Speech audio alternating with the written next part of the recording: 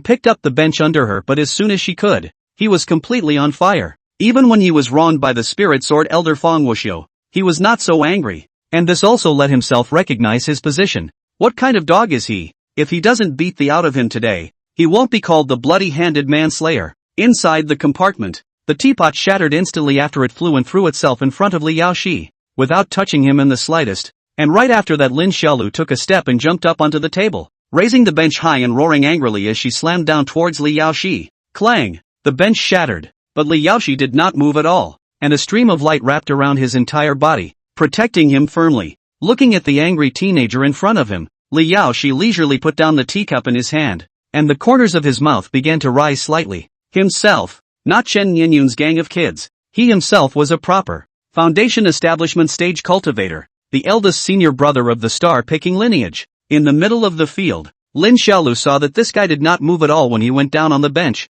He was also shocked, and then, his tender little face went straight across and he jumped off the table and yelled, 8 Extremes Iron Mountain Leaning, you let go of me, you let go of me, damn, I'll get you killed sooner or later. If you're capable, put me down for a one-on-one fight. Li Yaoxi Iu. Little Yuer looked at her brother who was floating in the air desperately struggling and hissing, shock hanging over her little face. As far as she could remember, her brother had never lost a fight, whether it was against the older kids in the village, or the village bully, Goose, or Wolfhound, she had never lost, and the current scene left her a little confused. Lin Xiaodir floated in the air. His body seemed to be held by a big invisible hand. No matter how much he hissed and struggled he couldn't move. Li Yaoxi, on the other hand, maintained the gesture of one hand outstretched and laughed at Xiao Yuer, senior sister. See? This is a martial artist. Mortal. Unbeatable. After he finished speaking, he looked at Lin Xiaolu and sneered coldly, little fellow, you have no respect.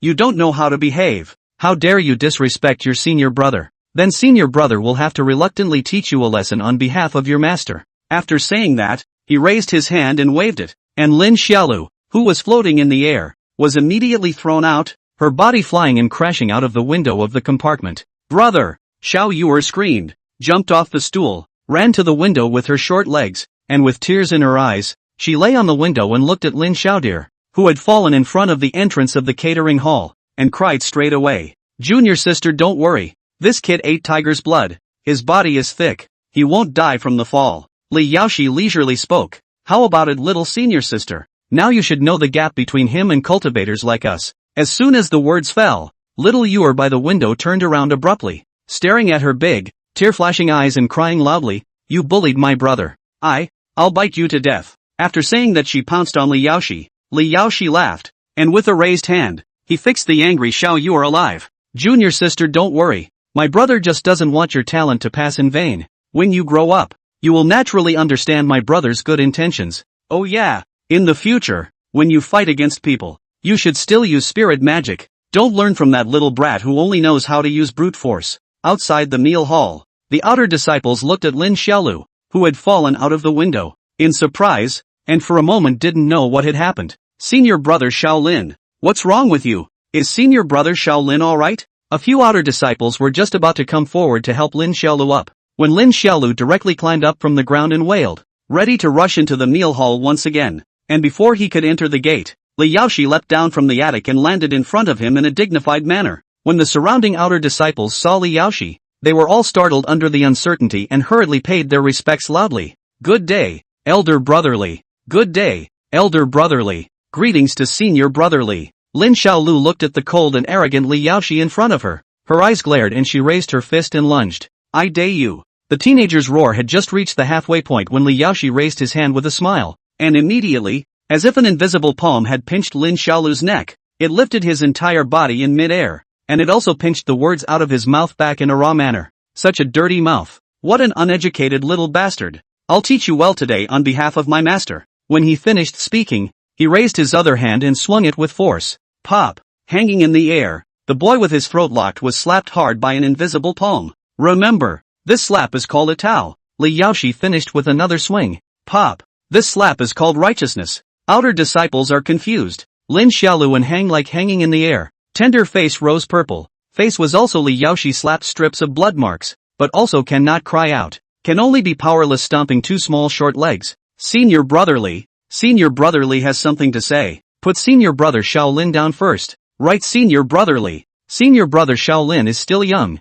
If there is anything that offends you, don't take it to heart. Outer disciples have begged for mercy. Lin Xiaolu is only 8 years old, although usually naughty a bit, but to them all is very good. Never because he is an inner disciple to look down on them. Everyone loves him. At the moment Lin Xiaolu was beaten like this, they all look heartbroken. As for Li Yaoshi, he just coldly glared at the pleading outer disciples before coldly snorting. The way you guys are saying this, it's as if this seat is bullying him. This seat is educating him on behalf of his master. Do you understand? After saying that he raised his hand and swung it again. Pop! This slap is called a gift. Lin Xiaodir's little face turned viciously, and her originally pink face had now been pumped and was constantly oozing blood. Chapter 68, Pig-Killing Fist. He was hanging in the air, and because of his strong physical qualities, he had supported himself hard until now. But the original small short legs that had been constantly struggling had gradually run out of gas. Li Yaoshi's slaps were very heavy, making him feel as if he was being beaten with a hammer. Monkey Sanner in the crowd got anxious when he saw this and shouted angrily at Li Yaoshi, if you hit senior brother Shaolin again, I'll report to elderly. Li Yaoshi looked coldly at Monkey Sanner and snorted. A waist like you is also worthy of going to see master? After saying that, he once again looked at Lin Xiaolu, who had nearly fainted, and waved his hand again. Pop! That slap call. Lin Xiaodir's head tilted viciously, and a blinding splash of bright red was slapped out of her mouth. After 4 consecutive slaps, Li Yaoshi was satisfied and let go, allowing the boy's body to fall to the ground as if it were trash. Junior brother Lin, Monkey Sanner and a few outer disciples rushed over to help Lin Xiaolu up, and when they took a look at his injuries, the group was all shocked and angry. Lin Xiaolu's face has been smashed. No longer see the lovely appearance of the previous powder and jade. The whole face is bloody. The wound is still dripping down blood. There is also the fingerprints on the neck of being pinched purple. Li Yaoshi, the murderer of 1,000 knives, is really beating junior brother Lin to death.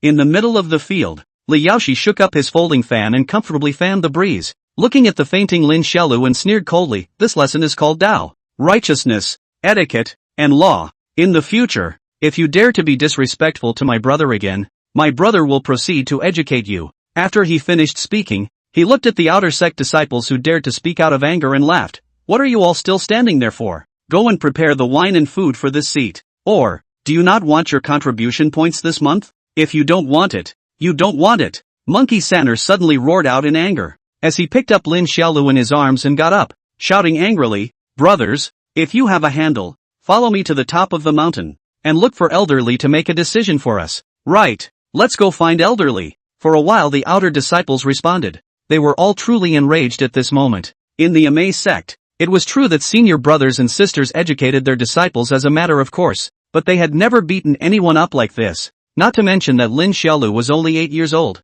They could also see that Li Yaoxi dared to beat up elder brother Shaolin so recklessly solely because he couldn't cultivate immortality. In the middle of the field, hundreds of outer disciples were all ready to go to Li Mingru to complain at once. And this vast scene also made Li Yaoxi frown. This Lin Xiaolu actually has such high prestige among the outer disciples? That was a bit of a surprise. Humph. Mortals are mortals. After learning some martial arts, they start giving small favors to the outer disciples in a vain attempt to gain their support so that they can take their place in Ame? This kind of unruly people simply tainted my star picking. With a flash of his figure, he instantly blocked across in front of the crowd, then looked at Monkey Sanner, who was leading the group, and said coldly, "This seat was unwilling to be generalized with you people, so don't be ungrateful, or else you'll know the consequences." The advancing bodies of the crowd froze slightly, looking at the handsome man in front of them angrily. One of them clenched their fists in death. Monkey Sanner looked at the severely injured boy in his arms, and was even more furious as his chest rose and fell. When Li Yaoxi saw them like this, his heart was even more disdainful. A bunch of rabble-rousers is hardly a big deal after all. He revealed an amiable appearance as he opened his mouth and laughed softly. "You guys hand this little guy over to this seat, and this seat will treat his injuries with spiritual techniques." Monkey Sanner froze at hearing this, then said in shock and anger, "You want to cure senior brother Shaolin and then have this matter completely turned over?" The others were also shocked and angry, and one outer disciple even looked at Li Yaoxi and said angrily, "You weren't even kind enough to heal junior brother Shaolin's injuries. You are afraid to let elder Li know that you beat up junior brother Lin, so you want to use this method to hide it from the world. You are shameless. Right. You're mean." When Li Yaoxi saw that his idea was recognized, his heart was a bit irritated, and his eyes couldn't help but chill slightly. "This seat is kindly treating my senior brother's injuries, but you losers are slandering this seat like this. Well then, all of you won't be able to use your contribution points this month. This seat will today. Li Yaoxi, all you up." A childish roar suddenly sounded, directly interrupting his words. Lin Xiaodir woke up at some point, and with bloodshot eyes, he rolled over and jumped down from Monkey Sanner's arms, once again pouncing on the jade like Li Yaoxi. Monkey Sanner was startled and quickly shouted, "Senior brother Shaolin, you can't beat him." The group reacted as well, but it was too late to stop them. The boy with the blood-red face had hissed and charged, and Li Yaoxi was a bit surprised when he looked at the boy who darted towards him. He knew in his heart how heavy those 4 slaps were. All of them used a large amount of spiritual power, and this little bastard actually woke up so quickly? He froze, then let out a cold laugh and raised his hand, ready to perform the star-picking technique and hold the angry teenager once again. So what if he wakes up? The big deal is to reward him with a few more slaps of his own. But just as he was about to raise his hand, the running Lin Xiaolu suddenly waved her hand. Whoosh! A flying dagger with a cold light flung out from his hand. The speed was amazingly fast. The high-minded and proud Li Yaoxi did not open the protective spirit method at the moment. The silver-white flying dagger was like a silver dragon, directly stabbed in his chest. Bang! The 10-pound flying dagger was thrown with all its might, and although the tip of the dagger failed to pierce his magic Dao clothes, it managed to smash him for a moment, which in turn caused his hand, which had just been preparing to perform the star-picking technique, to loosen. Drink! Recovering from the action, the forest fawn came flying up with a wail, holding the brick, and leaped forward. Li Yaoxi was taken aback and looked at the boy who was leaping high and hastily raised his hand again, while in the next second, he was shocked to find that his body suddenly stiffened and his hand that was trying to blast the brat away was dragged for a moment. In the distance, Xiao Yu appeared at an unknown time, facing him from afar, glaring with fierce big eyes, and casting the star-picking technique that she had just learned not long ago. This time Li Yaoxi finally changed his face. He looked at Lin Xiaolu's tender face full of scars and exclaimed, "Harpies, how dare you! I'll you up!" Pop! With a muffled sound, the thick brick ruthlessly slapped on Li Yaoxi's head. The force was so great that it directly made the brick break from the middle,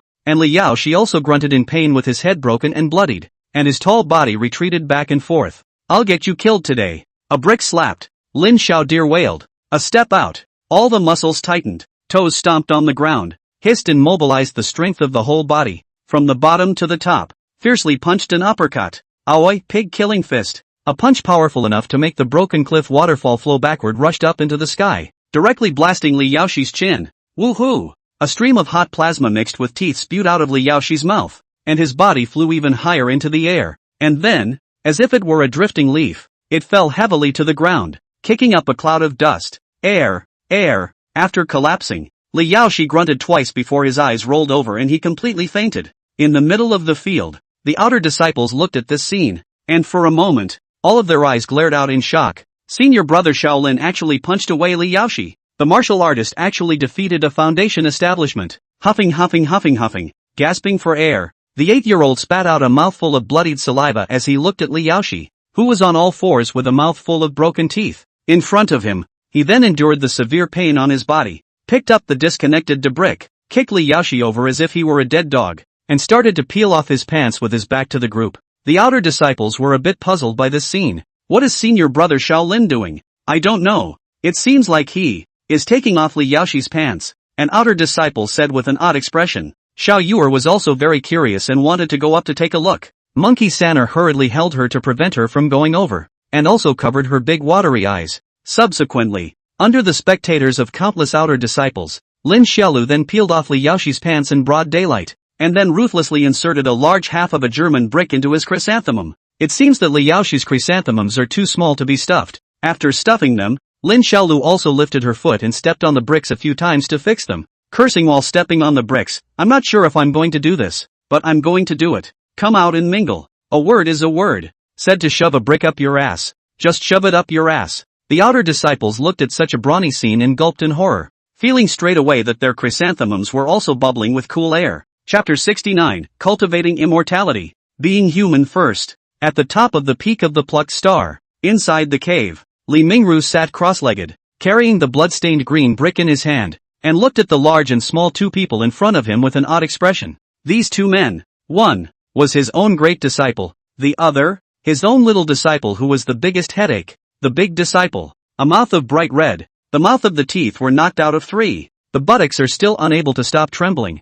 Also, such a big piece of brick was stuffed in, and was pulled out by himself. It must be a long time not able to close it. As for the youngest disciple, his cute and cuddly little face was also full of scars, which looked shocking and unbearable to look at. Looking at the miserable appearance of his two disciples, he sighed and opened his mouth rather helplessly. Today's matter, Master already knows the reason for it. Li Yaoshi, whose hips were still trembling, blanched and didn't dare to squeak. Li Mingru was also having a bit of a headache at the moment. He was a person who wasn't very good at educating his disciples, but he felt that he had to talk to these two disciples today no matter what. With a headache, he got up and briefly treated the duo's injuries first. Lin Xiaodir's injury is fine. Just use spirit magic to repair it. While Li Yaoshi's chipped teeth are expected to be hard to grow out in a short period of time, and the buttocks as well, it will take some time to slowly close up, or also, to eat a lesson. When he finished treating the injuries of the two of them, Li Mingru brushed the blood off of Little Deer's face and said softly to him,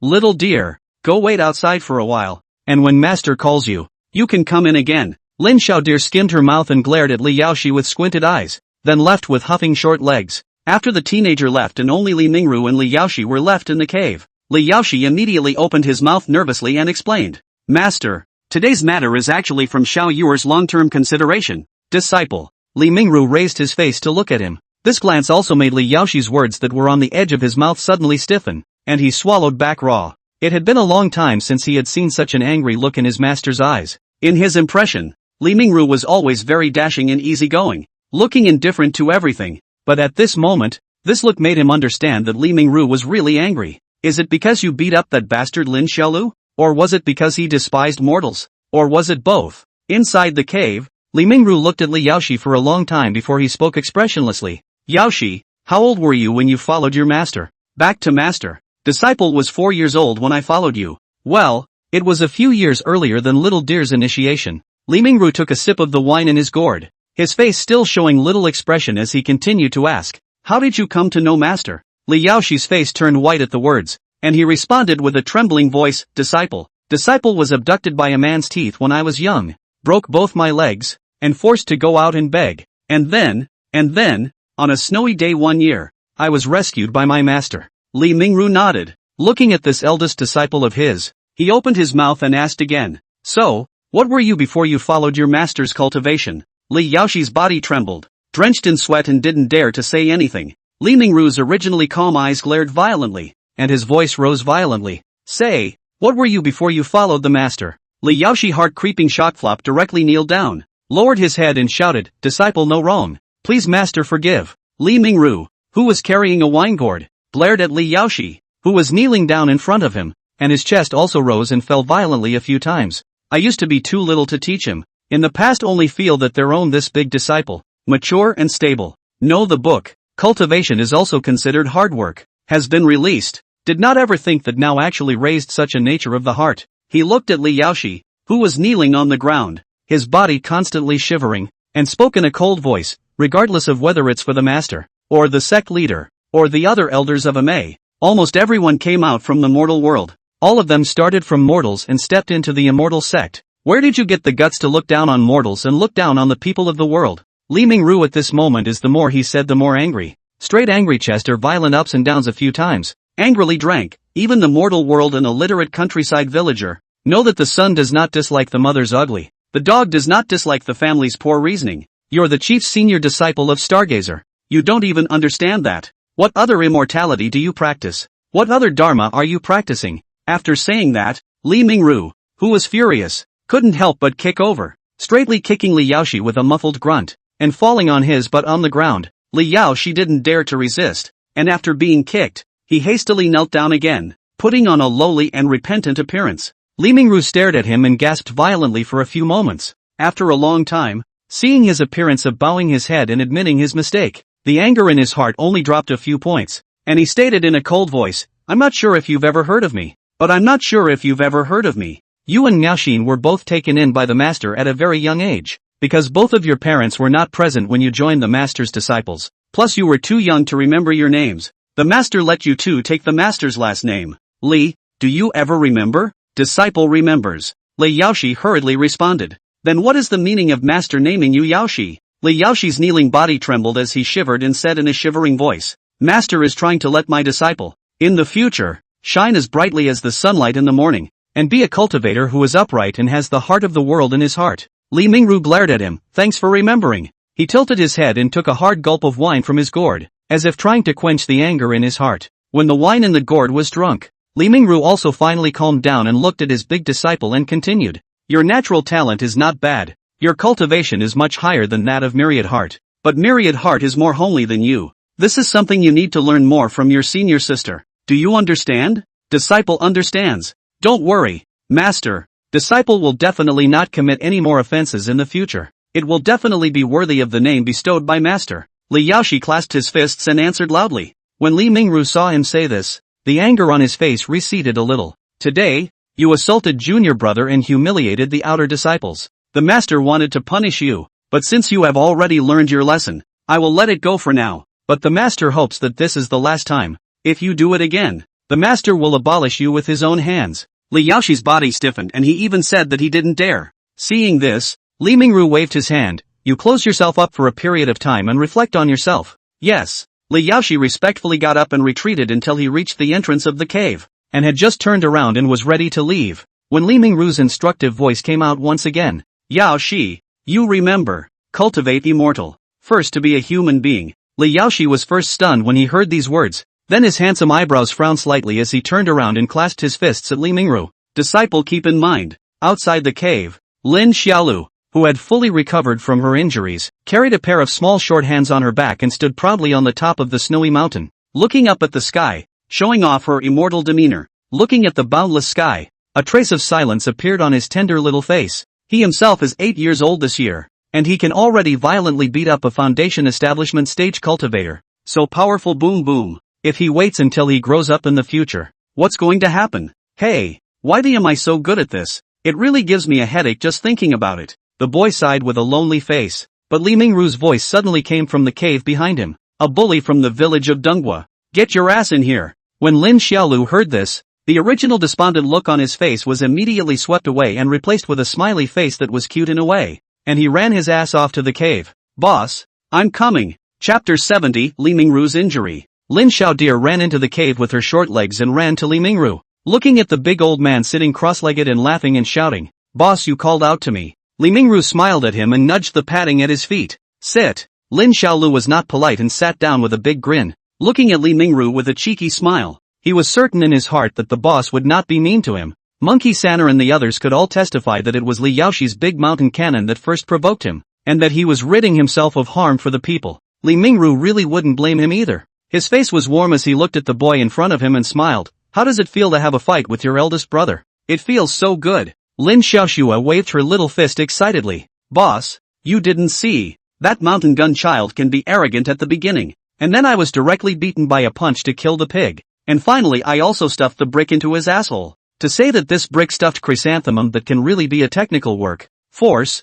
speed, precision are very important. More than one point will be stuck, less one point and stuffed into, but also cannot use brute force, to use cleverness. In addition to pay attention to the size of each person chrysanthemum size of the difference between the size of the material and the brick, the extreme test of a person's skills and techniques, simply difficult to a force in this regard. I personally also summed up some of the experience. The first thing me too. Li Mingru looked at the boy in front of him who was even comparing, spitting, and his little mouth was straight blazing, and he couldn't help but fall into a deep thought. How could I have been so blind to accept such a thing? It's so evil. He sighed, helplessly interrupting the boy's colorful description to ask, smiley face, little dear, let me ask you, if you didn't have little you to help you at the critical moment today, what would you have done? Lin Xiaolu's words were interrupted first, then she grunted bitterly, I should be beaten up by Li Shangun. Li Mingru nodded in relief. This little disciple of his is still a bit self-aware. Well, it can still be saved.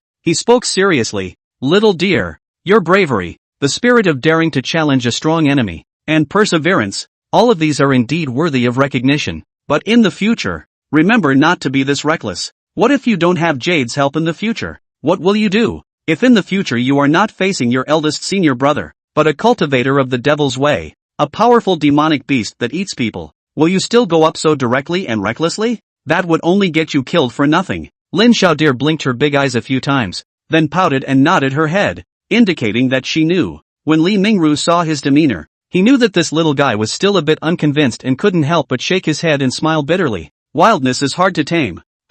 Himself as a master, can only be taught properly, he said in a serious tone. Little dear, when master was young, he was actually very similar to you. Lin Xiaolu first froze when she heard this, and then looked at Li Mingru with disbelief. Boss, you like to put slats in your ass too? Cough cough. Li Mingru almost didn't choke to death, and his entire body coughed violently. The cave was filled with the sound of his coughing. He almost didn't die from coughing alive. After a while he recovered and glared at Lin Xiaoxue in tears and laughter. The teacher is talking about a good and courageous character. A brick in the ass? How dare you think of that? You're quite the little wit. He gasped for breath for a few moments and opened his mouth to recount. Back then, when my master was young and arrogant, and had a remarkable cultivation, he caused trouble everywhere in the divine state, and didn't put anyone in his eyes, and in the end, he paid a heavy price for his own recklessness. After that, he smiled and asked, Little dear, have you ever heard the others from Amei talk about what master was capable of when he was young?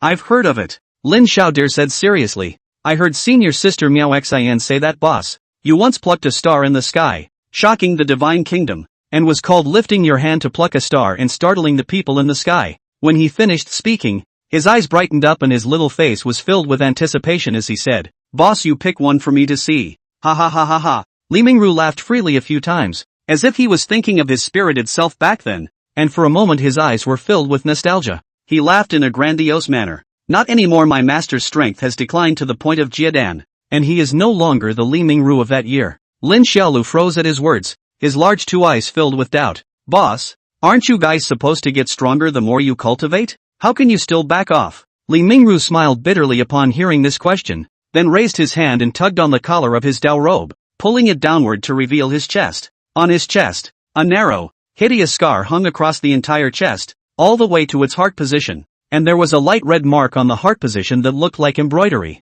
Lin Xiaolu looked shocked. When I was young, I thought I was invincible among my peers, and I was once just as wild and untamed as you, and I ended up in this situation. Li Mingru finished speaking and pulled on his collar. Boss, are you saying that you were injured by someone? Lin Xiaolu's face also took a rare moment of seriousness and was filled with shock. Boss, are you saying that you weren't a Jiedan in the past, and only retreated to Jiedan after being injured by someone? Exactly. Li Mingru looked at the curious boy in front of him and smiled kindly. Little dear, this world is huge, and there are even more powerful people, so we must have a heart of reverence. A good and courageous fight will only bring woes for yourself, for those around you, for the teacher's end is considered good. At least it did not spread to the division, but also picked up a life. But you must learn from this. Understand? Lin Xiaolu heard a big O, and then opened his mouth to ask, Boss, what realm were you in before? Was it Yuaning, or stronger than Yuaning? Who injured you?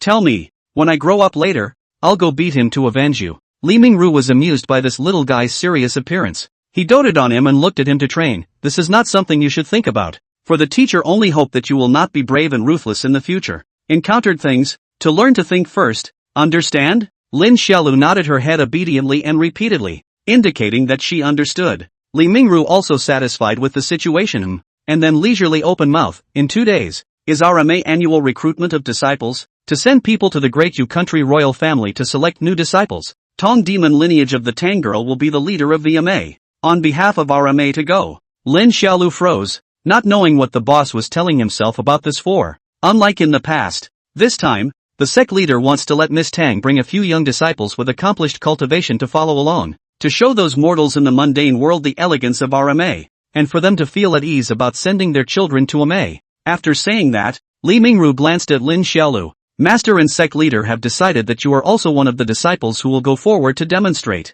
Lin Xiaolu was stunned to hear this, and looked at Li Mingru in confusion. Boss, how can I display this as a martial arts student? What happened to learning martial arts? Li Mingru said in a serious manner. Xiao dear, don't underestimate yourself. You have to know that even a piece of hand paper has its own function. If you don't push yourself, you don't even know how good you are. Lin Xiaodir heard this confused snot float out. He always felt that this were not quite right, but a little unable to say, can only scratch his head and asked, then I go to do what ah? It's very simple. When the other disciples are demonstrating various spiritual technique aptitudes with poise, you'll be on the sidelines performing a chest-breaking performance. Golden spear stabbing throat, iron head skill, iron cloth shirt. So that the parents of those children in the mortal world will know that even if their children join MA and perhaps cannot learn too strong a spirit technique because of their lack of talent or whatever, they will at least be able to learn a decent martial art and acquire a skill for their own use. Forest Fawn, Reader, Group 2, Welcome, everyone. Oh, Chapter 71, Breakfast.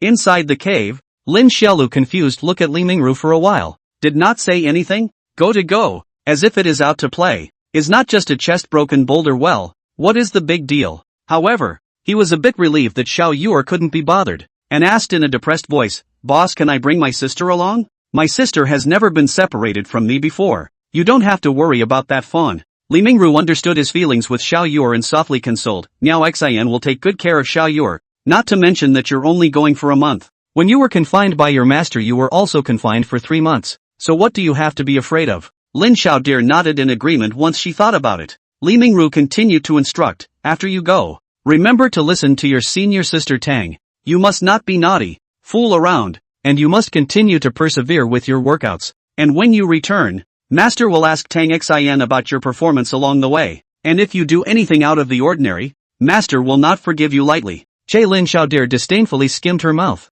holding her small arms and grunted, how can a child as well behaved as me be naughty? Boss, don't you understand me? I'm not only well behaved, but I'm also a thief. When Li Mingru heard this, he immediately cried and laughed a little, and did not know exactly where this disciple of his own self-confidence. He did not have the good sense to say, don't play poor mouth, turn around and change this swearing problem of yours. A small doll's family says these vulgar words every day. What's it like? He Lin Xiaodir scratched his head in embarrassment and spat out his little tongue, then asked curiously, Boss, besides me, who else will be going along with us this time when we go to the Great Yu country? There's Chen Nianyun from Spirit Sword, Yu Chuchu from Pill Element, and Dong Fang Egg from 9 Infants. All of them are the more outstanding among your batch of disciples. Li Mingru laughed. Originally when he heard Chen Nianyun and Yu Chuchu, the too big Lin Xiaolu was still a bit unhappy, but when he heard that Dong Fang Egg was also going, he immediately changed his eyebrows and smiled, so Egg is also going that's not bad, ha ha ha ha. Seeing his face of joy, Li Mingru smiled and asked, you play well with Eastern Egg? Yeah. The boy nodded solemnly. He's the third leader of our virtue-based gang. Li Mingru finally couldn't help but laugh out loud when he heard the name third boss. Dongfang Egg's cultivation is still okay. His father is the prime minister of the Great Yu country. This time is also considered a chance for him to return to his hometown with his clothes on his back, so that he can show his cultivation to the people of the Great Yu country, and so that people will know that we, Ame, are a renowned and honorable sect, and that they can rest assured of handing their children over to us. Oh, Lin Xiao dear nodded, understanding written in her soulful eyes. Lin Xiaolu and Li Yaoshi fight did not spread to the other branches of the MA. After all, this is not something honorable. In line with the idea of family scandal, Li Mingru on the MA up and down the gag order, but also to teach Lin Xiaolu must not wantonly brag with others. Whoosh! Inside the elegantly decorated antique courtyard, An ear-piercing air-breaking sound rang out, and the 10-pound special flying dagger ruthlessly pierced through the target made of wooden boards, hitting the bullseye. Brother, your flying dagger is getting more and more powerful. Little Jade Child sat in front of the house's main door and said in surprised admiration,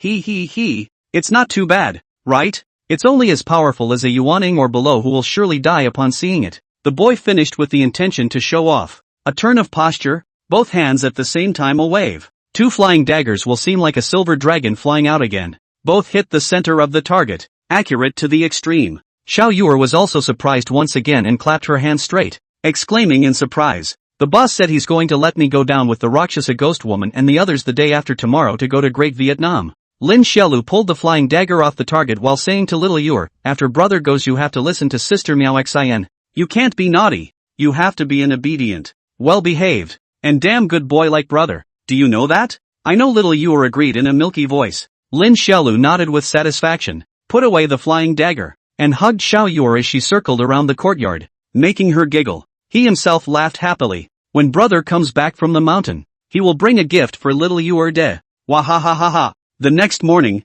Lin Xiaodir woke up and jumped up from her bed with her butt, and after washing up with the dust cleansing pill, she was ready to go and have her morning meal. Because he had to wake up early every day for morning exercises, he was always the first inner disciple to come to the meal hall for meals. Of course, there were still a lot of outer disciples at this time of the day. When Lin Xiaolu came there were already quite a few people lined up at the entrance of the meal hall waiting for their meals. After all, only when you have a full stomach will you have the strength to work. He jumped down the stone steps of the mountain path with a bounce and trotted to the meal hall, while the outer disciples who saw him greeted him enthusiastically, and he responded with a smile one by one. Senior brother Shaolin, I just made soybean milk. It's hot, come over and try it. Monkey Sanner waved at him enthusiastically upon seeing him. Forget it, I'll just get in line first like everyone else, the boy said and went to the back of the line, joking and gossiping with the others in line. There were hardly any inner disciples for breakfast, so the compartments were not open, and everyone lined up to get their meals and then sat down to eat them at one of those open-air tables and chairs in the courtyard. At the moment, Lin Xiaolu's tiny body stood in front of a female disciple of the outer sect. The female disciple saw him lined up behind himself joyfully. Squatting down to dote on Lin Xiaolu smiled and said, Little Lin's senior brother, today we're going to go under the river to catch crabs. You come over to eat at noon. Lin Xiaolu's big eyes lit up when she heard that, and she said in surprise, Yes, my sister and I want the biggest crabs. Ha ha ha, definitely keep it for junior brother Lin. We won't give it to anyone who comes. The others also laughed at the boy. That's right, save the biggest for senior brother and senior sister Shaolin, and give it to no one. The elders don't even give it to us when they come. And after we catch the crabs we hide the biggest ones and only give them to senior brother and sister Shaolin. Lin Xiaodir was so happy to hear this that he dejectedly smiled at the big guys and said, Since everyone is so intentional, then this gangmaster will go and catch 2 big tigers this morning to give everyone a strong aphrodisiac. Ha ha ha ha, everyone couldn't help but burst out laughing at that. Soon, in the midst of some amicable atmosphere, the cue reached him, and the person in charge of typing the meal inside the window was an outer disciple of the age of an uncle. And at this moment, as soon as he saw that it was Lin Xiaolu who came to eat, he immediately yelled to the other master brothers who were making breakfast, Elder brother Shaolin is here. Go, take out those big meat buns with the most filling. This exaggerated scene made Lin Xiaolu a little embarrassed. He gave a rare humble look and said with a smile, Uncle Lu, there's no need to be like this. Junior brother Shaolin is just growing his body. He has to train for so long in the morning and go fight with wild beasts. How can he not eat a full meal? The middle-aged disciple known as Uncle Lu laughed. In the future, if senior brother Shaolin comes to eat every day, senior brother will prepare the best for you, guaranteed to smell good. The disciples behind Lin Xiaolu who were lining up and eating with the others laughed and cursed when they heard this. Senior brother Lu, you're being too biased. Yeah, we want the best too. Go go go. Uncle Lu waved a large soup spoon and scolded with a laugh, You guys less uproarious. Finish eating and hurry to work.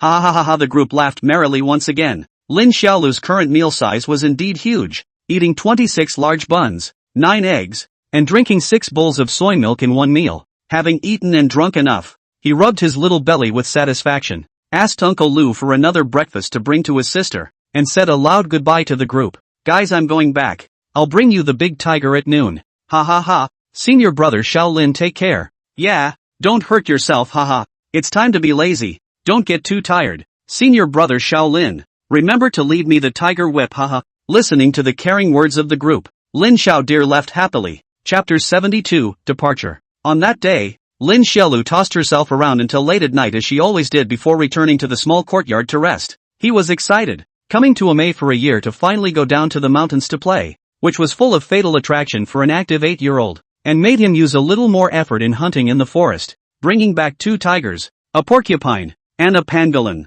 However, he still held down his excitement because the boss had said that the path of practicing martial arts was like rowing a boat against the current, so even though he was excited and restless, he didn't relax his workout. Perhaps it was this rare self-discipline, as well as a little bit of quick thinking and a little bit of limbering up, that gave him, at the tender age of 8, abilities that were unimaginable to others. His current flying dagger could accurately shoot an apricot within 30 meters. The Yuanyang steps had also reached a small level of success, and with 500 pounds of weight on his back, his speed of going up a room and climbing a tree was no longer much slower than that of an ape. And all this ability is due to his extreme self-discipline and hard work. And, of course, there was the tiger's blood, the creation that had been risked and endured. Day 2. Morning. Lin Xiaolu briefly said goodbye to Li Miaoxin and Xiao Yuer, and then followed Li Mingru to Amei Peak while eating an apple. Ka-ching! The crystal-clear pathfinding bridge, the sweet flesh of the fruit was bitten off by the boy, his mouth and cheeks stuffed with a bulge, living like a small hamster. Li Mingru walked in front of him, and as he did so, he once again urged, "Little dear, these 6 flying daggers bestowed upon you by your master are proper killing weapons. You may not take them out to play at will during normal times, and you may only use them when you encounter danger. Do you understand?" Lin Xiaodir nodded gravely at his words and said a long "oh." Li Mingru bestowed upon him 6 flying daggers, not the 10-pound practice items from before, but proper sharpened blades, all inserted in leather sheaths and placed on the outside of each thigh. 3 on the left and 3 on the right can be felt by dropping your hands naturally. Li Mingru introduced these flying daggers are much lighter than the practice supplies. The power is not bad. Under the same strength can fly faster and farther. Boss, can you give me some other weapons? Lin Xiaodir had fruit meat in her mouth and said vaguely, "I don't really like using flying daggers." Li Mingru carried the wine gourd and smiled casually. "What weapon do you want?" "I want the machete." Lin Xiaolu said, "I haven't learned my book of the 8 swords of the brocade guard yet." Li Mingru glanced at him in surprise at his words. "Use a sword? Isn't it good to use a sword? Shouldn't all children your age like sword cultivators and swordsmen? Dashing, handsome, and righteous." "I don't want a sword." Lin Xiaolu hugged the big red apple and shook her head straight, smiley face. "Sword, this thing is not domineering at all." Mr. Storyteller said, "Only girls use swords. Real men, out to mix is to cut people to use the knife to cut. I want to be a cross sword, quick to revenge the swordsman. After all, a sharp blade in the hand is the kind of romance that belongs to a real man." Li Mingru looked at him with a grandiose retarded look and tried to hold back his laughter, then asked with some curiosity, "You always say that this storyteller says this and that. Who exactly is he?" "He's Old Man Zhang from our village." "Oh, and who is this old man?" "Old Man Zhang is the storyteller of our village." Li Mingru. He did not ask further. Think ask also cannot ask a reason. I guess this stupid disciple himself does not know that the storyteller in the end of the name of Mr. Who, he said helplessly, "Also, since you like the knife, the teacher will promise you this time to go down the mountain. Do not be naughty." At that time the teacher went to find a treasure blade for you, but only for self-protection, not to deceive others. "Really?" Lin Xiaodir's eyes lit up with surprise and looked at Li Mingru excitedly. "Then boss, we keep our word. You find me a good knife, the kind that can cut down immortal cultivators, and I'll promise to listen to you in the future." "Can you cut a cultivator?" Li Mingru's face was embarrassed. Then he nodded his head stiffly. It would be a bit humiliating to take it back at this point after all the words have been said. It's just that this disciple of his doesn't have any spiritual power in his body, so naturally he can't activate a magic weapon, and the blades given to him are destined to be mortal blades only. But what kind of mortal blade could break through an immortal cultivator's protective aura and magic treasures? TSK, not too good to do. Feel the cowhide blown big. Li Mingru some headache. Think for a moment, did not have any clue, then decided to turn back and think again. First bring Lin Xiaolu on the Amei Peak. At this moment, outside the Qingluan Hall at the top of Amei Peak, Yi Qingluan, wearing a long white dress, was lying on a cool chair at the entrance of the main hall, stacking her small legs and nibbling on a scented melon with a shake. And in front of her stood several people respectfully. Tang Xin, the great disciple of the Tong demon lineage, Spirit Sword lineage disciple Chen Nianyun, Master Fang Wuxiu, Yu Chu Chu, a disciple of the Pill element lineage, Master Sun Tangliang, disciple of the Nine Infants lineage, Dongfang Egg, Master Zhao Xianyi. They also just came not long ago. 3 sub-vein of the old man, as well as the younger generation. Tang Xian is casually talking to the words, and Chen Nianyun, you chu chu. Oriental egg. Three small disciples naturally do not dare to say much, a good and honest standing still. Soon after, Li Mingru slowly appeared with Lin Xiaolu, who immediately shouted happily upon seeing them, Rakshasa ghost woman, little egg. The shouts were so loud that they attracted everyone's attention for a while. Dongfang Egg was also excited to see Lin Xiaolu and was straight up happy, but his master teacher was still there, which made him only be able to punch Lin Xiaolu with a scowl, not daring to go forward to pay his respects. Tang Xian didn't have any worries, and after going up to Li Mingru and saluting him, she looked at Lin Xiaolu with a smile and pinched his little face. I didn't expect that you little troublemaker would also go with this senior sister to recruit disciples. Interesting, you must listen to senior sister on this journey. Understand? Lin Xiaodir's cheeks were pinched by her jade fingers, and with a defiant face, she hummed disdainfully, whether you listen or not, let's see how you behave then. When Tang Xian heard this, she was a little bit in tears, but she wasn't Li Miao Xian's kind of soft and fluffy character. At this moment when she saw Lin Xiaodir being naughty, she immediately narrowed her cute big eyes and threatened, see how I behave? If you don't behave by then, senior sister, I'll hang you up and flick your little one. Lin Xiaolu first froze after hearing this, and then her cheeks bulged high, glaring angrily at Tang Xian with a look of being about to explode with anger. Hey, hey, hey, Li Mingru, you're too slow. Yi Qingluan on the cool chair ate her melon, muttering her little mouth and urging, you're the slowest every time. Are you drunk again? Li Mingru smiled apologetically at Yi Qingluan, then patted Lin Xiaolu's head. Quickly pay your respects to the sect leader. Oh. Lin Xiaolu looked serious and knew how to be polite as she stepped forward and respectfully said, disciple, master of the virtue convincing gang and supreme May, Lin Xiaolu, I pay my respects to sister sect leader. Everyone present was stunned when these words came out. Yi Qingluan even snorted a laugh out, lying on the cool chair laughing straight legs. On the side, Zhao Xuani, Fang Wuxiu, and Sun Tongliang's three elders looked at Lin Xiaolu and frowned, cursing that this master and disciple were one and the same. Fortunately, Yi Qingluan did not get angry, and after laughing a few times instead felt amused and winked adorably at Lin Xiaolu.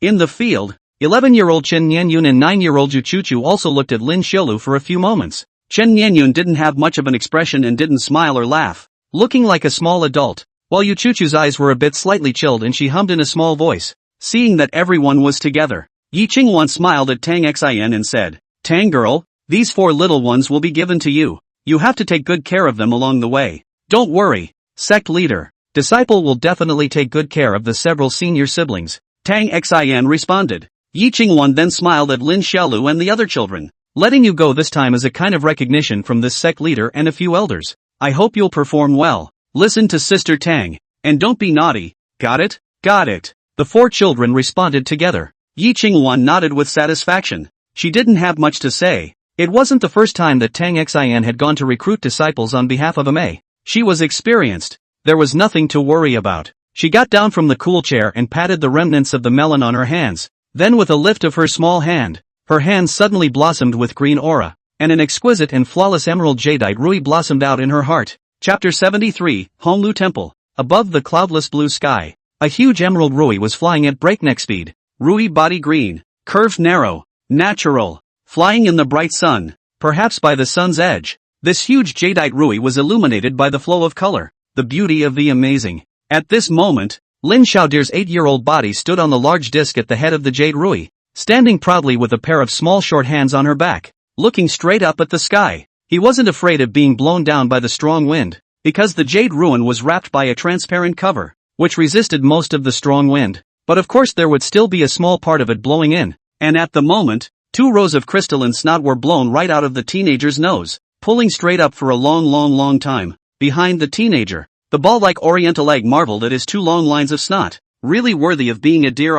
Is not the same. Not only the body is strong, even the nose is strong. These 2 lines of snot has been blown by the wind elongated 2 or 3 meters away, but froze constantly, as if 2 silver dragons that cannot stop trembling fluttering in the air. Simply unimaginable. While he was marveling, the posturing and domineering Lin Xiaolu sighed and opened her mouth, her voice filled with vicissitudes. Little egg, how long have you been following this gangmaster? Back to the gangmaster. It has been more than a year, Dongfang Egg respectfully said. The boy with his hands behind his back, fluttering his nose and staring straight up at the heavens sighed slightly, then nodded his head in a lofty manner, his every move showing his big brotherliness. A year ago? When this gangmaster first met you, you were still a 10-year-old brat. In the blink of an eye, you're so big now. Really, the years have not spared us. Dongfang Egg listened with an odd expression on his face, unable to answer for a while. Lin Xiaolu then lamented, "Little Egg, you say that this gangmaster is only 8 years old, has already become the head of a gang.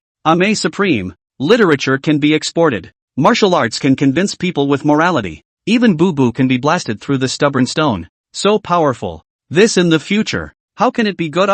This. I don't know. Dongfang Egg confusedly scratched his big brain. Ai Lin Xiaodir once again heaved a sigh. Fluttering 2 lines of snot lamented, "So lonely. Look at the world. Actually cannot find a worthy of this master of the gang." Dongfang Egg's mouth opened and reopened. Looking at the 2 lines of flying snot, froze, unable to say a word. Below the Rui disc, the winding jade body became larger as a jade bridge, as if it was a shrunken pathfinding bridge, and on the small disc at its end, there was a jade house, nickering under the sunlight. At this moment, Tang Xin, Chen Nianyun, and Yu Chuchu were all in this jade house. Unlike Lin Xiaolu's oriental egg, Chen Nianyun and Yu Chuchu were well behaved after they got on the Rui magic weapon, and had been sitting quietly. Yu Chuchu would occasionally open her eyes and look east and west, but Chen Nianyun was completely motionless. Her eyes were closed from beginning to end. This also caused Tang Xin to be slightly surprised, as there were very few disciples who could ride the Emerald Rui for the first time without being excited and curious. Chen Nianyun, this little fellow, at such a young age, actually has such a heart. His future achievements are estimated to really not be low. She counted the time, pondering that she could arrive at the Great Yu country in half an hour, and was about to take a nap when Lin Xiaolu and Dongfang Egg walked into the house with a smile on their faces. "Brother dear, how on earth did you manage to keep your snot going all the time? You ended up stretching 5 or 6 meters, floating around and still not stopping. That's awesome. This is to rely on the exercise, through the efforts, to make their own snot to play a catalytic force of the power of the bones. Think when in the village, many people ask me why I can be so powerful. I told them, young people do not want to think of a step to the sky. I can have today's ability, that are step by step out of the way. Wow, it's really worthy of dear." The movement of the duo talking and laughing was quite loud, and it also made Tang Xin, Chen Nianyun, and Yu Chuchu all open their eyes. Lin Xiaolu directly ignored Yu Chuchu and Chen Nianyun and came to sit in front of Tang Xin, flashing her a cute smile and asking curiously, "Rakshasa ghost woman, how much longer until we arrive?" "It should be soon," Tang Xin lightly said. "In a moment, we will first arrive at the capital of the Great Yu State,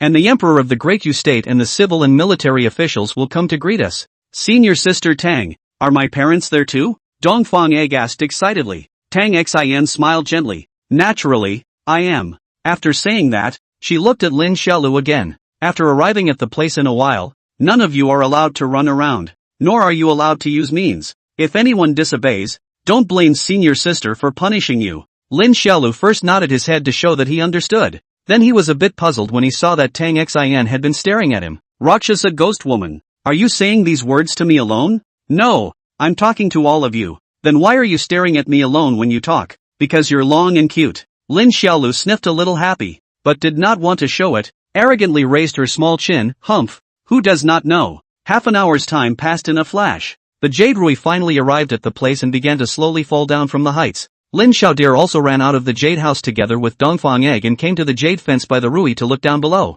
Lin Xiaodir was so excited that he saw a huge capital city below him, and there were countless people the size of ants underneath the city who were cheering to greet them. At 5 p.m. In the evening, Honglu Temple, Daiwei Country. Honglu Temple was a place used by the Great Yu State to entertain foreign guests, and at the moment, Tang Xin and the others were temporarily staying here. There are still a few more days until the day of the disciple recruitment, so we'll stay here during this time. Inside the elegantly decorated compartment, Tang Xin looked at the 3 children in front of her who were having their evening meal and said, "Rakshasa ghost woman, why don't you accept the Emperor's lordship's banquet for us?" Lin Xiaodir asked in a depressed manner while gnawing on a chicken leg. Today they came to the Great Yu country after the Great Yu country's Emperor His Majesty held a grand banquet want to feast them, but was Rakshasa ghost woman refused. He cannot understand. Someone invited to dinner do not go. This is not stupid. Later, Dongfang Egg also met his parents as expected. Tang Xin did promise to let him go back with his parents to use the family feast, stay at home for 2 days, and wait for the day after tomorrow to come back. So now there are only 4 people left themselves, Tang Xin, and Yu Chuchu Chen Nianyun. At the dinner table, Tang Xin glared at him. "You're eating in the palace. You're eating here. What's the difference? Still worried that senior sister can't afford to feed you? It's different. Lin Xiaolu munched on a chicken leg while slurring. I haven't eaten with the Emperor Lord since I grew up. I was all set to toast him and ask him if it's cool to be the Emperor. I can't ask now. Tang Xin rolled her eyes helplessly, furious that she didn't want to care about him. Instead, it was Chen Nianyun who broke the mold and opened her mouth to explain. Senior sister Tang didn't want to give His Majesty the opportunity to offer treasures and pull in favors, and didn't want to cause karma, which is why she declined the invitation. Hearing Chen Nianyun's explanation, Lin Xiaolu gave Chen Nianyun a rather surprised look. This guy actually took the initiative to talk to himself? He has not spoken since he met with Chen Nianyun Yu Chu Chu, and he has been playing with Dongfang Egg. At this moment, Yu Chu Chu, who was drinking kanji, also looked at Chen Nianyun with considerable surprise, not knowing why brother Nianyun would take the initiative to speak to this asshole. On the marble-made dining table, Chen Nianyun took the initiative to open up to Lin Xiaolu, and Lin Xiaolu made a response after she froze. Oh, so that's how it is. Chapter 74, Groveling Martial Artist. Tang Xin was holding her chin with one hand and reading a scroll with the other, while the three children continued to eat quietly. Yu Chu Chu and Chen Nianyun didn't eat much. A bowl of clear porridge and two small dishes were settled. Lin Xiaolu had a large amount of rice, and naturally, there were 3 barilla chickens in front of her, as well as 2 yellowtail fish, and a few bowls of rice. Yu Chu Chu drank 2 mouthfuls of kanji, and suddenly looked at Tang Xin expectantly and asked, Senior sister Tang, it will be a few more days before we can recruit disciples, so can we go out to play in these few free days? I want to go out for a stroll with brother Nianyun. Tang Xin sniffed and cocked her head in thought, then looked at Lin Xiaolu, who had begun to gnaw on the second chicken leg. Kid, you want to go out and play? I don't want it. Lin Xiaodir bulged her mouth and shook her head. I want to exercise. The boss said that the path of martial arts practice is like rowing against the current. If you don't advance, you'll fall back. Tang Xin was a bit surprised that this naughty brat didn't want to go out and play. She laughed softly. You guys came out this time. It's fine to have fun once in a while, but senior sister is responsible for you, so we have to do everything together. It just so happens that tomorrow is the Mortal World's Mid-Autumn Festival, and there will be a lantern festival at night, so we can go out to see the lanterns together. Wow! Yu Chu Chu, who was on the side, instantly brightened her eyes and cried out in surprise, tomorrow is actually the Mid-Autumn Festival. I almost forgot. Chen Nianyun was also slightly delighted. They had been practicing anime for so long that they no longer remembered the festivals of the mortal world. Both kids looked happy, and even Tang Xin couldn't help but smile. And just as a large 2 small 3 people were joking about where to go tomorrow,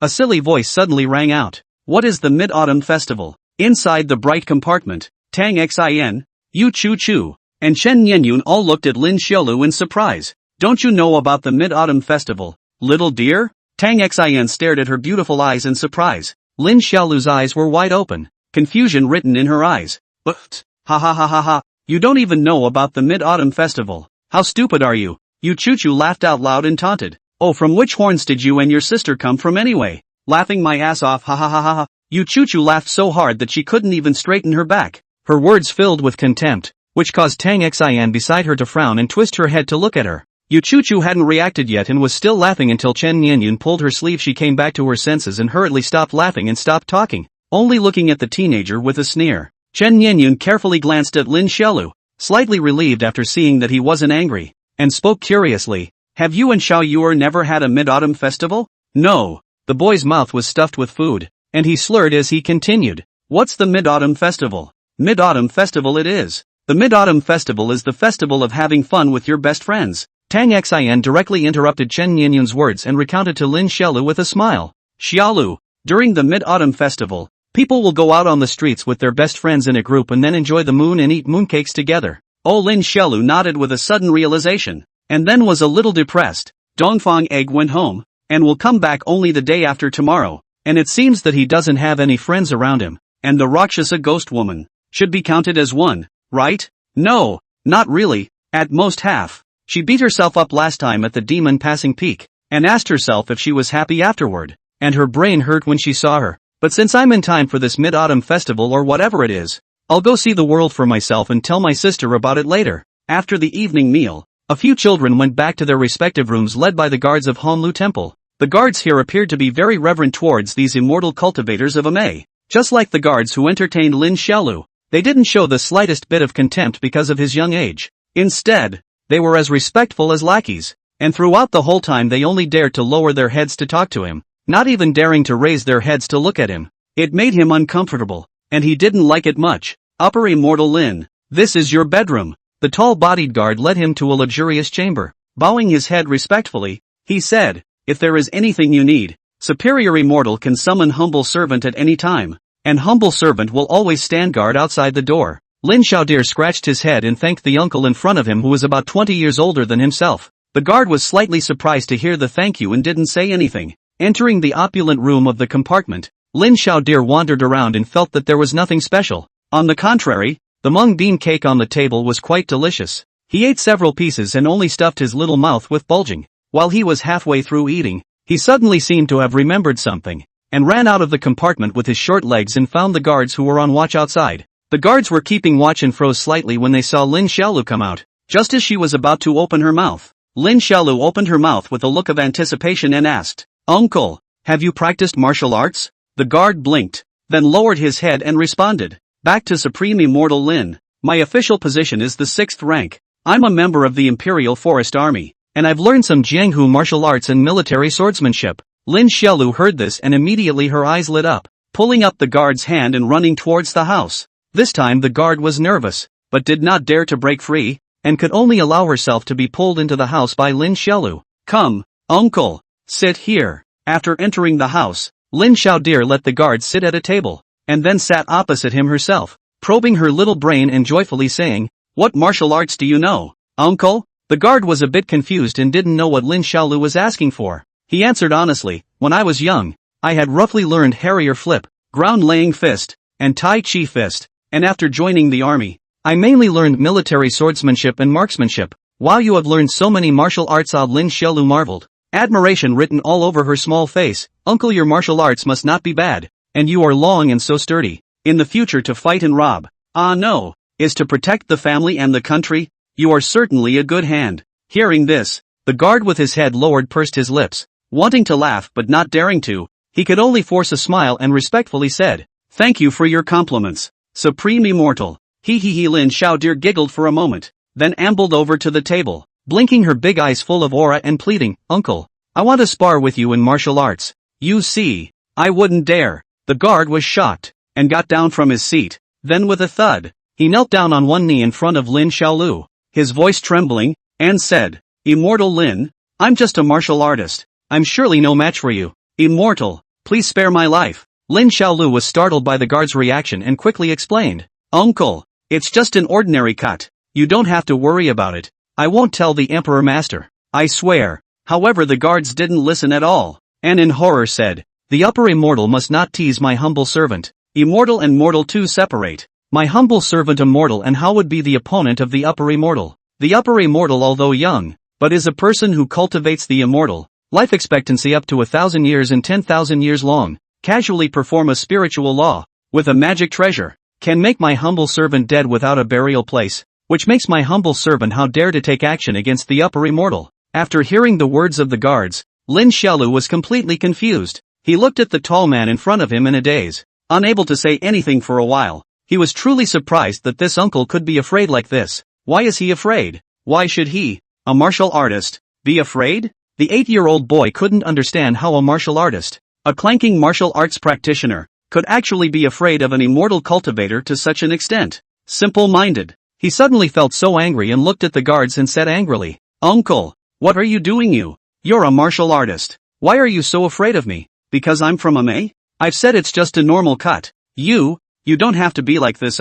Lin Xiaolu could not say why she was angry. She just felt suffocated for no reason. So suffocated. This is the first time since he practiced martial arts to see the mortal martial artists. Although it is in the mortal court serving as a police officer, perhaps not considered a complete martial arts practitioner, but after all, it is also practicing martial arts. How can you be afraid of this? Shouldn't a martial artist be fearless? He was only an 8-year-old child. Did martial artists have to grovel to him just because he was from an immortal cultivation clan? Is this worthy of the hard-earned martial arts? Inside the room, the guards didn't answer in the face of Lin Xiaodir's question, and just kept kneeling on one knee as if it was only natural. Lin Xiaolu jumped off the stool and tried to help him up. He immediately shivered and opened his mouth. Supreme Immortal, please don't make things difficult for humble servant anymore." "Humble servant wouldn't dare. I really don't dare. Chapter 75, I don't know what to name it. Lin Xiaodir couldn't understand the reaction of the guard uncle. The current him wasn't aware that he was a god in the sky to the martial artists in the mortal world, an immortal bodhisattva that should be worshipped.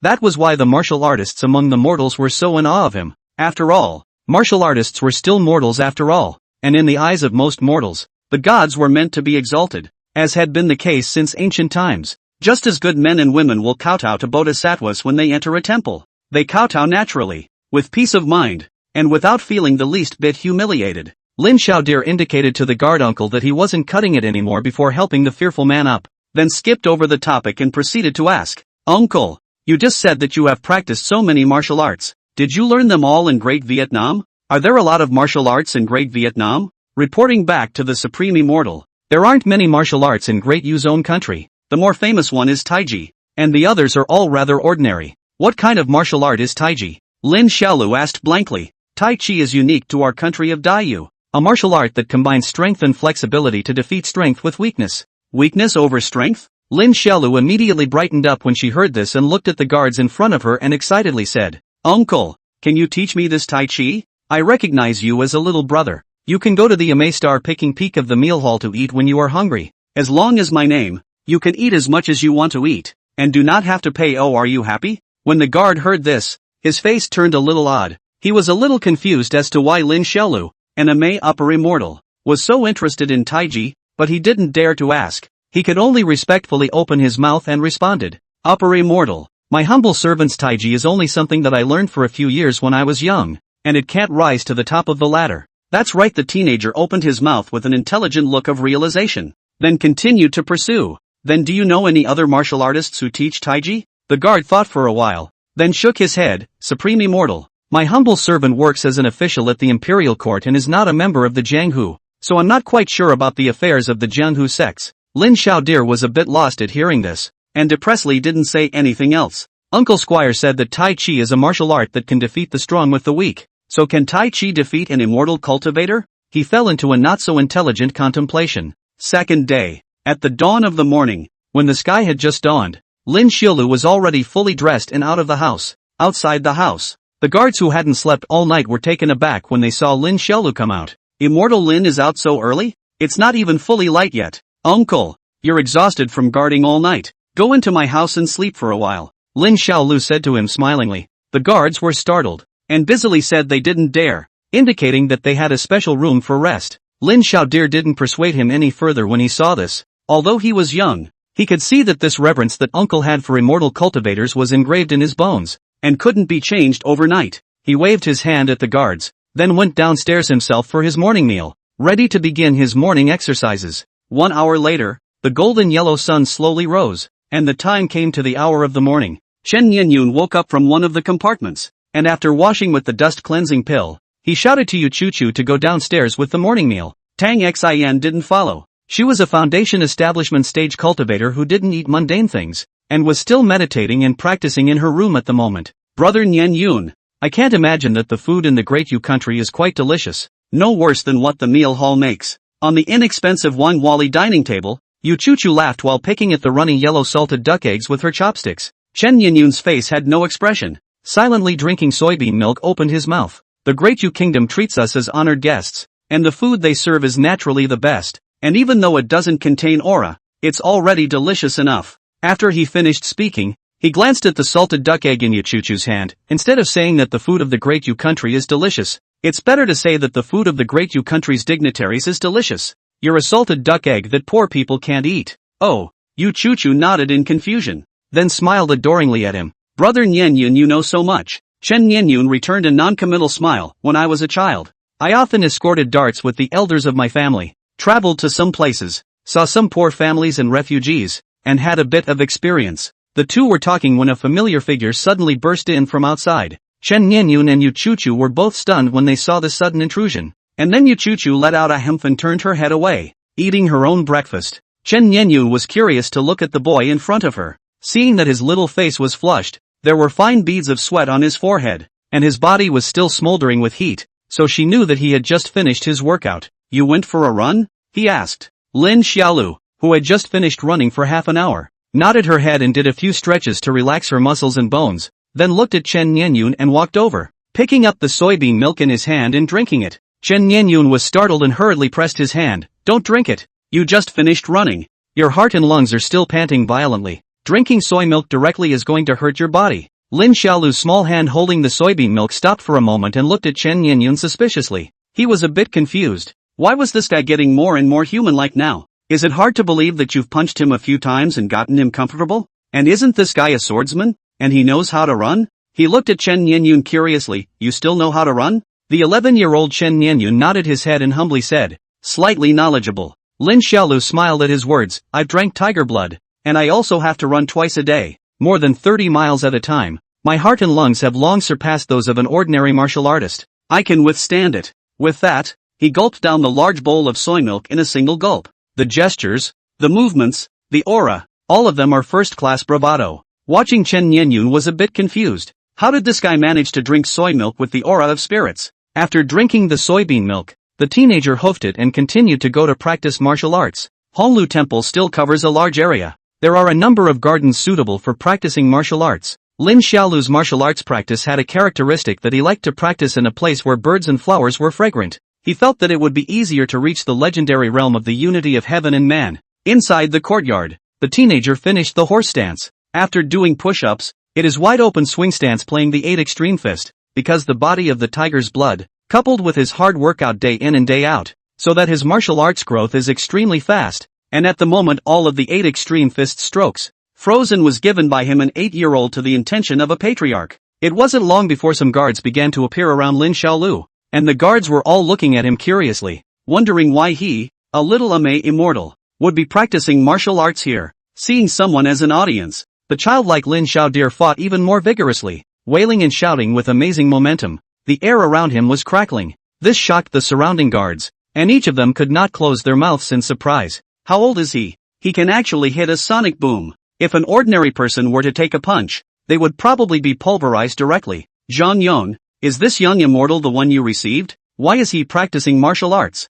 Several guards asked a taller man in confusion. This Hanyu was named Zhang Yong, the very same guard who was responsible for receiving Lin Xiaolu. This, I don't know. The rough-looking Zhang Yong was also puzzled, as he looked at the young man in the courtyard with a dragon and tiger leaping with an astonishing aura, and hesitantly said, this little supreme immortal I received doesn't seem to be the same. Yesterday he even asked me to spar with him in martial arts. Chapter 76, Beggars. Hiss. The surrounding guards were all startled when they heard this, and each of them looked at him with disbelief. It's not what you guys think. As soon as Zhang Yong saw the guards' horrified eyes, he knew that they had thought wrongly. This young immortal is quite good, not as arrogant as other immortals, just like a little brother. I was a bit uncomfortable at first, and he seems to be interested in martial arts. Yesterday he even told me that he wanted to learn Taiji. Ha! The guards listened with complete question marks. What the hell is a Mei Shangxian doing switching to Tai Chi instead of practicing immortality? After thinking about it, Zhang Yong looked at a few of his fellow officers and asked,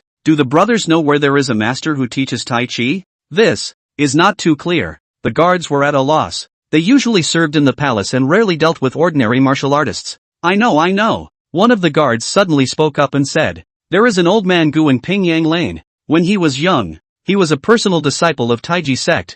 I heard that Taiji Kung Fu was out of this world. In addition to this, he also researched many kinds of martial arts. He is a complete martial arts nerd, and now that he is getting old, he went back to the capital city to retire. Zhang Yong was delighted at his words and asked excitedly, is that old man Gu powerful? It should be quite powerful. The guard touched his chin and recalled, I also heard it from someone. I don't know if it's true or not. I heard that old man Gu met the mountain bandits who robbed the road when he was young, and used one hand to move the blocking pounding and one hand to range the sparrow's tail, and killed more than 20 people with his bare hands. So he's unpredictable. I'll go. Zhang Yong's eyes widened in surprise, and the other guards also scared. This is truly remarkable kung fu. That's not true. The guard continued to speak. I heard that those bandits are all armed with swords, while old man Gu was barehanded. So I guess if you look at the whole of Dai Viet, there aren't many kung fu masters better than him. When the other guards heard this, they all looked at Zhang Yong with envy. Yongzi, this is an opportunity. You take this little supreme immortal to see old man Gu,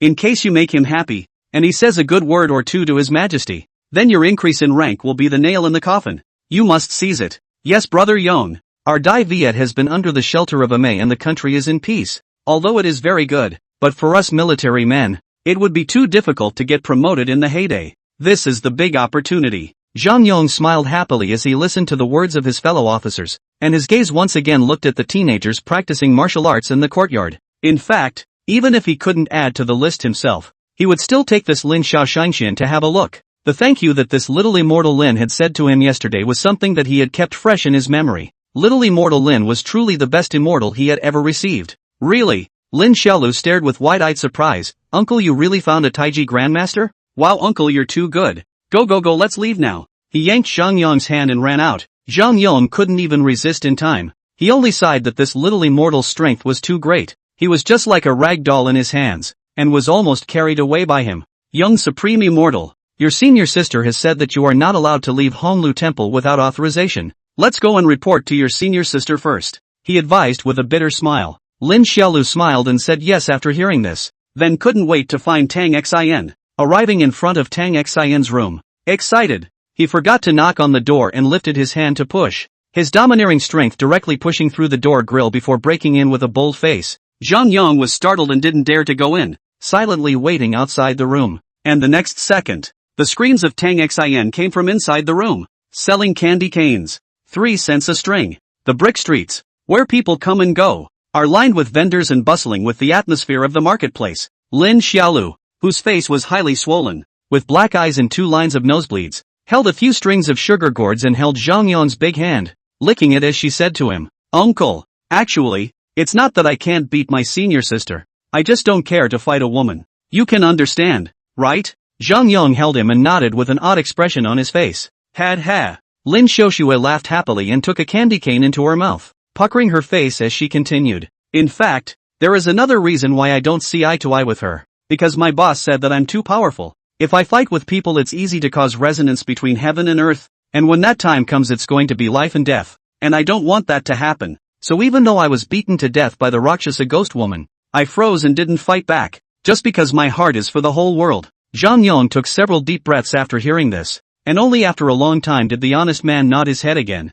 A small group of 2 people walking on the street, heading towards Pingyang Lane. When passing a lively restaurant, Lin Xiaolu saw a group of dirty, smelly, messy beggars begging outside the restaurant. Among them was a dirty little girl, about his age, who was looking blearily at the candy cane in his hand. He looked at the little girl and didn't say anything, holding Zhang Yong's big hand through. The sugar gourd in Lin Xiaolu's hand was gone, and so was the 20 taels of grain silver Tang Xin had given him for pocket money. On the main street, many pedestrians saw a strange scene. A full dozen beggars kneeling side by side in the center of the official road, kowtowing repeatedly to the back of a young boy, shouting words of thanks. Among them, there was also a small yellow-faced girl who was standing alone, grasping a handful of sugar gourds in her left hand and holding a heavy silver coin in her right hand, looking away from the boy's back with her bright eyes open. Why is the Supreme Immortal doing this? Zhang Yong looked at Lin Xiaolu in confusion, somewhat puzzled as to why he would give the beggars so much silver. Beggars throughout the ages are there, although we are not a great country, but in the immortal Dorame under the shelter is also the wind and rain. The people, as long as the hard work of some of the people can be fed. So these beggars, in my opinion, most of these beggars are some of the laziness of nature, eating and waiting for death of the generation, obviously have hands and feet, do not go to work, do not go to planting, but out of the rice, really does not deserve the sympathy of the immortal. It is really not worthy of Shangxian's sympathy. Does uncle mean that they are all liars? Lin Xiaodir raised her small face and asked. Not all of them, just probably a good chunk of them are crooks. That's fine. Lin Xiaolu laughed. Even if I meet 10 fake beggars, but as long as I can help one real beggar, then I feel it's worth it. We come out to mix. We should have been righteous and generous. Zhang Yong sniffed and froze. His face turned even more strange. Always felt that this we come out to mix is a little bit not right. He did not dare to ask questions, only made a decision in his heart. When he went back, let his men check. This gang of beggars received the silver of the immortal, did not do anything treacherous things. If there is a fake beggar received silver is not satisfied, to rob the immortal alms to the real beggar of silver,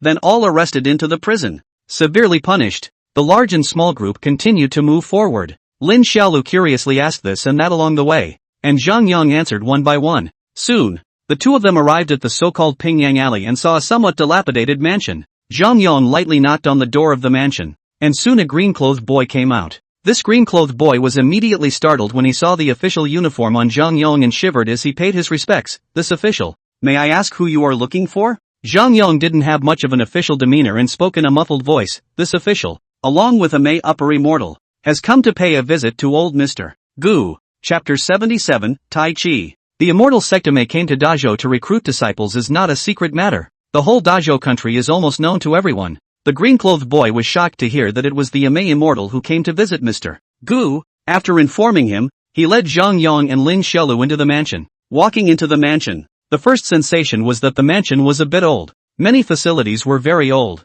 and the walls around it were modeled everywhere. Of course, for Lin Xiaolu it was already considered very luxurious, and the house he used to live in with his sister was the one that was really broken. I remember when I was a child, on New Year's Eve, other people's families were laughing and eating New Year's Eve dinner, while he and his sister were often starving because they couldn't gather enough firewood, and several times they almost froze to death. And every time he held his sister tightly in his arms, using his own body to provide the weak heat to coax her to sleep. He also remembered that on that New Year's Eve, the snow blocked the village. The village could not find food everywhere. The little jade starved all the time crying. And finally the tears flowed dry, crying cannot come out. Just lying in his arms unconscious, murmuring, "Brother, how come a mother is not back?" Xiao Yuer misses a mother. Lin Xiaolu, who was only 7 years old at the time, did not answer her sister's question, but just stubbornly bit her lip, straight to the point where it was dripping with blood. He couldn't help it. His ability was too limited at that time. Finally he used the family's wood knife and cut off a piece of meat from his arm to feed his sister.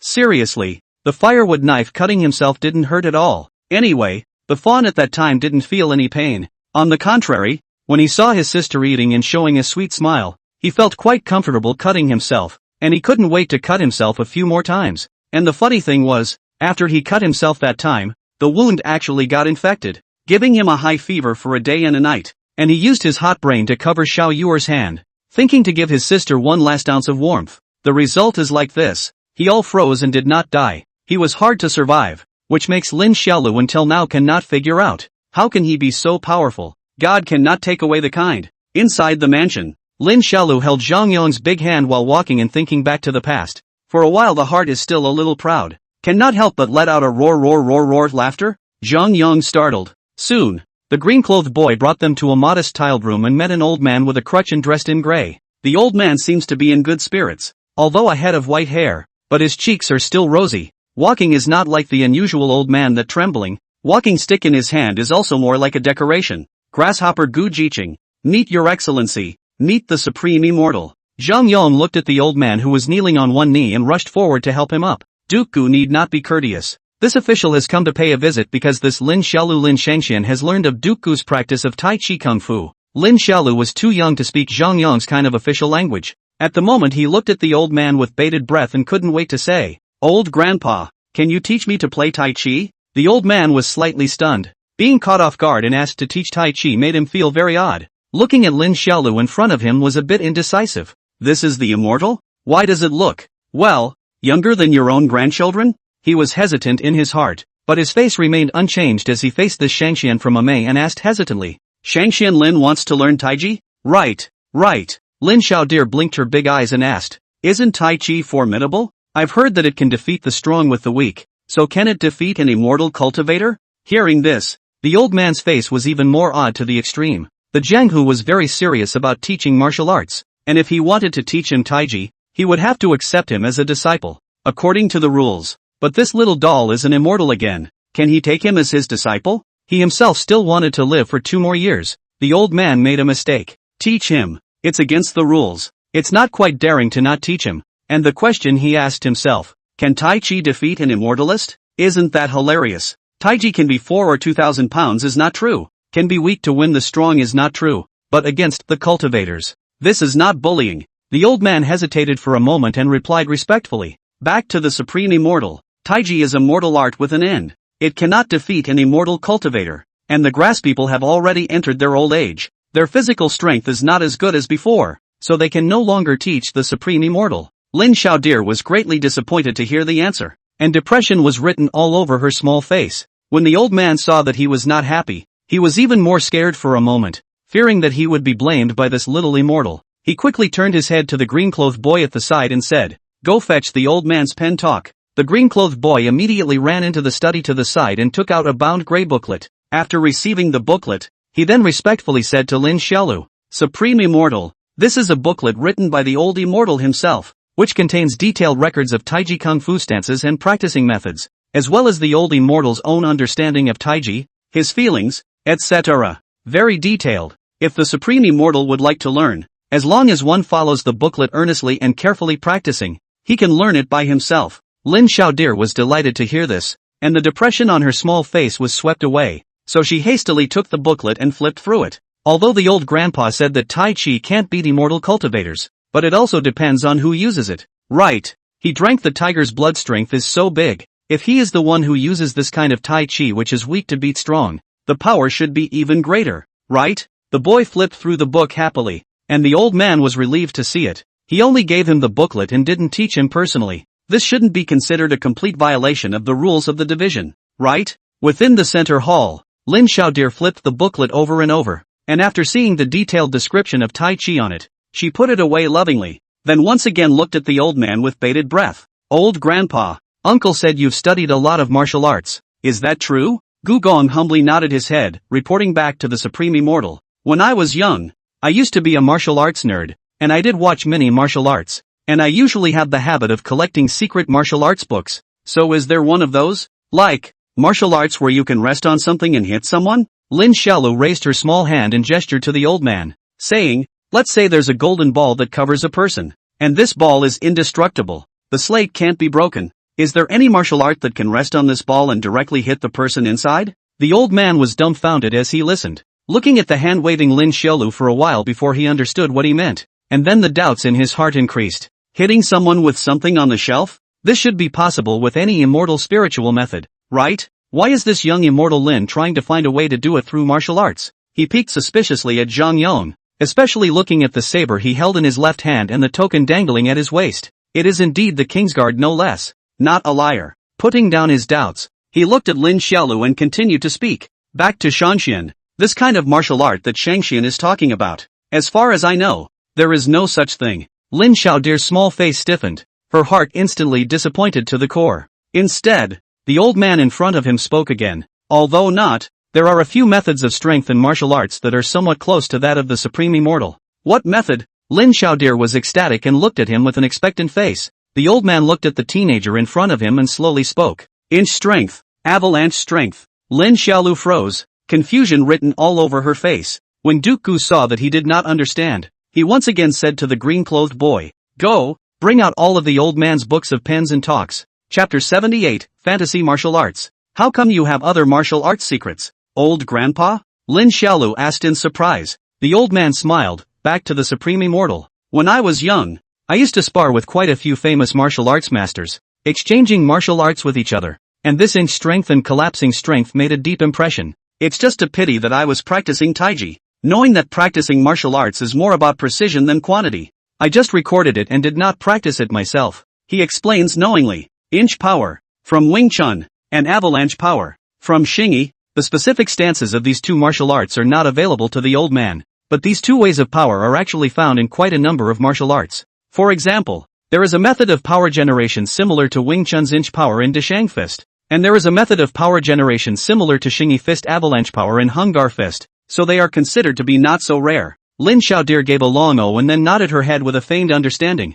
The old man then laughed. Supreme Immortal, inch force and avalanche force. Both of these two unique force generation techniques have a certain amount of penetrating ability, but they are still far from being as good as Supreme Immortal's requirements. And the old man has an immature idea that if it can be done, it might really be possible to hurt someone through something. What way? Lin Xiaodir asked anxiously. This old grandpa always spoke with a big breath, and always failed to get to the point, rambling simply anxious to death. Inside the house, the old man leaned on his walking stick and thought unhurriedly, and after a long time, he slowly opened his mouth and said, if I use the soft power in my Tai Chi as a pivotal balance, then my small arms catalyze the inch power in Wing Chun, and my lower body catalyzes the half-step collapse power in Xingyi Quan. Can we add Baji Quan to the list? Lin Xiaolu suddenly asked. The old man glanced at Lin Xiaolu in surprise, as if he didn't expect him to know the 8 Extremes Fist. He frowned and thought for a moment, then nodded his head and said, it can. The 8 Extremes Fist is rigid and fierce, just enough to be the foundation of Qi, so naturally it's possible. And if someone can really simultaneously catalyze the rigid force of the 8 extremes, the soft force of Taiji, the collapsing force of Xingyi, and the inch force of Wing Chun, and then finally explode out with the progressive moving and blocking punch of Taiji as a guide. Then they should be able to inspire an unimaginable amount of penetrating power to achieve the effect that the Supreme Immortal is looking for. After saying that, the old man himself laughed bitterly first. What he had just said was simply theoretical. He himself had practiced martial arts all his life and understood the ways of it. Not to mention whether or not these 4 types of strengths could be learned at the same time. Even if an amazing person did learn them, it would be impossible to perform them at the same time because the body would not be able to carry them. The 8-pole rigidity as the foundation, Taiji's soft power as the balance, Formi collapse power and Wing Chun inch power as the outbreak, and then finally use the progress to move the blocking punch issued. If someone hits such a punch, I'm afraid that before the opponent is hurt, the person's body will be broken, seriously injured. The green-clothed boy came out from within the study, holding 2 books and volumes, and respectfully sent them to Lin Xiaolu. Supreme Immortal, take these books back and read them. AI, it's a pity that I'm getting old. Otherwise I would have done my best to teach Supreme Immortal Taiji. Please understand. Lin Xiaolu held the 3 booklets. Grinning happily, he bowed to the old man and politely said, "Old grandpa, you don't have to be like this. I can understand. These 3 books of yours should all be very precious. Turn around and when I go back to Ame, I'll have my boss give you a gift." The old man laughed a few times and arched his hand and clasped his fist at Lin Xiaodir, not taking his words to heart. Returning to Honglu Temple, Lin Xiaolu couldn't wait to go back to her room and start studying the 3 secret books. Although he wasn't very old, he wasn't stupid. He knew very well where his flaws were when facing immortal cultivators, and he also knew what his advantages were compared to ordinary martial artists. The first point is that you can't beat up a painful cultivator by yourself. There is also that Li Yaoshi, who can resist his flying dagger without opening his protective aura, only relying on the magic treasure Dao clothes on his body. Although now he drank the tiger's blood, all the qualities of the body are far more than ordinary martial artists. But in the end, still take the foundation stage or more cultivators have no way. Today he was beaten by the Rakshasa ghost woman when he tried. Simply can't resist. Directly pressed to the ground burst hammer. The little brother was also bounced more than 230 times, and now it is still red and swollen. It hurts like hell. Grandma, when I learn Baji, Taiji, Wing Chun, and Xingyi, I will beat them back one by one, starting with Rakshasa ghost woman, and ask her whether she is happy or not while I am beating her up. If she says no, then I will beat her up again, and if she says she is happy, then I will ask why she is happy, and I will be angry to death with her. Zhang Yong, who was waiting outside the house, was startled when he heard the demonic laughter and almost couldn't hold back from pulling out his sword. Good lord, he thought there was some kind of demon coming. Time passed slowly. A few hours passed in a flash, and at Shinhour in the afternoon, Tang Xin detached herself from her initiation and opened her beautiful eyes, then comfortably stretched out her waist, and her entire body groaned in coziness. The sun had begun to dip in the west by now, and the warmth of the sunlight illuminated the house in a golden color. The young girl got up and out of bed after stretching, wearing her light green embroidered shoes to go out, ready to greet the 3 little ones together and go to the street to wait for the Lantern Festival to start. Supreme Immortal Tang. Greetings to Supreme Immortal Tang. Inside the temple, the guards all knelt down on one knee and bowed their heads in obeisance upon seeing Tang Xin. Tang Xin also responded with a smile one by one, then walked straight to Yu Chu-Chu's room door. "Chu-Chu, are you there?" She had just shouted when a response came from the girl in the room. "Senior sister Tang, I'm here." Yu Chu-Chu opened the door and walked out, looking at Tang Xin in surprise. "Senior sister Tang, are we going out to play?" Tang Xin smiled and nodded, and after asking her about her afternoon's cultivation, she led her to find Chen Nanyun. Chen Nanyun was also in the house, and had been seriously meditating and practicing, never leaving.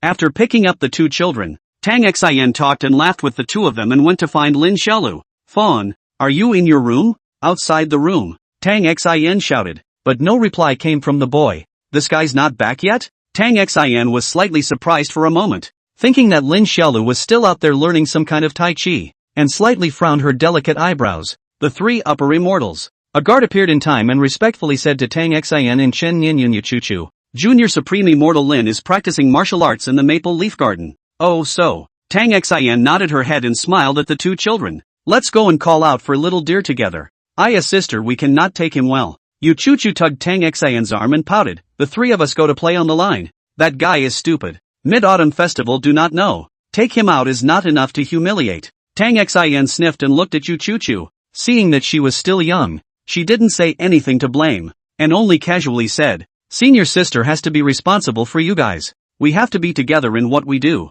Be obedient." Yu Chuchu had no choice but to pout and follow Tang Xian and Chen Nianyun down the stairs towards Maple Leaf Garden with an unhappy face. Soon, the three of them arrived at the place, and from afar, they saw Lin Xiaolu practicing martial arts in the garden, and Tang Xian just wanted to call out to him, but in the next second, she was shocked by the sight in front of her. In the Maple Leaf Garden, the 8-year-old Lin Xiaolu was wearing a small Taoist robe, standing in the midst of the maple leaves that were flying all over the sky and slowly dancing her body, with Zhang Yong and a few other guards standing on the side. The climate of the Great Yu country was different from other mortal dynasties, and when it was mid-autumn, the maple leaves were already red and falling. At the moment, under the illumination of the golden warm sun, the 8-year-old boy looked focused, seriously swinging his posture. He slowly raised his hands, swinging his arms, moving steps. Every move is a beautiful and unusual, flowing water, surrounded by the fire-red maple leaves are swirling around him, as if to follow his movements together, dancing,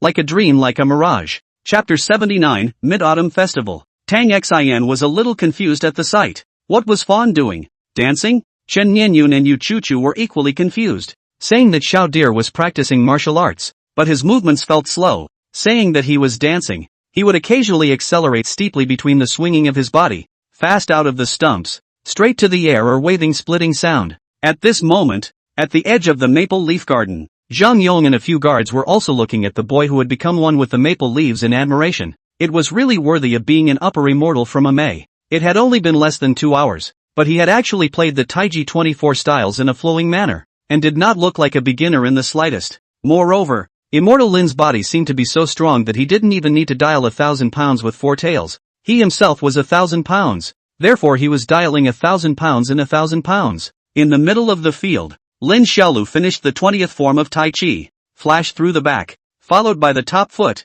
swinging, withdrawing, and leading the fist. The maple leaves around him then seemed to be firmly sucked in by his lead fist maneuver, and were taken away from him in a spiral, spinning around his small arms and fists. Then, the 8-year-old boy's eyes glazed over and he progressed to throw a punch. Wow! The rapidly spinning maple leaves seemed like spears that had sprinted out, spinning and flying out with the boy's punches, flying a distance of 5 or 6 meters before drifting away. This scene could have taken everyone in the room by surprise. Zhang Yang is more understanding of Taiji. He knows that the boy just now this move is Taiji in the progress of moving blocking pounding. Just he did not think that only 2 hours less. The boy has been practiced so skillful. A fist of power fully demonstrated the rigidity and flexibility of Taiji. Is this an immortal tactic? Of course, they didn't know that Lin Xiaolu, because of drinking the tiger's blood, had all the qualities of her body so amazing that she could easily make movements that normal people couldn't do even if they worked out for several years. Coupled with his good understanding and quick-wittedness, that was why he was able to practice Tai Chi to a small degree within 2 hours. In the field, Lin Xiaolu got up to close the fist posture. Long exhaled a cloudy breath. Posture is not extraordinary. He felt that Taiji this kung fu was really a little different, completely opposite to the 8 extremes, especially at the end of his own move to move the blocking pounding. He did not use the full force at all. If with the pig-killing fist together, the power is estimated to be able to expand infinitely. The pig-killing fist was the punch that he swung with all his might under his anger, and it was his current masterstroke. When we go back and learn the inch strength and avalanche strength, and then try to fuse them, we should be able to punch through an immortal cultivator's defense, right? With his little chin on end, he stood in serious contemplation amidst the red leaves that filled the ground, not even realizing that Tang Xian's trio had already walked up to him. Kid, were you just dancing? It was quite pretty. Tang Xian lifted her hand to remove a maple leaf from his head and laughed softly. This is Taiji. Lin Xiaolu corrected with a bulging face. Rakshasa ghost woman, luckily you're still an immortal cultivator. Why are you so uneducated? Tang Xian laughed, not minding the boy's outburst. Her red lips lightly said, the Lantern Festival is about to start. Let's go out and play together. Play. Just know how to play. Can't you cultivate properly? He crossed his small hands and pouted his lips as he hummed. My boss said, an inch of time is an inch of gold. I have to work hard. Only later. Hey, what are you doing? Rakshasa ghost woman, you let go of me. You let go of me. Woohoo. In the Maple Leaf Garden, the guards watched as Tang Xian clamped her arm around the boy's head and directly carried him away. Rakshasa ghost woman, I apologize to you for my lack of understanding just now. I actually didn't mean to be mean. I just wish I could have a little more time to exercise. Yo, I can't believe you're so diligent. Kid, right. After all, I'm a person with a dream. And young people are the ones who should be struggling and striving more so that they won't be sad in the future. Rakshasa ghost woman, you can understand, right? Ha ha, senior sister, I understand, but Nyan Yun and Chu Chu both want to come out to play. The minority agrees with the majority, so of course you have to come over as well. Alright, you are right, playing is fine, but can you stop pinning my head? I'm a hegemon of Donghua village, a bloody-handed manslayer, the leader of the virtue-convincing gang, and the supreme of Ame. I'll lose face if I'm walked on the street with my head clamped like this by you. How will you let me mix in the future? Can you think about things from my perspective? Early lights. People come and go in the middle of the lakeside streets. Tang Xian with armpits clamped Lin Xiaolu's head for a leisurely walk. The boy is not tall, so she clamped. Two short legs swinging in the air, flinging away, as if a rag doll. Looks comical. Attracting the surrounding pedestrians have to pay attention to. Tang Xian said smilingly, it's fine to put you down, but you're not allowed to run around, or else I'll clip you all the way through the entire capital city. Senior sister. Lin Xiaodir heard a face of rawness, slanting his big eyes to glare at her, but he had no choice. He couldn't beat the Rakshasa ghost woman, so he could only helplessly nod his head in agreement. Mother asterisk asterisk asterisk asterisk her. When I go back to Ame, I'll tell the boss that you bullied me and let him beat you up. Tang Xian let go of the boy, looked at the three children around her and smiled. Tonight is really very lively. I heard that in a while you can also put lanterns in Luzhou Lake. Let's go and put them too. Yeah. Yu Chu happily held Chen Nianyun and laughed, elder sister. I still want to go buy some trinkets. Tang Xian was very generous, and casually took out a few gold ingots from her nascent sphere, distributing them to the three children to give them pocket money. Lin Xiaodir received the heavy gold ingot, then glanced around. At this moment, his location was in a lively and bustling street. The street was filled with people, bustling with activity. During the Mid-Autumn Festival, the streets are filled with pedestrians who come out to enjoy the moon, and the sounds of vendors hawking and jugglers beating gongs and drums are everywhere. Many children with rattles and candy canes were running wild in the streets. All around the carved beams and paintings hanging colorful lanterns. Roadside there is a lake. This lake is called Luzhou Lake. The lake is carrying an elegantly decorated light boat. Lin Xiaolu from time to time can also hear the boat on the sound of poems and poems from the talented people. A scene of the world. And as he looked around, he was soon drawn to a vendor selling masked faces. Rakshasa ghost woman. I'm going to get a mask. Wait for me. After saying that, he took his short legs and ran all the way to the mask stand, not caring whether Tang Xian agreed or not. The stall owner was an old man, and when he saw Lin Xiaolu running over, he thought he had business, and immediately broke into a smile. Is the little doll buying a mask face? Lin Xiaolu looked at the wide variety of masks and just wanted to nod, but somehow his brain twitched and he couldn't help but say one sentence, old man, it's time to pay the protection fee this month. The smile on the old man's face stalled. Looking at the 8-year-old Lin Xiaolu look odd. Good thing Lin Xiaolu also reacted in time, awkwardly coughed and then laughed. Sorry grandpa, I'm used to being out for a long time.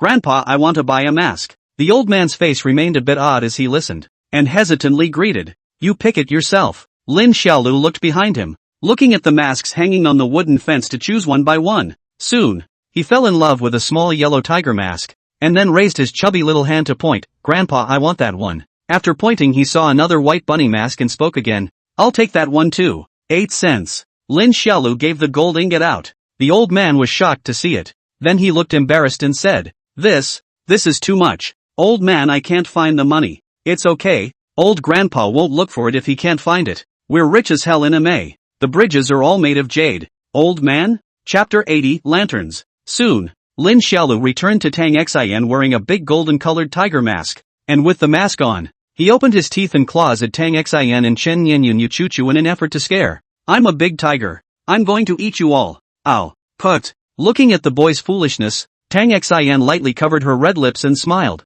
Unexpectedly this brat was quite cute. A few people were chatting and laughing as they wandered around the Luzhou Lake, blowing the refreshing evening breeze along the way and savoring various kinds of snacks. Kid, are the mooncakes good? It's delicious. The bean paste ones are sweet. Lin Xiaolu lifted the tiger mask on her face to the top of her head, holding Tang Xian with one hand and eating the mooncake with the other. Yu Chu and Chen Nianyun also took one each. Yu Chu didn't seem to like mooncakes very much and didn't touch them after taking a bite. Chen Nianyun was fine. Her mouth was stuffed as high as Lin Xiaoxue. Tang Xian seems to have prepared a lot of silver. Along the way she kept feeding Lin Xiaolu. All kinds of snack stalls patronized one by one, and also bought quite a few to put into the nascent sacred ring, so that he could bring it back to Xiao Yuer to eat. The whole street of dim sum, even if Lin Xiaolu appetite again, to the later also hard to eat propped up, can only look at Tang Xian's hands of fried sesame flowers heartache. I wanted to taste it, but he couldn't eat it. Senior sister, you can put lanterns over there.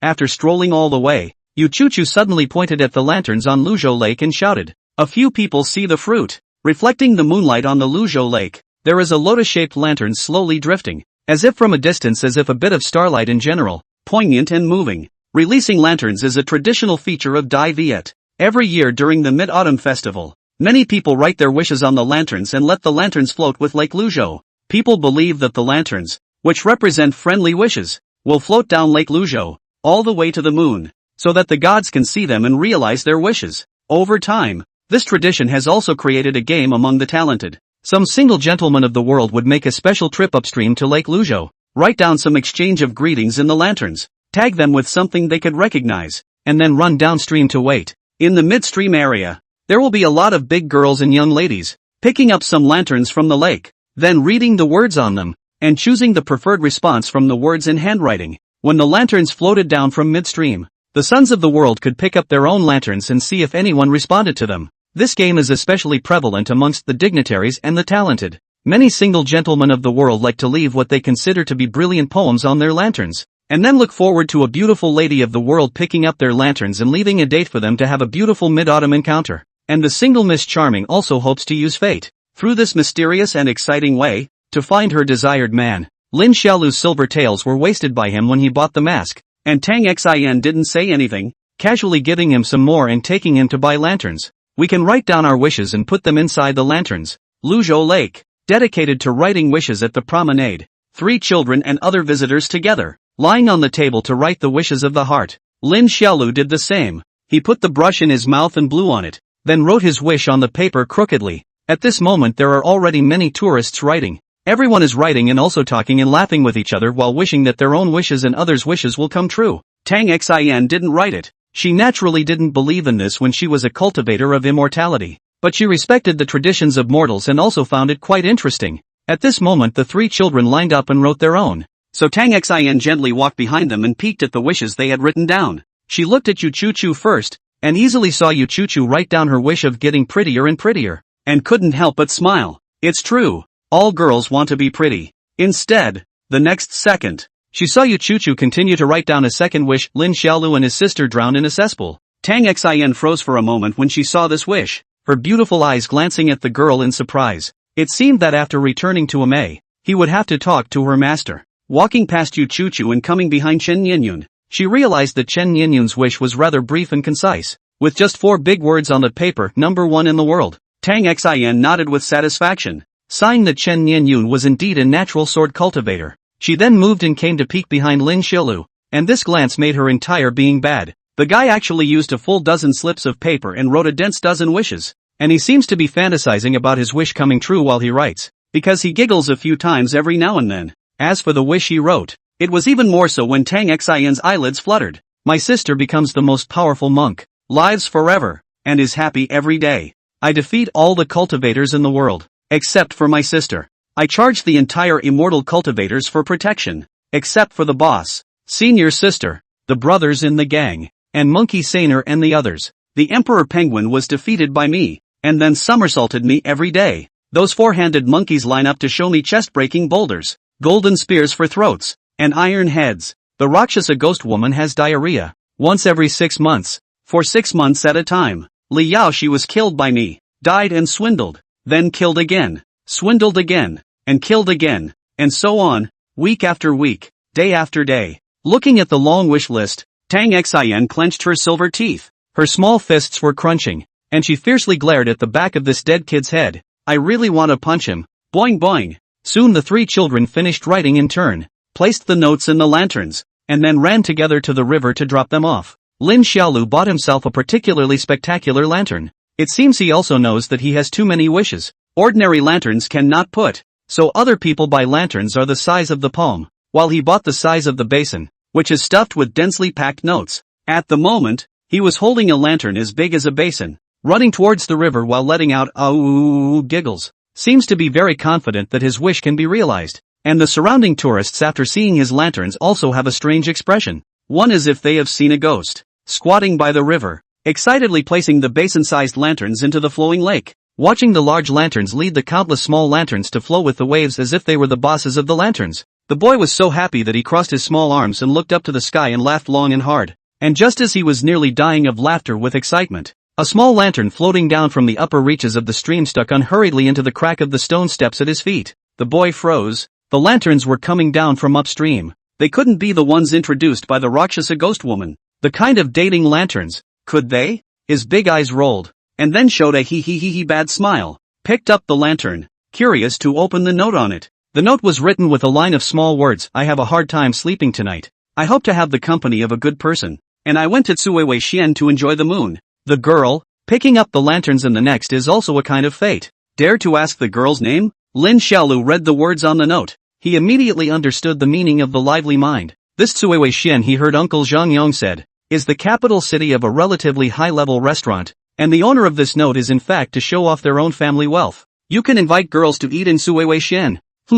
Really uneducated. Poems will not be able to do. He had wanted to casually throw it away after reading it, but just as he was about to raise his hand, he suddenly brightened up, and then looked at the note in his hand, revealing a wickedly impetuous smile. Downstream of Lake Luzhou, a group of worldly gentlemen were looking at the floating lanterns, each one eagerly waiting and excited. I really hope that my lantern can be picked up by a beauty, so that I can hold it. My lord is so literate that he has written a love poem that he can't pick fault with, and the girl who picks it up will definitely be impressed by my lord's talent. For this mid-autumn festival, my son specially went to the Hanlin Academy to ask the university scholar to ask for a pleasing superscription, so that he can surely meet a beautiful woman of both beauty and appearance. Many sons of the world's families scrambled to brag about their literary prowess, and just as the group, who were not convinced by anyone, almost fought, and arrogant to the core laughter rang out. Ha ha ha ha ha, what is this you guys? Chapter 81, I don't know what to name it to. The crowd was stunned upon hearing this rampant laughter, and they all turned their heads in unison to see a rich gentleman who was gorgeously dressed, with inexpensive jade hanging from his costume. At this moment, this rich gentleman was looking at them with disdain. Laughing lightly under his breath, this gentleman didn't write any verses today, and directly inquired about the girl's name. Isamael stared with wide eyes and exclaimed, Brother Lu, you're too direct. Aren't you afraid of being so blunt and being rejected by the other girl? Rejected? How could this Gongzi be rejected? The rich gentleman surnamed Lu laughed disdainfully, lightly shook his folding fan, and said confidently, you guys wait and watch. Even if this gentleman doesn't use your poor, stinking ink, he can still capture the heart of a beautiful woman. The crowd looked at each other in disbelief as they listened and stopped speaking, silently waiting for the lanterns to arrive. It did not take long. The lake appeared one after another a lantern. With the microwave gently swinging, the world's sons are also excited, shouting to salvage their own lanterns, individual floating far away. They will also use a long bamboo pole to salvage, fishing for the lanterns and opening their notes. The sons of the world's families then exchanged some joy and some sorrow. I can't believe no girl has left a message for this male. Are they blind? This gentleman is such a good writer. Geez, I don't have one either. This batch of girls is really the hardest batch I've ever seen to bring up. Ha ha ha ha ha. My lord did have a message. A girl replied to my lord's poem. And her handwriting is beautiful. And she smells faintly fragrant. She is a beauty at first glance. Wow, I'm really envious. Dare I ask this brother,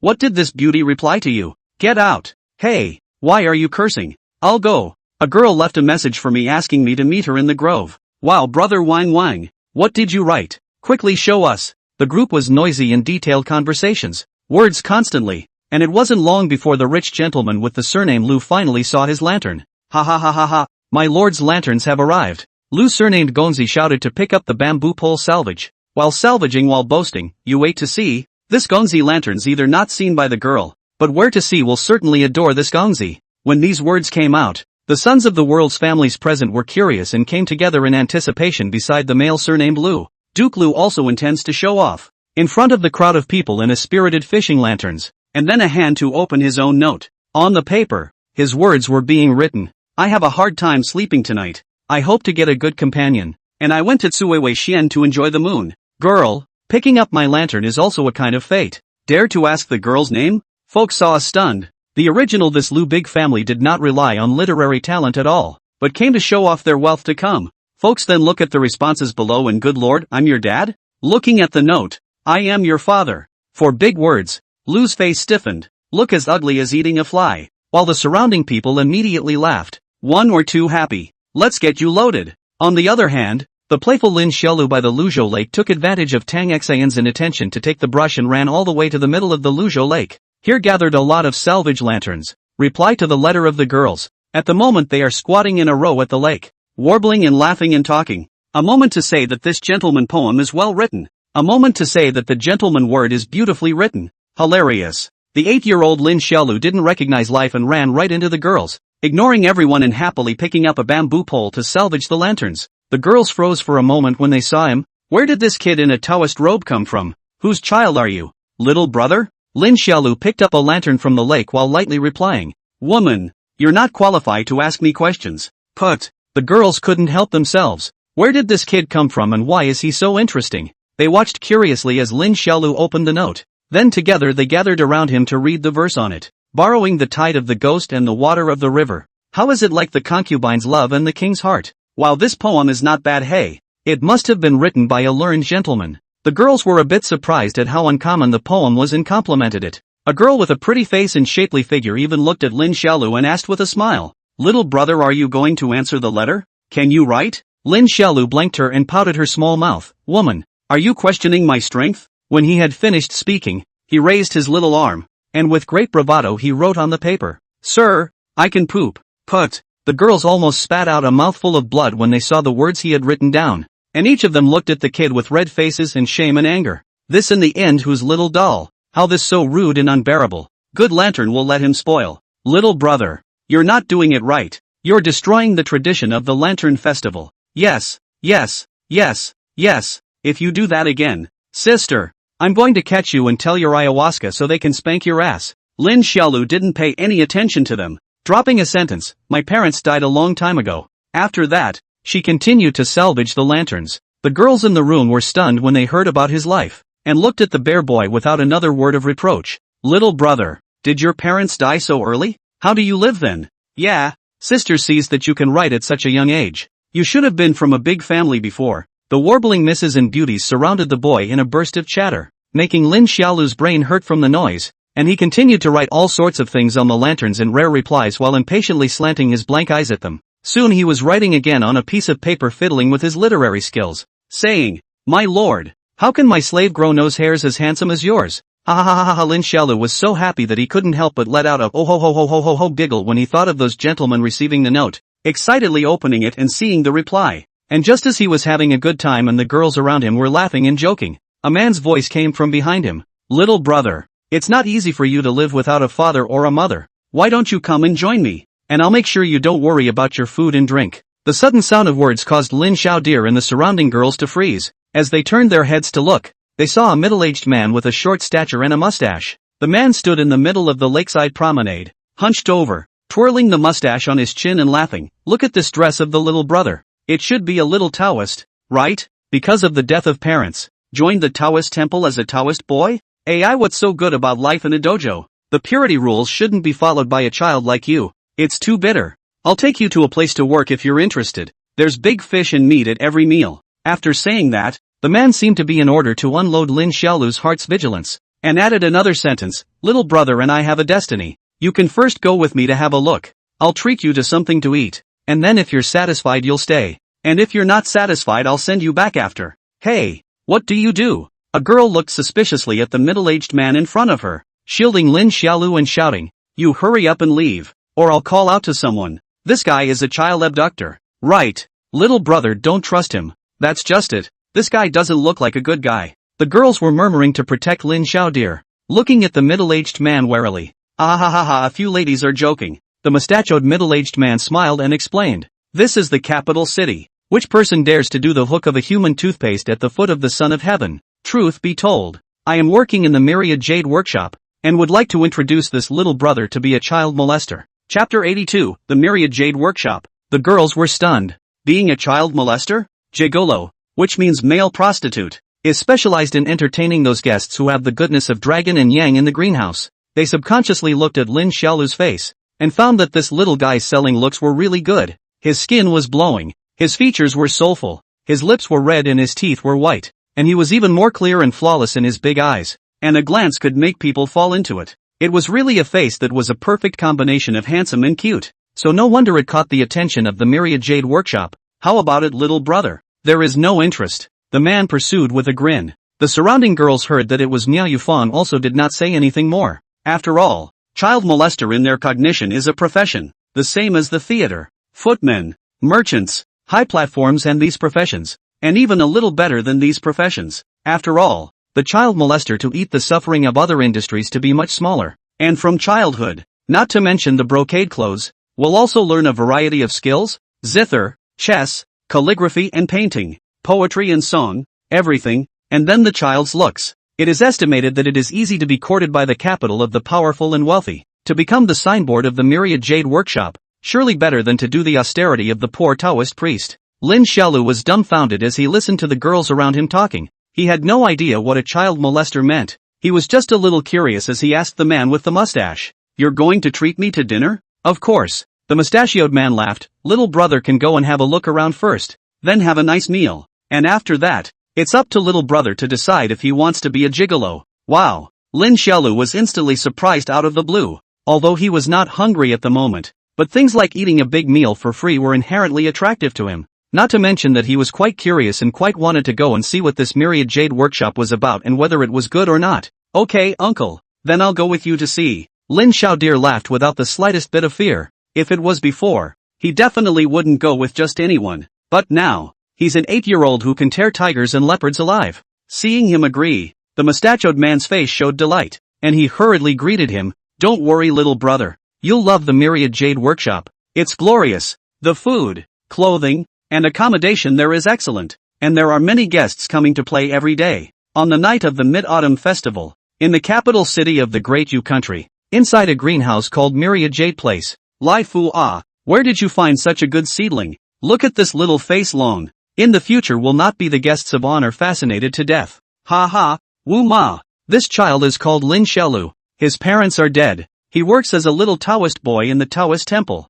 Let me bring him back. You give your eyes a palm. How much reward must I be given for such good goods? TSK, TSK, TSK, Long is really handsome. Turn around and I'll give him a look at his body and bones. If his body and bones are fine, Wuma guarantees to give you a satisfactory price. In the pink room filled with the smell of rouge, Lin Xiaolu faced a large table of dishes in front of him but didn't eat much. He had been fed too much with snacks by Tang Xin. But that didn't stop him from having fun watching. He thought it was kinda funny. The mustachioed uncle who brought himself here was called Lai Fu, and at the moment he was talking to a big fat woman. And at the door there were many other women with heavy makeup painting peeping at him, probably shocked by the masculine aura on his body. Wow, is this the new gigolo? It's so cute looking. It's better looking than the ones before. Yeah, look at him being as pink and tender as a porcelain doll. He can definitely become the head honoree of our Myriad Jade place in the future. A few prostitutes stood in the doorway, looking at Lin Xiaolu and whispering, every now and then saying something dirty and letting out bursts of flirtatious and delicate laughter. The big fat woman and the mustache man, after some playful conversation, then twisted their fat waist to the table, squatted down and laughed at the seated Lin Xiaolu and said, "Little brother, Wuma will check your body." With that, she reached for Lin Xiaolu's collar, ready to undress him. Lin Xiaodir looked at her curiously and opened her mouth to ask, "What are you going to do, big fatty?" "Ha ha ha, don't be afraid. Wuma will help you look at your butt," the chubby woman said as she began to unbutton his shirt. Her tone was gentle but carried a hint of not allowing resistance. Lin Xiaolu looked at the chubby woman in front of her in confusion, smelled the disgusting rouge odor on her body, and then snapped her hand away. "Why do you guys have to take off your clothes here? It's a pain in the ass. I'm not going to be a child molester." After saying that, he jumped off the stool and was ready to go back, while the mustachioed man named Lai Fu stopped in front of him and stared at him with a leathery smile. "Little brother, the meal hasn't been eaten yet. Don't be in a hurry to leave." Lin Xiaolu raised her delicate little face and asked in confusion, "Didn't you say that I could leave if I wasn't satisfied?" Lai Fu looked at the little 8-year-old and grinned a cold smile. "Yes, but if you're not satisfied, we'll find a way to make you happy." Lin Xiaodir scratched his head at the words, while behind him, the fat-headed woman also stood up, propped up the table with one hand and crossed her fat waist with the other hand and laughed softly. "Little brother, Wuma won't hide anything from you. Our Myriad Jade place is a greenhouse, and you won't be able to go back today. From now on you'll stay here honestly and be our Myriad Jade place's gigolo." After saying that, she casually called out, "Lai Fu, tie this brat up for me. Let me come and teach him the rules." The prostitutes peeking through the door were startled. Wuma was fuming, and the boy looked like he was in for a hard time. "They don't dare to control it. Niao Yufeng is the largest greenhouse in the capital city. The power is huge. No matter whether it's prostitutes, child molesters or tortoise, evil slaves, all run by Wu Ma. No one here is not afraid of her, as if they had already determined Lin Xiaolu's fate. Each of them couldn't bear to look at them anymore and turned around,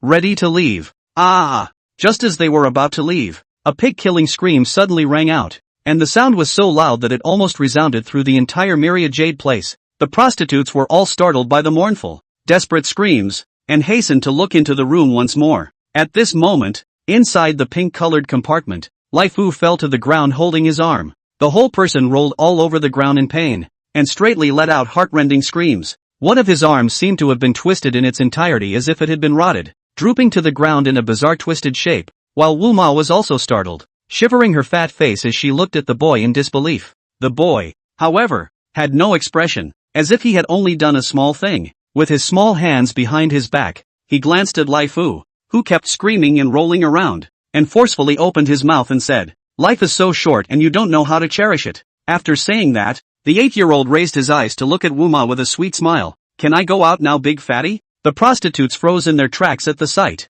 each surprised. How old was this little guy? "I can't believe I hit Raffles." "Good. I can't imagine that you little doll is still a practicer." Wu Ma immediately recovered after a short period of panic. She rolled up her sleeves and let out a scream with her loud voice. "Come on people. There are troublemakers." Her screams were loud and unmistakable, instantly spreading throughout the entire Myriad Jade workshop. And in the next second, countless club-wielding, strong-bodied thugs and evil slaves rushed out from the dark doors and chambers up and down the Myriad Jade workshop. These fighters are very large in number. There are 200 to 300 people, each cursing, fierce and vicious, as if the black wave rushing toward the direction of Wu Ma. Straight step on the floor or thumping sound, as if an earthquake in general. It didn't take long for them to scream and rush up, surrounding the room where Wu Ma and Lin Xiaolu were, because there were too many of them. The narrow hallway couldn't even fit them, allowing the line of these fighters to go all the way to the outside of the building, a dark and intimidating swath. Inside the banquet hall on the first floor of the Myriad Jade place,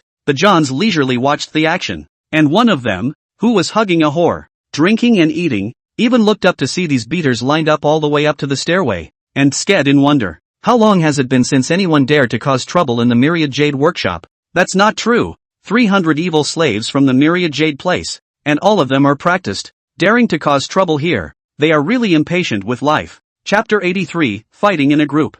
"I don't care about him, I don't care about him. Let's drink." The two men raised their small glasses of wine and cozied up to each other with a crunch. Boom! At the same time as the glasses collided with each other and made noise, a loud boom exploded right above the heads of the two Johns, and several black-clad men crashed through the wooden fence, screaming in misery as they fell down from the upper floors. Clang! Boom! Dang! A full 4 or 5 big men fell down in pieces along with the wooden handrail beams, landing on the tables where the guests were drinking, on the floor, and on the stone platforms in a mess. Ah! In the spacious and huge, opulent banquet hall, the Johns who were drinking and enjoying themselves were startled, and the prostitutes in their arms were even more florid and shrieking. At this moment on the second floor promenade, the 8-year-old Lin Xiaolu leisurely walked out of the compartment, stretched her comfortable waist in front of the countless black-clothed fighters, and then revealed a kind and lovely smile to them. "If you guys kneel down and call your father now, I won't beat you up." Oh. For a moment, the stout men who filled the room were all slightly stunned,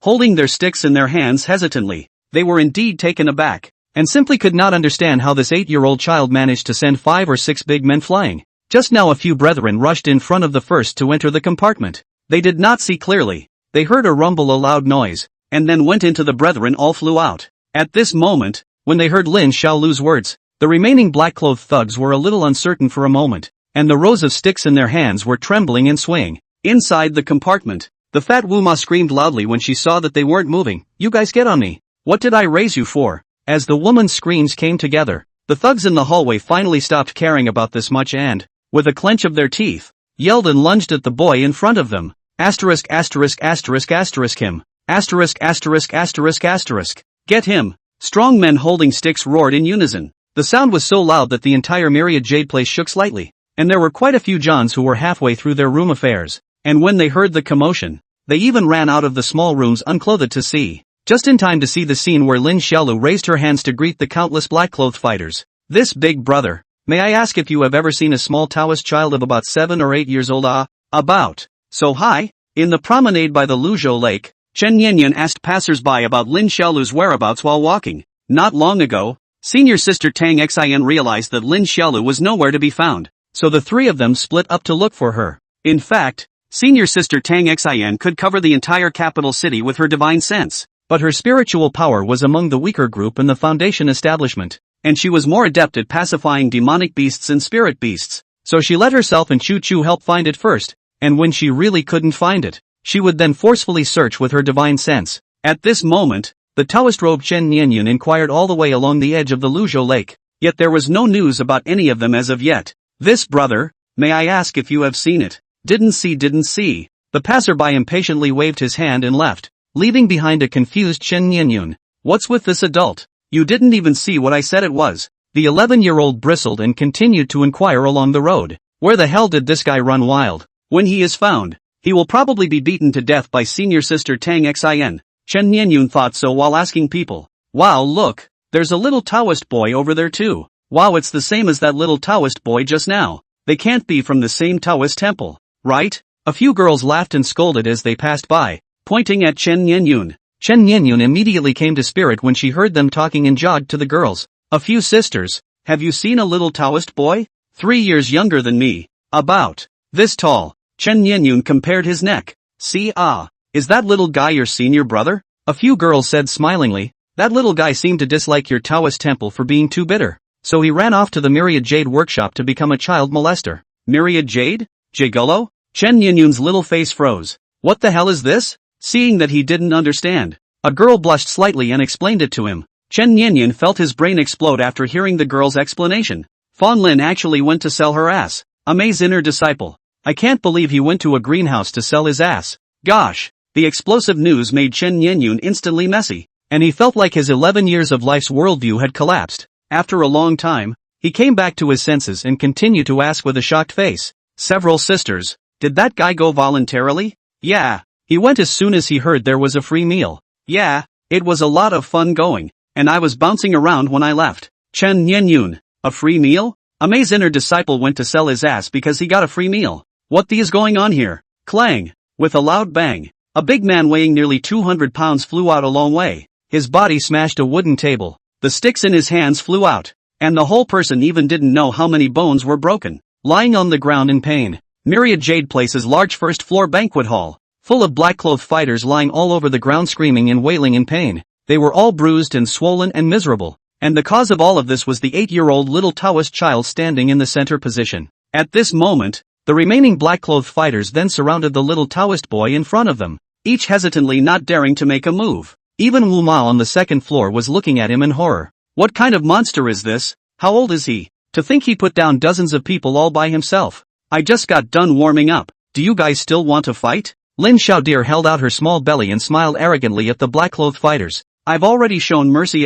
The fighters had shivered in fear, but still slowly approached him. Seeing that they still wanted to beat themselves up, Lin Xiaoxue couldn't help but feel a little helpless, and could only shake her small wrists and twist her ankles. And then, boom! Before the crowd could react, the 8-year-old Lin Xiaolu had already made a heck of a move with amazing speed, rushing out with an arrow step and blasting down a big man with his raised hand. Brothers, him together! Don't be afraid! Beat him! The fighters surrounding the field once again erupted into a roar of fury, chopping and beating Lin Xiaolu with their clubs. The terrified guest prostitutes screamed out in shock, and one by one they ran out of the room in panic, fearing to be caught in the fallout. The banquet hall has been completely chaotic. Everywhere is black-clothed fighters cursed out obscenities, and Lin Xiaolu's small body and the countless black-clothed fighters in the midst of the up-and-down flight, left and right flash, fists and palms interlaced between the wind gusts, surrounded by his black-clothed fighters as one after another by his flying knocked unconscious. None of them can carry him for a moment, as if the wind swept away the leaves in general pieces of the fall. Bang! High leap to a horizontal kick, small short legs as if the sickle general sweep, directly kicked off the wooden stick, ruthlessly kicked in a black-clothed fighter's neck. That fighter is more did not hum a direct fainting and fly. Hold him, round him up and beat him, hit him in the head with a stick. Little brat, I'm going to kill your mom. In the middle of the field, Lin Xiaodir beat the crowd back with a set of flowing 8 extremes fist, while being surrounded by so many people. 1 or 2 wooden sticks also landed on him, but they were useless, the same as hitting on a hard mountain rock. Boom! A black-clothed fighter was directly kicked away by him, his entire body flying out diagonally and crashing into the wooden lanterns in the distance, unconscious on the spot. Bang! Bang! Bang! Bang! After a burst of quick punches, Lin Xiaoxue rose again and kicked at one man's knee, then hooked her small hand around his neck and used the inertia to fling it. Chapter 84. That fighter's body immediately spun to the ground as if it were a rapidly spinning gyroscope. Aha! Lin Xiaolu laughed and shouted as he leaped up, and with the help of the Mandarin duck's steps, he flew out of the encirclement in one step, and leaped up the spacious wooden staircase in the middle of the Myriad Jade workshop, and then bang bang punched down two fighters, and then grabbed the wooden stick that was swung by one of the black-clothed fighters, and casually waved it with a wave of his hand. Clang! The club-wielding fighter was instantly thrown up by his monstrous force, and his entire body flew and crashed out, knocking the other pouncing fighters to the ground. The hitman, who had already been knocked unconscious, was lifted up in the air with one hand by Lin Xiaolu and thrown. With a click, his body broke the handrail of the staircase, and his whole body fell down from the staircase upside down. Go! Brothers, don't wimp out. Smoke him. The fighters would rush up the stairs in droves, people everywhere up and down, blackening the area and blocking the boy in the middle of the stairs to surround him. Lin Xiaolu, however, froze with her superb resistance to blows and a horizontal qigong, her brain hard against countless wooden sticks without pain, and jumped up to slap the black-clothed man in front of her unconscious. One of the fighters held a stick and chopped his brain, but his tender palm grabbed the stick, then pushed it forward with his backhand, and the stick immediately bang. The stick immediately bang. Sound. The person hit the nose, blood splattered. A butt fell to the ground, covering the nose that continues to bleed, wailed. The rest of the Myriad Jade workshop looked confused as to what this little Taoist child was. Obviously just a child, but can be 300 pugilistic men by himself. The whole person as if a tiger into the sheep, general ferocious to the extreme. Jaw-dropping. Phew! Another hurricane sound sounded. Lin Xiaodir leaped in the air. A beautiful horizontal kick once again flew a fighter. After landing on the front of the black-clothed people blocking him, fists and feet wildly dance. The fighters one after another from the stairs fell down. Will be the stairs around the ornate tables and chairs have smashed, crash, smash. And finally Lin Xiaodir even feel so fight too slow. Breath a sinking. The small body violently forward, a sharp dash. Baji, Iron Mountain leaning. Clang. Powerful impact directly in front of several beaters knocked apart. The beater's body flying apart and then hit the people behind them.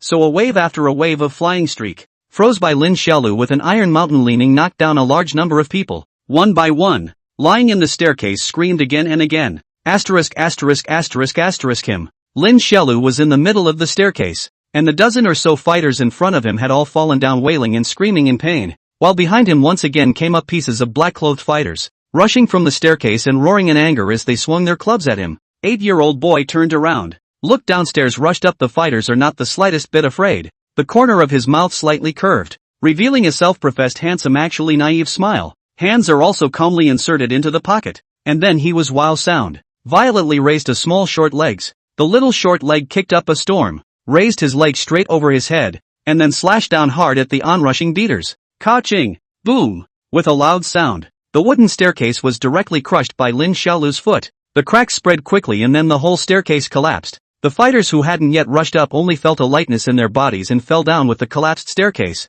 screaming miserably as they fell to the ground. And for a time dust flew about, and miscellaneous dust was rampant. The fight is not yet over. The boy yelled, flying from the stairs to leap down from the sky, and he knocked out a fighter. After landing as an arrow step out of the jump, to a few terrified fighters shot again and again. Palms and clubs meet, constantly issued bang bang bang bang bang, the muffled sound. In the next instant, he pawed away the swinging stick with one hand and turned around with a slicing palm strike. Tai Chi, wild horse's split mane. One of the beaters fell heavily to the ground with a crooked neck. In the midst of the melee, one of the upstairs fighters didn't dare to tough it out, wailing and yelling and throwing up a wooden stick to smash against Lin Xiaolu. Lin Xiaolu in the melee directly after knocking out the opponent once again was a lifting of the leg, accurately kicking in the wooden stick. Dang! The wooden stick that just flew was kicked straight back, and a stick knocked the man unconscious. At this moment, the Myriad Jade Workshop's full 300 fighters have fallen countless. As far as the eye can see, there are fainting and screaming in pain fighters everywhere,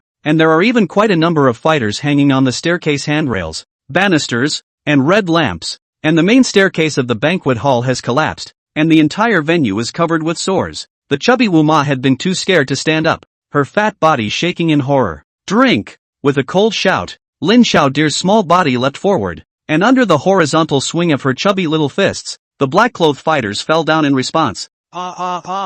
A strong fighter picked up an 8 imperial table and charged at Lin Xiaolu, and the teenager flew straight forward with a sharp spinning sidekick, shattering and kicking all of them with the table. Seeing this scene, Wuma completely despaired, crouching in the corner and shivering as she looked at this little bogeyman. Clang! In the next second, another black-clothed fighter was kicked away by Lin Xiaolu, his flying body smashing countless antique vases. Surround him! Surround him! My day! Before he could finish cursing, one of the beaters was sent flying out by a back-swinging leg kick from Lin Xiaolu, his body spinning and flying to crash into the vermilion beams. The myriad Jade Place's fighters fell in pieces, one by one, flying around the banquet hall, falling fast at an average speed of 2 people per second. And there were screams and sounds of bodies crashing into things everywhere. "I'll you up!" The fighter waved his club, with the sound of wind ferociously chopping at the boy's head. The boy took a retreating step to avoid it, and then slapped his palm on the fighter's leg, grabbed his arm with his palm, and with his hands in a roundabout way, the fighter suddenly spun in the air, and fell heavily to the ground. Tai Chi Cloud Hands! Get the knife! Get me a knife and chop him up! Under the panic, Wuma completely couldn't tense up, holding the handkerchief's finger pointing at Lin Xiaolu and screaming loudly, her more than 200 pounds of body jumping straight to her feet in a hurry. The remaining black-clothed fighters no longer hesitated upon hearing this, and drew out their bright machetes one after another. Lin Xiaolu saw dozens of machetes against himself, disdainfully skimmed his mouth, then shouted to meet the knife forward. Using the power technique in the Mandarin duck step, his speed was fast, and he even passed several people in a breath, cracking and snapping and directly knocking down a bunch of fighters, and even the machetes in their hands were bent. Cut him down! Cut him! Kill! Chop him! Chop his head! The black-clothed men have roared with a knife and rushed. 8-year-old boy is a breath show, flesh hard against the blade and not hurt, hands waving between successive holds several blades, and finally the whole together. Close-up fist, taiji,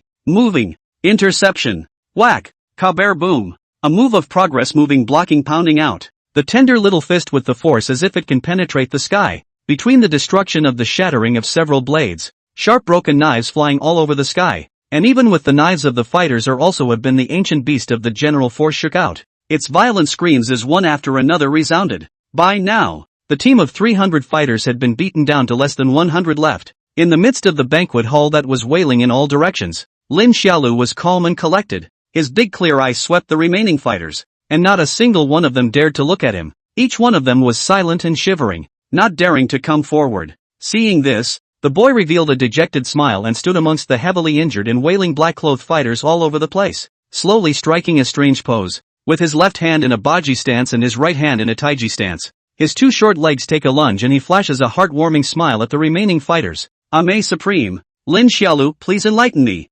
11-year-old Chen Nianyun, after inquiring all the way, soon came to the so-called Miaoyu Square. At the moment, the decoration is gorgeous. Extraordinary style of the restaurant is full of pedestrians discussing. He squeezed out of the crowd, just want to go up to check. He heard clang. A loud bang was heard. 2 black-clothed thugs with bruises and swollen noses crashed through the wooden hollowed-out doors and flew out from inside the Myriad Jade workshop, both of them planting themselves on the brick street and fainting to death on the spot. This sudden scene startled everyone, including Chen Nianyun himself. He ran to the shattered gate and looked inside. Then his whole body was confused. Chapter 85, Chen Erong. Only to see that within the vast hall of the Myriad Jade workshop, there were black-clothed fighters screaming and wailing in pain everywhere, lying sideways, not to mention that there were quite a few that were hanging on various places. And in the very center of the field, Lin Xiaodir was riding on the back of a crying fat woman, patting her brain with her little hand while muttering, "Let you go wild, let you go wild, let you go wild." Chen Nianyun ran into the Myriad Jade workshop,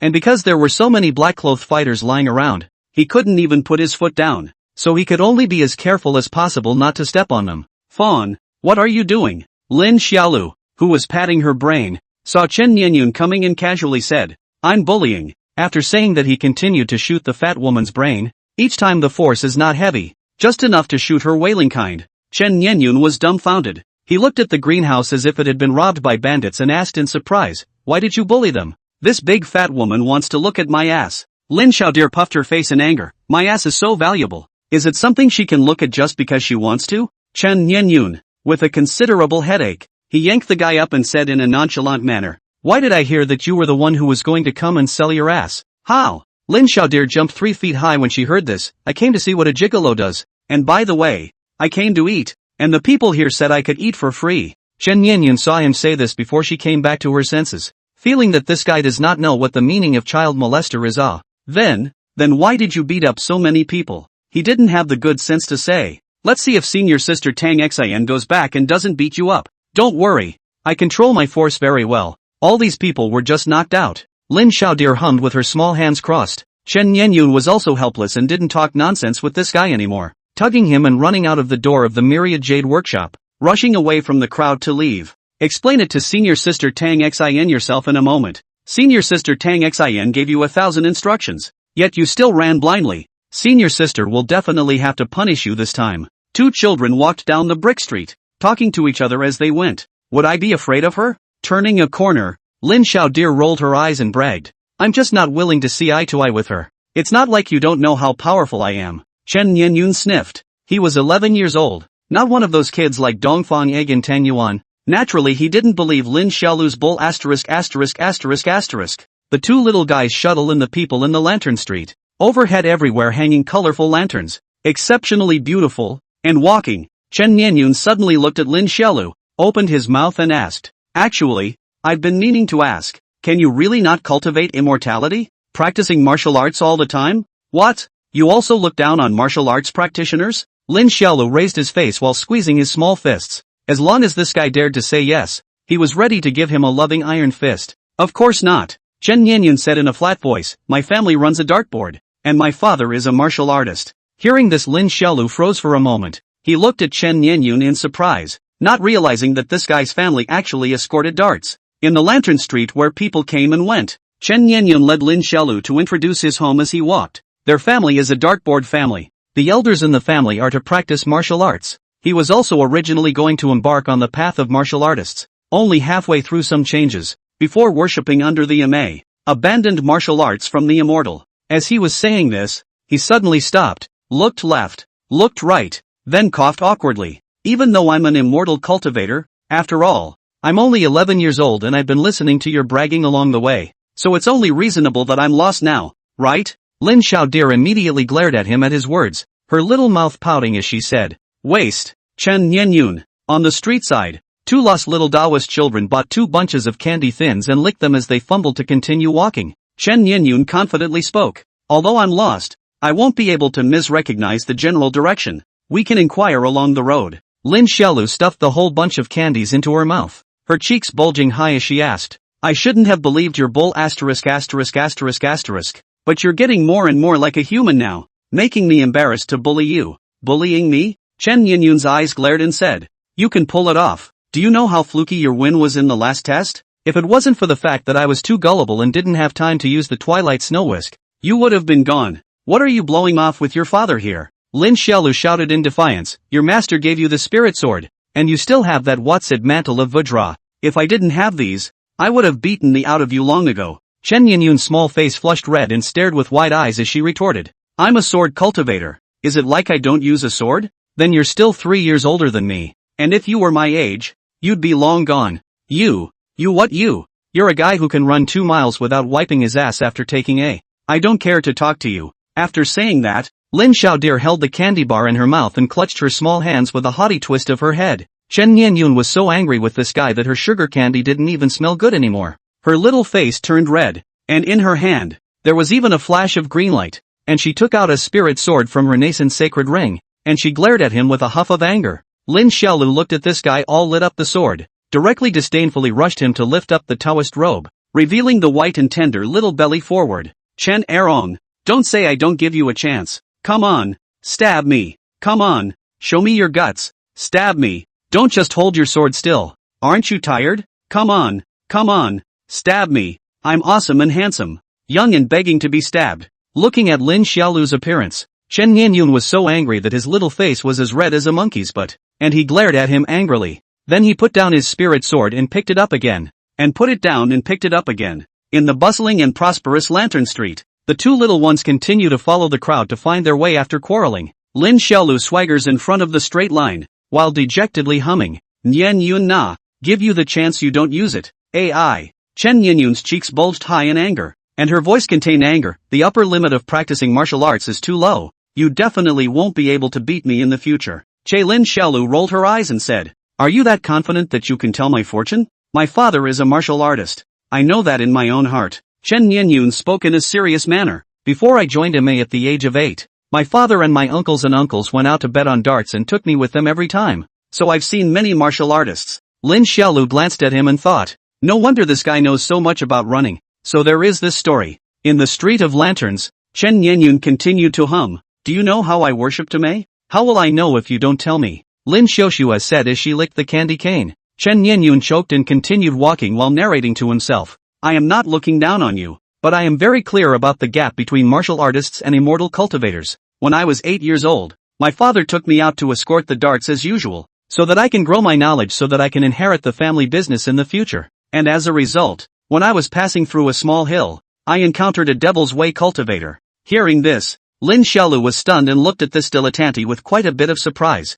And then what? Chapter 86, Punishment. Chen Nianyun revealed a bitter smile that didn't match his age. Then my father, uncle, and uncles all died at the hands of that demonic cultivator. With all their martial arts powerless, Lin Xiaolu was shocked to hear this and looked at Chen Nianyun in shock. Why did the demonic cultivator kill them? Chen Nianyun clenched his own small fists, gritted his teeth and said, at first I didn't know. Only later I heard from my master. That devil cultivator's clan was at war with Amei at that time. After that, he was injured by my master, fled all the way, and then he bumped into us, and he had a grudge against Amei, and he knew that the country that we were in was under the Amei's patronage, and so he killed my father and uncles to vent his anger. And then, you were accepted as a disciple by Feng Wuxiu? Lin Xiaolu asked in surprise. At that time, that demonic cultivator was also ready to kill me, but luckily my master appeared in time and killed him with a sword before saving me. After saying that, Chen Nianyun looked at Lin Xiaolu and said, frankly speaking, I don't like you very much, but after I learned that you can't cultivate and can only practice martial arts, I was still quite sighing. After all, if our family's dartboard hadn't encountered that demonic cultivator, I would have been a martial arts practitioner by now as well. So you've changed so much in this time? Lin Xiaolu smashed her little mouth as she licked the candies and asked, you're thinking of Dad as soon as you see me, aren't you? Chen Nianyun. He scratched his brain, feeling that there was something not quite right about Lin Xiaolu's words, but he couldn't say what was wrong. It's true that you can't see people practicing martial arts in Amei, so once he found out that Lin Xiaolu was a martial artist, he would always think of his father who practiced martial arts in front of him when he was a child, but he didn't want to admit this directly. It was too shameful, so he opened his mouth and said, actually, it's not exactly considered. I was locked up by my master for half a year, during which time I read many books and learned some of life's truths, so I don't want to bother with you guys anymore. After all, in the future I'm going to become the world's one sword cultivator, the man who will kill the world's devilish cultivators. Forget it, you're too stupid to be number one in the world. Then I'll be second in the world. Chen Nianyun retorted. Lin Xiaolu didn't continue to be stubborn with him. She just chewed the rest of the candy cane and threw away the small wooden stick before going to buy another bunch of ice candy gourds. The two of them blindly chatting all the way. For a while seems to put down the past grudges, chatting with each other about the difference between practicing martial arts and cultivating immortality. And from time to time there are also a few sounds of childish laughter. Until very late in the evening before finally touching the Honglu temple. Fawn. Near the front of the temple, Chen Nianyun, who had been talking and laughing with Lin Xiaolu all the way, suddenly looked serious for a moment and opened her mouth to him, saying, the elders in my family died at the hands of demonic cultivators. All of them are martial arts experts. Their fists and feet are not bad, but when facing cultivators, they are like chickens on a plate, empty of force but can only despair and wait for death. This is my personal experience. Lin Xiaolu glared at him after hearing this and asked rather irritably, you want to persuade me to give up martial arts as well? That's not what I meant. Chen Nianyun, who was a head taller than him, explained. I heard from senior sister Tang that you drank the blood of a foundation establishment stage demonic beast, endured pains that normal people can hardly bear, and endured the pains of practicing martial arts, and suffered a great deal before you got back a profound martial art. If I can, I actually hope that you can carve out a path in the future, a path that belongs solely to a martial artist. After all, I, an immortal cultivator, used to be a martial artist after all. The 8-year-old boy froze in disbelief and looked at Chen Nianyun in disbelief, seemingly a little surprised that he could say such a thing, and after a brief moment of reflection, the corners of his mouth began to turn up slightly in a heartless, badass smile. We're all children, and what you're talking about should be something for them adults to think about, but if I grow up in the future, I'll consider what you said. Open up the sky for the world's martial artists, settle down, and step out on a path that only belongs to martial artists after all. The boy paused for a moment, his eyes flickering, his mind recalling the way big brother Zhang Yon looked when he was facing himself and kneeling down in terror. After all, what? Chen Nianyun asked curiously when she saw that he didn't speak. Lin Xiaolu returned to her senses and smiled. After all, those who practice martial arts are not allowed to kneel. Night time. Ohio time. Inside the warm and cozy compartment that still gave off a faint body fragrance, Tang Xin sat at the wine table, looking at the sumptuous food in front of her without saying a word. 3 yellow chicken, carp and bean curd soup, spinach and egg soup, crispy elbow, ground sancho, deep-fried small meatballs, beef bone and sauce, roasted lamb trotters with wild peppers, braised prawns, mapo tofu, and a duck pear with a bunch of grapes.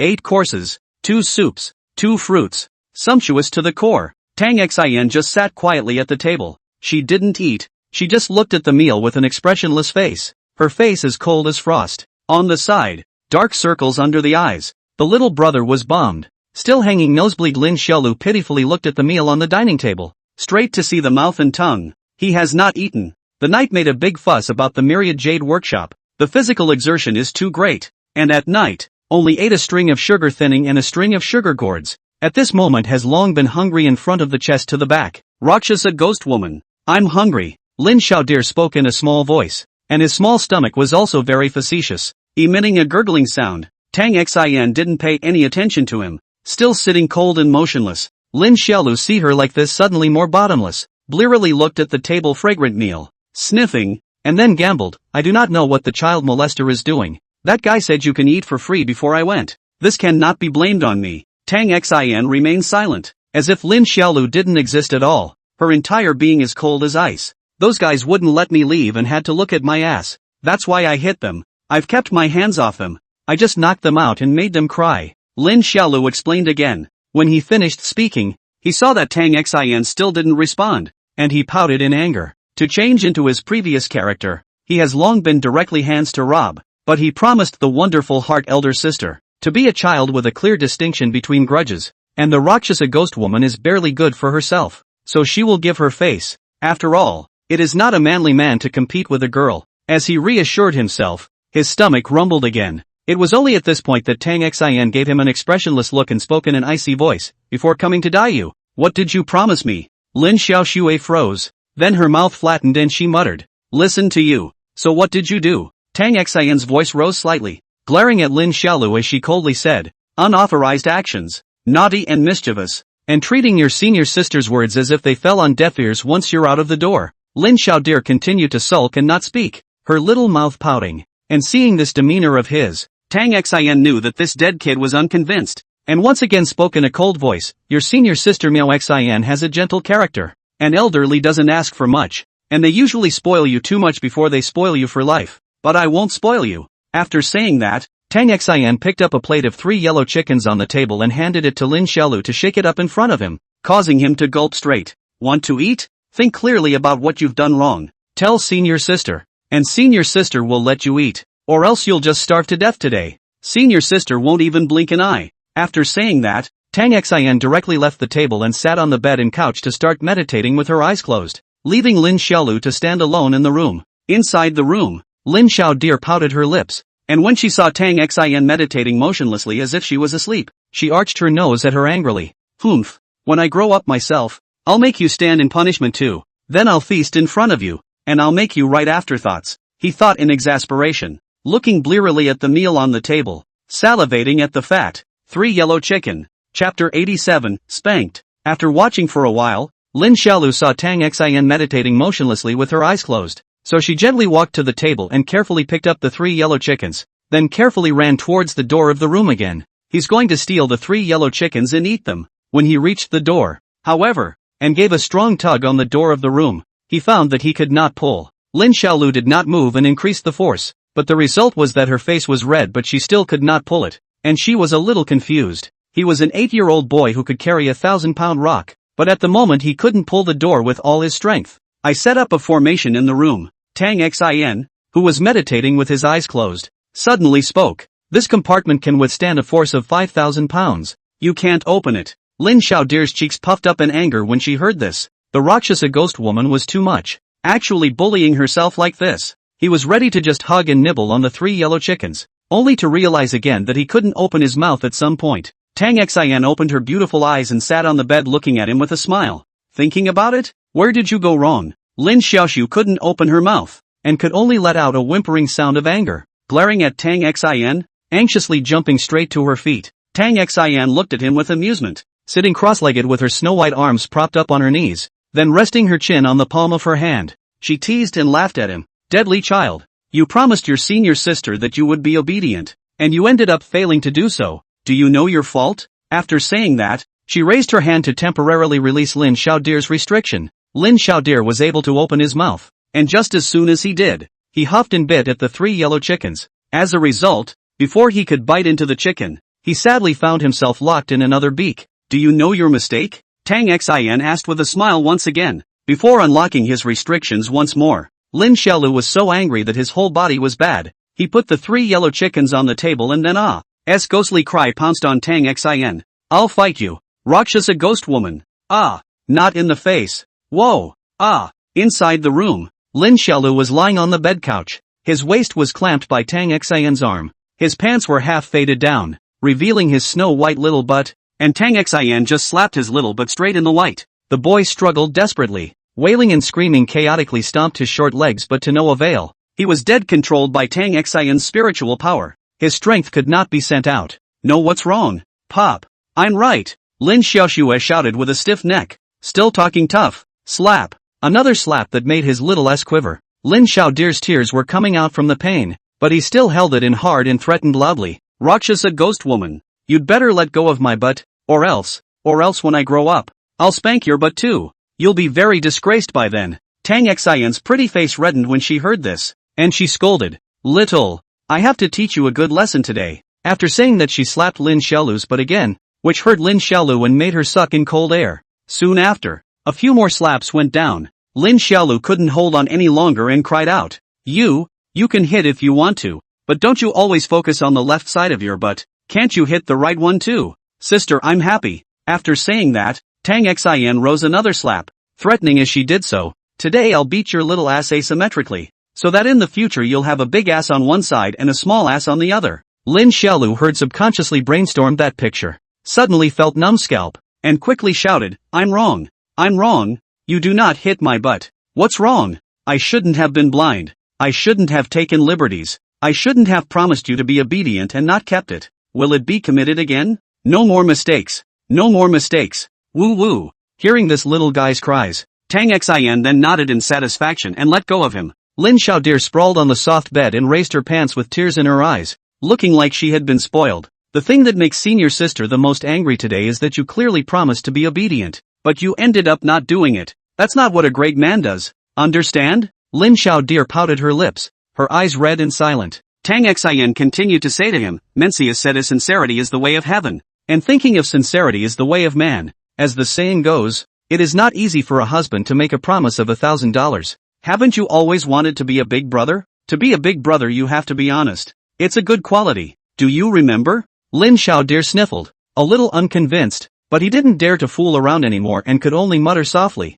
I'll remember. In fact, Lin Xiaolu was a man of his word most of the time, but today, he was so crazy about the Mid-Autumn Festival that he forgot about it. His stomach rumbling, he looked at the table and muttered in a small voice, Can I eat now? Tang Xian smiled and rubbed his head, Go eat. Only then did Lin Xiaoxue cover her butt, grunt and huff as she climbed onto the dining table and ate the 3 yellow chicken as she wished. Tang Xian also got out of bed and sat across from him, smiling as she watched him eat. Lin Xiaolu eyes red, but still eat very fragrant. One hand chicken leg, one hand pig trotters back and forth switched to gnaw. Eat thief happy. Outside the window, the bright moonlight shone through the window on the wine table, and also illuminated his and Tang Xian's faces more and more warm and bright. The next day, in the morning, in the compound of the Honlu Temple, Ka-ching, there was a loud bang. Lin Xiaolu shattered the 2 greenstone slabs in front of him with a single punch, confusion written all over his gaze. Beside him, the guard Zhang Yong marveled. Immortal Lin, your strength is so great.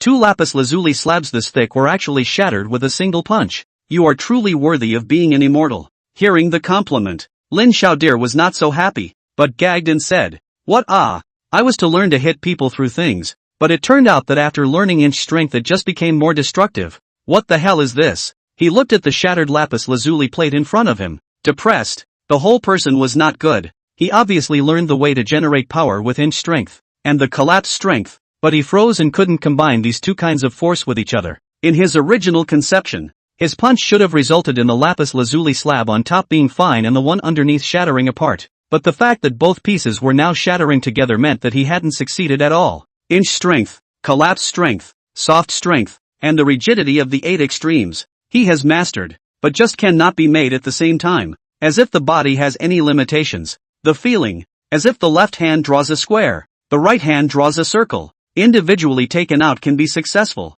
but at the same time is not able to do it. Simply anxious individual. Upper Immortal Shaolin is already very powerful. There's no need to be so hard on yourself. Zhang Yong, who was on the side, comforted. The boy shook his head in frustration, smiley face. Not enough, not enough. This level is not enough. After saying that, he rolled up his sleeves and prepared to continue practicing. But the voice of Dongfang Egg suddenly came from outside the courtyard. Dear, I'm back. At the gate of Honglu Temple, the little fat man carrying a big bag dashed over from afar, dust rolling behind him, ran to Lin Xiaolu and bowed. Eastern Egg pays his respects to the gangmaster. This sudden scene startled Zhang Yong, while Lin Xiaolu had already gotten used to it. He carried his small hands behind his back and put on a big brother demeanor as he casually nodded to the little fatty in front of him and lightly said, "It's been a long time, Dan. You've lost weight." Chapter 88 Rigidity and Flexibility. In the courtyard, Dongfang Egg enthusiastically unwrapped his cloth bag, which contained a bunch of goodies.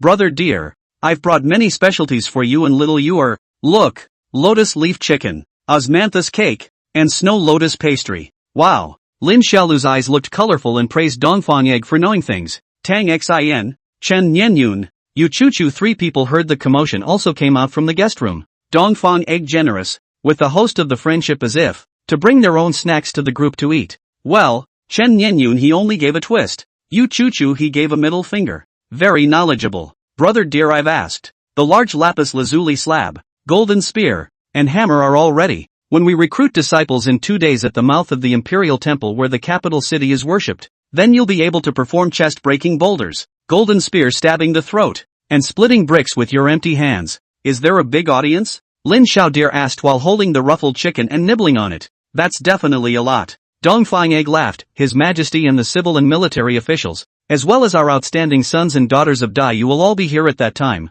It's guaranteed to be packed with people, and we'll be recruiting disciples for days. Tang Xin looked at Lin Xiaolu and laughed. Breaking a boulder in your chest. Do you want to practice first? Don't cry out in pain when the time comes. Lin Xiaolu rolled her eyes. Do I still need to practice this? It's not like you don't know that I'm so powerful. Senior sister Tang, what kind of spirit magic will we perform then? Chen Nianyun curiously inquired to Tang Xin as he wondered if he wanted to perform a flying sword at that time. We don't have to move much. Just cast some random gadgets when the time comes. After saying that, Tang Xion's beautiful eyes flashed, and with a wave of her raised hand, a long golden crack shone in front of her, and in the next moment, a deafening beast roar came from within the crack. Roar! A huge lion covered in reddish gold, with hair flowing like flowing clouds, tore through the crack and drilled out, leaping nimbly to the ground. The guards of Honglu Temple were all startled to see this huge golden lion. Lin Xiaolu and the other children were also shocked beyond belief, each one of them looking at this scene with disbelief. Mimi,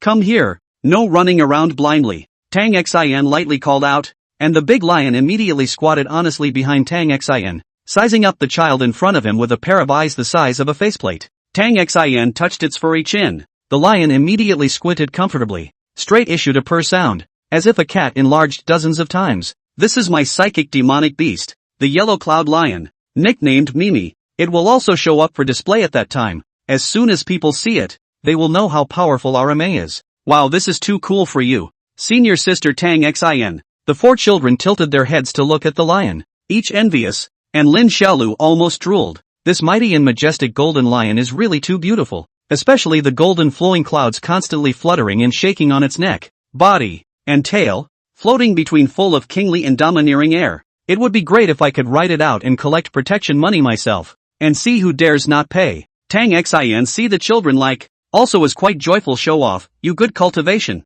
In the future to take over your eldest brother, become the chief disciple. Each vein of the chief disciple are very powerful very means. Senior sister me this all belong to the weaker. Is my eldest senior brother strong too? Lin Xiaodir asked curiously. He didn't directly call Li Yao Shi Li Shan Cannon, nor did he say that he had beaten him, Li Mingru had instructed him to do so. Li Yaoshi is definitely strong. Tang Xin laughed. He is able to rank in the top 3 among the inner disciples of the 9 veins. Much stronger than senior sister me. Lin Xiaolu blankly a little unimpressed. He felt that Li Yaoshi is far worse than Rakshasa Ghost Woman. Although the Rakshasa Ghost Woman also beat himself. But better than that guy day by day. Like eaten up. The 4 children circled around Mimi, curiously teasing the 3-meter-tall lion. Lin Xiaolu also looked for its little brother, wanting to study it, but unfortunately, it seems to be a female lion, could not be found. At noon, after the group finished their lunch, Tang Xin, Chen Nianyun and Yu Chuchu went back to their respective rooms,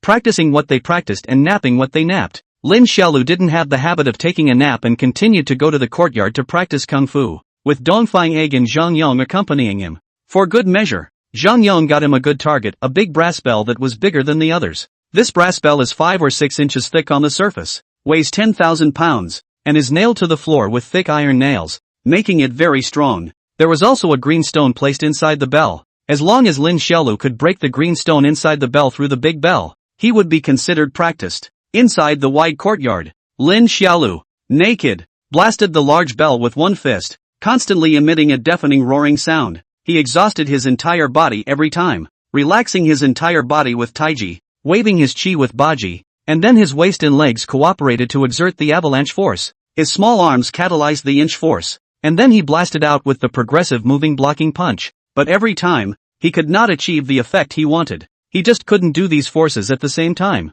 Either he missed the inch force, or the collapse force, or the soft force stalemate couldn't be exerted. It's as if the body is instinctively resisting. For a full hour, Lin Xiaodir was practicing his fists against this large bell, and the impenetrable bell body froze as he made deep fist marks with a pair of small meat fists. Oriental Egg just started to cheer him up with excitement, but now he is already lying on the cool chair next to him, while lying down also chewing watermelon. Do Not Know also thought that he is the big brother. Brother dear, take a break. This watermelon is chilled and sweet. Dongfang Egg held his round little belly and greeted him with watermelon while spitting out watermelon seeds. Lin Xiaodir shook her head to show that she didn't eat, then rubbed her sore and swollen fists and continued to search for the feeling and try to swing. Aya, you don't need to be so anxious. Practicing martial arts, this thing can't be rushed. Brother dear, you only practiced for 1 day. How can you practice it? Zhang Yong, who was on the side, also advised. Shaolin Shangxian. Dongfang Shangxian is right. You don't need to be too anxious. Take your time and wait for everything to fall into place. Lin Xiaodir still shook his head and wiped the fine sweat on his brain before stubbornly saying,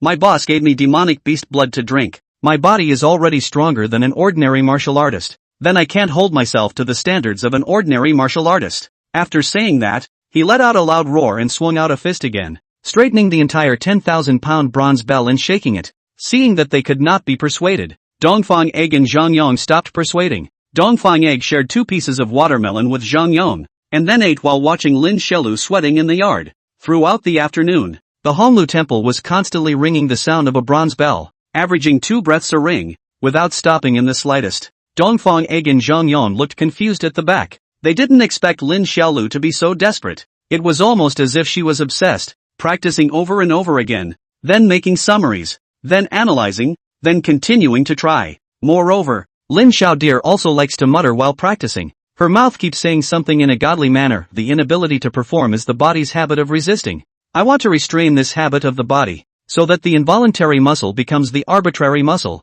The body is moved by the mind, and the mind arises from the thoughts. Practice to the end. His fists, after thousands of bombardment, finally broke the skin. 2 white tender little fists are beaten bloody. The bronze bell on the fist prints are also covered with blood marks. Simply look at all the pain. But he seems to feel as if he cannot feel. Continue to swing at the same time the small mouth is still muttering. A moment to say what degree strong and soft in the conflict. A moment later, he said something else. The rigidity and flexibility have to be combined. It's not enough to strike rigidity and flexibility from one body. You have to catalyze both rigidity and flexibility in a single punch. Zhang Yong, who had understood Tai Chi, could not understand it, and Dongfang Egg could not understand it even more. In Zhang Yong's cognition, even if it is called rigid flexible Tai Chi, there is no punch can be hit at the same time. Rigid and flexible can only be a certain move for the rigid, a certain move for the soft. After all, the rigid is rigid, soft is soft. A punch in both rigid and soft? This is what people do.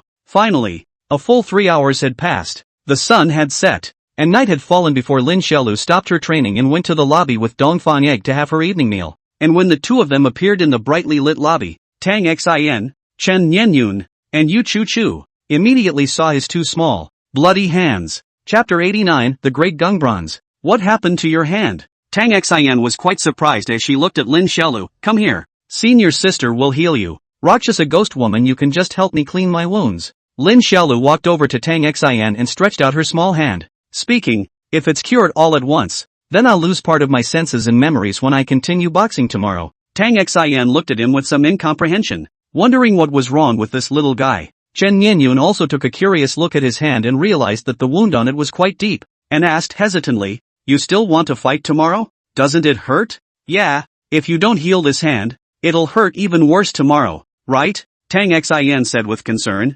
They're all superficial wounds. They don't bother me. Pain can exercise willpower and deepen the impression. Lin Xiaoxue showed a heartless smile and said. Once the group heard this, except for Yu Chu Chu, they all looked at Lin Xiaolu with some surprise. Chen Nianyun even had a flash in his eyes, and a trace of admiration rose in his heart. I can't imagine that you little guy is quite brave. Tang Xin used her spiritual energy to clean his wounds and brush away the blood while shouting to Dongfang Egg. Little fatty, go ask the guards for some fabric. I'll bandage the little dear. Dongfang Egg answered yes and left the door. Soon after, Tang Xin tenderly wrapped fabric around Fawn's hands, and he joined the group for the evening meal, talking and laughing. At the same time, in the divine land, a certain unknown deep forest, a middle-aged Taoist man wearing a long robe and carrying a wine gourd was walking unhurriedly through the dark dense forest. It was already late at night, the forest was dark and out of reach, but the Taoist was not affected, walking leisurely, carrying a gourd and drinking wine while walking, seemingly at ease. Walking over a suspension bridge and through a thick bamboo forest, he listened to the coo of the turtle doves and came to a small fenced yard. The small courtyard was not big, situated alone in the dark mountain forest. The two red lanterns hanging at the entrance seemed like the two scarlet pupils of a monster in the darkness, full of evil and eccentricity. Leaping through the lantern gate and into the small courtyard, the middle-aged Taoist surveyed the surrounding vegetable plots and chicken coops, walked over to the firelit hut, and knocked on the battered wooden door. Soon, an old voice resounded in the room. Old man Shah is not here. Your Excellency, please come back tomorrow. The middle-aged Taoist took a sip of the wine in his gourd, burped comfortably, and lazily laughed. Old ghost Shah isn't here. So who's talking in the house? When he finished, the room was instantly quiet. After a few moments, an exasperated roar suddenly came from inside the house, also completely breaking the silence of the dark night. Li Mingru, you're not allowed to come in. I'll kill myself if you come in. As soon as the words fell, Li Mingru nonchalantly pushed open the door of the house. At once, the lights snapped on. A one-eyed old man in a tattered black robe was sitting at a table with bowls and chopsticks, as well as a half-eaten fatty chicken in fine wine. And when the old man saw that Li Mingru actually barged right in, he was furious and loudly reprimanded. You don't even know how to knock now. Li Mingru smiled. Aren't you going to commit suicide? I came in to inherit your legacy. After saying that, he sat down at the old man's dining table with a big grin, and very naturally took the wine jug in his hand and poured it directly into his mouth, making the old man look at him for a while, blowing his beard and eyes. Ha! Why don't you do it yet? Li Mingru plucked off one of the chicken legs from the fat chicken and ate it while drinking wine with a light laugh on his lips. Shah, old ghost, you quickly do it. Do not feel embarrassed. When you die I can give you supernatural. You also know, IMA after all, is a Taoist sect. I also learned to follow the wish to go to the next life scripture. The level of supernatural level first class. Okay, you don't have to bull ***** me. The one-eyed old man known as Sha Lao Gui looked at Li Mingru with a bad expression on his face and exasperatedly said, there's nothing to do. You Li Mingru came to look for the old man ni. What exactly do you want to do? No, why? Looking for you to catch up, Li Mingru said while gnawing on a chicken leg. The one-eyed old man snorted at hearing this and whispered a couple of curses. Then he looked Li Mingru up and down, and a hint of surprise appeared in his cloudy one-eyed eyes. How did your strength regress so much? Li Mingru dropped the cleanly eaten chicken bones and ripped off another chicken leg, casually saying as he continued to gnaw, I think it's best if you don't get any wrong ideas. Even if my cultivation regresses to only one layer, you're not my opponent. The one-eyed old man bristled at the words, wanting to retort but having nothing to say. He could only turn his head to sulk and coldly snorted. What exactly are you looking for me for? I want your big gung-ho bronzer. What did you say? The old man stood up violently and glared at Li Mingru with that one remaining eye in death. What do you need that for? That thing is of no use to you. That's my coffin. A man like you needs a coffin? Li Mingru asked a rhetorical question, tore off a chicken wing, drank a mouthful of wine, looked at him and said, "The grace of not killing is a great favor. If it were not for me, you could live until now? Hurry up and give me the Daijing bronze. I'll leave immediately. Don't you dare set me up here. You cheeky bastard." The one-eyed old man cursed in anger. "What the hell do you want with the Dagung bronze? That is my lifeblood. I'm going to make a weapon." "That thing is just a special piece of mortal material. "It can't be a magic weapon." "What I made is not a magic weapon." "What I made is a weapon. Are you going to give it or not?" Li Mingru glanced at him and directly opened his mouth to threaten. "If you don't give it, I'll go back and tell the sect leader that I've discovered the remnants of the refined underworld sect from back then. And the sect leader will surely send other people to exterminate you. Then you're harboring me too. And you're hardly free of resignation." Once Li Mingru heard this, he nodded. "You have a point, haha." When he finished speaking, his expression changed and he raised his eyes to the one-eyed old man in front of him, a hint of confusion showing in his eyes. "Ha? Who are you? One-eyed old man. How did I get here? How did you trick me into coming here? One-eyed old man." An old man looked at Li Mingru, who was acting there, and watched this bastard drink his own wine and eat his own roast chicken, and then asked who he was one by one, and was so angry that his body trembled, and he really wanted to slap this pussy to death. Damn, how can this one be such a... It was only after a long time that the exasperated one-eyed old man finally sat down helplessly. Seeing his appearance, Li Mingru laughed, patted his shoulder, wiped the oil stains on him smoothly, and comforted, "Don't be angry, Sha old ghost, at least I have saved you, and arranged you to spend your life here. You quickly give me the bronze, and I'll send you some other materials for making coffins." The old man took a few big breaths. His old face was ironic, and he glared fiercely at Li Mingru before getting up. "Follow me." Li Mingru smiled and thanked him as he got up. "You don't have to thank me,"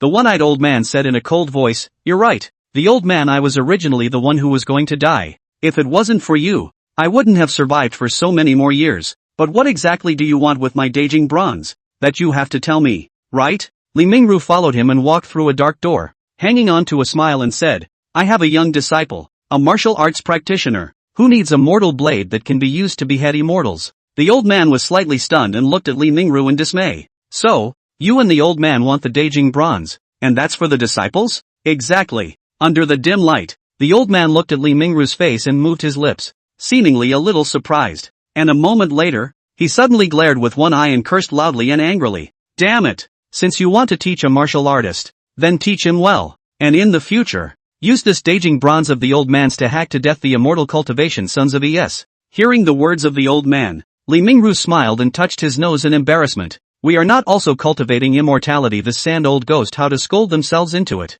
Chapter 90, Yoki. Drink. Clang. At noon, the deafening sound of a loud noise spread to every corner up and down Honlu Temple. The large bronze bell trembled, and a deep fist mark was sunk into the bell. Zhang Yong, Dongfang Egg and the two of them looked at Lin Xiaolu's fist in surprise. His fists were wrapped in clean white fabric, but at the moment they were red with blood. Upper Immortal Shaolin's punching power has improved again. Zhang Yong marveled. It's not an improvement in strength, but rather, it's the more skillful use of various kinds of strengths, which then explode into greater power. Holding a watermelon, Oriental Egg also looked dumbfounded, trembling with a big fat face, and lamented, "If Deer's punch had hit me, I might have died." As soon as he finished speaking, a good-looking teenager walked out of the house, looked at Lin Xiao Deer in the courtyard, and said to him, "Eastern Egg, I don't think you're confident enough. You should remove the maybe." "Chen Nianyun, why are you here?" Dongfang Egg handed him a piece of watermelon. "Fawn was making too much noise practicing boxing, so I came out to check it out."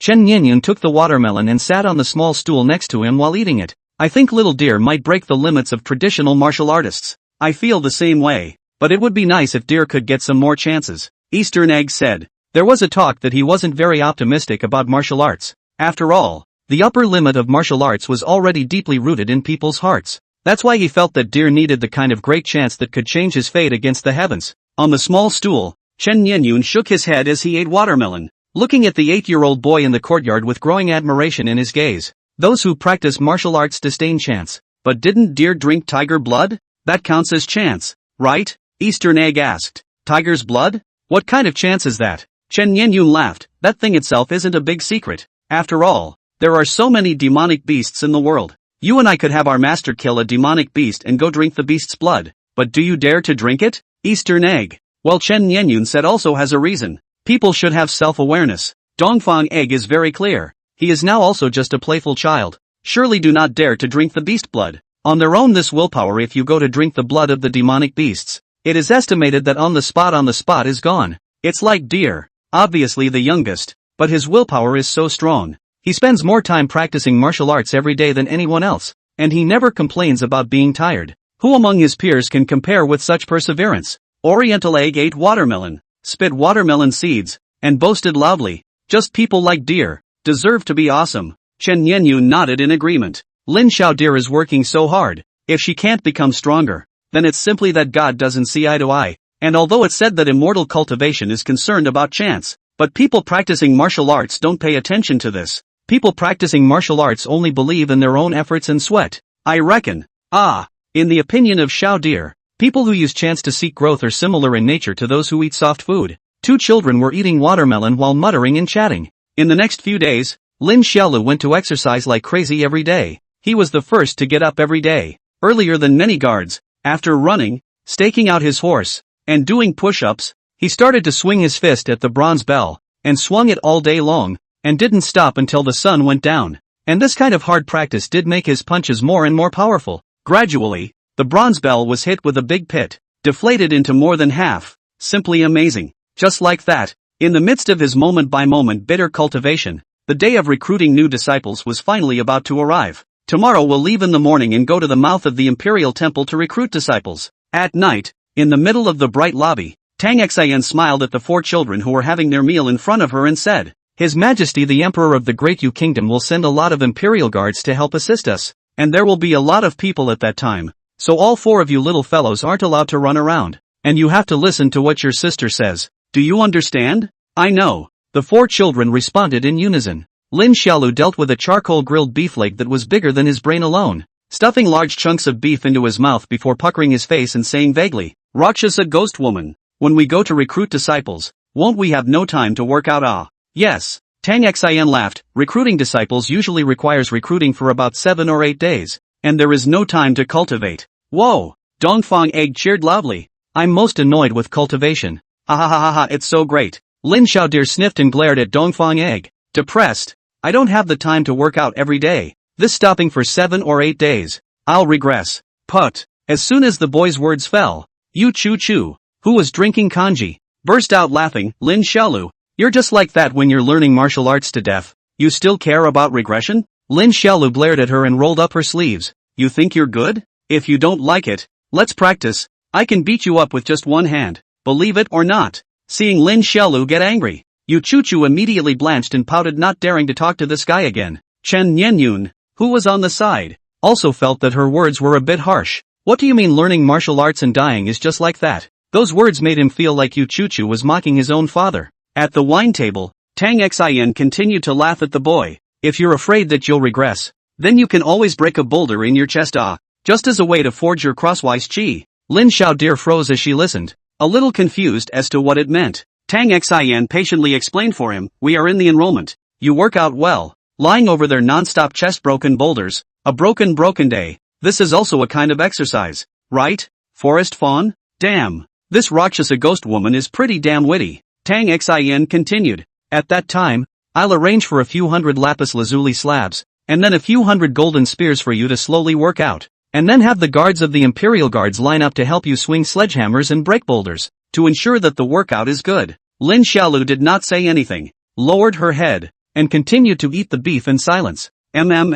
This beef smells really good. For a dinner, he ate a charcoal grilled beef shank, 3 yellowtail fish, 12 bowls of rice, and countless fruits and vegetables before he patted his little belly in satisfaction and waddled out of the lobby. Having just eaten, it was not advisable to exercise strenuously, so Lin Xiaolu carried 2 green bricks, raised her arms flat, level with her shoulders, and then took horse stances in the yard. Horse stance for half an hour to exercise the lower body and digest food in the process. Push-ups for half an hour. Strength workout. He ended up running around the Honlu temple for another half hour. The day's workout was only complete. Finishing his workout, the boy moved his body alone in the spacious courtyard and cleaned himself up with the dust cleansing pill before preparing to go back to his room to rest. However, as he leisurely walked under the eaves of the house, a piece of horizontal wood in the eaves of the house fell down due to looseness from age. Lin Xiaodeer reacted quickly, and without thinking, he raised his hand to throw a punch. Thud! With a soft thud, the horizontal wood flew out and fell to the ground.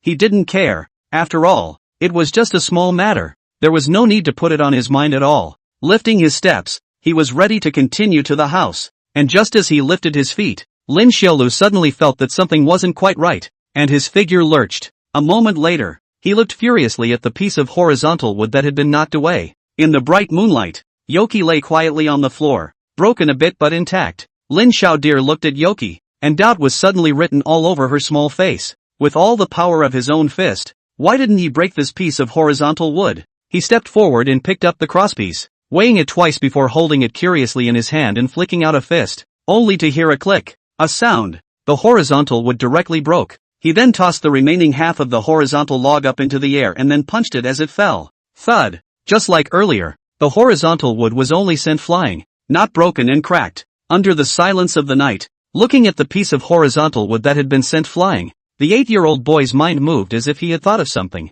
Chapter 91. Come on, show. Lin Xiaolu, who had come to a realization, was instantly not sleepy. He grabbed the board and turned around and ran into the maple garden. He felt that he could no longer dwell on whether a punch inspired rigidity or flexibility, but should instead try to see if he could make the force twice in one punch. In the garden, the boy threw the horizontal wood high, then raised his hand again and swung his fist. This time he didn't use brute force again, but accelerated his speed to the extreme, and his small fist made a whistling and breaking sound. Ka-ching! The horizontal wood shattered in response. Late at night, in the darkened maple leaf garden, Lin Xiaolu stood quietly, frowning and thinking alone. Speed coupled with power can break a crossbar without a support point, and speed comes from an explosion of inches, but it's still a dead-end approach. One has to use the soft force as well, and then add the collapsing force to give the outburst another sublimation. And did ever perform the rigid flexible attack in 2 separate attempts? He felt that he had done wrong from the beginning, that he should not have practiced with hard objects like lapis lazuli plates and bronze bells,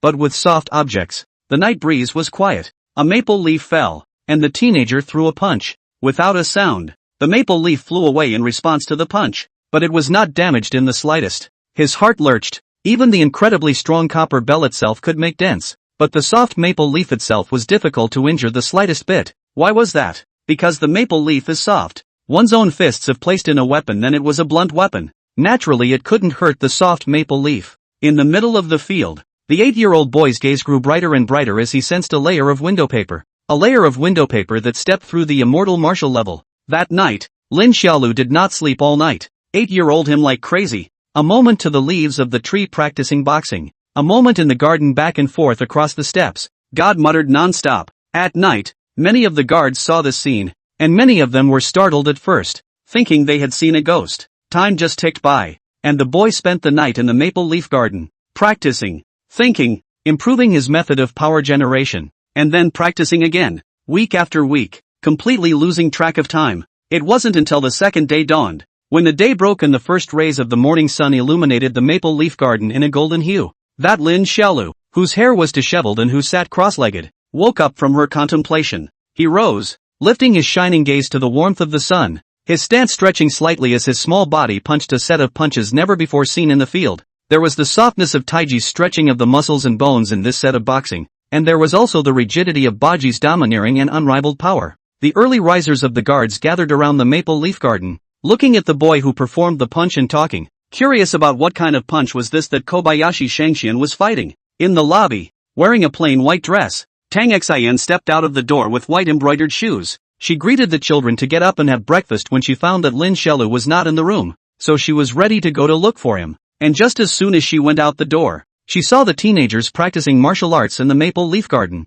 Phew! In the garden, Lin Xiaodir lowered his stance to a low sweep in place, and suddenly the maple leaves all over the ground curled up and spiraled around his body. And then, Lin Xiaodir's spine tightened, and her body danced as if it had transformed into a whip, and after a burst of twisting, she fiercely lashed out at the maple leaves that danced and rose into the air in front of her. Wow! Silently, a maple leaf floating in the air was split in half by his palm. I'll go. All the guards were startled by the scene in front of them, and each of them stared with wide eyes. They saw with their own eyes the maple leaf neatly sliced in the flying swings. Moreover, there was not the slightest trace of shattering. It was as if it had been cut by a sword. That's a lot harder than breaking a rock with one punch, isn't it? And the next second, what made them even more surprised happened, only to see Lin Xiaodir's arms unfolded.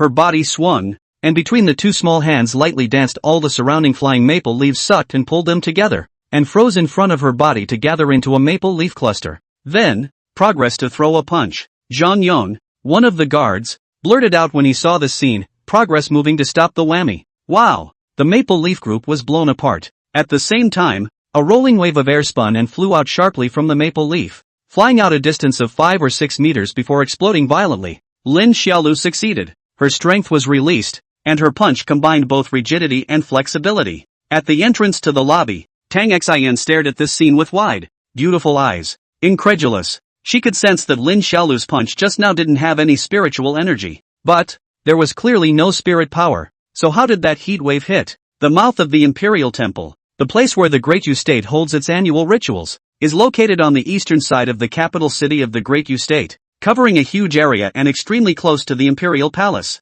And today, early in the morning, many subjects of the Great Yu country came here with their own children, and formed a long line early, simply because today was the day when the immortal Sectame recruited disciples. The queue was very long, a sea of people. One could not see the end of the line. The scene was also very lively, the voices of the adults talking, the children playing with each other cross and rise. There are also many imperial guards around to maintain order, and from afar, the people lining up could still see the figures of His Majesty and the civil and military officials, who were on top of a huge circular high platform, where His Majesty was talking to a woman full of immortal aura, and behind that woman, there stood 4 little Taoist children, as well as a huge lion with golden-colored streaming clouds floating all over its body. At this moment, Lin Xiaolu was standing in boredom. He looked at a few eyes and Rakshasa ghost woman exchanges with the Emperor of the Great Yu State, and then lost interest. He felt that the Emperor is nothing special, quite ordinary, a big fat man, looks quite amiable, nothing to see,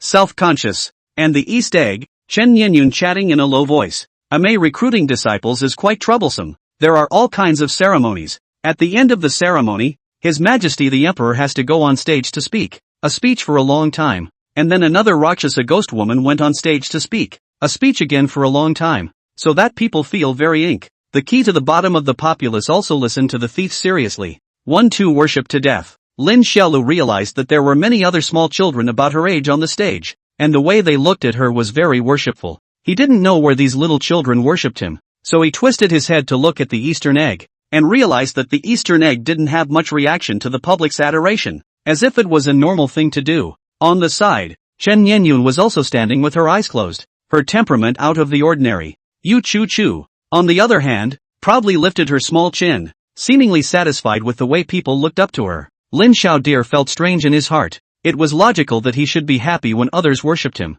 but he felt that these people worshipped him just because he was an inner disciple of Amei, and it had nothing to do with himself personally. Hey, forget it, I just practiced the strength that can hit people through things, and on the big day, it's better not to think about these messy things. Soon, above the exquisite and magnificent high platform, the Emperor of Great Vietnam and Tang Xian finished their speeches, and His Majesty the Emperor smilingly announced to the civilians under the stage that Amei's youngest disciple, Lin Xiaolu, and other children, would demonstrate Amei immortal technique, which for a while drew the excitement of the people, who were cheering and jumping, and their voices were as loud as they could be. For this multitude of people in the mortal world, immortal means are naturally rare to see, and the populace all brought their own children, each with wide eyes, looking expectantly at the 4 little Taoist children on the stage. Lin Xiaodir and the others were also prepared for this, and went with the flow as they walked to the front of the high platform and began to show off their abilities to the populace. Soon, Dongfang Egg took the lead and stepped forward, only to see him flirtatiously raising his hand to cast a spiritual spell,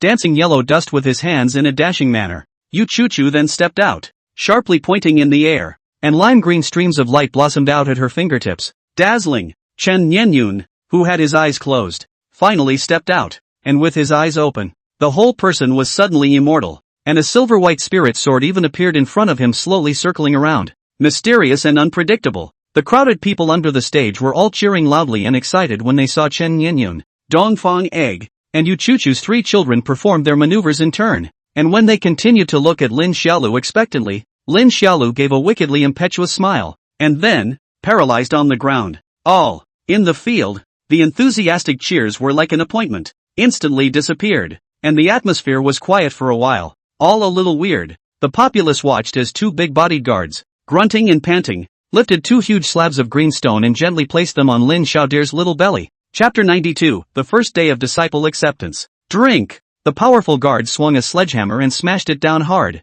only to hear boom. A loud sound. The 2 layers of green stone plate on Lin Xiaolu's stomach shattered on the spot. The whole room was silent. Everyone was dumbfounded as they looked at the boy. Even Dongfang Egg, Chen Nianyun, and Yu Chuchu forgot to continue the display for a moment and looked at him in a daze. Tang Xian in the background was even laughing and covering her small stomach. Come on man, get on the golden gun. Lin Xiaodir continued to shout with a wave of her small hand in a grandiose manner. Under the crowded entrance of the imperial temple, the civil and military officials, the emperor of Daiyu, and thousands of Daiyu people, the 8-year-old boy directly put the tip of the golden spear against his own little white neck, and then pushed the other end against a stone pier. Such a frightening scene put several people in a state of shock. Many adults even covered their own children's eyes, while Lin Xiaolu was oblivious to the fact that his arms were raised flat. His whole body's horizontal training chi came together. He took a step forward and bellowed. Ha! The wooden body of the golden spear was instantly bent into a semicircle, and in less than a few seconds,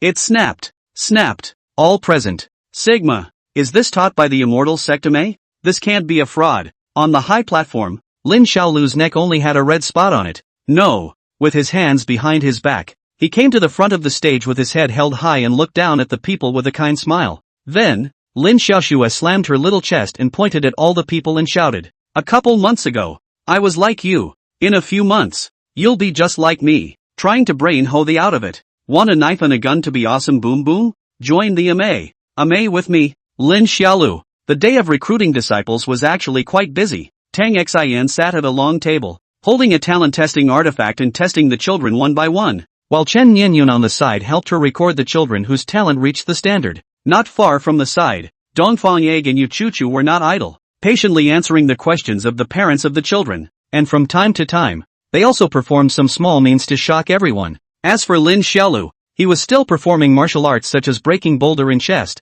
stabbing throat with golden lance, and iron head kung fu, and a group of children gathered around him to watch. You see, my kind are mortals who have no hope of cultivating immortality, but they can also learn a martial art in anime. Lin Xiaolu lying on the nail bed full of nails, holding a large lapis lazuli plate, turning his head to the children said, practice martial arts practice. Not worse than the cultivation of immortality. How much? I was only 8 years old. Has been practiced all the copper skin and iron bones, can be born to sizzle jackals, tigers, and leopards. How a tug word. The children exclaimed in wide-eyed amazement, each listening in rapt attention, while in the next second, the guard's sledgehammers slammed down once again, and the thick lapis lazuli slabs shattered at once. Lin Xiaolu remained unharmed, and beside him, the smashed lapis lazuli slabs and countless golden spears with broken tops had piled up into a small mountain. I'm only 8 years old, and I've already become this divine. Do you guys dare to believe it? Lin Xiaolu sat on the bed of nails and showed off to the children in his serious manner. Among the children, a little girl asked blearily, Little brother, you're so powerful at only 8 years old. There must be many people who envy you, right? That's not true. Just a few days ago, when I was still in May, I slept on a pillow, and my neck was crooked for the whole day. But that still didn't stop me from being incredibly brave. I went to the deep forests, and by myself, I took out 10,000 big tigers, 10,000 big lions, 10,000 big bears, and 10,000 big wild boars. Wow, the children were dumbfounded by what they heard, each with their little mouths open. After exclaiming, a boy suddenly wondered, Little brother, why do lions and tigers appear in one place? Lin Xiaolu froze. Then he smiled mysteriously. Young people, don't dwell on these details. As the saying goes, those who achieve great things don't bother with small details. You guys can understand that, right? Oh, the children nodded in shock. That afternoon, Lin Xiaolu bragged while chest broken boulder. Frozen broken afternoon. Not stopping at all. Evening back to Honglu Temple. Chest or some hidden pain. Throat also top gold gun top voice horse. It's been a hard day for everyone. So get an early night. On the dining table in the lobby, Tang Xian smiled and laughed at the 4 little ones who were having their evening meal, especially looking at Lin Xiaolu. Fawn, you don't need to continue your workout today, right? It's been chest breaking all afternoon, and the golden spear stabbing your throat has toppled over 100 golden spears, right? Yeah, Deer stayed up all night last night figuring out his martial arts, so he can get some rest today. Dongfang Egg agreed as he ate his sweet potato. Lin Xiaolu smiled at his words and spoke with a somewhat raspy voice while gnawing on a chicken leg. I managed to execute the inch strength. soft strength, collapsing strength, and the 8 extremes of rigidity all at the same time. And I'll have to consolidate it tonight. Are you kidding me? You just practiced and let yourself go to rest? How can this be? Why do you still need to practice when you've practiced? Tang Xin asked without understanding. I've practiced but I'm not skilled yet. Lin Xiaodir blinked her eyes and said, I tried it today when my chest was broken. That punch I suddenly couldn't hit again. I don't know why. I guess it's because I'm not skilled yet. Brother dear, I heard senior sister Tang say that your punch can hit people through the air. You created it yourself. Do you want to give your punch a name? Dongfang Egg asked curiously. Chen Nianyun, who was drinking kanji at the side, also looked curiously at the teenager upon hearing this. I haven't thought of a name yet. For now the tentative one is still called the Pig Killing Fist, but I should have invented a new kind of strength. I think I should call it the second dark strength. Second level dark power? A few people froze. Lin Xiaolu nodded as he showed off to Chen Nianyun, Chen Erong. Next time you use that what's a tall Vajramantle, I won't be afraid of you, and I'll be able to beat you to tears just by resting on the Vajramantle. You are less bragging you. Yu Chuchu's face showed disdain. Brother Nianyun's Vajramantle is a protective artifact bestowed by his master. And you, a martial artist, still want to break it? You really dare to think? It's not a matter of breaking or not. Lin Xiaolu corrected. When I make that punch, the softness of Taiji and the rigidity of the 8 extremes will overlap, sending out a kind of counterquake that shakes away the object, and then the inch strength and the avalanche strength will be split into a second blast. I can't say exactly. It feels as if it's going through the thin cracks of the obstruction. Once Chen Nianyun's Vajra bowl is used, it's airtight. So where's the slit? Tang Xian looked at him with some doubt. In fact, she was also very curious about how Lin Xiaolu managed to make a powerful punch through the air. This morning she felt strange. Lin Xiaolu obviously had no spiritual power. How did this happen? What was the principle? However, she could largely tell that the dead kid himself didn't seem to be clear about the principle, and she figured that Lin Xiaolu should have groped his way into a certain area that no one had ever touched before, and then although he was able to use it, he didn't know the principle himself. If that was really the case, then it meant that this little guy was really enlightened and diligent, so maybe he would really blaze an unprecedented path out in the future.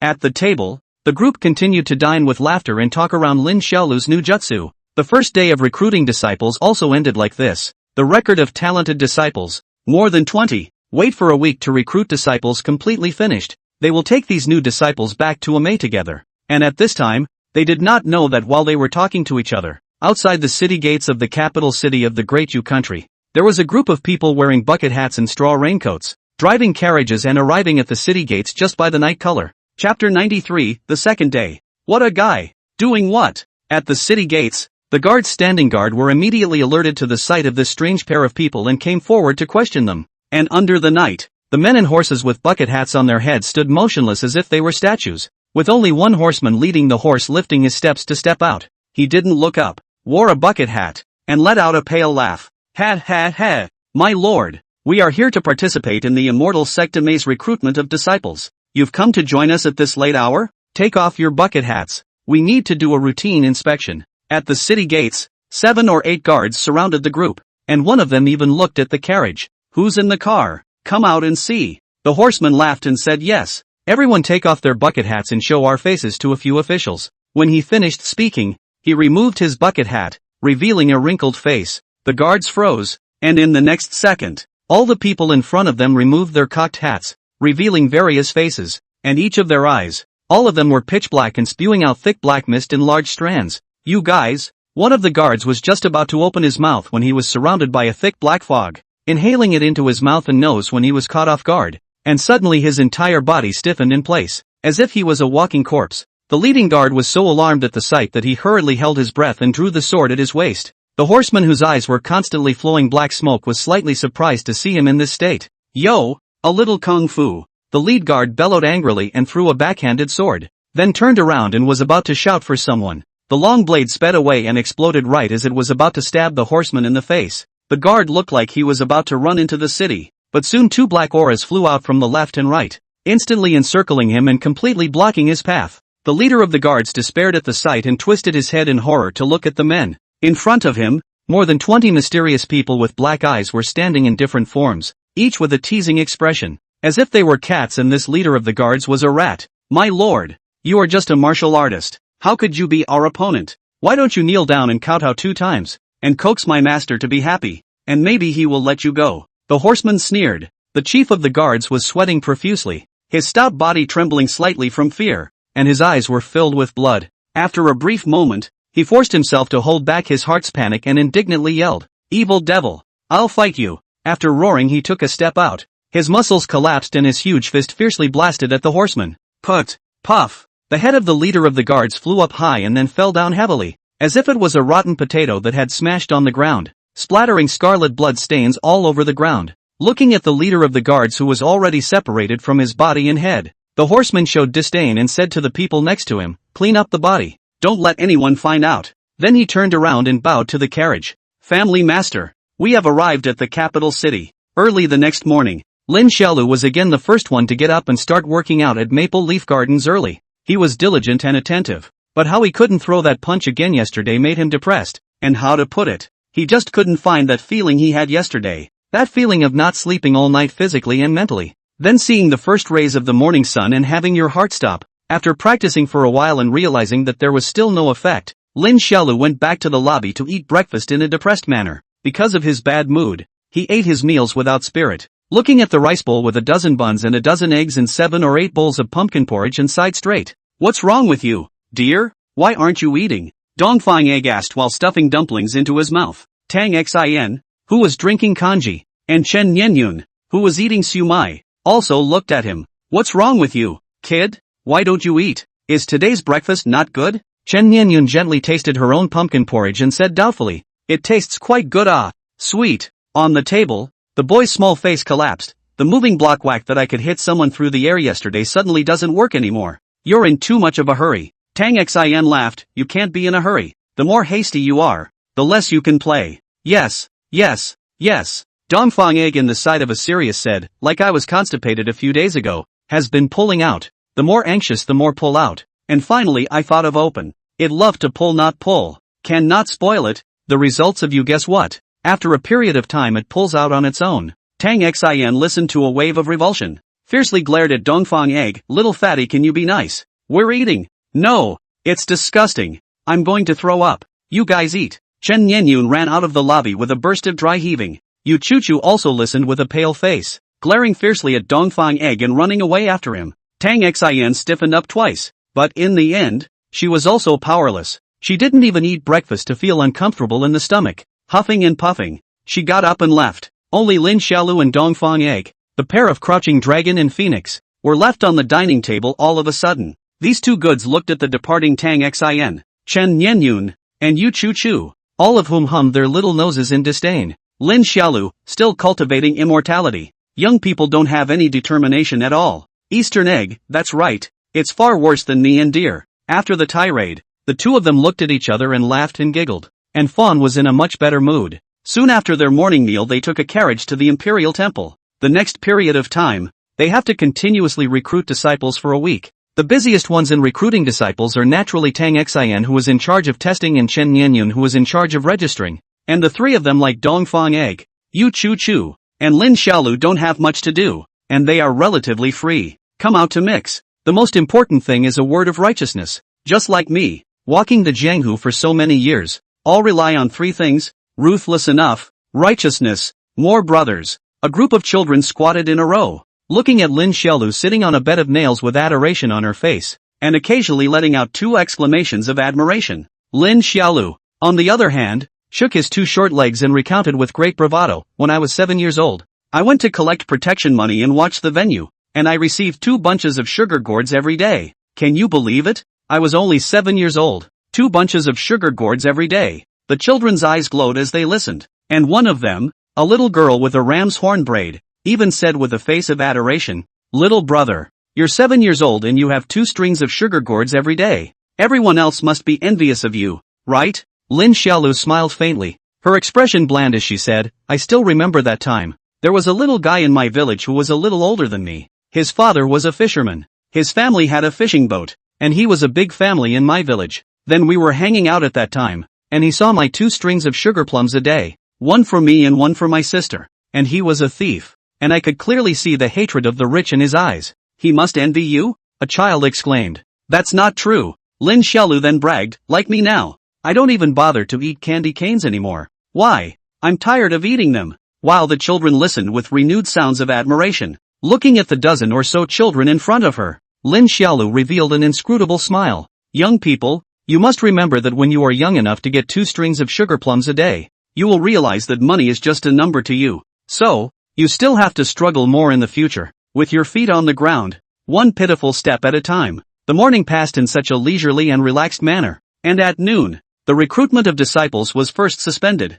and Lin Xiaolu and the others began to have their lunch. Zhang Yang and other guards had already fetched the lunch made by the chefs of the imperial catering room. Originally His Majesty wanted to directly invite Tang Xian and the 4 children into the palace to eat, but every time she refused. Tang Xian had been intentionally maintaining a distance from the mortal royal family, including their spending in Daiyu, and the subsequent Ame would report the expenses, as far as possible, not to be tainted by karma. Chapter 94, I'll give you a chicken leg for lunch. At this moment, Lin Xiaodir was sitting on the bed of nails, holding a plate of white-cut chicken, using chopsticks to hold a piece of smooth and tender chicken meat, dipping it into a mouthful of spicy and savory sauce, and eating it with such joy that her little brain was shaking its head out of happiness. Little dear, don't throw the chicken bones around. Tang Xin, who was sitting on the side reading a book, glanced at him and admonished. Got it, Lin Xiaolu said vaguely with some impatience. He felt that the Rakshasa ghost woman was getting more and more verbose, just like a little old woman. There were not many people under the high platform at this moment,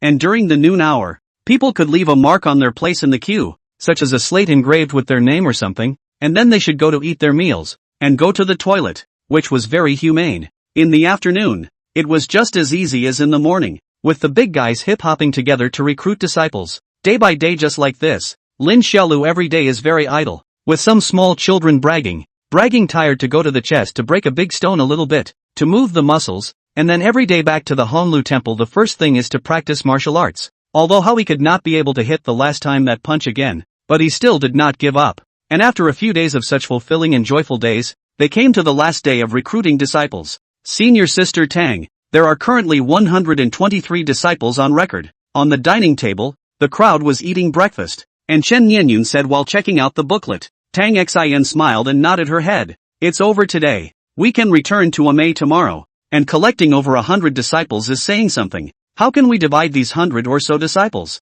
Lin Xiaolu, who was eating siumai, asked blearily, will I have a little senior brother and sister? Probably not. Tang Xin shook her head and laughed. The cultivation conditions of the star-picking technique are too harsh. Besides, elderly doesn't like to take in disciples, so all of these 100 or so new disciples will probably be assigned to a few other veins. Lin Xiaodir sniffed and beamed depressingly. Originally, he had thought that he and his sister would have little brothers and sisters to play with, but now it looked like that idea was going to go out the window. The people ate and chatted and laughed as they finished their breakfast, and then they set off together to the temple to continue the day's work. And at the same time, in the middle of a certain restaurant in the capital city, there was a middle-aged man with a serious and unsmiling face standing by the window, looking through the window far in the direction of the imperial temple. He looked out for a while and smiled gently at the crowded entrance to the imperial temple. What a hustle and bustle. Behind the man, the horseman who had killed the leader of the guards a few days ago was standing respectfully, while there were more than 20 cultivators kneeling on one knee behind him.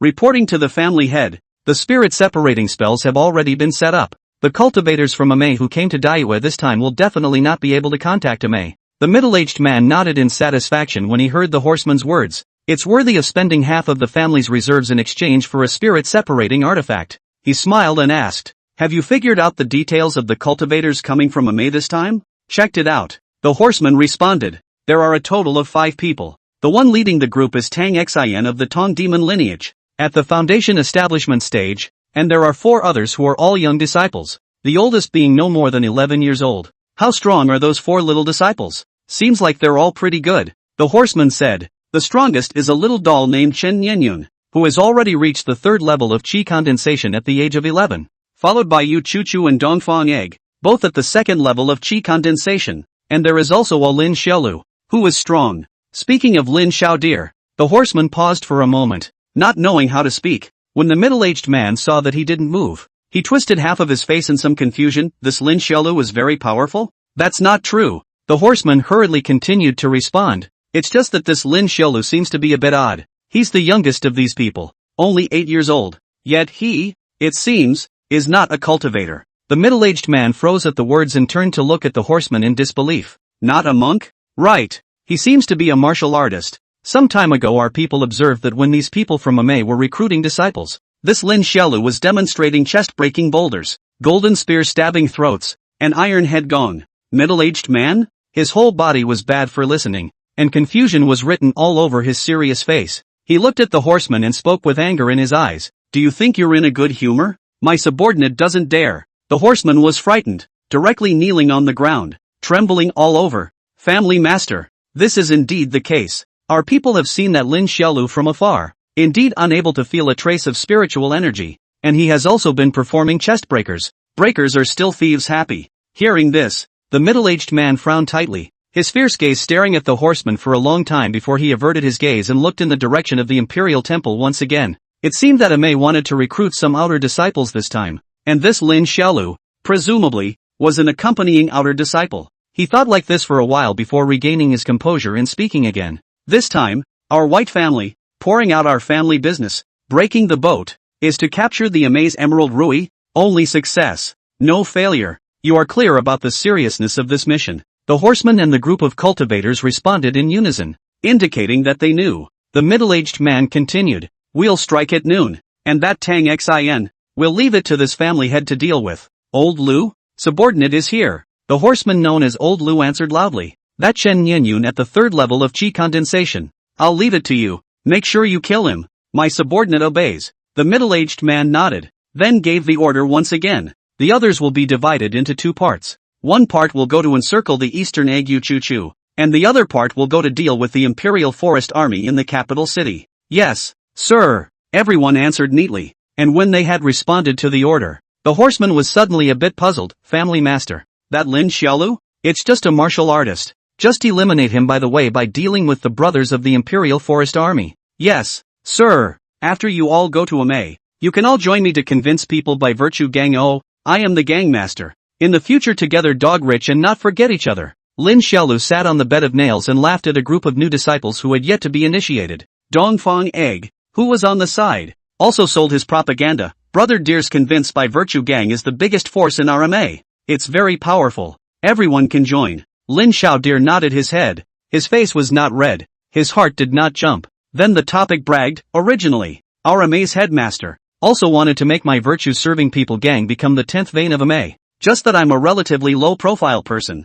I don't care to do this kind of competition for fame and fortune. So our virtue-serving people gang has become an underground organization. Lin Xiaolu blew all morning, straight blowing his tongue a little numb, and fooled a group of new disciples whose average age was less than 7 years old. And he was blowing a happy tune when Tang Xin suddenly called out to him, Fawn, come here for a minute. What for? I'm busy giving lessons to the new disciples. Lin Xiaolu muttered impatiently, letting Dongfang Egg give the newly joined disciples a few words about the rules of the gang before jumping off the bed of nails and trotting over to Tang Xin. Looking for me for what? Tang Xin sat down at the table and smiled shyly. There are a bit too many new disciples today. The spiritual energy in senior sister's body is a bit insufficient. You go back to Hongjun Temple and help senior sister bring the nascent sacred ring over. Senior sister wants the spiritual stones inside. Lin Xiaolu froze, subconsciously looked at Tang Xion's white and slender, but empty jade hand, and said with a surprised face, Nano ring you can even not wear? Oops, senior sister, I forgot. Well,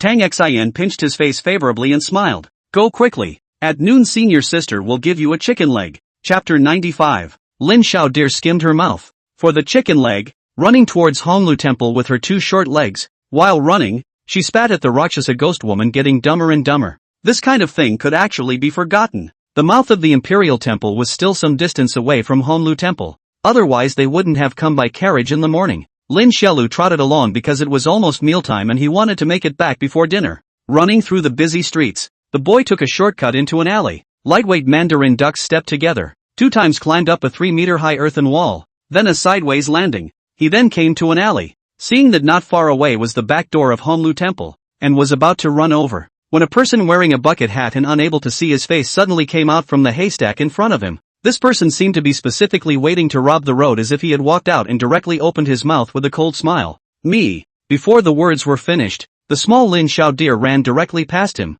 While running, small mouth also muttered, how is this person like this? In broad daylight the road is blocked. The man in the hat? Is the boy suffering from some serious illness? Can't he see that he's blocking the road? How could he just run through it? Is he unable to see how evil he is? Hey! That brat! The man in the bucket hat twisted his head and shouted angrily, feeling slighted. Lin Xiaodir heard the shouts and finally stopped her running body, turned her head to look at the man in the bucket hat in a puzzled manner and asked strangely, "You talking to me now?" The man in the bucket. Why does this kid look so cocky? Doesn't he realize he's the bad guy? Somewhat depressed, the man in the bucket hat looked at the boy in front of him, and without thinking any further, prepared to just get rid of him and then go back to rejoin the head of the family. "What the hell are you looking for me for?" Lin Xiaoxua snapped blearily. "Are you going to say it or not? If not, I'm leaving." He was in a hurry to go back and wait for dinner. "Ha!" The man in the bucket hat let out a cold smile and steeply raised his palm hand. A thick black gas immediately gushed out from his palm. In the alleyway, Lin Xiaodir looked at the black chi that was coming at her. Her small face was covered in confusion. On the other hand, at the mouth of the crowded imperial temple, Tang Xian looked at the sky after testing the talent of a child, and seeing that it was almost noon, he told the people in line to disperse to have lunch and wait for the afternoon. Beside him, Chen Nianyun also put down his pencil and stretched. Yu Chuchu thoughtfully pinched his shoulders, and Dongfang Egg leisurely ate watermelon on the side. Several Shangxian. Lunch is here. Not long after, Zhang Yong and a few guards came over carrying wooden boxes and enthusiastically served out the meals one by one. "Little dear isn't back yet.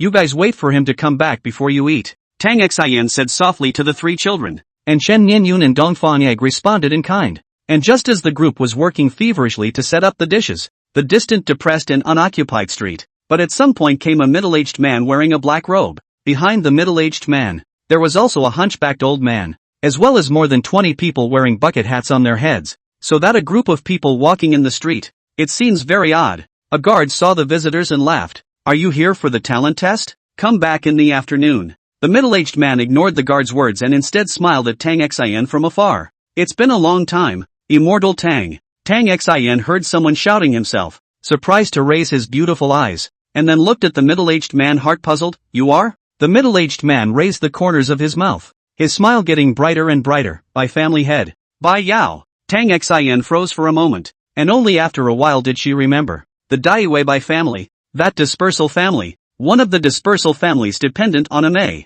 She got up and smiled. "So it's the Bai family head. It's really been a long time." The middle-aged man lifted his steps while saying softly as if old friends were reunited. "Yes, it has indeed been a long time. Is it true that the Bai family master has family juniors who want to pay homage to the Ame name this time around?" Tang Xian inquired with a smile. The middle-aged man walked away while shaking his head with a smile, and with a group of bucket-hatted cultivators behind him, he kept walking until he was not far in front of Tang Xian, and then, these bucket-hatted cultivators suddenly surrounded them. Seeing this scene, Tang Xian frowned her beautiful eyebrows, and her expression gradually changed from the smile she had at the beginning to one of gravity. Chen Nianyun, Dongfang Egg, and Yu Chuchu who were fiddling with the chopsticks and dishes, although they were young, they also felt a hint of something wrong at this moment, and stood up with puzzled faces. Even Zhang Yong and the other imperial guards had their hands on top of the hilts of their belts, ready to draw their swords at any time. "By family master, I don't think you should do anything that you would regret." The temperament of the dusty, stunningly beautiful Tang Xian's voice turned cold, and her beautiful eyes had also revealed anger. The middle-aged man laughed a little, his expression looking helpless. "Immortal Tang doesn't know. My Bai family has suffered a great disaster and needs a large amount of spirit stones to fill the holes, so I had no choice but to come up with this plan. So I'm letting Immortal Tang make a joke of it." After saying that, he stretched out his palm and reached in front of Tang Xian, praying, "The Amaze sect leader's emerald Rui, can you lend it to this family head to take a look?" Phew! Black airwaves sped out and blocked the entire alley, curling and wrapping the earthen walls on both sides of the alley with cracks. The Dojia cultivator released all of the black airwaves in one breath, then turned his head and prepared to leave. He had already decided that Lin Xiaolu would surely die. An 8-year-old little martial artist was just that. It was impossible for him to receive his spirit method. He had this confidence. "I don't know how it's going at the family head's place. I have to hurry over there, or it won't be good to be chastised by the family head." The man in the bucket hat raised his steps while muttering to himself, and as soon as he had finished this paragraph, he heard a wind sound coming from behind him. He froze. Bang! A muffled sound rang out from his crotch. The body of the fighting cultivator shivered, incredulously lowering his head and looking at his crotch. He saw that his crotch, which was between his legs, had a small foot in a do-rag standing up there with its toe facing his face. "Ah!" In the alley, the bucket hat cultivator covered his crotch and wailed, the whole person rolling on the ground in pain. And Lin Xiaodir, who kicked his little brother, had no problem riding on his back at once. tugging at the back of his collar, lifting her little hand and slapping his brain, cursing while slapping. Let you be wild. Let you be foolish. Let you be great. How can you be so capable? And ing fart with your hands. Where do you get your confidence? Just now, after the black gas wave spewed out, Lin Xiaodir, who had superb physical qualities, relied on his strength to pick up a mossy rock beside him and block it in front of him, then charged against the black gas. With the added strength of the rock and his own horizontal chi, the black chi couldn't help him at all, which led to his later open gear kick.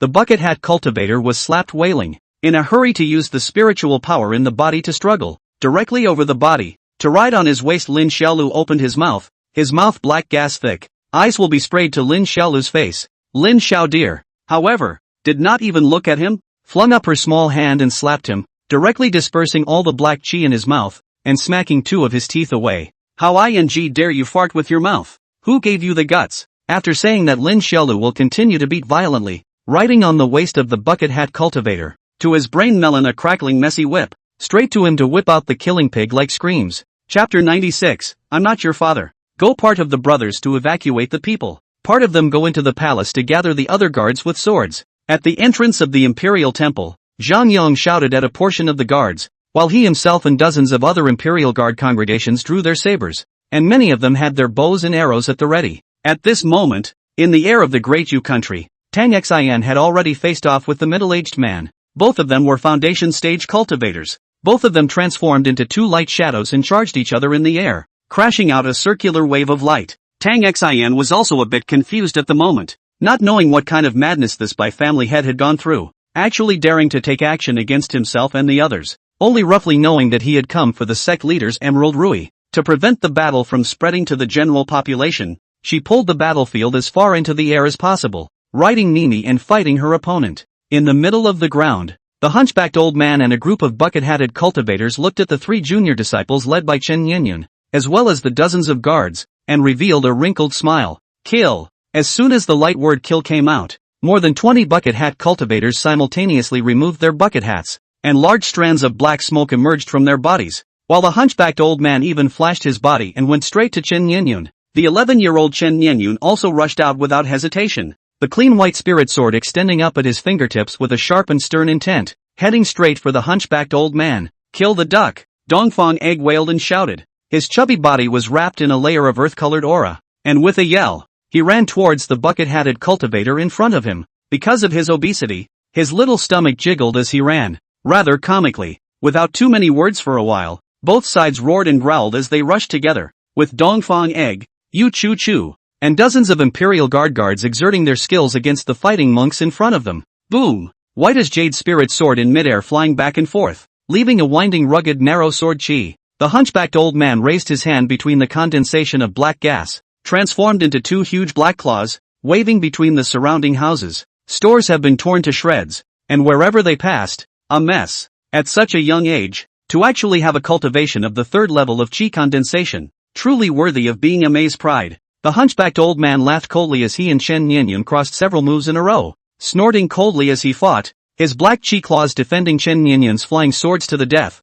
exploding into the air with sonic booms over and over again. Phew! The flying sword sped through the air with a long whistling sound, sword shadow after sword shadow, and the horseman's black chi claws swung wildly, rubbing against the flying sword with a metallic collision roar. Soon, the old man and the young man were in the midst of a fierce tussle, and both of them flew off into the streets in the distance. Your flying sword is indeed powerful, but it's a pity that you're too young. Your realm is not as good as the old immortals, and your experience in killing is too little, so you're destined to be broken in the old immortals' hands today. The hunchbacked old man sneered, a pair of black claws holding Chen Yinyun's flying sword, a show of air waves. Even after fighting several rounds of fierce to find an opportunity to slap a palm on Chen Yinyun's chest, Chen Yinyun let out a muffled grunt, and his young body suddenly flew out, ruthlessly crashing into a stone bridge, collapsing half of the bridge with a loud bang, accompanied by large pieces of debris, and falling headfirst into the cold lake water. In the next second, the horseman also fell from the sky and landed on top of the broken bridge.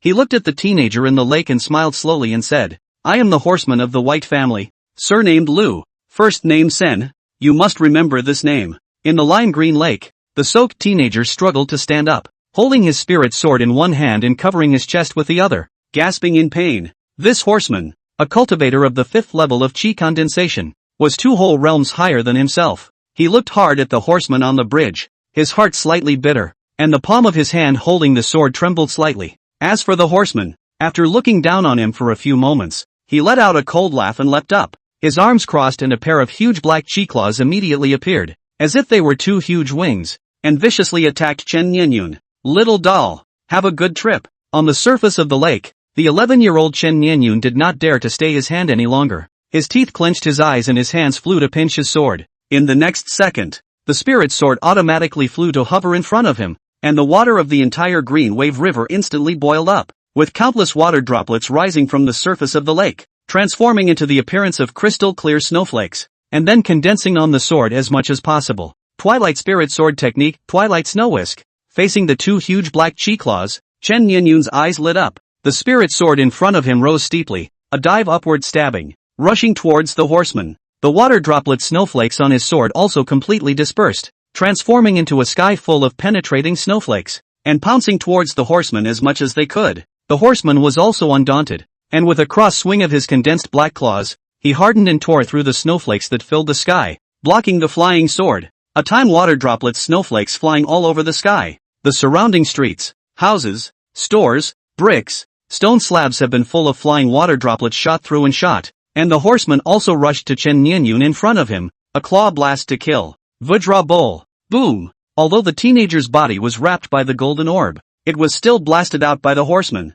first floating in the air, then crashing heavily into the lake all the way back, setting off 2 giant waves of water at the same time also cut a long ripple in the water. Put. In the backward movement, Chen Nianyun, who was lying on the lake surface, coughed out a trace of scarlet. The golden orb that protected him dissipated, and the whole person covered his chest, looking powerlessly at the distant horseman, and the horseman just sneered, without the slightest intention to speak more. Raising his hand was a black gas, vowing to kill this future great sword cultivator. Completely. Looking at the black gas that was getting closer and closer, Chen Nianyun, who was swinging on the lake, revealed a hint of despair. Ta-da! A quick stomp sounded. On top of one of the houses by the lake, a small figure darted over the shingles and ran to the edge of the house and leapt. Fawn. Chen Nianyun saw that figure instantly rejoiced, and Lin Xiaolu in the air after turning out a beautiful heel, accurately landed in front of Chen Nianyun, and then lowered his stance in the lake water a turn. The small short legs rode out a round water wave. Straight stimulation of the water splash flying rise, and Lin Xiaolu's hands will be full of water waves kneaded together into a huge ball of water, directly greeted to the front of the black air, wrapped in the water splash to the black air, and then wringing the waist to withdraw his steps, and then she threw it with all her might. Tai Chi range bird's tail. Wow! The black gas was wrapped in a ball of water and flung and rushed to the side of the bank, blowing a deep crater out of the mouth of the bank. The horseman who saw the scene was head shocked and looked at the 8-year-old boy in front of him a little confused. What was that? How did this guy remove his spirit magic? Chen Nianyun was also a little confused by Lin Xiaolu's one-handed maneuver, but it didn't affect him to be clear that it was Xiaolu who had saved him, and at the moment, seriously injured and floating in the lake. He looked at the not-so-tall figure of the boy in front of him and was filled with gratitude. Ta-da! Lin Xiaolu patted the wet splashes on her hands and looked at the horseman in front of her, revealing a you're in a big mess smile, before turning her head to look at Chen Nianyun, wanting to see if this guy was dead or not, and with this twist of his head, he immediately saw Chen Nianyun's imploring eyes, with 4 eyes facing each other. Lin Xiaolu was immediately startled by Chen Nianyun and hurriedly shouted, "Don't look at me like that. I'm not your father." Chapter 97, To Kill or Not to Kill. Chen Nianyun's cheeks instantly bulged when she heard this, and she looked at the teenager in front of her with a grimace. Lin Xiaolu didn't care about this simpleton. Anyway, being looked at twice wouldn't be a piece of meat less. She still had her own business to do. Half of his body was submerged in the lake water. He looked up at the horseman in front of him. His big eyes glared, and he snapped, "Which path are you mixed up in? May I cover?" The horseman, who was also in the water, looked at him twice in surprise, a hint of astonishment showing in his pale gaze. "You're the little martial artist?" The horseman couldn't help but raise the corners of his mouth. Interesting. A mere martial artist. And he dares to be an enemy of the old man. Lin Xiaodir was instantly unconvinced when she heard this, and with her small hands crossed, she followed his example and dejectedly said, "Interesting, a mere immortal cultivator dares to be the enemy of a martial artist. Horseman, Fawn, he's at the 5th level of chi condensation. He's not easy to deal with." "You, the 5th level of chi condensation? I've even beaten Foundation Establishment. Lin Xiaolu interrupted Chen Nianyun's exhortation, and then rushed up with a loud ow, without the slightest bit of fear. Chen Nianyun watched this guy rampage like a little wild boar and hurriedly shouted, "Hey, you be careful!" In the lake, looking at the little guy who lunged at him, the horseman's pale eyes narrowed, and then he flung his withered palms, and two black chi claws coalesced in the process, killing the little kid in front of him without mercy. The next moment, an old man and a young man rushed together. "Ayawa! Kill you! Asterisk asterisk asterisk asterisk! Don't you dare tickle me! Stinky old man! Watch me splash you with water! Ouch! Ouch! Ouch! Ouch! Ouch! Ouch! Ouch! Ouch! Ouch! Ouch! Ouch! Ouch! Ouch! Ouch! Ouch! Chen Erong, come and help! I can't do it alone!" Chen Nianyun's eyes fluttered violently as he looked at the boy who was being pressed by the horseman to flop straight in the lake. "What the hell is this guy? Aren't you brave?" The horseman, dead with a pair of black chi claws, pressed Lin Xiaodir, desperately pressing his brain into the water. At the same time, the heart is also shocked. Not this little guy hard to carry their own so many times, actually alright. Skin is how thick. Chen Nianyun was seriously injured at the moment. His body bones hurt when he moved. He couldn't activate his spiritual power at all. He could only shout helplessly from afar, "Lin Xiaolu, you smoked him ah! Use your what?" Taiji smoked him ah! I can't move now. He's scratching me with his big claws. I can't hit him with my short arms. I need a weapon. Lin Xiaodir yelled a few times, choking on the water as she did so. Her small short arms were locked behind her back by the horseman, and the back of her fateful neck was pressed down, so she couldn't hit the horseman at all, and could only stomp her legs feebly, stomping and splashing the water in all directions. Sharp-tongued. "Today, old man, will get you killed,"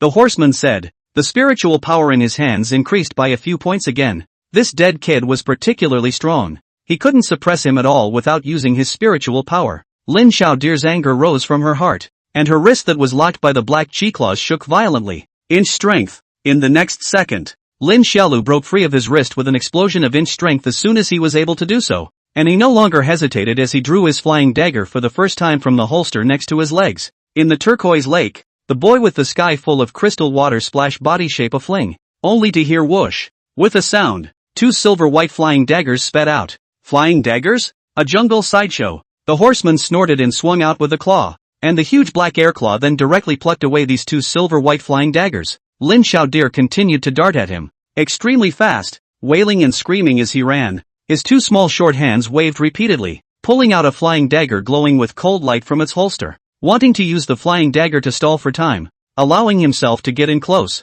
while the horseman was not the least bit fearful, casually pawing away these flying daggers with a few claws before swinging his claws once again and blasting at Lin Xiaodir's head. Looking at the black claws that were getting closer and closer, the boy didn't hesitate and took a deep breath before ducking head first into the water. Boom! The black chi claws fell short, splitting the lake's surface into rushing waves, while in the next moment, in the lake in front of the horseman, Lin Xiaodir violently rushed out and leapt up, her little short legs throwing up a crystal wave, kicking ferociously at the horseman's face under the sunlight. In the heat of the moment, the horseman hastily raised his black chi claws to block, and along with a muffled sound, he felt a sharp pain in his arm, and his body slightly retreated a few steps. What did this guy grow up eating? He's so strong. After drinking the tiger's blood, Lin Xiaolu exerted a full-force ferocious push, as if he was a humanoid ferocious beast. All kinds of martial arts strokes could explode with unimaginable power in his hands. Just like that kick just now. It was enough to bend an arm-thick adamantine iron pillar. At this moment the horseman who was close to him had a sore arm.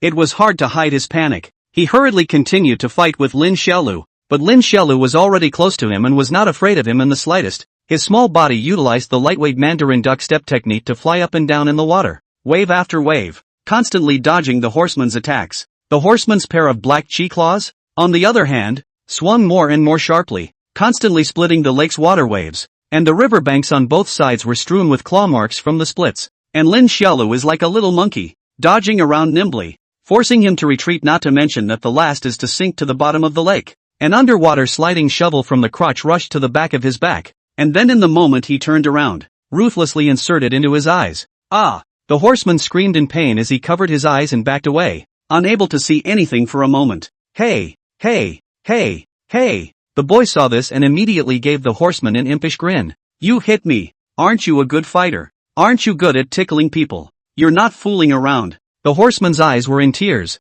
He hadn't reached foundation establishment yet. He couldn't perform body protection aura. At this moment, he could only barely use his spiritual power to defend himself. But this defense was okay to resist ordinary martial artists. He couldn't carry Lin Xiaolu at all. Wahahaha. As soon as the teenager pounced on the horseman, he clamped his waist with his little short legs, and his two little short hands pressed down on the horseman's hands so that he couldn't exert his black chi claws, and then he condensed all the horizontal astral chi in his body with his brain, and ruthlessly slammed it into the horseman's head. Ironhead Kung Fu. Dang! A lilting metallic clang rang out. The horseman was hit by the full force of this iron brain that could easily smash 7 or 8 layers of lapis lazuli plates, and his body violently trembled, and then he felt a blackness in front of his eyes, and Lin Xiaodir seemed to have confidence in her iron head, and with a dashing overhead heel, she leaped off him and landed in the water and dejectedly clapped her little hands. Behind the boy, was knocked out of the horseman in the swaying a few times, finally body soft flopping fell on the water. Chen Nianyun in the distance was looking confused. His eyes were glazed over. He couldn't even fathom why the horseman who was so difficult to deal with for himself felt so unbeatable in front of Lin Xiaolu. Just because he drank tiger's blood and then could perform a power magically altered martial art? How was it awesome? Lin Xiaolu backtracked to pick the flying dagger back up while bragging to Chen Nianyun. Don't look at me with that worshipful look. For this kind of goods, I could have fought 7 or 8 of them before I was 3 years old. Chen Nianyun, the horseman having been removed, the two little ones fought with each other for a couple of moments, and then climbed ashore together. After going ashore, Chen Nianyun covered his chest, which was still vaguely aching, and looked at the muff floating on the lake. Is this guy still alive? Are you going to kill him? Lin Xiaolu, who was patting the water droplets on her body, froze at the words, then hesitated for a moment before pulling out her flying dagger and handing it to Chen Nianyun. It's better for you to do this kind of rough work. I'm not cut out for it. Chen Nianyun shook his head straight as his face turned white upon hearing this. I don't dare. I haven't killed anyone. After saying that, he looked at Lin Xiaolu doubtfully. Don't you chop people up every day? You should have a lot of experience. Just go and kill him. This guy is a bad guy and wants to kill us. You won't blame Sister Tang for killing him. Chapter 98. Lin Xiaodir thought for a while, then crossed her arms and pretended to be relaxed. I used to kill people all the time.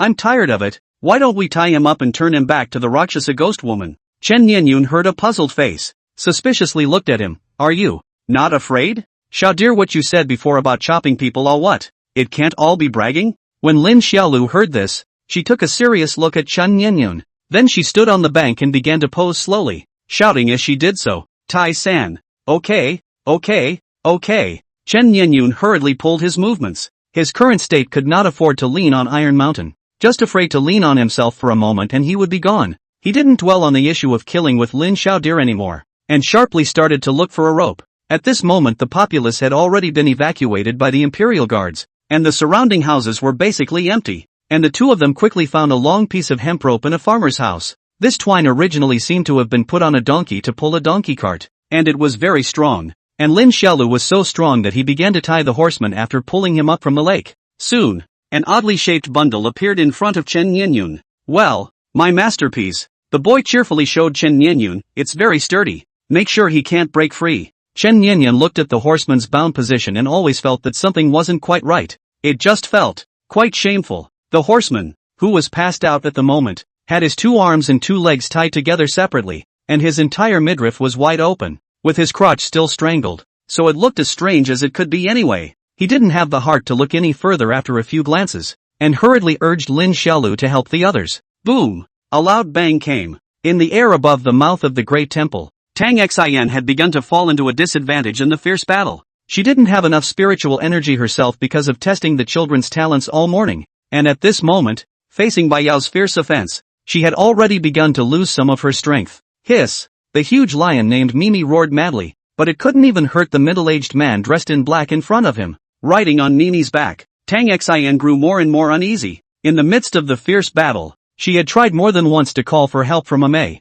but the spiritual power sent out by the requesting spells would soon break off, as if it had been blocked by something. Phew! A violent whistling sound rang out. Riding Mimi's Tang Xian transformed into a golden stream of light, speeding through the high air, with a few strings of beads in his hands, streams of light streaking. Straight and Bai Yao swung out of the wind and waves exploded with a loud bang. Below, the battle situation is not good. The Great Yu State Palace has deployed all the Imperial Guards and guards with swords, nearly up to 1,000 people. Will be the entire temple mouth to stand full? Lances, swords and halberds have everything. The bow and arrow is full of the sky shooting, but these people after all, are mortals. The face of more than a dozen monks of the joint attack is also not able to withstand. At the moment there are a lot of people already suffered serious injuries. It can't be helped. There aren't many guards in the capital palace. Most of the army of Daviet is stationed at the border. And there are only so many hands at this moment. And Dongfang Egg and Yuchuchu weren't much better. The two of them were also losing ground against the attacks of the other doja cultivators, especially Dongfang Egg, who was already being beaten up and crying while fighting them, and the more they fought, the more they cried. In the middle of the field, Yuchuchu was completely unable to support herself after she continuously fought off a few attacks from the doja cultivator, and was soon hit by a black gas, and her small body flew out directly, falling heavily on the ground. Yuchuchu, who was still a small girl, held up half of her body with difficulty and looked at these cultivators wearing bucket hats, her eyes filled with fear. Oh, I'm in so much pain. Dongfang Egg, relying on an earth spirit method that was resistant to beatings, fought hard against the black chi of several doja cultivators, and while crying, he took his big brain and hit them, straight to his nose and blood, and it didn't take long for him to be knocked away, and he fell to the ground on his butt. Are you alright, Eastern Immortal? In the melee, Zhang Yong took a break and tried to help him up. Who knew that the little fat man owl voice to pull away from Zhang Yong? You hide behind me. I'm an immortal. I'll protect you. When he finished, he wiped off his nosebleed as soon as he was done, and once again wailed and rushed on, crying as he ran, the same as if he had grabbed a cast. Yuchuchu looked at Dongfang Egg's back that was fat but valiant. A trace of struggle flashed in her gaze, and after a slight hesitation, she didn't dare to get up. Release the arrows. With a command from the Imperial Army congregation, countless generals heckled the dozen or so fighting monks in the distance and drew their longbows full. In the next moment, the rain of arrows that covered the sky poured out like a downpour of rain, and the dozen or so bucket-hatted cultivators were not the least bit fearful, opening their black mouths and spewing out thick black smoke, blocking all of the arrows with this smoke. The soldiers' scalps all went numb as they watched, but soon, they raised their swords and prepared to charge again. Zhang Yong also drew his saber and roared as he charged after his brethren. Bai Yao, why are you like this? In the sky, Tang Xian's body retreated violently for a while, cutting out sharp sonic booms. The spiritual energy in her body was originally small, and at this moment, she was already at the end of her strength. The whole person began to pant slightly, and her forehead was dripping with fragrant sweat. On the other hand, the middle-aged man standing in the air across from him stood quietly, a bitter smile on his face. I have no choice. If I don't do this, what awaits me is only death. Betraying Ame is by no means what I wish for, so you can go to your death without fear, okay? Listening to the middle-aged man's seemingly polite, but actually horrible words, Tang Xian's face became incomparably pale, and she somewhat powerlessly glanced at the children below, her heart surging with a trace of deep grief. Oh, didn't take care of them. Mother her. I blame myself for being careless. The nascent ring can be forgotten in the room. The middle-aged man on the opposite side continued. None of the people here today will survive, and after taking the Emerald Rui, this family head will leave the Ame realm, worship other sects, and remain incognito from now on. So, sorry. After saying that, the man turned into a huge black wave and flew towards the young girl riding the lion, and the young girl, with a determined look in her eyes, drove the snarling Mimi up to meet it with indignation. Below, Dongfang Egg collapsed on the ground, being frantically surrounded by a group of doja cultivators. He was holding his head in death and desperately trying to protect himself with his Earth Spirit technique, while the ball formed by the Earth Spirit technique was already shaking, looking like it was going to break at any moment. Ah! If you have the ability, you guys can hit a little lighter. Dongfang Egg let out a mournful cry, and just as the earth-colored spirit sphere in front of him was completely cracked by a black chi, and he was completely desperate, a rapid running sound suddenly came from the distance. An 8-year-old boy leapt and rushed out, his stance spreading in mid-air, lifting his arms and slamming them against the bucket-hatted cultivators who had surrounded the eastern egg. Baji, Iron Mountain leaning. Boom! 4 or 5 bucket-hat cultivators were caught off guard, the whole by the boy's flood of strange force not depart. For a time they have backed up. Many were even directly knocked down to the ground. For a moment everyone in the arena was attracted by the commotion here. Tang Xian who was tangling with the middle-aged man in the sky. Zhang Yong from the Imperial Guards. Yuchuchu who had fallen to the ground pretending to be dead, as well as Dongfang Egg who had a bruised nose and swollen face. Everyone looked at the boy in front of them with surprise. Kobayashi Shangxian, Fawn Lin, Fawn, Dongfang Egg, who had escaped death, looked at the back of the boy in front of him, blinked, and then hugged Lin Xiaoxiu's short legs with a wow. With a cry, he cried out, "Dear, they're hitting me, I'm so miserable, they're hitting me as hard as they can, woohoo." Lin Xiaolu laughed and patted Dongfang Egg's chubby shoulder. then looked at the bucket-hatted cultivator in front of her, craned her neck, and squeezed her little pink fist. Don't be afraid, little egg. Big Brother is here to back you up. Chapter 99. Are you a foundation builder? Not far away, Chen Nianyun, who had arrived late, covered her chest and looked at Lin Xiaolu's dashing back with a sad face. I also want to pretend to be a wave. He. At this moment, Lin Xiaodir finished moving the various joints of his body before raising his hands and clasping his fists to the fighting monks in front of him. Lin Xiaolu, please enlighten me. Wow. 4 or 5 bucket hat cultivator without words, directly out of the hand. Large strands of black smoke instantly raging spray. And Lin Xiaolu also fierce body movement on the ground a sliding shovel. Let the black smoke from the top of the head above the blowing, and then their own in the ground wiped all the way out of the dust close to the body, and then jumped up to turn around as a slap. Baji, chopping and hanging palm. Pop. A bucket hat cultivator directly by this slap to fly. Bucket hat are flying out. And close behind the Lin Xiaolu homeopathy is a flurry of beatings. These bucket hat cultivators are scattered cultivator family vassal. The strength of an average of less than 2 layers of condensed chi was close behind the opponent is not his opponent at all. Horizontal practice astral chi open. With the use of the pound of strange power to perform the 8-pole kung fu and tai chi quan, directly chased them a burst of beatings. This scene was seen by everyone, and all of a sudden the big guys were invigorated, as if they had seen the straw that saved their lives, and they were all excited. Fawn. Them. Kobayashi Shengxian charge. Beat them. Dongfang Egg looked at the valiant deer and marveled. It's really worthy of being my big brother. Too fierce. After he finished speaking, he turned his head to look at Chen Nianyun and said contemptuously, indestructible sword body? You can't. Chen Nianyun blushed and retorted, I haven't grown up yet. Deer hasn't grown up either. Deer is 3 years younger than you. Chen Nianyun choked on his words and grumbled in anger without squeaking again. Ha! The boy leapt up and did a spinning whip kick that smacked the neck of one of the bucket-hatted cultivators, and the other party immediately let out a muffled grunt and fell headfirst to the ground. Lin Xiaolu has already put down 4 consecutive fighting hats cultivator. See, the last person open his mouth is about to spray black gas again. He used the force of the Mandarin duck step. Toes stomped the ground violently. The small body with an extremely horrifying speed dashed close, instantly leaped to the front of the fighting hats cultivator, and then stepped on his shoulders. The whole person with the same posture as the mountaineering, condescending to the cultivator, raised his hand to cover the mouth of the imminent spray. The other small hand was raised high. Baji, mountaineering and horse scouting. Pop. Accompanied by a loud bang. The bucket-hatted cultivator was directly slapped down by a slap from the sky, and fainted on the spot between the flying dust. Yes. Dongfang Egg and Chen Nianyun watched with excitement and shouted at the same time, applauding back and forth. In the field, because Lin Xiaolu had put down 5 doja cultivators alone, the battle situation immediately reversed, and the remaining doja cultivators were gradually outnumbered under the siege of Lin Xiaolu and countless guards with swords,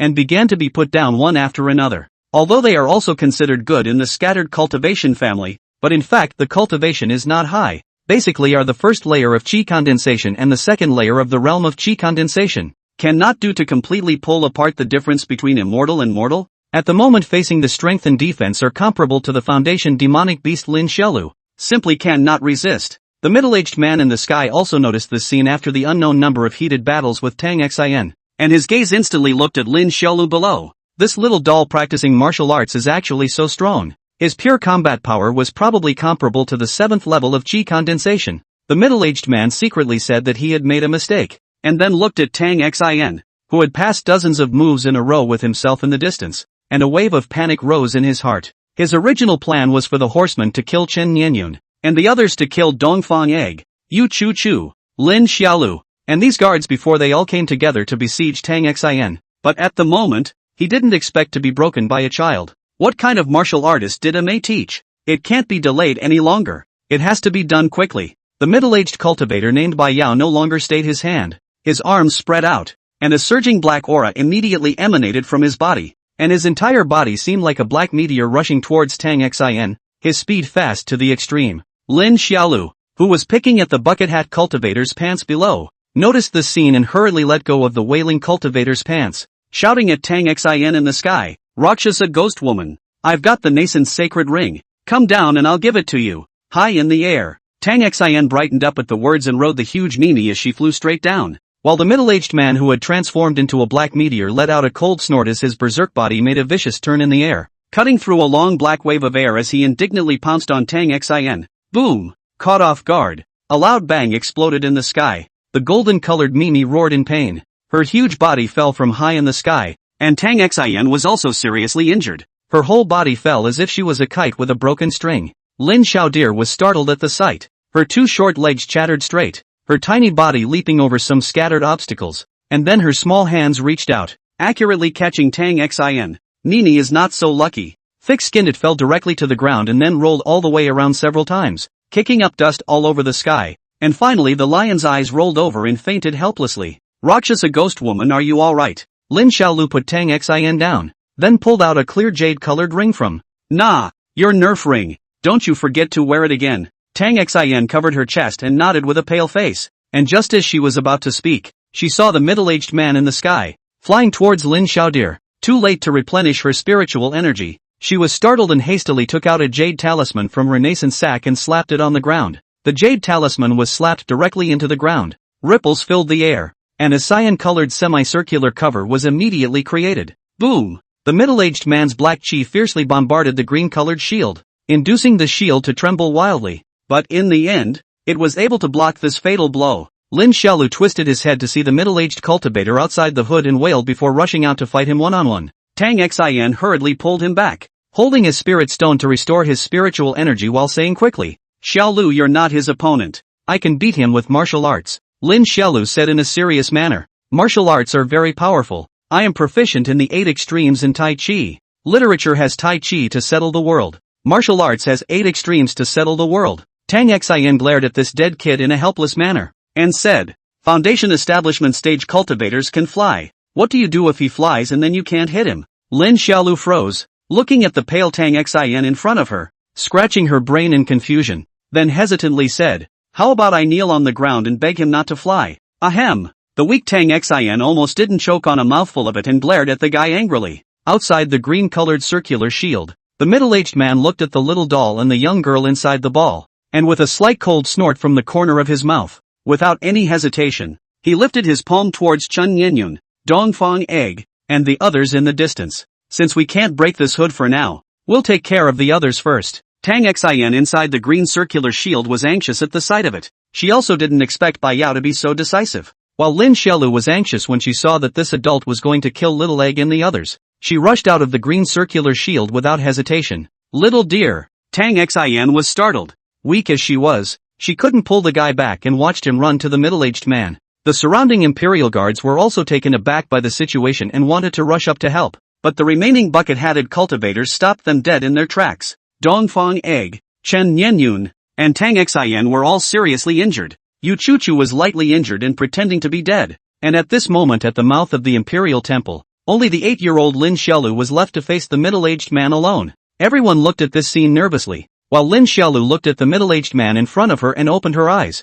Are you a foundation stage cultivator? The man nodded, his body churning with black aura as if he was about to strike at any moment. In the middle of the field, after Lin Xiaodir received a reply, she silently crouched down and began to untie the weights tied to her calves. While solving it, he grinned and said, It's a good thing you're not a Jiedan or Yuaning cultivator, or else it would really be a bit overwhelming for the 8-year-old me to deal with you. Chapter 100, The Martial Arts Practitioner. When he finished, he untied the weights one by one, and then threw them aside on the ground, smashing out a small crater. After wearing this weight for nearly 2 months, he took it off for the first time, and immediately felt that his entire body was as light as a swallow. Soothing. Lin Xiaolu had had the experience of dealing with a foundation establishment once, the one with Li Yaoshi, and he understood very well how powerful a foundation establishment was for him, so he felt that this was the critical moment to unload the burden. Of course, he still had a bit of confidence in himself, compared to the last time he fought with Li Yaoshi. He had gone through 2 months of all-day weight-bearing exercise,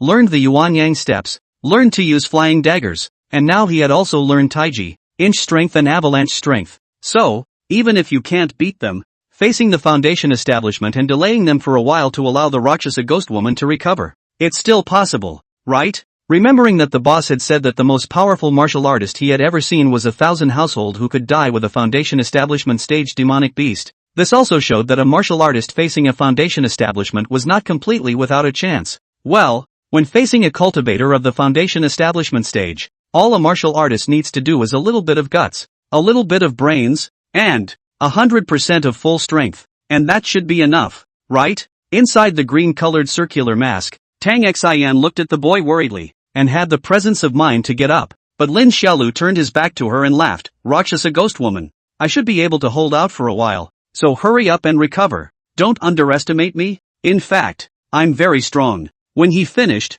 he moved his body a few times, doing ringing, stretching, and expanding his chest. His body had just been unloaded and needed to move around to acclimatize so he could play better. The middle-aged man watched this little guy warm up in a serious manner, and also sneered slightly. Interesting. In the distance, the seriously injured Dongfang Egg and Chen Nianyun shouted, "Go dear! Him to death! Lin Xiaolu, don't him with your tai chi! Don't be a wimp! Dare you take a slide and go around behind him and poke him in the balls! No! No! No! Lin Xiaolu, don't listen to him! Use your tai chi to throw him out! Chen Nianyun, you're annoying, hey! Don't bother me and dear studying tactics! Little fatty, what did you teach Lin Xiaolu? What, poking his balls? It's too embarrassing for RMA! Chen Nianyun, your hemorrhoids are better again, aren't they? Ah! Look at the sword!" As Chen Nianyun and Dongfang Egg began to fight in the nest, Lin Xiaolu's side had already finished warming up, and when he got up, he rushed the middle-aged man and performed a standard cupped fist salute. "Lin Xiaolu, please enlighten me."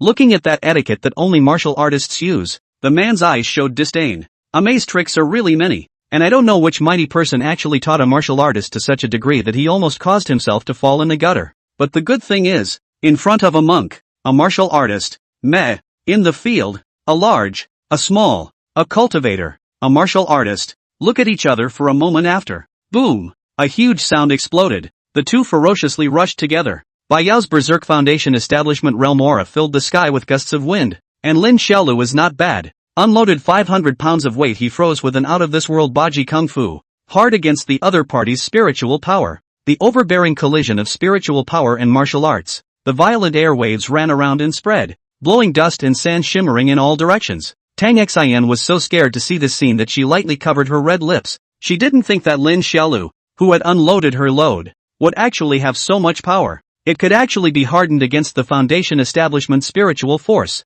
Boom! There was another loud bang, and between the wild winds, everyone saw that the middle-aged man in the middle of the field was exuding a dense black aura, as if he was a demonic cultivator who had entered the devil, while Lin Xiaolu was surrounding him, and with a speed that was so fast that it was astonishing. She was throwing blistering and dense punches and kicks at him. Roar! The middle-aged man let out a furious roar, continuously casting out one black chi after another, but it simply couldn't hit Lin Xiaolu. The boy who had unloaded his weight was fast to the extreme, coupled with the lightweight skill of the Mandarin duck steps, allowing his entire body to almost flash stumps in the air, circling around the middle-aged man while chopping his head off and violently hitting him. Boom! Boom! Boom! Boom! Boom! One after another black aura shooting, will be surrounded by bombing out a mud pit, and Lin Xiaolu was in the dodge when constantly bombard the middle-aged man with a variety of means of attack, but no matter how good his fists and feet, cannot break the other party that a body-like substance of the black gas. The jackhammer even hit a dozen punches.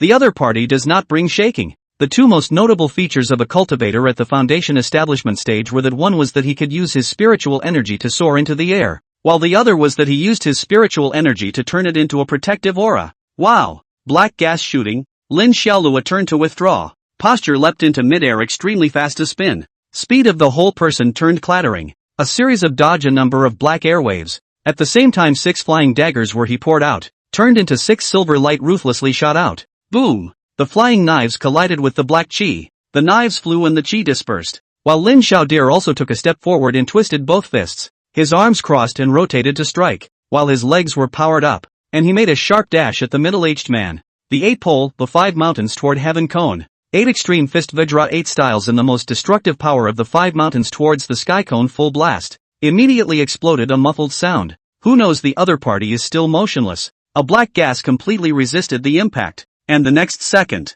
the black color of his body is once again erupted. Shoo! Ear-piercing air-breaking sounds rang out, and several narrow black chi shot out madly like a black spear, sending everyone present into a state of shock. Swoosh! Swoosh! Swoosh! Lin Xiaodir hastily retreated violently, his tiny body dodging frantically with an appalling speed, constantly turning over jumping heels, allowing the black gas to pass through from around his body, blowing up a piece of scorched dust around him. Boom! Boom! Boom! Boom! Boom! Under the intensive bombardment of black chi, large swathes of dust flew and splattered, and the entire mouth of the Imperial Temple had almost been destroyed, with debris everywhere. Luckily, Lin Xiaodir hardened her speed to the extreme and finally managed to avoid all the black chi with a sharp backflip. And when the middle-aged man saw that all of his attacks fell short, his eyes also turned cold and he couldn't help but shout loudly and sternly, "Little doll, to be able to make it this far, this family head admires you." After saying that, he transformed into a black meteor once again and flew towards Lin Xiaodir, who was still in midair. The speed of this black meteor was simply faster than Lin Xiaodir, not to mention that he was in midair at the moment and could not avoid it. "Fawn, be careful!" Tang Xian shrieked out in horror, and countless people's hearts rose to their throats. Chen Nianyun and Dongfang Egg, who were writhing into a ball on the ground, also stopped their hands and looked nervously this way. Whoosh! The sound of a black meteor breaking through the air came out, straight away shocking everyone's eardrums with some hidden pain. The boy who was in midair was first confused after seeing the huge black wave that was getting closer and closer in front of him, and then, he slowly raised his hand and danced a Tai Chi stance in the air. In the next second, under everyone's tense gaze, the two faced each other in midair, only to see Lin Xiaodir violently raise her small short hand to meet the middle-aged man's black airwave, and hooked his knee with one hand, struggling to press his impulse downward. Tai Chi, straddling the knee and arguing the step, he brought the middle-aged man to the ground together, shaking up the sky full of dust. The small body is moored by the violent black giant wave all the way nudging. Two small short legs stepped on the ground, raw wipe out two long ditches, and then forcefully endure the black airwave of the frenzy, borrowing force to bring him to turn around. At the same time shaking shoulder, split palm, Tai Chi bird's tail, catch baji, split hanging palm. Lin Xiaolu relied on his own chi strength, together with the Taiji range bird's tail's borrowed power to strike back, and the strength of the 8 extreme splitting and hanging palm, to counter-restrain the middle-aged man, and then swung his fist as he flew out of the room. Tai Chi flashed through the arms. A punch hit. Lin Xiaodir did not stop, but instead took a step further and raised his elbow to make another punch at the middle-aged man. Baji, top center elbow. Boom! 5 moves were struck in a row, and the middle-aged man's body, which was bubbling with black gas, directly flew out in its entirety. Good! Dongfang Egg and Chen Nianyun both watched with loud screams, their little hands clapping straight, and Tang Xian also looked straight at her beautiful eyes, her heart crying out in disbelief. She had seen with her own eyes how furious the Bai family head's attack had been just now, and how this little guy had beaten him back. At this moment, after executing 5 moves in one breath, Lin Xiaodir, who had landed on the ground, was also panting slightly, striding with knees and knees, bird's tail, chopping and hanging palms, flashing arm, top elbow, so many moves in one breath. This guy should be hurt a little, right? It would be unconscionable if this didn't hurt. After all, he was so strong and powerful, and he would collect protection money, and to his relief, the middle-aged man was indeed injured, albeit only very slightly and lightly. In the middle of the field, the middle-aged man landed on one knee, rubbing a puff of dust on the ground before getting up and rubbing his chest that had been blasted by the top hard elbow, looking at Lin Xiaolu in front of him, revealing a face of amazement. Little fellow, your strength is as exaggerated as that of a demonic beast. Even though I used my body protection aura, I was shocked by you with a soreness in my chest. You really do have some tricks up your sleeve. You should be stronger than a lot of young cultivators of the same age in MA, right? After saying that, he looked at Lin Xiaolu and asked curiously, "Your kind, is it a new cultivator's path, specializing in body cultivation?" Lin Xiaodir sniffed, shook her head, silently stretched her body, then assumed a martial arts pose combining the 8 extremes in Tai Chi, and replied very seriously, "I'm not a cultivator of any kind. I'm just a martial arts practitioner." Chapter 101 Unearthly Fist. People who practice martial arts? The middle-aged man snorted. His body instantly moved, and his entire body suddenly soared into the sky, rushing high into the air, then raised his hand to wave several black chi at the Eastern Egg Chen Nianyun duo below. He also saw this little doll skin thick flesh resistance to beat up ruthless. Their own short time cannot take him, or first on the distant other people to start, and this time he could scare everyone. Several black chi were swung out by him as if piercing through the clouds and arrows. The speed was extremely fast. Tang Xinmi immediately stood up from within the green circle, wanting to use the spiritual power that had just recovered some to block it,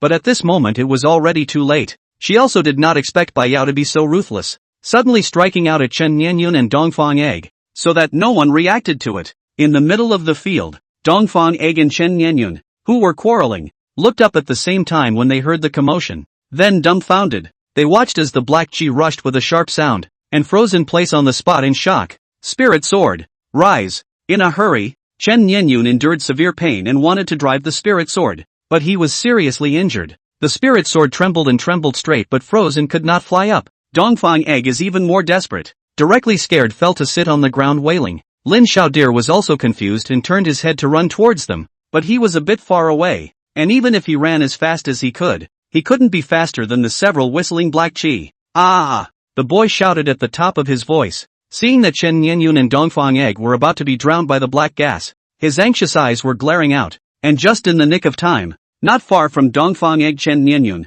the guard suddenly rushed out of a strong and sturdy pugilistic man. Drink! Amidst everyone's astonished gazes, Zhang Yong appeared just in time, blocking in front of the two children, Chen Nianyun and Dongfang Egg, the silver-white saber in his hand, facing the black airwaves directly. Uncle! Lin Xiaolu shrieked out in shock. Boom! Warm blood spilled on Dongfang Egg and Chen Nianyun's tender and green faces. They both watched in bewilderment as the tall man in front of them fragmented and then collapsed helplessly. Lin Xiaodir also stopped her pace. Her big round eyes just widened in disbelief as she looked at this scene. Zhang Yong, whose body was in pieces, was just lying in a pool of blood, his eyes slightly open towards Lin Xiaolu's direction. His mouth moved as if he wanted to say something, but in the end nothing came out, and his chest stopped rising and falling. Lin Xiaolu stood there frozen, looking at the bloody image in front of her, the light gradually disappearing from her clear eyes.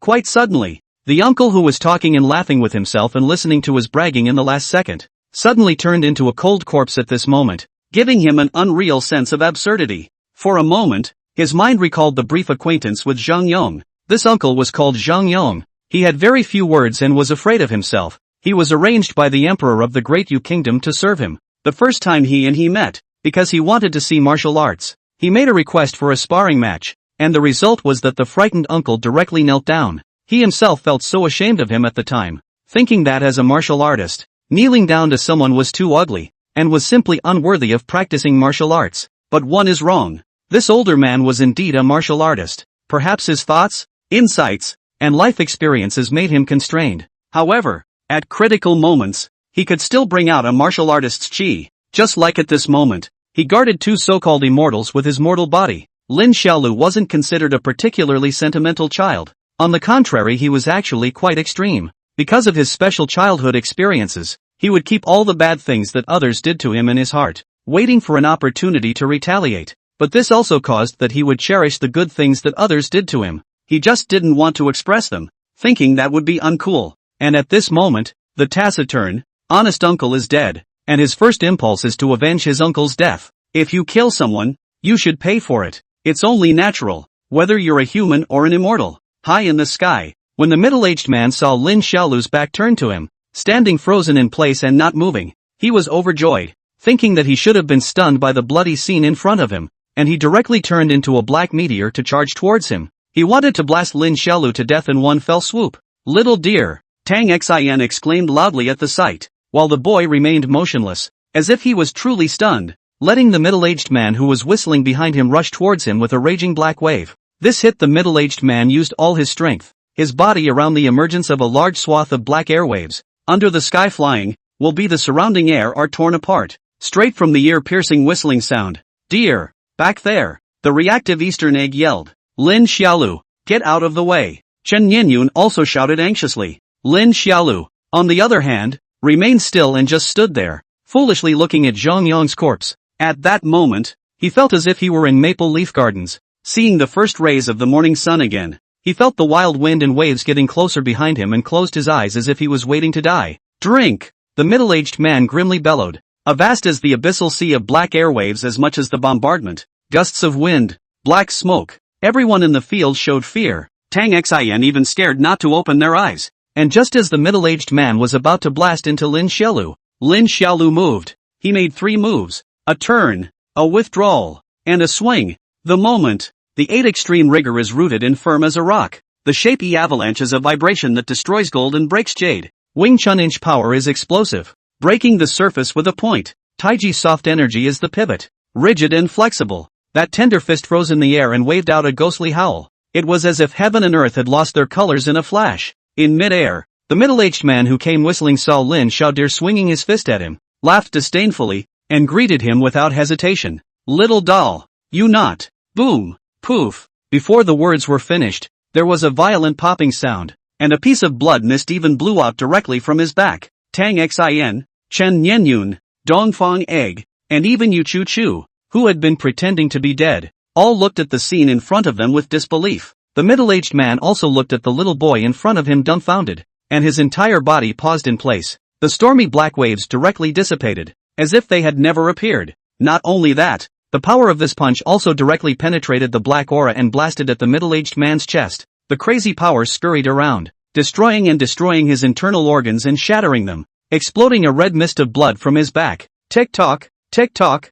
tick-tock. Drops of plasma flowed out of the middle-aged man's mouth and dripped onto the ground. He tried to hold it back, but he couldn't use his strength at all. He looked at the expressionless boy in front of him, his eyes full of disbelief, and then he staggered back a few steps, feeling the spiritual energy in his body like a tidal wave of dissipation. And finally his legs went limp, flopping sound, directly kneeling on the ground. He didn't know why he was defeated by Lin Xiaolu. Somehow his punch could penetrate his organs. He only felt that his consciousness was gradually blurring and his eyes were getting darker and darker. Eventually, the middle-aged man struggled to catch a few breaths, and then a sound, spit out a mouthful of black blood, fell headlong to the ground, slightly convulsed a few times, completely lost motion. In the distance, Tang Xin no longer knew how to describe her shock. The little boy in front of him killed the foundation building with one punch, although it was because of Bai Yao that he actively chose to attack in close quarters, and if he had been flying in the air, Lin Xiaolu shouldn't have been able to do anything to him. This was still amazing. She had witnessed the power of Lin Xiaolu's last punch. It was simply not like a punch on earth. Chapter 102, Returning to Amei. The next day, in the cloudless clear sky, the huge emerald Rui slowly flew under the sunlight. Inside the jade-made house on Rui, Tang Xin, Dongfang Egg, and Chen Nianyun were urging Lin Xiaolu to eat together. Little dear, the Emperor of the Great Yu Kingdom has already stated that he will posthumously honor Zhang Yong and grant his family peace for the rest of their lives. And turning around, Amei will also reward his family, so you don't have to feel bad anymore. Right, brother dear? This time we have recruited more than 100 new disciples. Everyone is clamoring to join us in the virtue convincing gang. You have to cheer up. Otherwise how can you lead everyone? Lin Xiao dear, although Uncle Zhang Yong sacrificed himself, you also avenged his death. And in the end, you even realized that heaven-destroying punch, and we're almost back to Amei. I think you need to pull yourself together. You haven't eaten for a day. Little dear, Egg and Nian Yun are right. You haven't eaten anything since last night. Turn around and elderly. Miao Xin. And your sister shall not blame me when they see you lose weight. Nah, this lotus leaf chicken has been stored in the nascent sister's nascent sacrifice, and is still hot up to this point. So eat it quickly. On the jade house's pavement cushions, Lin Xiaolu sat cross-legged, holding the lotus leaf chicken Tang Xin had insisted on giving him in his arms. He has been moping around for a long time because of Zhang Yong's sacrifice, and the guys are comforting him. Perhaps it was because he thought that he was going to see his sister and the boss in a while. He finally let go of the sadness in his heart first, and with a sad face, he unraveled the lotus leaf, and saw the aromatic, smooth and refreshing lotus leaf chicken, and that look added to his already bad mood of grief. Why is this chicken missing a leg? He glared at Tang Xin. Tang Xin blushed, somewhat embarrassedly explaining. Senior sister saw that it smelled too good, and couldn't help but taste the flavor for you when I bought it. Dongfang Egg and Chen Nianyun on the side were also dumbfounded. Senior sister Tang, aren't you abstaining from eating? How can you still eat chicken legs? Yeah, I thought you didn't eat? Tang Xin was embarrassed and explained pure valley is that my stomach won't be hungry. It's not like it means I won't crave for it. Dongfang Egg and Chen Nianyun were helpless. Well, it made sense. At this moment, Lin Xiaodir, who was already depressed, completely lost control of her emotions and hugged the ruffled chicken and wailed. Outside the jade house, the 100 or so newly recruited junior disciples heard the cries inside the house, and one by one, they looked at each other in disbelief. What's going on with the gang leader? Who ate the chicken? Didn't you hear? Sister Tang stole the gang leader's chicken. Oh, the gang leader is crying so sadly. Hey, it's understandable to be sad when the chicken is incomplete. The children were talking. After a while, the emerald Rui flying high in the air, finally arrived at the boundary of Amei. Far away, the children on the Rui saw the 10 vast and lofty majestic peaks. In the jade house, Lin Xiaolu, Dongfang Egg, Chen Nianyun, Yu Chu Chu, as well as Tang Xion's 5 people also walked out together, looking at the Amei that was getting closer and closer with excitement. We're home. Tang Xion smiled at the 4 children and rejoiced. Lin Xiaolu held Tang Xion's hand and looked at the large mountains in the distance, the sadness in her heart finally dissipating a bit. He thought about his boss, elder sister, younger sister, and Monkey Sanner who he hadn't seen for almost a month. and couldn't help but feel a little happy that he had arrived home as well. In the afternoon, inside the cave at the top of Picking Star Peak, Li Mingru carried a wine gourd and sat cross-legged on the cushion, drinking to himself while looking at the little boy in front of him with a smile. Li Miaoxian and Xiao Yuer were also there. The two of them were surrounding Lin Xiaodir and asking questions. Lin Xiaodir didn't show her sadness anymore and put on a big grin, telling her elder sister and younger sister what she had seen and heard in the past month. He also put the bunny mask he bought at the Mid-Autumn Festival on Xiao Yuer's face, and then held her in his arms and turned around several times inside the cave,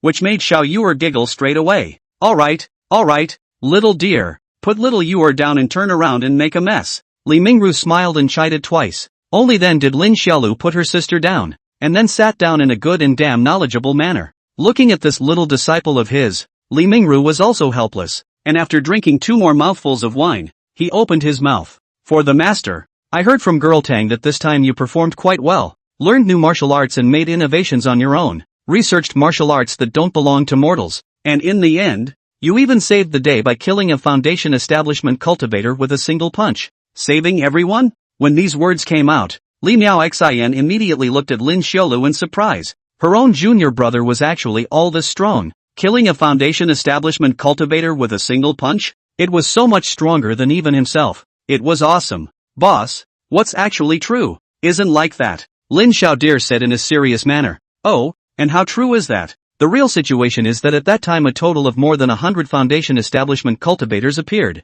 a dozen Jiedan cultivators, and then there were also 3 Yuaning cultivators. At that time it could be dangerous. Everyone couldn't beat it. And in the end, it was me who stood up to save the day and saved everyone from the fire, killing them one by one. When Lin Xiaolu said this, Li Mingru was pouring wine into his mouth, but as soon as he said this, Li Mingru immediately couldn't find his mouth and poured the wine on his crotch. Li Mingru glared at the guy without any good humor. These people you're talking about combined, I'm afraid they're more powerful than the entire MA, right? Yeah, but I can't help it if I'm good. The boy had a matter-of-fact look on his face. Cough cough. Li Mingru almost didn't choke to death by this, and Li Miaoxin also had a face that couldn't help but cover her red lips and laugh straight away. Inside the cave, Li Mingru glared at Lin Xiaolu without any good breath. His disciple is now bragging more and more outrageous. He really cannot praise him. Once he praises him, he does not know his own last name. Boss, I learned Tai Chi from an old man named Gu Gong, and there's another uncle named Zhang Yong who sacrificed his life to protect Chen Yanyan and Dongfang Egg. Can you have someone send some gifts or something to their families? Zhang Yong's matter is already known on the sect leader's side and will be arranged by himself. As for that Gu Gong you mentioned, Li Mingru looked at Li Miaoxin and said, Miaoxin, turn around and fetch 10 heart-nourishing pills and have the outer disciple in charge of the postal service send them over. The disciple obeys. Li Mingru nodded, then glanced at Lin Xiaodir and once again said to Li Miaoxin, Miaoxin, take Xiao Yuer back first. Master and Xiaodir have a few words to talk about. Yes. Li Miaoxin winked at Lin Xiaolu with a smile before leading little Yuer, who was wearing a rabbit mask, to leave the cave first. Lin Xiaolu was a bit confused. He looked at Li Mingru who was still drinking and asked urgently, Boss, what else do you have going on? I still have to go back to the catering hall and have a big meal with Monkey Saner and the others. Li Mingru put down the wine gourd and looked at him with a smile. Didn't you want a sword that can cut cultivators? Master has found it for you. Really? The 8-year-old Lin Xiaolu was immediately excited. The whole person directly jumped up from the padding, while Li Mingru also leisurely laughed. Naturally, it is true. Originally the teacher did not want to give it to you, but seeing that this time, your performance is not bad, so I will give you this object. Ha ha, thanks boss, Li Mingru answered, then raised his palm, and immediately, the entire cave was lit up with green light. In this blinding green light shining, a mouthful of huge objects condensed in the air, while the boy below the expectation of seeing this object is directly after a freeze. The tender little face is written full of confusion. The boy below the expectation of seeing this object is directly after a freeze. The tender little face is written full of confusion. The boy below the expectation of seeing this object is directly after a freeze. The tender little face is written full of confusion. Boss, is this the ING knife you found? Chapter 103, Casting a Sword. Boom! With a loud bang, the huge cyan-colored square body landed in the open space within the cave, its amazing weight pressing the ground into an entire depression. Lin Xiaolu who saw the scene was confused. Utterly confused.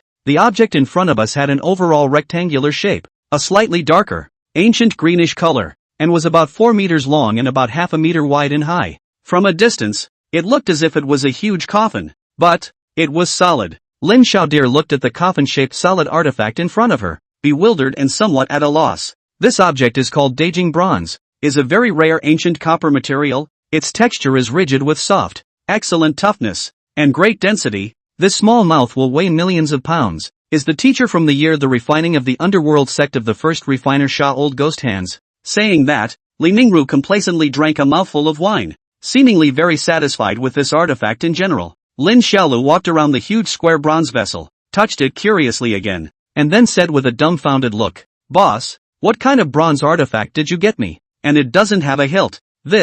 How am I supposed to cut someone? Oh little dear, listen to the master as he tells you the story." Li Mingru grinned broadly and took a seat on the thick bronze vessel, greeting him to sit up as well, and laughed. "After thinking about it for a long time, my master has decided to let you make your own sword with this bronze vessel yourself." "Ha?" Lin Xiaolu looked at Li Mingru incredulously, doubts written all over her big eyes. "A sharp blade that you have created with your own hands bit by bit is much more comfortable to use, and when the time comes, it will also be easier for you to reach the realm of the unity of the human blade, because you have created it with your own hands bit by bit and witnessed its growth, and no one will know it better than you do." After Li Mingru finished his explanation, he raised his hand and waved it, and a streak of light flew out. "Look!" Lin Xiaodir looked blankly toward the place where the stream of light was flying, and at this glance, his entire body was dumbfounded again, only to see the stream of light landed, immediately transformed into countless huge solid iron hammers. Hammer handle hammer body are cast iron, a handle stacked together,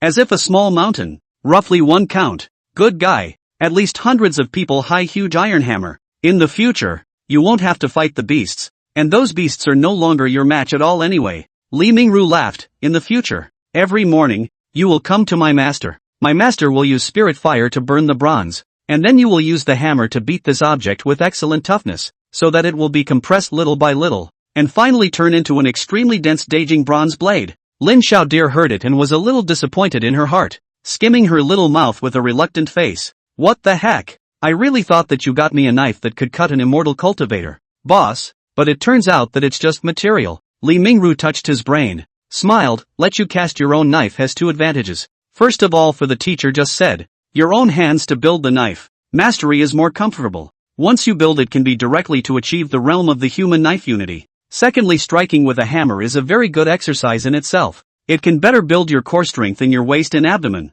and the recoil from each strike can also be very good to grow your muscle groups and strengthen your body." Lin Fawn. "So, then after this thing is made into a sword, can it cut down an immortal cultivator?" Lin Xiaodir asked helplessly. "Naturally," Li Mingru very patiently explained. "The world's spiritual weapons, magic weapons, are all built with materials that can store spiritual power, because of this can be driven by spiritual power. And this mouth of Daijing bronze, although it is a dead object, but it is dead extremely deep, extremely heavy. Dear, you think, this mouth of bronze was compressed by your hammer into a knife, even if it is said to be due to the burning of the spiritual fire. The hammer repeatedly hammered and so on, resulting in the weight of its weight will inevitably shrink some, but there are still at least 780,000 pounds, and such a huge blade weighing 700,000 to 800,000 pounds, being swung out by you with all your might. The destructive force generated by its own weight plus the speed of your swinging and chopping. Is it something an ordinary immortal cultivator can withstand? A Jiedan cultivator's aura protection probably wouldn't even be able to resist it." Lin Fawn. He scratched what he thought was his witty brain, a little confused, and then slapped the big, thick coffin in a depressed manner. This thing weighs millions of pounds, and I can't carry it here." His current limit was almost able to carry 10,000 pounds of weight, and it wouldn't last long. This mouth of bronze was too heavy. Such a weight could directly crush himself, and he couldn't even move it. Li Mingru, however, appeared unworried, sipping his wine dashingly. "Don't worry, before you make this bronze vessel into a bronze blade, Master will grant you a second beast blood." After saying that, he then looked at Lin Xiaolu and laughed. "Although your cultivation talent is not good, your perception is excellent. You are able to endure great suffering and hardship, and your perseverance is even rarer in my teacher's life. So my teacher is prepared to hunt a Jiedan realm demonic beast for you at that time."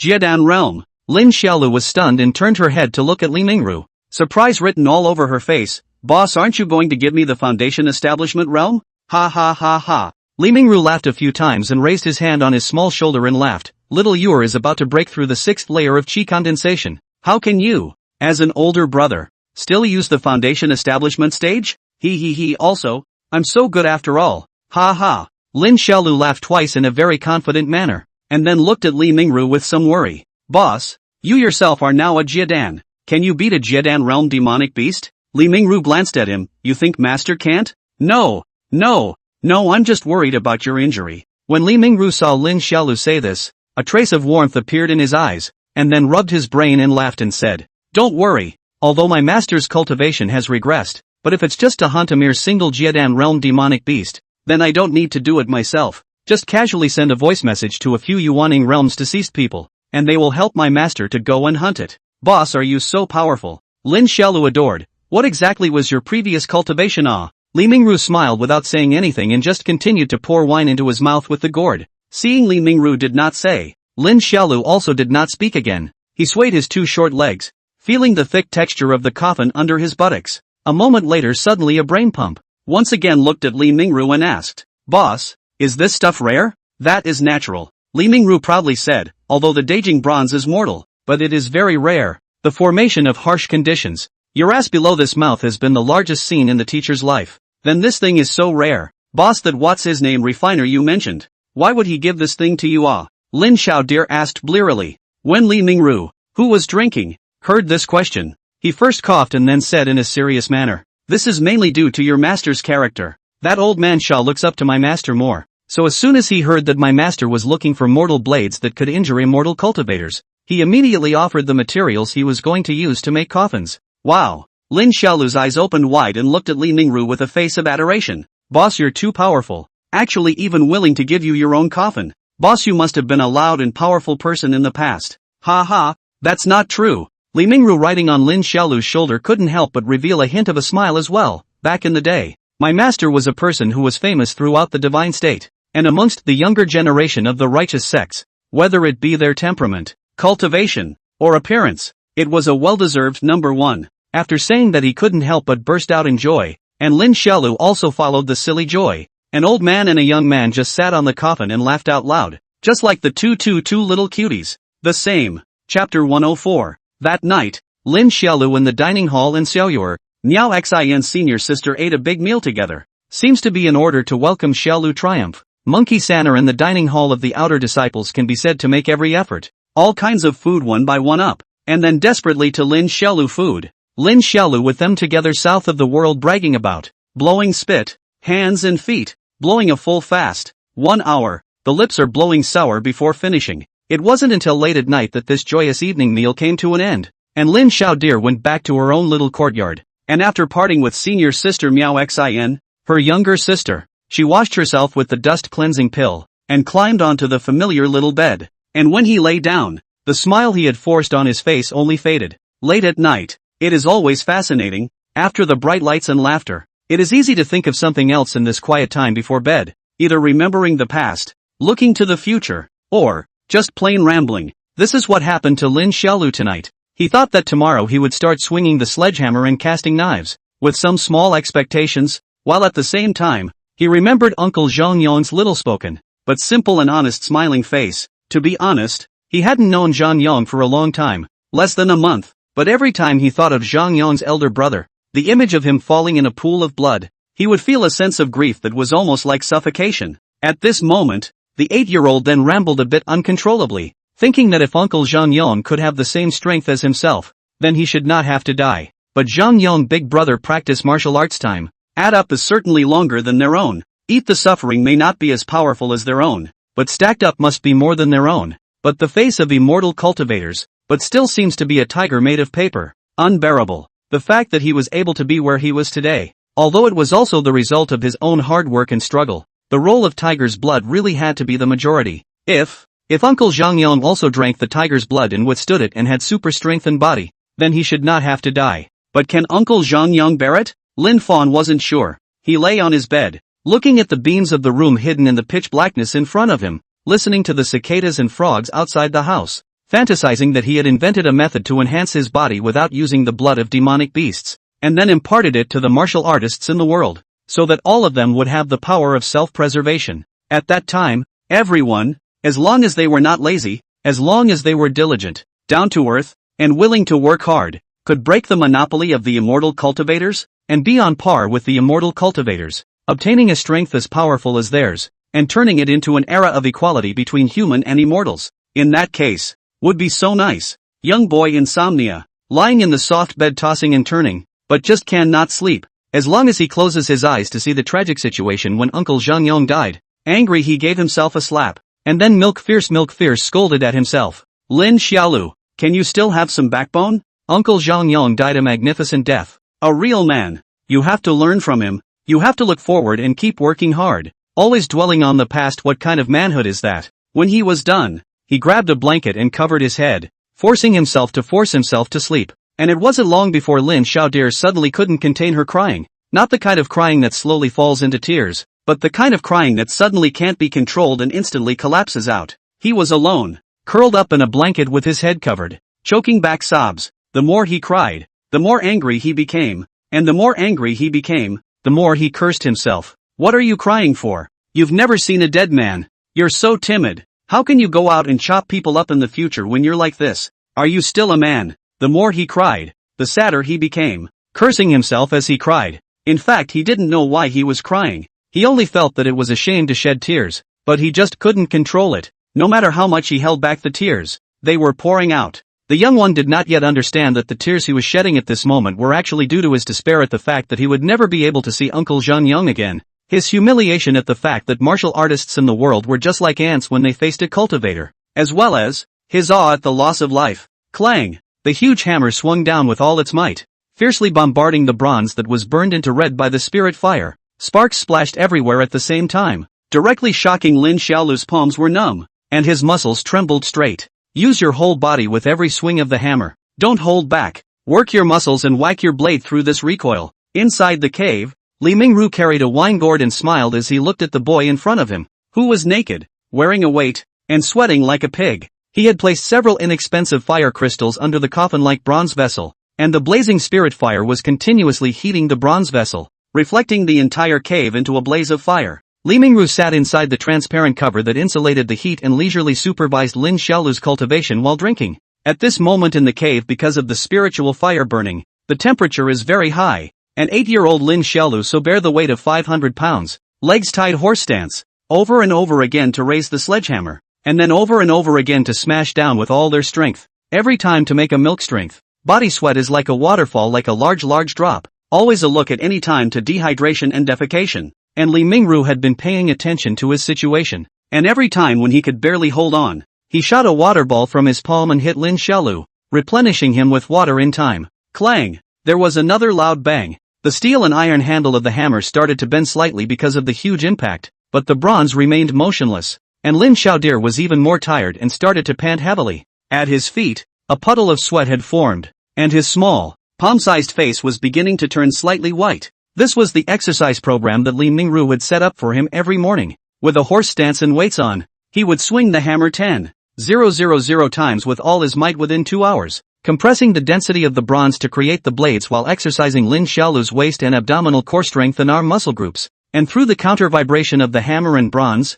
shocking his entire body's muscles and internal organs as a way of improving his physique once again. Soon, again and again, deafening pounding sound. 2 hours of time gradually passed. Li Mingru looked at the front of the sweaty boy. His eyes are also written full of satisfaction. He could see that Lin Xiaolu did not steal a moment of laziness. 10,000 hammer blows, each time using the strength of his whole body. And his horse stance was also very stable, without the slightest bit of slackness. And the most precious thing was that during this period Lin Xiaolu froze and didn't scream a bit of pain. Not even humming. Li Mingru is looking more and more satisfied and can't help but curse angrily in his heart. Damn. Really, the more I look at this little guy, how can he be so capable of suffering? Too much like his own young time. His appearance is also a match with his own youthful handsomeness. In the future maybe he can really inherit his title of the first heart of the divine state. Not right. It's the title of the most handsome man in the divine state. At noon, the 10,000 hammer practice finally ended. Nearly undressed,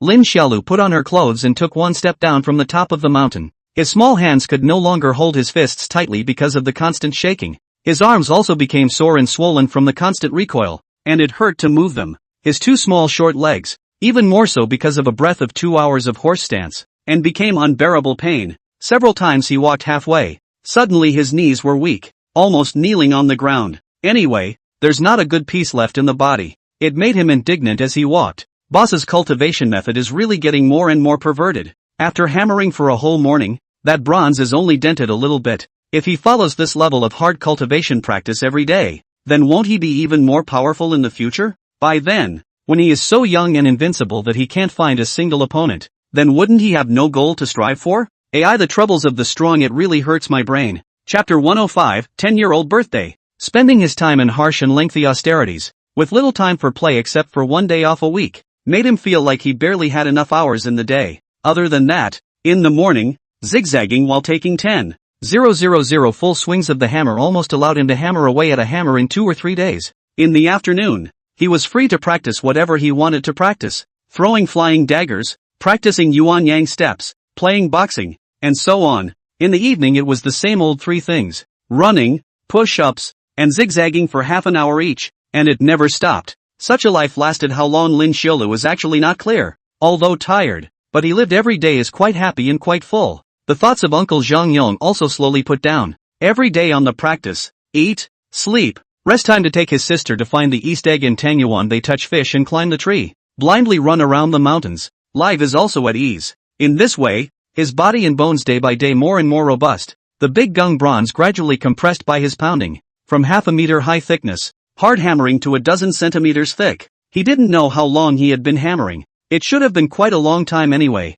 until one day, when Lin Xiaolu was hammering down the 10,000th hammer in the cave, ready to end his morning cultivation. Li Mingru told him something amazing. He's 10 years old. That summer, Lin Xiaolu was 10 years old and Xiao Yuer was 8. Without realizing it, 2 years have gone by like a ing joke, and at this time, Lin Xiaolu practiced martial arts, and there was no realm to speak of. But Xiao Yuer was already at the 7th level of qi condensation in a solid manner. The Beijing bronze was whacked by him for 2 years, totaling 7,300,000 hammers, and had taken shape, and it's been over 3 years since both siblings came to Amei. Little Jade gradually forgot what the village was like, but Lin Xiaolu still remembers some of it, but it's also a little fuzzy. At this moment inside the cave, Li Mingru just looked at the bare-chested kid in front of him and spoke out the news. Little dear, you are 10 years old. According to the red dust, it is necessary to set up a banquet for you. What do you think? The 10-year-old boy, who was a bit taller than before,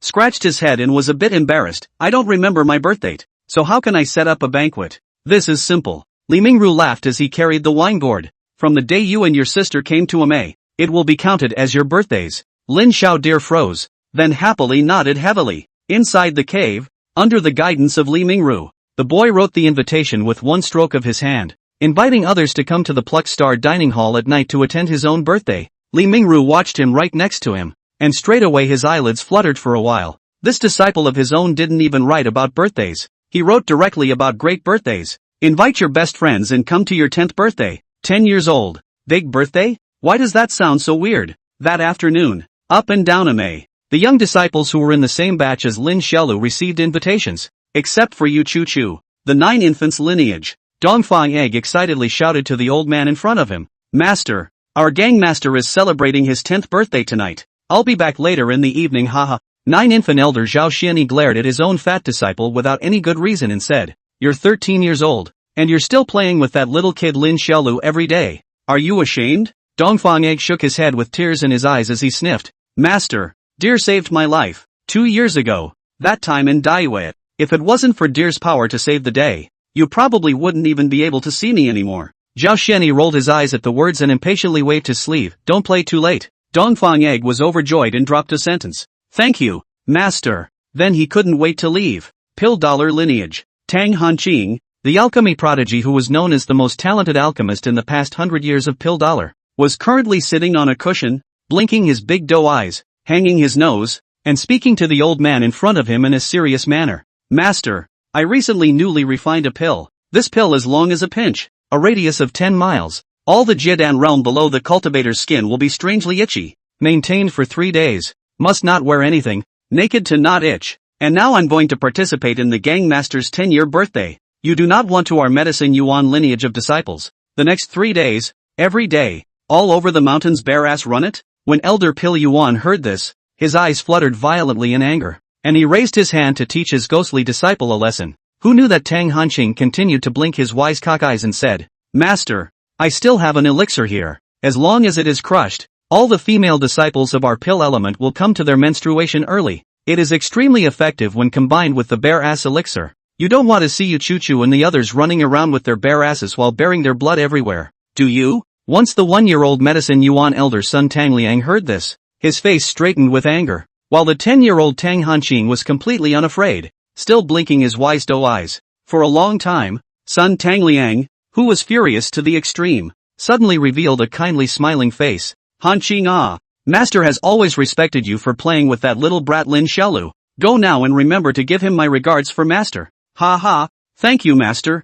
master is most sensible. The spirit sword lineage. The 13-year-old Chen Nianyun was sitting on the cushion, holding the invitation sent by the outer disciples, looking at the crooked handwriting on it quite a bit, crying and laughing. Afterward, he got up and walked out of the courtyard, and with a thought, his spirit sword flew out, so he stepped right onto it and rode it straight into the clouds. On this day, countless junior disciples up and down Ame used various methods to gather at Star Picking Peak, all to attend Lin Xiaolu's 10th birthday, and even Tang Xian appeared at Star Picking's meal hall. This also made tonight's meal hall lively and tight, people coming and going everywhere. Lin Xiaolu holding Xiaoyuer stood at the entrance of the meal hall, forcefully entertaining the guests who came to attend the birthday banquet. Eastern Egg pays his respects to Gang Master. I wish Gang Master a blessing like the East Sea and longevity like the South Mountain. Ha ha ha ha ha, good. Come on man nah, reward, ho ho ho ho ho ho. Under the magical laughter, the monkey Sanner on the side nimbly gave Dong Fong Egg a bunch of sugar gourds. Brother dear,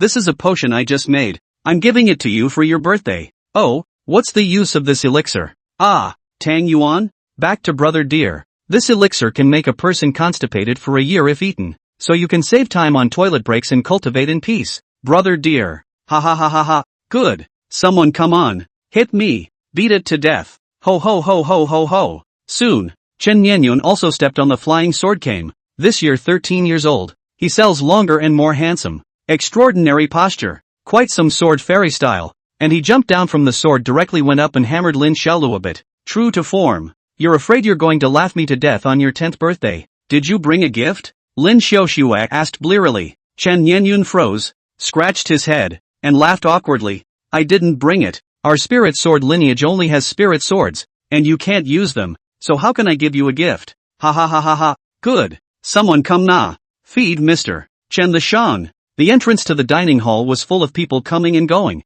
and people were saying congratulations to Lin Xiaolu, and only after a long time did they enter the dining hall in an orderly manner to prepare for the birthday banquet. Chapter 106 Boys to Teenagers. Sis, is that big idiot Li Yaoshi still in seclusion now? The teenager asked happily to Li Miaoxin after leading his sister back to the small courtyard. Right. Li Miaoxian nodded her head and smiled. Your eldest senior brother is probably going to be in seclusion for a long time. AI, that's too bad. I was thinking of waiting for him to come out and beat him up. Lin Xiaolu boasted. I single-handedly killed a foundation establishment cultivator when I was 8 years old. And now, after another 2 years, I have completely integrated the second dark power, and can not only strike with my fists, but also with my legs, elbows, and knees with penetrating power, and foundation establishment's body protection spiritual laws are already completely useless to me. Li Miaoxin laughed straight away as she listened, lightly covering her red lips and saying, your eldest brother will fly. Does brother have a way to deal with people who can fly? Little Jade asked,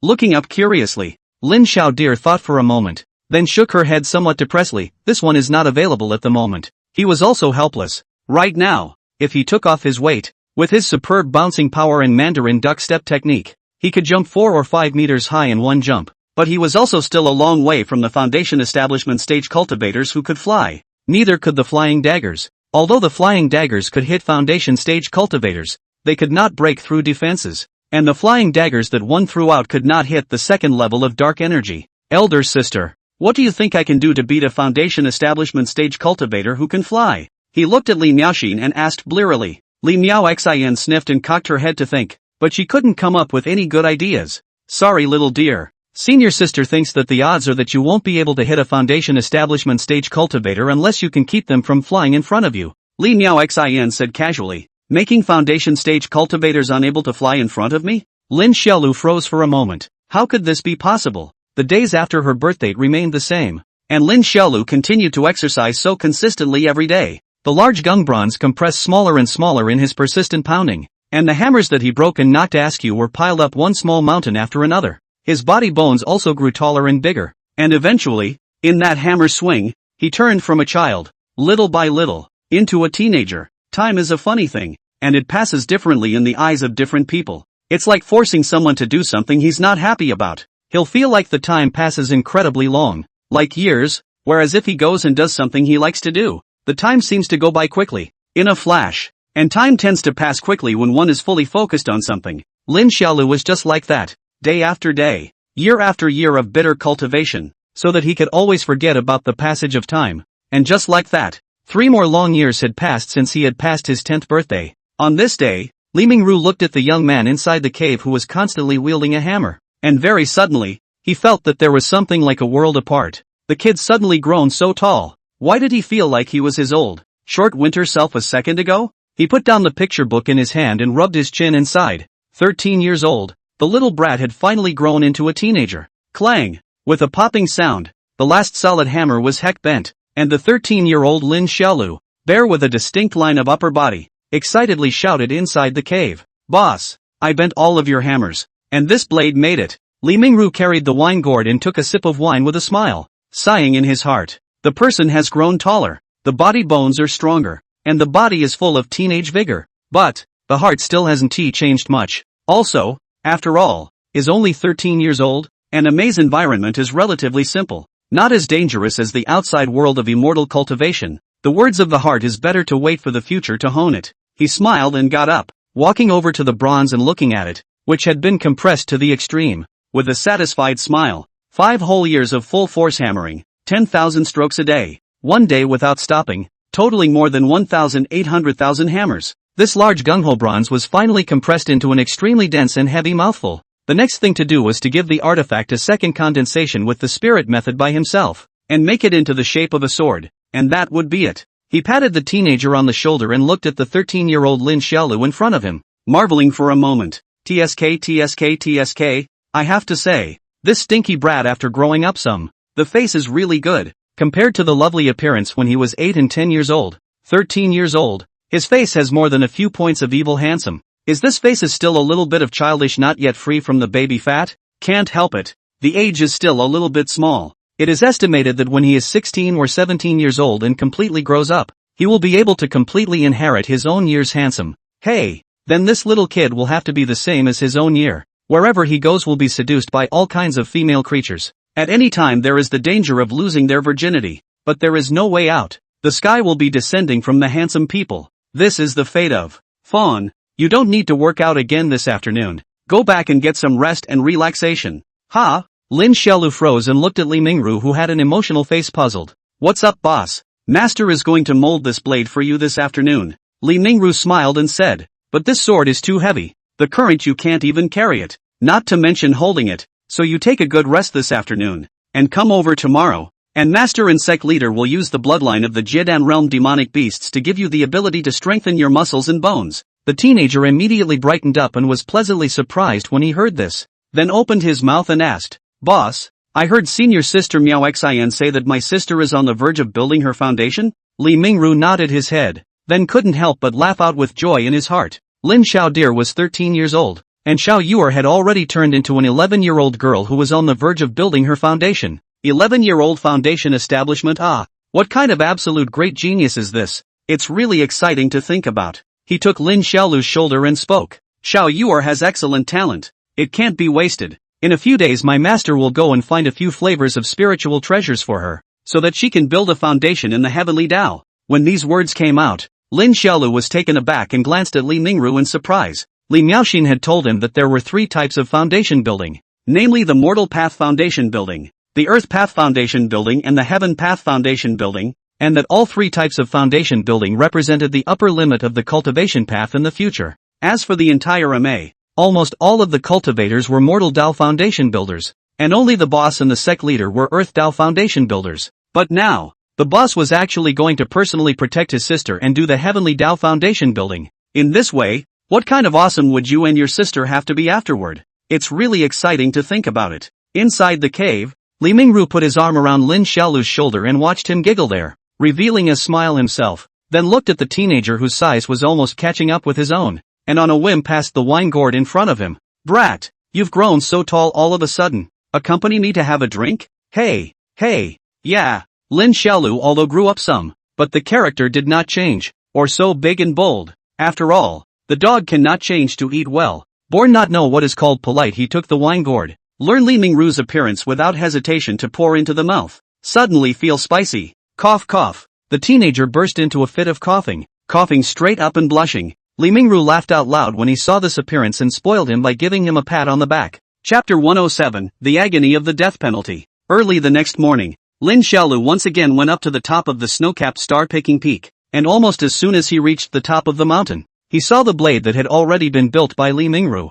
Yesterday, he had compressed the Daijing bronze into a huge 3 centimeter thick copper cake, and at this moment, it had completely transformed into a knife, a huge heavy knife. In the midst of a huge mountain rock at the top of Snow Mountain, a huge rectangular ancient green-colored giant sword was quietly inserted there, as if it was a wall. This is a knife with a length far exceeding that of a normal person. The length of the blade is a full 3.5 meters long. The width is about 30 centimeters wide. The hilt is half a meter. Even the thickness of the back of the blade is a staggering 3 centimeters, inserted among the snowy mountain rocks as if it were the top of the sky and the ground. And this bronze-colored heavy blade at the end of the blade, but also before and after the respective rectangular piece of copper plaque each hung 3 thick round copper ring. A glance, straight to people a kind of violent atmosphere, as if this knife is not at all for human beings, but for the ancient beasts used by the peerless giant blade. Good lord, this sword is too domineering. Just thinking about the image of herself carrying this big knife out to cut people in the future,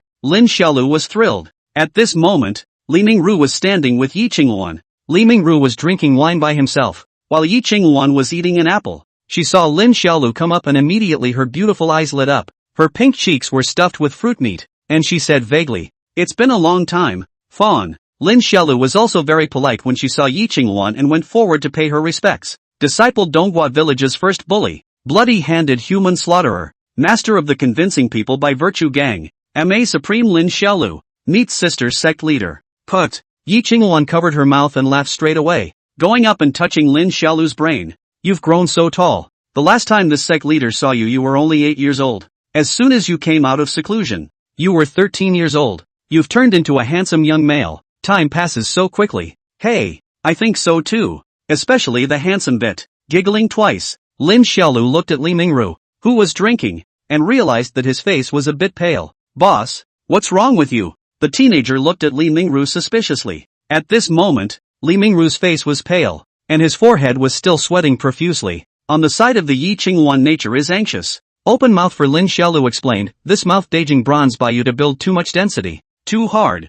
Mingru yesterday spent a lot of effort to carve it into a knife. His kidneys are weak." Lin Xiaolu was a little embarrassed when he heard this, and he quickly bowed to Li Mingru and advised him to eat more leeks, which can be aphrodisiacs. Li Mingru was so embarrassed that he glared at Yi Qinghuan before smiling and introducing him. "Little dear, this current Daijing bronze has become much lighter than the original, weighing 800,000 pounds, which should be enough for you to use." Lin Xiaodir nodded his head. The current him still couldn't lift such a heavy blade. After repeated exercises over the past few years, he could at most carry less than 20,000 pounds. Of course, when one had used the bloodline of a Jiedan realm demonic beast, one should be able to use it. In the middle of the field, Li Mingru and Lin Xiaolu joked and laughed a bit before bringing him to the exact same earthen pit as back then. Soaking your body with the blood of a Jiedan realm demonic beast will be dozens of times more painful than that of a Foundation Establishment realm demonic beast, and it will last for a much longer period of time, making it extremely painful. You must hold on.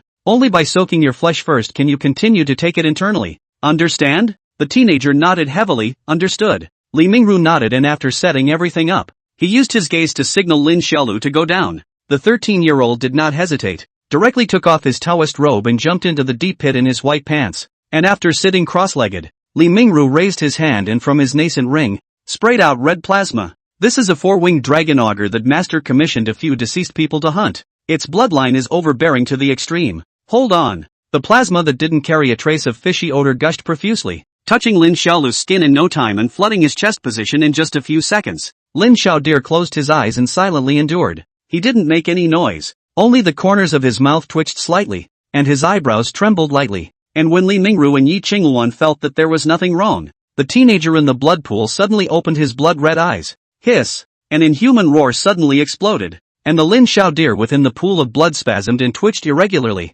his veins rippled, and he roared harshly in agony, while before long, 2 channels of black blood gushed out directly from his nose and eyes. Yi Qingwan was startled when she saw this scene. Even Li Mingru was shocked and hesitated to fish this disciple of hers up. Aha! The blood pool within the teenager pained straight from the throat issued a hoarse hiss. Black blood from his eyes and nose continued to flow, the whole person pain tearing lungs, and finally even violently raised his hands, fiercely grabbed at their own face, straight to the teenager's clean face grabbed the blood and flesh. Such a shocking scene. Watching Li Mingru and Yi Qingwan were both slightly uncomfortable. Li Mingru was even nervous and pinched his fists. Fawn, hang in there, you can do it. It may hurt more at first, but it gets much better later on as you get used to it. Hold on. Think about your martial arts. Think about your dreams of bullying. By the blood pool, Li Mingru and Yi Qingwan cheered him on one by one, while what responded to them was still just hissing as if they were wild beasts. Li Mingru was instantly anxious at the sight of this, and hurriedly squatted down by the blood pool, sending the gourd filled with spirits toward him. Have some wine. It doesn't hurt as much when you have some wine. Hiss. Lin Xiao deer violently raised his hands, which had already begun to fester, and snatched the wine gourd, tilting his head back and pouring it into his mouth, drinking an entire gourd's worth of spirits in one gulp. Roar, roar, roar, roar. Perhaps it was the paralyzing effect of the spirits. The teenager's hissing was indeed a bit smaller, and in order to prevent this guy from biting off his own tongue due to the intense pain, Yi Qingwan gagged his mouth with a dry towel again and looked at him heartily. The teenager just kept soaking in the pool of blood, forcing himself not to go crazy with the last shred of sanity left in his body. This kind of pain is continuous, and will not become lighter because of soaking for a long time, and can only slowly let the body adapt to it. At this moment, the teenager only feels that every hour and every second seems to have passed an infinite length of time, and this kind of torment makes his whole body hurt so much that he straightly takes his fists and blasts his head. Li Mingru and Yi Qingwan guarded the blood pool the entire time. They didn't have the slightest way to do anything. They could only watch helplessly as the teenager convulsed, trembled, and struggled within the blood pool. In the blood pool, Lin Xiao deer's body was fragmented because of the plasma, then slowly repaired because of the plasma, then fragmented again, week after week, as if it was endless. No one knew when this torture would stop, only that in the midst of this torture, if Lin Xiaolu slightly shook the beliefs in her heart, her sanity would immediately be devoured by her animalistic nature, and she would either completely turn into a crazy monster or explode and die. Li Mingru and Yi Qingwan just kept on guarding him, not daring to leave for a moment. They were very worried. Every moment they were worried that the next second Lin Xiaolu would explode or suddenly fall into a seizure. Day after day passed, and during this period, all Li Mingru could do was to feed Lin Xiaolu a large amount of strong alcohol every day, so that he could use the alcohol to paralyze his nerves, which would make him feel slightly better. Many times, he looked at his disciple's miserable appearance, and to be honest, he couldn't help but feel some redness in his eyes. It was too cruel. For a teenager, such torture was too cruel. Good thing, he endured it, and endured it for exactly 33 days. After 33 days of being tortured worse than death, the blood water in the blood pool only began to gradually become turbid, and Lin Xiaolu, who was no longer humanoid, finally slowly regained her sanity, and the blood color in her eyes began to fade away. Only after seeing this scene did Li Mingru heave a sigh of relief. Yi Qingwan even couldn't help but cover her mouth and cried out. She was more sentimental in mind, knowing that the pain this child experienced was no less than the lynching of 1,000 cuts, and he actually just endured the pain of the lynching, hard to bear for more than a month. After a long time, inside the blood pool, the teenager who had recovered, weakly looked at the boss and sect leader in front of him, and with difficulty revealed a smile. Boss, am I good? Li Mingru nodded heavily and gave him a thumbs up. Awesome. Lin Xiaodeer laughed and then spoke. Feed me beast blood. Li Mingru hesitated for a moment, then nodded.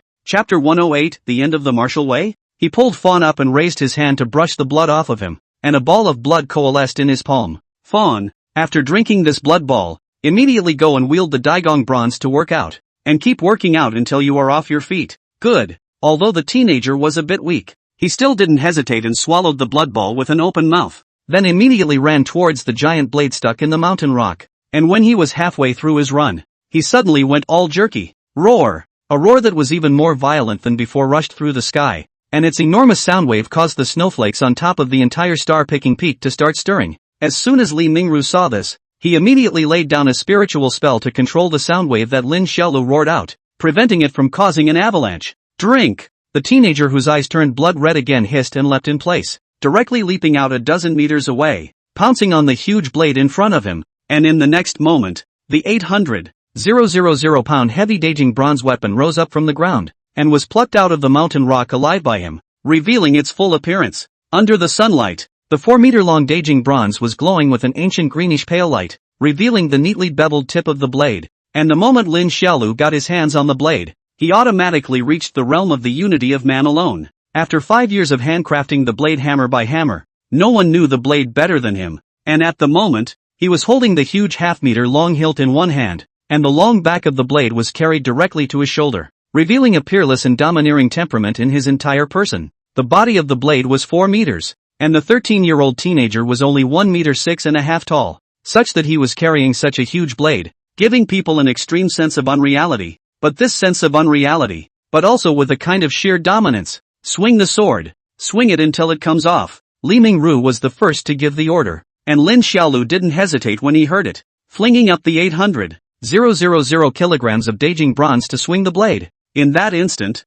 the terrifying weight of the dagung bronze combined with the power generated by the speed at which he swung the sword almost caused the heavens and earth to lose their colors. It made even Yi Qingluan in the distance's beautiful eyes slightly startled, and straight away, she felt a little heartbeat. And what was even more exaggerated was that with such a blade, Lin Xiaolu could already hold it in one hand. On the top of the snowy mountain, the teenager, with his head in the sky and his body in the wind and snow, wielded a huge daging bronze weapon, whose fierce blade wind whistled and whistled, directly blowing up a burst of violent wind, and he had clearly practiced the 8 swords of the Genie Way of the royal capital of the northern Lian kingdom. Li Mingru looked at the wind and snow constantly waving the blade of the teenager. The eyes are also colorful. Directly wine or not drinking. Turn your head to the side of the Yi Qingluan arrogant senior sister. When you tentatively appointed Lin Xiaolu as an inner disciple for a period of 5 years, now that the 5 years have come and gone, what do you think? Hearing this, Yi Qingluan glared at Li Mingru and pouted. What am I looking at?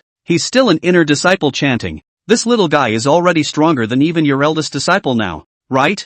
Ha ha ha ha ha. Li Mingru laughed a few times. If Yao Shi were to take on Xiaodir, it's true that it would be hard enough to beat him, but Yao Shi is able to fly, so if he wants to run away, he can always run away. Yi Qingluan couldn't help but roll her eyes nicely at the words. Look at that. Is that ing human? Foundation realm cultivators facing martial artists can only run now? This ing. But although she was a bit unconvinced on her lips, she didn't say anything. After all, she just couldn't stand the sight of Li Mingru's dejected appearance. And to Lin Xiaolu, she really did have some fondness for her. How the boy had gotten through those 33 days was evident to her and Li Mingru. Imagine, a 13-year-old half-grown child, to bear the pain of Lingji such torture for a month. Actually froze not crazy. This was no longer a matter of trying hard or not. This looked at the entire MA. It was estimated that no one could endure. People like this deserve to be awesome. Perhaps Li Mingru was a good master and gave him some resources to practice martial arts. But which of these resources did not rely on 1,000 dangers to endure? Whether it was the 5 years of uninterrupted sword casting exercise, or the method of beast blood to strengthen the body. Looking at the entire divine state, how many teenage prides could do it? And to be honest, this method of exercising the body with beast blood wasn't a big secret, and cultivators could use it. But how many cultivators dared to use it? Can they, like Fawn, endure a month or so of lingering pain without breaking down? So, suffering, effort is also divided into classes. Like Lin Xiaolu, this extreme sufferer, as long as there is a little opportunity, he will do whatever it takes to achieve the ultimate. Not to take himself as a human being to taste the pain, is the real people who act against the heavens? Thinking of this, Yi Qingluan's gaze towards the teenager added a few more points of admiration. What a hard-working and strong little guy. It's just a pity that the lifespan of a martial artist is like a heavenly rift that can't be broken. On the peak of the picking star, Lin Xiaolu, in order to completely absorb the beast blood in the body, endured the internal organs were burning fire, severe pain, desperately swinging the knife. Weighing 800,000 pounds of large gung bronze, was he over and over again to perform the Genie Way 8 knives, and it was another 10 days of practicing. It took 10 days of wielding the giant blade day and night to finally allow him to absorb the essence blood of the Jedan realm demonic beasts, as well as thoroughly mastering the 8 blades of the brocade guard. Inside the cave, Li Mingru used his spiritual power to push the tray in front of him towards the teenager, on top of which was a whole charcoal roasted whole cow. You haven't eaten in over 40 days. Eat? Lin Xiaodir was also not polite. Grinning broadly, he put the big gung bronze to the side, picked up a cow leg and began to gnaw on it. Eat slow and slow like. Li Mingru held the wine gourd and looked kindly at the wolfing teenager. Take off your load after eating. Halfway through eating, Lin Xiaoxue froze for a moment and queried, "Boss, do I not need to wear weights anymore?" "No, it's just that 500 pounds of load is too light for you right now." After saying that, he raised his hand and wiped it, and a new set of weights immediately appeared in front of the teenager, all of which were not large, only that they were all engraved with complex talismans. This set of weight-bearing for the master to add 10,000 pounds spell, 2 hand rings, each 50,000 pounds, 2 leg rings each 100,000 pounds, weight-bearing kanji 200,000 pounds, a total of 500,000 pounds. Lin Xiaolu was confused. For a moment she felt like the beef in her mouth didn't even smell good anymore, bulging her face like a little meat bun, glaring angrily at Li Mingru. "Boss, you are also too good at playing right. I'm already 800,000 pounds with the staging bronze, plus this set of loads, that's a full one, 300,000 pounds I'm still growing my body and with such a heavy load, walking will collapse the ground, right? No, the charm on this load is only effective for the wearer. It's useless for dead things like the ground. Turn around for the master to find capable people to make you a good gadget, so that you can freely stow away the big gung-ho bronzes, so that you don't have to turn around and walk with it on your shoulder, and really step on the mountain path of the picking star to collapse." When this word came out, Lin Xiaolu was even more angry, and he realized that he could not escape from this weight today. The boss was so damn well prepared. Inside the cave, Li Mingru looked at the teenager's puffed-up meatbag appearance and laughed straight through his stomach. He laughed for a few moments before voluntarily skipping over the subject and opening his mouth about something else. Smiley face. "Little dear, you have already experienced the second beast blood. This road of martial arts basically has come to an end, because the third time you use the beast blood, the possibility of death or losing your mind is too great. Even for the master of that remnant volume above also clearly written, the so-called third time to use the beast blood. Just a theory. After all, the last use of the third time to use the third time the beast blood of the perseverance of the teenager went crazy. So how you will subsequently continue to improve your martial Dao, I don't know anymore." Lin Xiaolu was a bit confused, and after a long time, he silently nodded and continued to eat the beef without a word. And Li Mingru continued, "One way of martial arts. The teacher feels that you have gone to the extreme.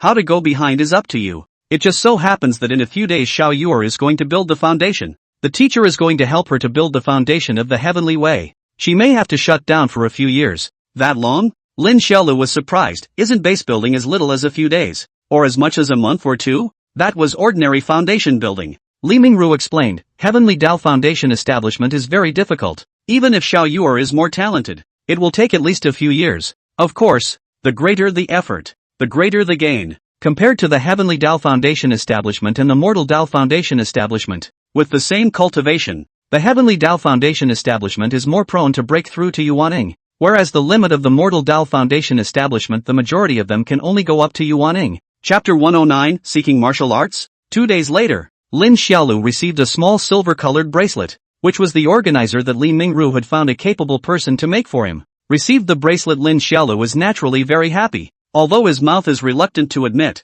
but in fact has always been very envious of other cultivators have a nascent sacrifice ring. Even Chen Nianyun have, but there is no spiritual power in his body. The nascent sacrifice ring to him cannot be used, and this bracelet is different. This secret silver bracelet does not need spiritual power to use. It and the Big Gung bronze together was under a complex connection spell. Only a single storage Big Gung bronze, other cannot be loaded, but it is not bad. Now Lin Xiaolu, as long as the bracelet to open the above secret silver buckle, you can manually turn on the inside of the spirit stone, and then from the independent secret silver space, pulled out 4 meters long Big Gung bronze. From a distance, it looks like a hand inserted into some other dimensional space out of thin air, and then slowly pull out a large knife from the middle of nothing. Very handsome. And after gifting the disciple with the secret silver bracelet, Li Mingru took little Yuer into seclusion, and the location of the seclusion was within the cave behind the waterfall on the broken cliff of Star Picking Peak. Before he left, Li Mingru also specifically instructed him to listen to Sister Miao Xin, not to be naughty, and to focus on martial arts. Thus, in the entire Star Picking Peak, only the young Lin Xiaolu was left, clinging to senior sister Miao Xin. His life hadn't changed much. He worked out every day as he should, and everything seemed to be the same as before. The only thing that made him more depressed was that he seemed to be practicing to the end, because all the body functions were far beyond normal people. This made him learn martial arts very fast. Many complex techniques he could do skillfully almost after watching them once. After his sister and master closed down, in less than a month's time, he had practiced horizontal qigong, 8-pole fist, tai chi quan, flying dagger, yuan yang step, and the 8 swords of Jinyui, all of which had been practiced to a great success. Then, his strength stopped here. Stopped. Perhaps it was just like what Li Mingru had said, all the way to the martial arts path. He had basically come to the end. This feeling made Lin Xiaodir feel panicked, fearing that in the future he would only be able to maintain this stage of stopping and then slowly grow up, waiting until he was in his 30s or 40s when his physical ability declined, slowly becoming weaker and ultimately dying helplessly. This kind of martial arts career where one could see the head at a glance was nothing short of torture for someone like him. At noon, inside the meal hall, the 13-year-old teenager was sullenly eating hot pot. He looked at the red oil hot soup mixed with peppercorns and ginger slices inside the hot pot, rolled with tender mutton and tripe. His eyes were lifeless. Senior brother Shaolin, beef meatballs. Monkey Sanner came in with a pot of beef meatballs and set them on the table for him with a smile, only to see Lin Xiaolu's crying little face. Monkey Sanner froze, somewhat surprised by the little guy's unhappiness, and asked curiously, "What's wrong, senior brother Shaolin? Is the hot pot not good?" Lin Xiaolu pouted her lips and shook her head, muttering, "I'm so bored eating alone, and I can't improve my martial arts." Monkey Sanner sniffed and sat beside him, comforting him with concern. Junior sister Xiaoyu came out after 2 or 3 years. This is a very normal thing in the immortal cultivation world, like that eldest senior brother, who is in seclusion until now, and then like our sect leader, who has been cultivating for more than 200 years, and has been in seclusion for cultivation almost all of the time. Everyone is like this, but I'm not. Lin Xiaodir complained to Monkey Sanner. Yesterday I wanted to go find Little Egg and the others to play, but they were all in cultivation, locked up by the elders of the various veins and couldn't get out. Even the Rakshasa ghost woman didn't come out. I'm so bored. Monkey 3 children sniffed and scratched his head. For a time there is no good way. Cultivation. Everyone is basically so, into the cultivation of the right track. Very few people will be like Li Mingru all day nothing to do. Almost everyone is scrambling to work for the avenue. But Lin Xiaolu cannot. He has already put the conventional martial arts to the end. When other people cultivated, putting aside minor goals such as becoming stronger and revitalizing the clan, the ultimate goal was to live forever. But Lin Xiaolu was different. He was destined to be unable to live forever. Inside the compartment, the teenager sullenly picked up a chopstick of mutton roll, dipped it in the seasoning and stuffed it into his mouth, his cheeks bulging as he said, "Monkey Sanner, do you think there's any other way for me to become stronger?" Monkey Sanner had a difficult face. How could he, an outer disciple, know about something that this elderly didn't even know about? The atmosphere at the table was a little quiet for a while. After a long time, Lin Xiaolu sighed and lamented, "So lonely, if Li Yaoshi that mountain cannon out of the slip or just take him to practice knife." Hey! Monkey Sanner sniffed a bit and couldn't help himself. He had seen that great gung-ho bronze weapon of senior brother Shaolin, and at that time, after senior brother Shaolin had obtained that giant blade, he couldn't wait to show it off in front of himself and the other outer sect disciples. The gung bronze is really just scary to look at, and he still remembers the image of Lin Xiaolu stomping the ground down after playing a whole set of knife skills in the courtyard of the dining hall. Elder brother Shaolin, Monkey Sanner spoke with some hesitation. "If you still want to continue pursuing the martial Tao, I actually think that you are able to leave the sect and travel a bit." "Ha?" Lin Xiaolu glanced at Monkey Sanner in surprise, somewhat surprised by Monkey Sanner's suggestion. "Back then, you learned Taijiquan when you came back from Daiyue, as well as inch power and avalanche power, and then created your own twofold dark power. So I think you can go and travel the divine kingdom, learn all the martial arts in the world, and gather all the strengths of 100 schools of thought into one body, so that you might be able to improve your martial arts realm as well." Lin Xiaolu's eyes snapped open when she heard this. "Yeah, you can learn another martial art yourself." Although it was said that one's energy was limited, and it was best for the average martial artist to specialize in only one martial art, one's own enlightenment and physical strength had already been awesome to an unimaginable degree, and one certainly couldn't be judged by common sense. When he created the second dark power, didn't his fighting power increase by a large margin? A single punch had eliminated that what's-his-name white family head. Then one could indeed go and learn other martial arts, and then make new innovations by combining the strengths of 100 schools of thought. At the dinner table, Monkey Sanner continued to voice his opinion, saying to the teenager, "Anyway, elderly and junior sister you are going to be in seclusion for a few years, and your physical body has already reached the so-called extreme, so it would be better to travel around and seek a breakthrough." After saying that, Monkey Sanner knew that he had slipped up and laughed a little. "Junior brother Shaolin, this is just my personal thought. In fact, you can go and ask senior sister Miao Xian or ask the sect leader. After all, this is something that I, an outer disciple, don't really understand." No, No, Monkey Sanner, what you said makes sense. As if awakening from a dream, Lin Xiaolu had an excited look on her face, and held Monkey Sanner's hand. You're right. I'm having a hard time progressing with my current workouts anyway, so I really might as well go out and travel a bit and learn another martial art. After saying that, he then smiled and patted Monkey Sanner's shoulder. Don't always look down on yourself. Although the sect master and senior sister Miao Xian's cultivation is higher than yours, but martial arts they don't know. In this piece they are all similar to you. Everyone is unique. The world is so big. There can't be a second you. Monkey Sanner's heart fluttered when he heard this, and looking at Lin Xiaolu's clean teenage face, the enthusiasm in his eyes increased a few more points. Yeah, everyone is unique. At this moment, Lin Xiaolu suddenly became happy, and suddenly felt that the depression of the past few days was much less. It's good to go down the mountain. You can meet new people, have a good time, and improve your experience and knowledge. It's just not too good. Monkey Sanner looked at the excited teenager and smiled bitterly, advising, Junior Lin's senior brother, this matter still needs to be considered in the long run. After all, you're still too young. It's not safe for you to go down the mountain alone. Elderly is in seclusion. You must ask senior sister Miaoxin before asking the sect leaders. However, the excited Lin Xiaolu had completely lost his ears. The teenage heart could not wait to leave now, and directly smiled boldly. I'm going to tell senior sister and sister sect master after I finish eating that I'm going down the mountain and I'm going on a martial arts quest. Chapter 110, I want to travel down the mountain. You're going down? May Peak. Inside the Green Luan Hall, Yi Qingluan was wearing a beautiful white long dress, sitting cross-legged on the cushion,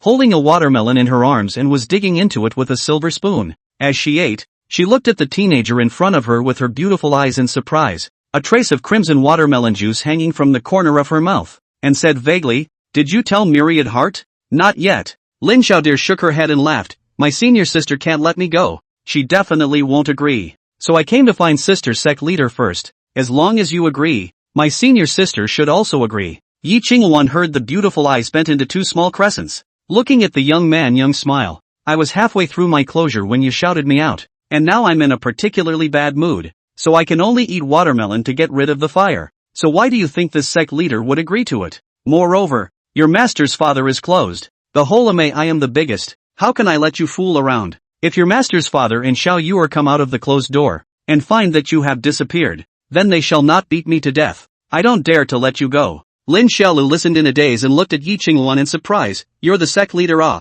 Could it be that you're still afraid of my master? Of course I'm afraid. Yi Qingluan greatly admitted. If your master is in a good mood, the whole May he is only under my one person. If he is in a bad mood, half of the divine states Yuaning standing in front of him. It is also one person. Like me, he can slap and cry for a long time. The teenager was confused. Is your boss so powerful? He's so powerful, can he know it himself? But, didn't my master's father suffer a very serious injury, and his cultivation level has dropped to Jiedan? Lin Xiaolu continued to pursue the question undeterred. A skinny camel is bigger than a horse. Not to mention that his strength has always been very mysterious. Hell knows how many cards he's kept. Back when he was still a foundation establishment he violently beat up a Jiedan. Can you imagine? 3 Jiedan stage elders were hung up and hammered by one of his foundation establishment stage teenagers. After saying that, Yi Qingluan dug down a piece of watermelon and handed it to the teenager's mouth with a smile. Lin Xiaolu looked at the red watermelon in front of her, scratched her head without daring to eat it,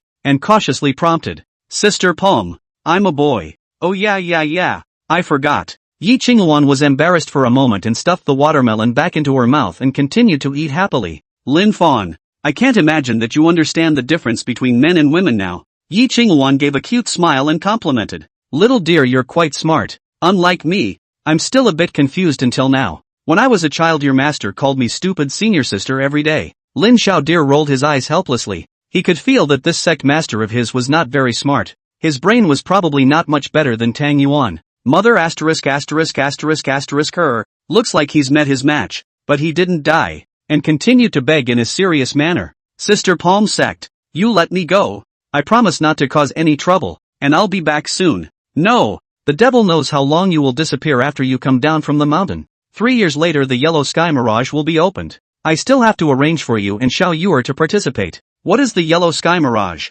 Lin Xiaolu asked curiously. That's a secret realm that opens once every 10 years, and each sect in the divine state will send outstanding disciples under the age of 20 to participate, to go inside and seek out the opportunities left behind by the last 3 sects. After saying that, Yi Qingluan took the initiative to skip this topic and laughed. since you can't grow in strength anymore. Then stay in star picking. Isn't it comfortable for me, sister, to feed you with good food and drink? But that's so boring. Lin Xiaodir spoke blearily. I want to continue to get stronger to appreciate the world's martial arts. That doesn't work. Yi Qingwan once again rebuffed, put on a look of oil and salt, which could make Lin Xiaolu angry. His temper came up who did not hang, directly to Yi Qingwan angrily. I'll definitely be back in 3 years. I don't believe it. Then I'll be awesome and I won't charge you protection money. I don't have any money. You can't take me.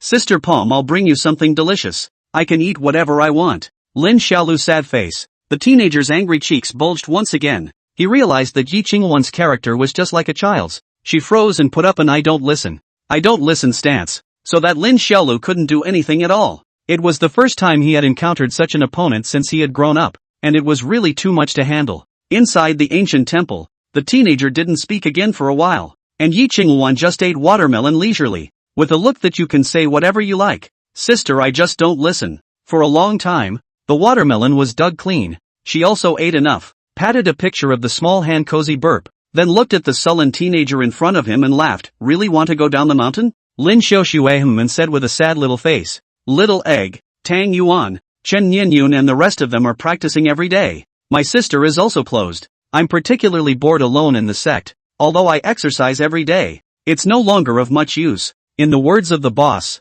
the conventional martial arts path has already been taken to the head by me, and there's no way to raise it any further. Yi Qingwan smiled at his words. Then after a slight contemplation, he lightly said, it's not impossible to let you come down from the mountain, but this sect leader has 3 conditions. 3? So many. Lin Xiaoxue flattened her mouth. This is still much. Yi Qingwan laughed and scolded, you're not going down the mountain for a day or two, but a year or two. This is already very little okay. She didn't have the good sense to say. The first condition is the yellow sky mirage. This is a big deal. Don't ask what the yellow sky mirage is. Anyway, you must come back within 3 years. Do you understand? What if I can't come back? Lin Xiaolu asked rhetorically. Can't come back? Yi Qingwan came up to Lin Xiaolu. Her red lips tilted, revealing a devilishly bad smile. Kid, your sister is still in the hands of this master. If you can't come back, do you believe that this master and your sister will die together? Lin Xiaolu, I. He was instantly enraged and blared at Yi Qingwan.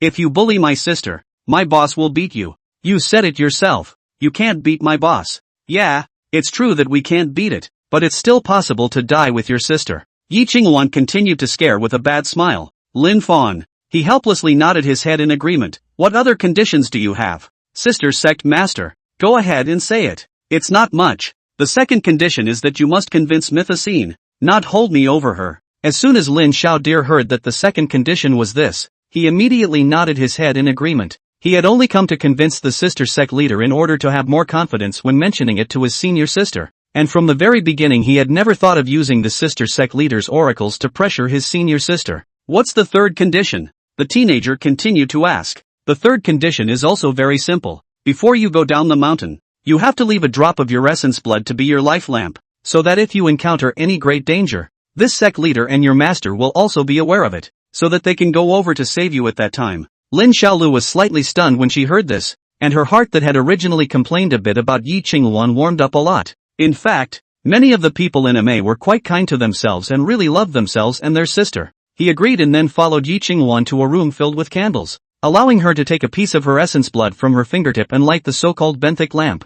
Alright, go and convince Miao Xin. As long as you convince her, this sect leader will let you come down tomorrow. The teenager happily clasped his fists at Yi Qingwan. Thank you, sister sect master. That night, Lin Xiaolu went to Li Miaoxin immediately after returning to Peking Star, informing him of his desire to travel down the mountain, and to his surprise, Li Miaoxin directly agreed, without the slightest bit of hesitation of the kind. Chapter 111, Descent from the Mountain. Inside the room, Lin Xiaodir stood in a daze, confusion written all over her small face. He really didn't expect that his senior sister would agree to his descent from the mountain so easily, which made his originally prepared bellyful of persuasion unable to speak, and for a while he was a bit at a loss for words. Li Miaoxin couldn't help but laugh out loud when she saw him looking like he was suffering from a loss. Elder sister, see you have been moping lately. No, you can't sit still. Go down the mountain is good. More experience. But the mortal world is not compared to the sect. Be careful in all things. Meet people in trouble, try not to dispute with people.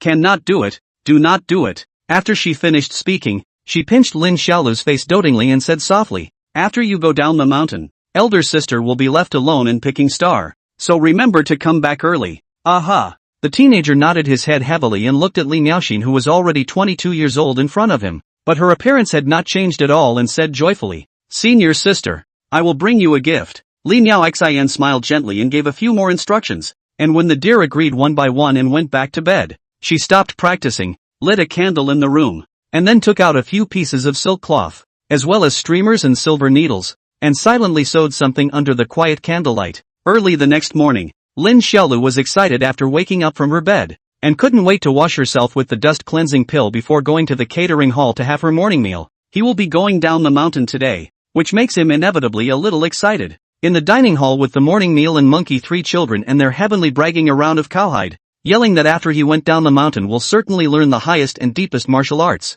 do a career, famous, realize their own ambitions. Almost all of the outer disciples from the meal hall had also come. One by two they were urging Lin Xiaolu about what they would do after they left the mountain, and in their words many of them carried some reluctance. "Junior brother Shaolin, if it's not fun outside, come back earlier, we have nothing else here, but enough good food and drink." "Yes, senior brother Shaolin, you eat more today, you won't be able to eat the porridge I cooked outside." "Senior brother Shaolin, come back earlier, maybe by the time you come back, I'll have become an inner disciple." Lin Xiaolu listened to the group's words of farewell, and for some reason his nose was also sore, but he was so good at face-saving that he purposely pretended to be unconcerned, and smiled broadly. "I'll be back to see you all soon, and I'll even catch you a big tiger to eat then." The crowd laughed out loud. The young teenager stayed in the meal hall for more than an hour, and after he had eaten and drank enough and said goodbye to the group and returned to the courtyard, he found Li Miaoxian waiting for him. "Senior sister, let's set off." The teenager laughed cheerfully, knowing that senior sister Miaoxian was going to send herself down the mountain. Li Miaoxian smiled and didn't rush off, but took out a piece of sewn cloth bag and held it out, as well as a piece of blue tassel. The cloth bag and tassel were both sewn and woven by her last night, and she stayed up all night until morning. Li Miaoxian tenderly hung the blue tassel for the teenager in front of her. The tassel was cute, bulging and round, with blue streamers dangling below, and embroidered with the 5 words Ame Lin Xiao dear. The teenager loved it as if he had gotten a new toy. "Elder sister, you're so powerful. I didn't realize you had this skill." Li Miaoxian smiled, and let him carry the small cloth bag on his back again, and instructed, "There are many countries in the mortal world, and the silver bills of each country are different. So senior sister didn't prepare any silver bills for you, and only a dozen or so gold ingots were put in it, as well as a box of dust cleansing dan. The gold ingots are saved to be spent. Got it? Don't worry, senior sister. If I run out of money I'll go collect protection money and make sure I don't starve." Lin Xiaolu said heartlessly. Li Miaoxin sniffed and raised her hand to knock him a bit, not good-naturedly said, "All 13 years old into an adult. How is it still this kind of virtue? To remember, to be a man, to do things, to do not walk on evil paths, not to deceive the dark room, accumulate virtues, compassionate heart in things, not ashamed of heaven and earth, not ashamed of the original heart." Lin Xiaolu froze, her eyes wide and puzzled. What does senior sister mean by that? Li Miaoxian looked at him and smiled. Being a human being can't take the path of evil. Everything should be done without hiding, without secret deception. Do more good deeds, accumulate more merit, send out compassion, not ashamed of heaven and earth, not ashamed of the heart. Remember? Too long to remember. Then copy it 10 times first, and after that senior sister will send you down the mountain. Lin Xiaolu. Soon, Lin Xiaodir carried a small cloth bag with a tassel on her waist and led Li Miaoxian's hand down to Star-Picking Peak. Along the way, Li Miaoxin admonished him and asked him to recite the proverb he had just recited over and over again, and soon he managed to recite it backwards as well. And as the teenager followed Li Miaoxin cheekily through the turquoise bamboo forested mountain paths and was about to arrive at the mountain gate of Star-Picking, he saw a few familiar figures. A bunch of teenagers as old as 15 or 16 and as young as 12 or 13 were standing in line waiting for him. Lin Xiaolu saw so many people at the entrance of the mountain, first startled, thought that he had encountered a fellow hijacker, and then saw the visitor clearly before he was surprised. "I'm going to go. Aren't you guys in cultivation? Why are you all here?" "You'll have to ask Tang Yuan about that." Chen Nianyun, who had been waiting for a long time, held his arms and laughed. He said that he watched the sky at night last night and realized that the Big Dipper had moved southward and the greedy wolf flared its green light, so he figured out that you were going to come down the mountain today. Lin Xiaodir glared at the cockeyed and runny-nosed teenager and complimented him with a leathery smile. "It's really worthy of being the warlord of my virtue-convincing gang. You actually have this skill. You're damn talented. Tang Yuan wiped his nose and looked at Lin Xiaodir giggling. He, you're absolutely right about that. Gang master. That silly look made Li Miaoxin cover her mouth and laugh. Dear. The fat oriental egg pounced over and hugged Lin Xiaolu. Bawling, don't go. If you leave, we'll have no one to lead the virtue gang. Lin Xiaolu was uncomfortable being hugged by this little fatty, and was afraid that he would wipe his nose on himself. So she popped him in the head and asked Chen Nianyun, Chen Erong, do you want to join our convincing people by virtue gang? Me? Chen Nianyun was surprised for a moment, and the surrounding children looked up at him in unison. He froze for a moment, then shook his head. I'm not joining. I don't want to be your little brother. I'm several years older than you. It's too embarrassing to call you big brother. Fine.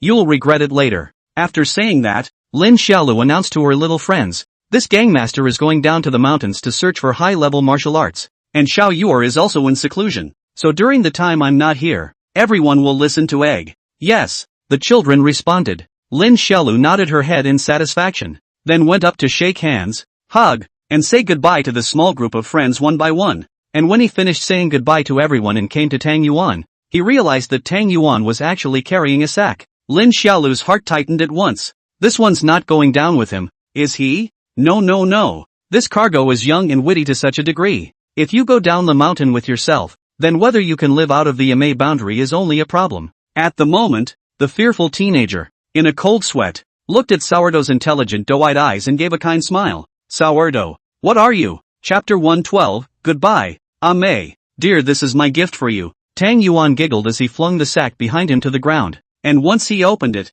it was full of densely packed black pills. Hiss. Looking at the full sack of pills, everyone present was a little numb. Even Li Miaoxian was slightly surprised. Lin Xiaodir looked at the witty teenager in front of him in horror, unable to speak the words of fear, hesitant to take him for sword practice. What kind of pills do you have here? He decided to give Sourdough another chance and didn't draw his sword right away. Brother dear, I asked my master, and my master again asked the sect leader under my coercion. Oh no, good words, and learned that you, brother dear, are going down the mountain to seek martial arts. So I prepared these. While saying this, Tang Yuan took out 3 black pills from inside the bag under the surrounding children's spectators and proudly introduced them. These are the only 3 kinds of elixirs in here, which are very useful and can save lives at critical moments. Oh, Lin Xiaolu curiously looked at the 3 rounded pills. Soup dumplings also did not ink. Picked up one and began to introduce, this kind. After eating it, you can directly poop. The kind that can turn out to be poop even if there is no poop. Lin Fawn. Others. What the hell is the use of this? Lin Xiaodir exasperatedly shouted after a brief moment of stagnation. You can change even if you don't have it yet. You're afraid I'll starve on the road, aren't you? You're so witty, you know. Tang Yuan was startled to see Lin Xiaodir get angry and quickly explained. Brother dear, this elixir is used in this way. Listen to me explain it to you.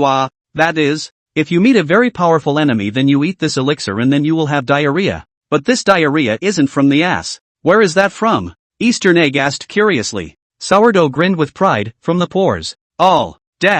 Think about it, when so many people are about to hit deer. Deer suddenly shakes his tiger and reveals an evil impetuous smile. Then the next second he is covered in. Then who dares to get close to deer? I estimate that the Yuaning can be scared away. It's simply not too powerful. Everyone in the arena was confused, and Li Miaoxin even instantly covered her mouth and almost didn't vomit. Are all kids so good at this nowadays? It's crazy. At this moment, Lin Xiaodir listened to Tang Yuan's introduction in a daze, while Tang Yuan asked him with a face full of joy, Brother dear, such a good elixir. Do you like it? Lin Xiaolu looked at Tang Yuan, and after a moment, he suddenly grabbed a handful of his own hair and yelled like a madman, I'll kill you today. Don't even live. Help. Tang Yuan gave a ghostly cry of fright and turned around with his short legs and ran. The group also dissuaded the fuming Lin Xiaolu, and it was not easy to persuade him to stabilize. Sourdough, this elixir is too costly, isn't it? Covered in. I can't even imagine what that must look like. Chen Nianyun said to the teenager with the runny nose, and many cultivators have long-range attack spirit spells. What do you do when people are far away and hit you with their spells?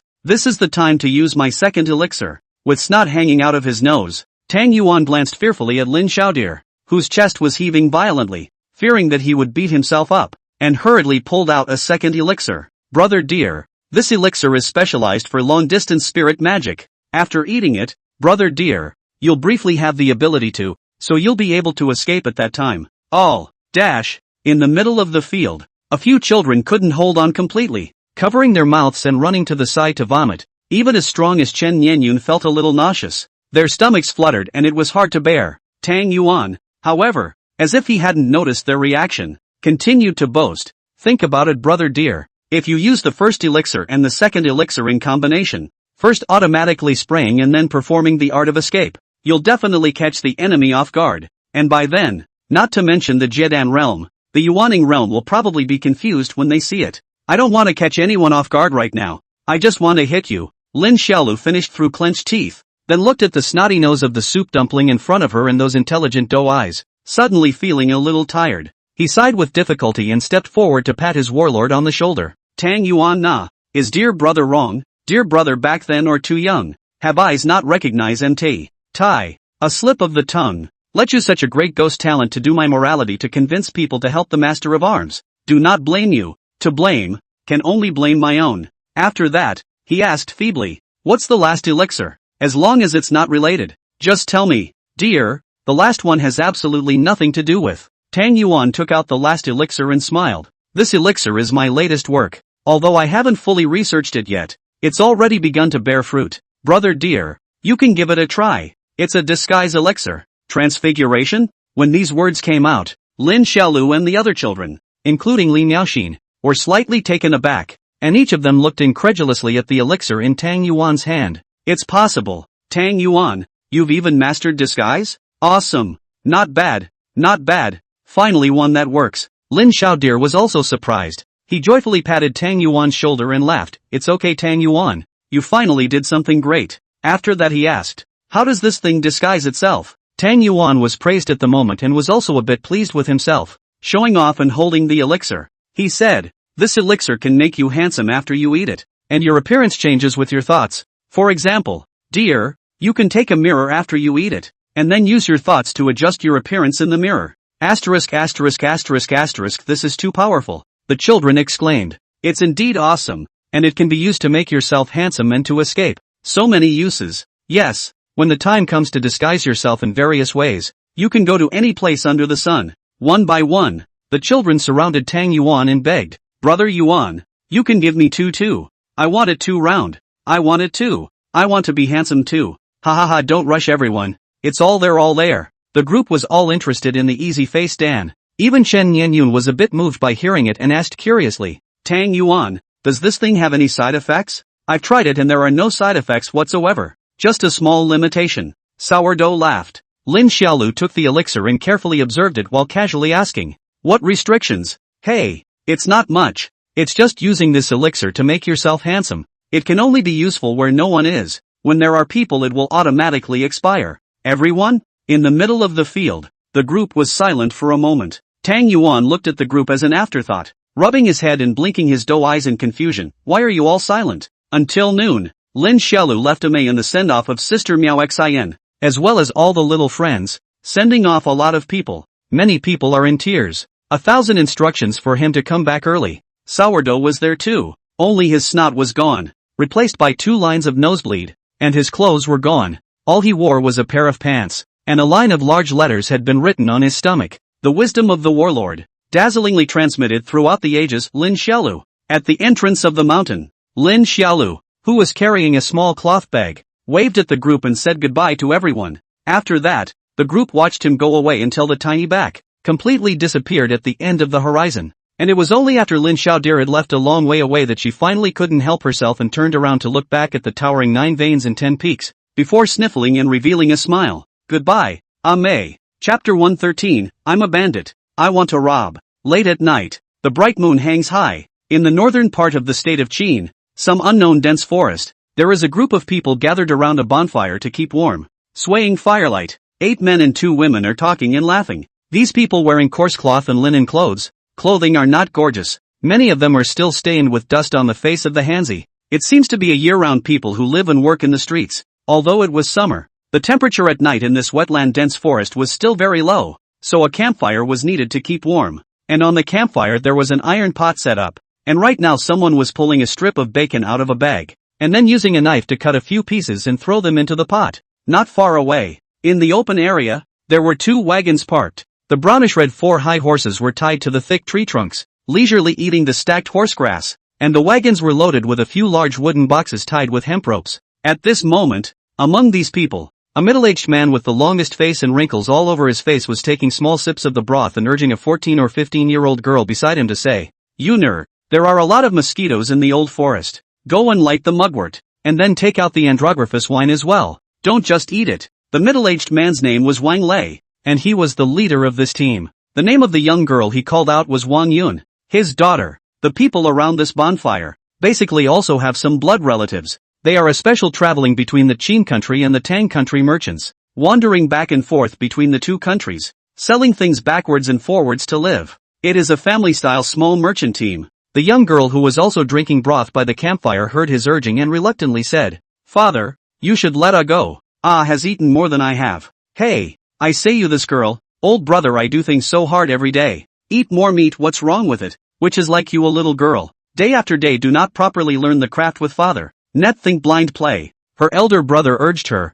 "Quickly go and light the mugwort, or else my elder brother will sell you to the bandits as a maid." Wang Yun sniffed and pouted, continuing to drink the broth on her own, putting up a stance that you can say whatever you like, but I won't move anyway. When the elder brother saw that his sister didn't pay attention to him, he wanted to urge a few more words, but a middle-aged woman beside him laughed and said, "Tiger, don't keep scaring your sister. Our family has been traveling this road for so many years. Where did the bandits come from?" After saying that, the middle-aged woman was ready to get up and go to light the mugwort by herself. As soon as she saw that her mother was going to get up, Wang Yun immediately put down her chopsticks and rushed to the young man with a humph, and muttered with a pouty mouth as she got up, "I'm not sure if this is the right thing to do, but I think it's the right thing to do. That's right, I'm still scaring me as a child. So many uncles of our Wang family merchant team are experts in martial arts. Which bandit has eaten the leopard's guts and dared to come?" At this remark, the other Hans who were drinking the soup laughed and praised the young girl for her ability to speak. Seeing that she was praised by the group, Wang Yun also tilted her head happily, as if she was a proud little swan, and dejectedly walked past her own brother. She came to the wagon and nimbly prepared to light the mugwort with the fire folders, but the sound of stepping on a dead branch suddenly came from the darkness in the distance. This startled Wang Yun, as she drew the dagger at her waist and drank. "Who?" Wang Lei and the others by the campfire also reacted at the first time. One by one, they stood up vigilantly and looked at the young girl's side in unison. Soon, in the dark, dense forest, accompanied by a few chirps of nightingales, a little Taoist priest wearing a navy blue Taoist robe, carrying a cloth bag, and wearing a pilled head walked out of the darkness. Seeing that it was a small Taoist priest, the group froze for a moment. Wang Yun was even more curious to measure the face of this small Taoist priest. Somewhat surprised that the appearance of this small Taoist priest was actually so good-looking, she sized him up once, then couldn't resist sizing him up again, then finally just stopped sizing him up and just stared at him, not bothering to blink. "What are you?" The father's cold drink woke up the young girl's infatuation, and back to her senses, she also immediately gripped the dagger and drank. "Who are you? What are you doing?" The little Taoist also seemed to be a bit confused as he blinked his wide eyes at the young girl in front of him wearing cloth clothes, with a bright red face and a twisted braid. He also looked at the group of big men gathered around the bonfire, and then inhaled his nose, his gaze resting on the aromatic broth. Finally, he reluctantly averted his gaze from the broth and looked once again at the young girl and the group of Hans before him before giving a kind smile. "Greetings, I am a bandit and I am going to rob." Lin Xiaolu felt quite unlucky. After he left Amei at noon, he ran all the way towards the east in the direction that his senior sister had said. She had said that with his speed, as long as he kept running towards the east, he would be able to arrive at the nearest country to Amei, Jin, before night. However, tragically, in the afternoon, when he was halfway through his run, it suddenly turned cloudy, and the sun was completely invisible in the sky, which caused him to get completely lost, and he could only blindly wander around according to the direction he remembered, and somehow ended up in this deep mountain forest. The whole afternoon, he was dripping. Water did not enter, a mouthful of rice did not eat. The whole time the light backpack of gold ingots ran, froze and did not find Jean, only in this deep forest blind wandering. Perhaps it was because he used to collect protection money and bully people. God knew how hard it was for him, and specially arranged for him to meet this caravan, and every one of them was a good person, knowing that he was hungry, and took the initiative to make all the broth, so it was only natural that he robbed them. Beside the warm campfire, the teenagers sat cross-legged, feasting on a pot of cooked bacon. The taste, naturally, is not comparable to the food in the dining hall, but it's not bad at all. While he was eating, he was comfortable and giggling straight away, while by the campfire, Wang Yun was glaring at him indignantly.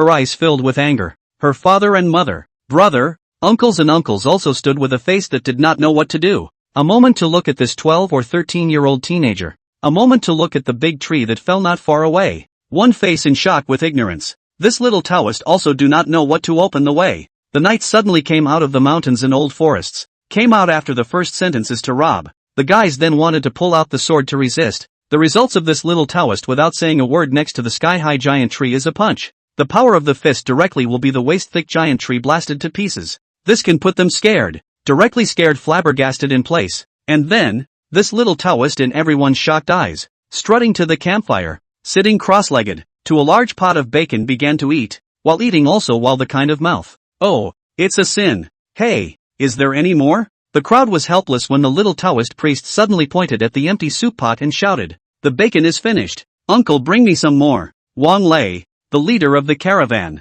forced by the obscene power of his fist to break the tree, did not dare to say anything, took a large piece of bacon, and silently went up to cut it for him with a small knife. As soon as Wang Yun saw that this little Taoist monk, who was even smaller than himself, actually made dad serve him, he became even more angry, glaring and cursing in a low voice, "Golden jade outside, but not in the middle. Scum!" The night was windy, the broth was bubbling, and with her deliberately lowering her voice, Lin Xiaolu didn't even hear it. The middle-aged man, Wang Lei, cut him a few more pieces of bacon. So Lin Xiaolu flashed a smile at him. Hey, thanks a lot, uncle." Wang Lei heard him thanking him. His face was a bit odd. He didn't say anything and retreated back to his friends and relatives without a word. He then greeted his relatives and sat down. He realized that the little Taoist in front of him, who smashed the big tree in the sky with one punch, was actually not as ferocious as he imagined, and he seemed to be just hungry. Chapter 114, The Jianghu. Soon, Lin Xiaodir once again finished the bacon,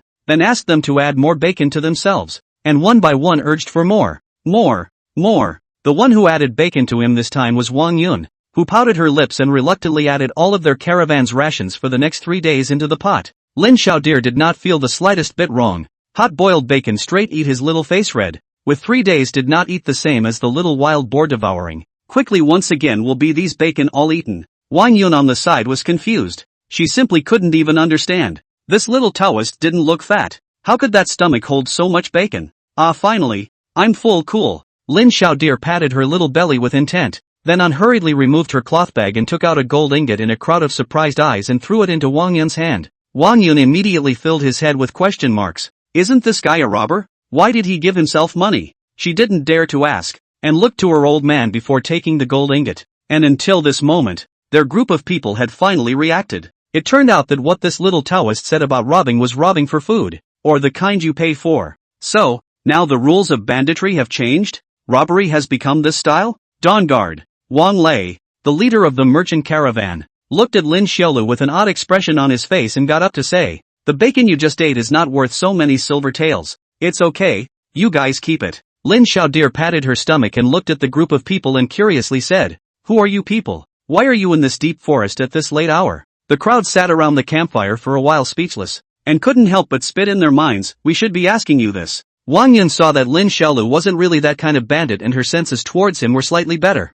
Of course it was mainly due to his good looks that made her blurt out directly, "We are a merchant caravan that goes to the country of Tang to sell cloth." Traveling between the country of Qin and the country of Tang, Lin Xiaolu gave a long O sound, with a look of sudden realization. He knew about the Qin and Tang countries. They were also 2 countries dependent on Amei, and senior sister Manhwaecap had told him about them. "Can you guys take me with you if you're going to Tang? I'd like to go, but I don't know the way." He straightened up and opened his mouth. Wang Lei sniffed with some difficulty, frowned and said, It is possible. It is that our carriage traveling is relatively slow. To go to the Tang country still need to walk up to 2 or 3 days of travel. Your food is too big. The rations that we brought are not enough. Yeah, you're also too edible. Wang Yun said with a big grin. "I can hunt for you guys. I'm very good at hunting," Lin Xiaodir said while dancing and gesturing with her small hands. "I just don't know how to cook, and then I don't have the tools to make a fire. How about this? You guys take me to Tang. I'll hunt every day.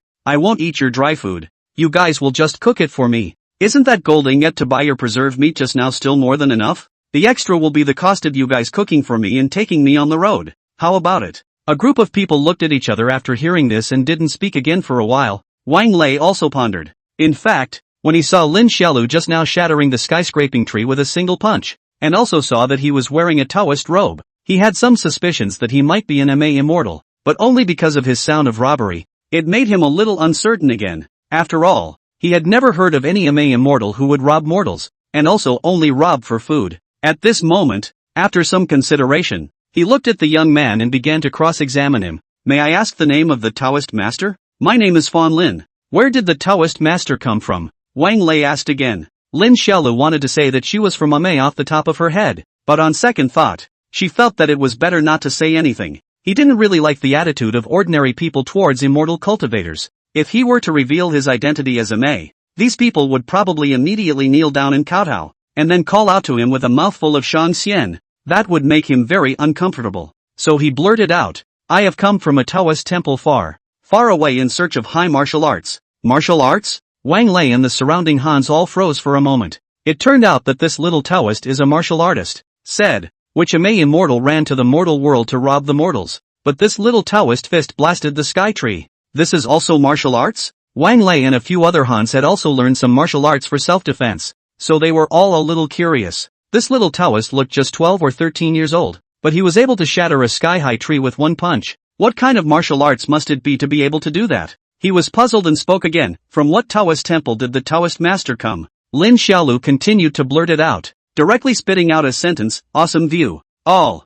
Wang Yun directly laughed out loud, covering her mouth and said happily, how is this little Taoist monk of yours such nonsense? Which Taoist temple is called by this name? He woman. Don't look at the world with your shallow perceptions. Lin Xiaolu said in a serious manner. There is nothing strange in the world. I've even seen penguins that speak human language. How the hell I'll believe you? Wang Lei saw his daughter's shy and waiting to be bubbly look, slightly frowned, and then opened his mouth and said, since Taoist master wants to follow us to the Tang Kingdom, then I will give Taoist master a ride. My name is Wang Lei, and I am the leader of the Wang family's merchant team. My name is Wang Yun. Wang Lei is my father. The young girl also smiled and introduced herself to Lin Xiaolu. Wang Lei looked at his own daughter's look that hated to sell herself, couldn't help but cough a little. The result was that Wang Yun didn't react in the slightest, still staring at the little Taoist priest with one eye. It made him depressed, and it felt as if the little cabbage he had cultivated so painstakingly for so many years had suddenly met a little pig. And the piggy is also lazy,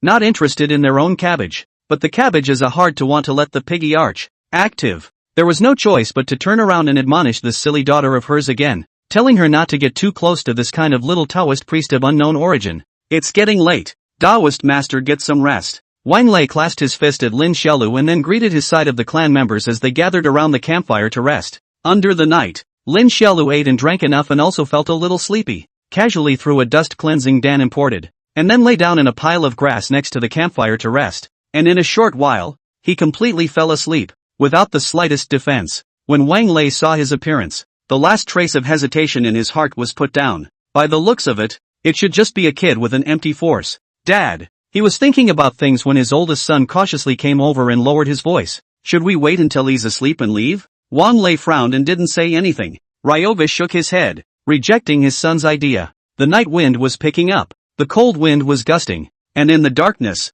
under the light of the campfire's embers, these people of the merchant team also fell asleep one by one, and soon they were snoring in high and low tones, and it was only after they had all fallen asleep that Lin Xiaoxue opened her eyes and looked at them with a smile, and then rolled over and fell asleep completely. Mr. Storyteller said, Jianghu is a road of no return, out of the mix. In addition to having an overly bold, but also have a rough and careful heart, to beat people's hearts every day, the heart of defense, only then can really look out of the world, laughing and proud of the Jianghu. Chapter 115 Master Fan Taoist, here, steamed buns. Oh, thanks. The merchant caravan marched on unhurriedly. Lin Xiaolu was sitting on a carriage loaded with boxes, while Wang Yun with two twisted braids accompanied him on the side, her big eyes staring straight at him. The teenager took the steamed bun and carefully took a bite, not quite daring to look at Wang Yun. He felt that there was something wrong with this woman, always staring at herself. It had been like this since the morning when she woke up. Strange. Taoist Fan, your martial arts can blow up a tree that thick with one punch. That's awesome. The teenager nodded confusedly at her compliment and returned nonchalantly. I know. Can you teach me martial arts, Taoist master? Wang Yun continued to ask with a smile. Lin Xiaolu casually responded. It's hard. You'll have to suffer a lot if you want to learn. It's fine. You teach slowly. Wang Yun looked at the teenager in front of her and continued to chat awkwardly. The more she looked at Lin Xiaolu, the more she really liked him. In her 14 years of life, the teenager in front of her was the best-looking person she had ever seen. Yuner, come here for a moment. As she was thinking of topics to prepare to continue learning about this mysterious teenager, her father Wang Lei's voice came from the carriage in front of her. Coming, father. The young girl answered with some impatience, then looked at Lin Xiaolu and laughed. My father is calling me. We'll talk later, ha. After saying that, she jumped down from the traveling carriage and ran to the front of the caravan with a flushed face to find her father. As soon as the girl left, Lin Xiaolu skimmed his mouth. He didn't want to talk to this young lady called Wang Yun at all. She was chattering non-stop all the way. It was simply noisy.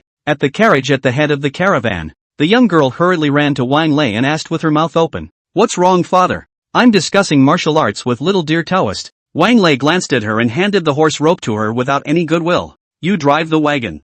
Wang Yun, who was anxious to go back to continue watching Lin Xiaodeer, exasperatedly said, I don't want to drive the carriage. You don't want to drive a carriage, so you want to chat with a little Taoist priest of unknown origin? Wang Lei glared at his nymphomaniac daughter and said fiercely, Girls, can't you be a little more self-respectful? Where am I being indiscreet? It's not like I'm doing anything out of the ordinary. Wang Yun, who had been going in and out of the green forest with the merchant team since she was a child, was not as timid as an unusual little girl, but instead was unusually spirited, and directly opened her mouth to explain. I am asking little dear Taoist master to teach me martial arts. The young man on the side couldn't help but laugh at Wang Lei. Father, just leave your little sister alone. She's pining for spring, ha ha ha ha. When Wang Yun heard his elder brother say that he was pining for sex, he immediately blushed and glared at the young man in shame. What did you say, you annoying brother? You're talking nonsense. Wang Yun's face turned even redder as she stammered and couldn't speak. Middle-aged Wang Lei couldn't help but cough when he saw his own daughter's appearance. Lin Xiaolu's origins are unknown. You two little ones should have less contact with him. We're only responsible for bringing him to the Tang Kingdom. Wang Yun's heart tightened when she heard this, and she busily asked, Father, then after arriving in the Tang Kingdom we will have to separate from Taoist master little dear? Wang Lei nodded. At noon, the caravan came to a relatively flat woodland and opened up to prepare something to eat. While Lin Xiaolu jumped out of the carriage and went into the mountains to hunt, he didn't dare to run too far for fear of not being able to find his way back. He only dared to scour the peripheral area, and soon caught 2 plump rabbits with his bare hands. Rabbits, a thing that typically had more bones and less meat, were definitely not enough to eat, so he had to walk a little deeper into the dense forest, and as luck would have it, he soon saw a few plum deer grazing from afar. When the young man saw the plum deer, his eyes lit up, and without hesitation, he pulled out the flying dagger on his leg and casually swung it, only to hear a swoosh. The sound. One of the fattest mergansers was killed instantly, while several others fled in terror immediately. When Lin Xiaolu came back carrying 2 rabbits, as well as a plum blossom deer, everyone was shocked by the speed of his hunting. From the time he left to the time he came back from hunting, barely much time had passed, and the firewood for the bonfire hadn't even been picked up. Taoist Fawn, do you know how to do light kung fu? Someone asked adoringly. I know a little bit. The Yuanyang steps of the Peach Mountain School of Chuan, the teenager explained as he handed the rabbit and deer to the fellow cooking. What other kung fu do you know? Taoist little deer? Wang Yun asked as she squatted next to him. Lin Xiaolu scratched his head and honestly said, I also know Bajiquan, Hunjian Qigong, Taijiquan, the 8 swords of the brocade guard, and the flying dagger technique. While so much Wang Yun stared at the teenager's face, a moment cannot move away. Eyes in the essence of the light is also more and more even. In such a gleaming attention, the teenager's straight feel uncomfortable. He also saw out. This Wang Yun Miss sister throughout the whole process is to have no words to find words to say. Give a person the feeling as if the big like. He didn't bother with Wang Yun anymore, and blearily watched the merchant team fellows handle the ingredients. Watching them nimbly handle the rabbits, and the plum deer, and then thread them with thick willow roots, and put them on the campfire to roast. The fire burned very brightly, and in a short while the rabbit and venison were roasted with nourishing oil. Lin Xiaolu just looked at the roasted meat with bated breath, while Wang Yun followed him with bated breath. It didn't take long for the 2 rabbits to be roasted first. The plum deer meat was thicker and bigger. It needed to be roasted for a while longer, so Lin Xiaolu took these 2 roasted rabbits to pat her stomach first. With the amount of food he was eating now, 2 rabbits could not even be considered half full, and soon the 2 roasted rabbits were finished by him before he ate the fragrant roasted venison. In the afternoon, with nothing to do, the teenager lay down on the wooden box of the wagon and took a nap, and in the evening, when it was getting late and night had fallen and the caravan began to camp in place, he snuck off to practice his kung fu elsewhere. Wang Yun stood by in boredom and watched the merchant's uncles lighting bonfires and preparing the evening meal. Depressed. In the afternoon herself, she had wanted to go and play with Taoist Fawn, but her father wouldn't let her, which depressed her for a long time. Brother, you said that Taoist Fawn is so powerful. Shouldn't it also be beneficial to our family if I go and get in touch with him? With a puzzled face, she asked, why is father so opposed to me getting close to him, when it's clear that little dear Taoist is so good looking? The young man cried and laughed as he looked at his sister, then looked around and saw that Lin Xiaolu wasn't there, so he lowered his voice to explain to her. Dad's been traveling the world a long time, and he's very sophisticated in reading people. He laughed softly and said, if you get close to a young man who is a bit more powerful than you, or than our Wang family merchant team, and whose character is also justified, then naturally, father won't say anything, but if you want to get close to a character who is too powerful than our family, this won't work, because it will easily lead to disaster. Not to mention that the origins of the little dear Taoist master are unknown, so who knows what will happen if you get too close to him. After saying that,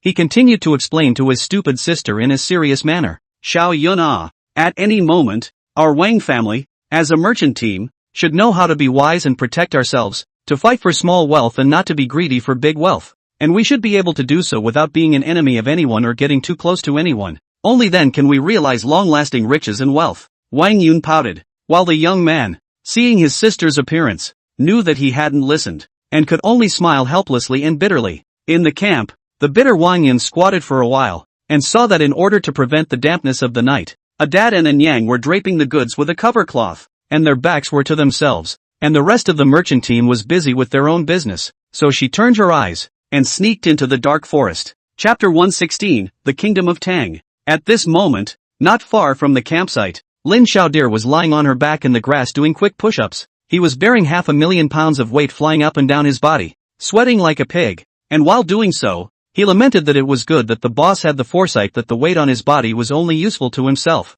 and had no gravity on the ground. Otherwise he guessed that he would have sunk the whole thing into the mud as he was doing it. As he did so, he thought about how much food he would eat and how many fun things he would buy when he went to Tang, and he couldn't help but burst out in joy at the thought, and his push-ups just did half. The dark forest suddenly came humming ching-ching sound. By the sound of the interruption of the thoughts of the teenager's heart suddenly a joy. Often hunting he knows very well. This is the sound of the wild boar. Looks like I won't have to go hunting specifically for a while. The boar came to me on its own. So knowledgeable. The teenager grinned and continued to do push-ups, silently waiting for the boar to come to his door. And it wasn't long before a huge boar with black hair and an arched back waddled and slithered out of the bushes, and then looked curiously at Lin Xiaoxue, watching him do push-ups one on top of the other. Big brother pig. Wait a moment. I'll come and beat you after I finish my workout, huh? Lin Xiaodir snorted at the boar as he worked out, and it wasn't long after he had finished speaking that pattering movement once again came from the darkness not far away. This time Lin Xiaoxue finally froze and looked in the direction from which the commotion came,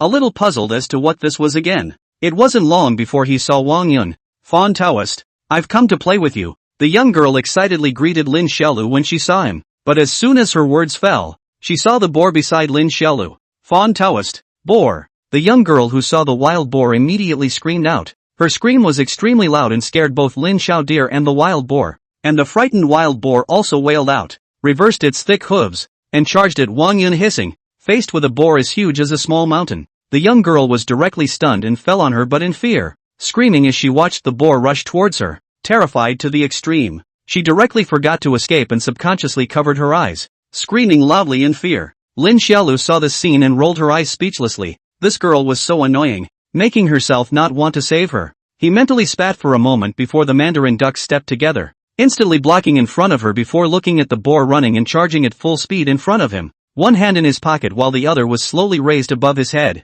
Hiss! The roar of the boar was deafening and resonated through the night, while Lin Xiaodir stood quietly, and the moment it rushed in front of her, she moved casually and with a dashing gesture, she gently knocked downwards. Boom! The wild boar's full force charge was directly interrupted alive by this. The huge pig's head was knocked to the ground in its entirety, and the ground directly sunk a few inches, while its huge body weighing 700 to 800 pounds also followed the pig's head, and smashed heavily on the ground. The entire ground shook slightly, lifting up a thick layer of dust. The full force charge of the 700 to 800 pound boar was completely interrupted, and the boar was knocked out, while Lin Xiaodir was still just standing so quietly, as if he had done a very easy and trivial thing. and the hand that he had inserted into his pocket had never been taken out from the beginning to the end. Behind her, Wang Yun, who covered her eyes, sensed the movement and cautiously opened her eyes, peering out from the cracks of her fingers, and this look directly froze her entire being. In front of her was the huge boar that had collapsed to the ground, and the back of a teenager.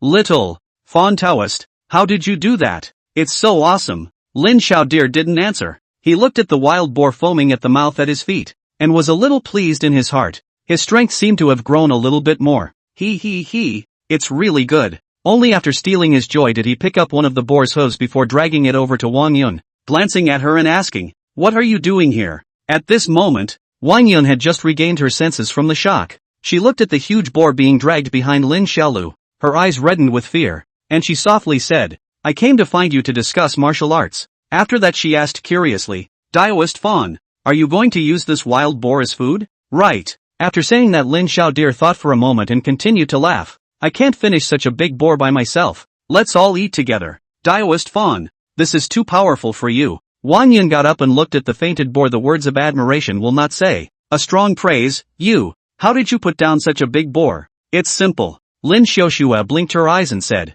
"Just when it was about to go and hit you, I blocked in front of it and then knocked it with a brain crash." "Brain crash?" She looked at the teenager in front of her with a confused expression. Then she looked at the boar, and sure enough, she found that the boar's head, there was a clear dent mark. A brain crash knocked a 700 to 800 pound boar unconscious? The young girl was completely dumbfounded. She looked at Lin Xiaolu. Her admiration was simply beyond words. Her brain was blank. She directly blurted out and asked, "Daoist Fawn, do you have a marriage?" "Ha?" Lin Xiaolu looked at the shy-faced young girl in front of her in confusion, not quite understanding the meaning of marriage. And Wang Yun finished his own, also startled. Feel that some of their own this is too abrupt. A time stunned in place. Stammered, do not know what to say. Because the night was darker, Lin Xiaodir didn't see her blush. And when she didn't say anything, she didn't bother with this silly girl anymore, dragging the boar straight away. The next 2 days, Lin Xiaolu has been following the merchant caravan traveling. 2 days down, he and the merchant caravan and the people basically mixed. A familiar face,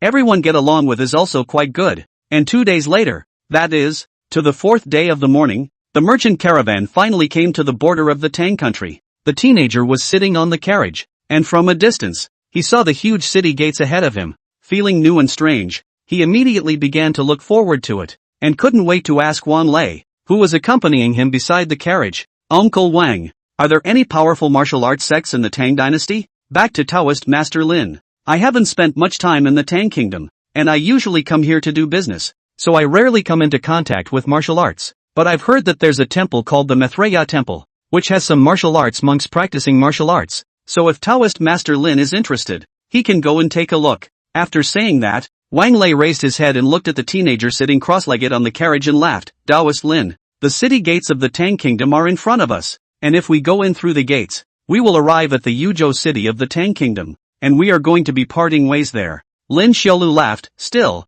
thanks to Uncle Wang for sending me this way. Taoist Lin is polite." In front of the caravan, Wang Yun twisted his head somewhat fondly and stared straight at Lin Xiaolu, crying to his elder brother beside him as he did so, "Brother, I don't think I'll ever meet someone as good-looking as Taoist Master Xiaolu again." "You, don't be such a nymphomaniac." The young man's face was helpless, admonishing, "We and little dear Taoist originally just met in passing. Both sides are just a passerby in each other's lives. Just like some people, once they miss it they will never see each other again, completely forgetting each other in the rivers and lakes." The sentimental young girl suddenly became even more sorrowful when she heard this, and the whole person had a look of lost love. Her eyes were all red, and her inner drama was full of drama. The young man also sighed when he saw her in this state and didn't say anything more. Soon, the caravan arrived at the entrance of the huge and majestic city. Wang Yun had an even harder time, frequently turning back to look at Lin Xiaolu's face, as if she wanted to memorize his appearance to death in her mind. Her father, Wang Lei, as the leader of the merchant caravan, on the other hand, lightly went up and went to interact with the guards at the city gates. "My lord, we are a merchant caravan from the Qin kingdom, coming to the Tang kingdom's cloth villa to transport cloth." A few soldiers looked at the people and the large crates next to the caravan, then asked, "From Qin?" "Exactly," Wang Lei said respectfully. "That won't work," surprising Wang Lei and everyone in the caravan. The guard rejected him straight away and spoke of the old ancestor of the Zhu family. "Our cultivator family in the Tang kingdom came out of the gate the day before yesterday. and even His Majesty is celebrating this old ancestor. In accordance with the custom of the Zhu family, all traffic from other countries is suspended during this time, and all mortals from other places are not allowed to enter except for the subjects of the Tang Kingdom. Chapter 117, Mr. Zhu. Listening to the guards say so, Wang Lei first froze for a moment, then saw that there was no one else but his own caravan in the four directions, so he took out a silver ingot from his sleeve and respectfully said, "My lord, our Wang family's merchant fleet is a frequent visitor to Tang to do business. See if you can be accommodating. We've set up a time with the Tang's fabric house, and our family members are all counting on this shipment to eat." The guard eyed the silver nugget, but didn't dare take it. This is the rules of the Zhu family. The Zhu family are all immortals with their hands in the air. I wouldn't dare to let you in. You can come back in a few days. The color of difficulty on Wang Lei's face became heavier, and he froze in place for a while. If the order of 2 carriages was not delivered to Tang on time, they were required to pay a high amount of claims to the fabric house, which made Wang Lei either go or stay at the moment, and he directly froze in place. And the guards, seeing that he was not moving, were somewhat impatient and urged, "You guys leave quickly, don't block here. You can't enter as you can enter. It's not up to me to say." When these words came out, Wang Yun and other uncles were somewhat at a loss for words. The guys one by one have little to do. The so-called people do not fight with the officials. They naturally do not dare to dispute with the guards in front of them. They can only shake their heads glumly. "My lord, can you see if you can help me say hello to the shopkeeper of Yuzhou cloth shop? After all, it's not our fault that the cloth didn't arrive." Saying that, Wang Lei handed the silver taels in his hand towards the guards. "What are you doing?" The guards still didn't dare to ask for it, and said directly, "The Shu family's old ancestor is out of the gate. I wouldn't dare to do anything slippery on such a big day. Get out of here. Don't force me to drive you away." As soon as he finished speaking, a crisp voice came from behind Wang Lei. "Uncle, why don't we go in yet?" Lin Xiaodir jumped down from the carriage and came to the city gates, looking at them and the guards curiously. Wang Lei could only helplessly tell Lin Xiaolu about the situation, and Lin Xiaolu was also directly confused after hearing it. The ancestor of the immortal cultivation family is out of the gate? What's it to ordinary people? Why can't they go into the city? He looked at the guards and wondered, is the immortal cultivation family so powerful? Uncle Wang has signed an order with the Tang country's cloth house. Why can't he enter? You can't enter means you can't enter. What are you wasting your words, you little Taoist? The guard was completely impatient as he looked at Wang Lei, Lin Xiaolu and this large group of people and urged, "Hurry up and get out." Seeing the guards angry, Wang Lei, who had always abided by the principle of peace and harmony, could only lose his temper for a moment, and gave Lin Xiaolu an apologetic smile. "Taoist Fawn, it happened suddenly. I didn't expect to encounter such a thing. I'm sorry for not being able to bring you into the Tang Kingdom. I'll return the gold ingot to you." No. Lin Xiaolu waved her hand and laughed. "Uncle, I can take you guys in. You don't even know how good I am." After saying that, he looked at the guards and the puzzled gazes of Wang Lei, Wang Yun, and the rest of the merchant team, and intentionally showed a sighing expression, deigning to show off and said, "I wanted to get along with you guys as mortals, but what I got in return was estrangement. Okay, I'm not pretending. I'm a Mei Shangxian and showing my cards." When these words came out, everyone present was a bit confused. Wang Yun was even slightly bright in her eyes.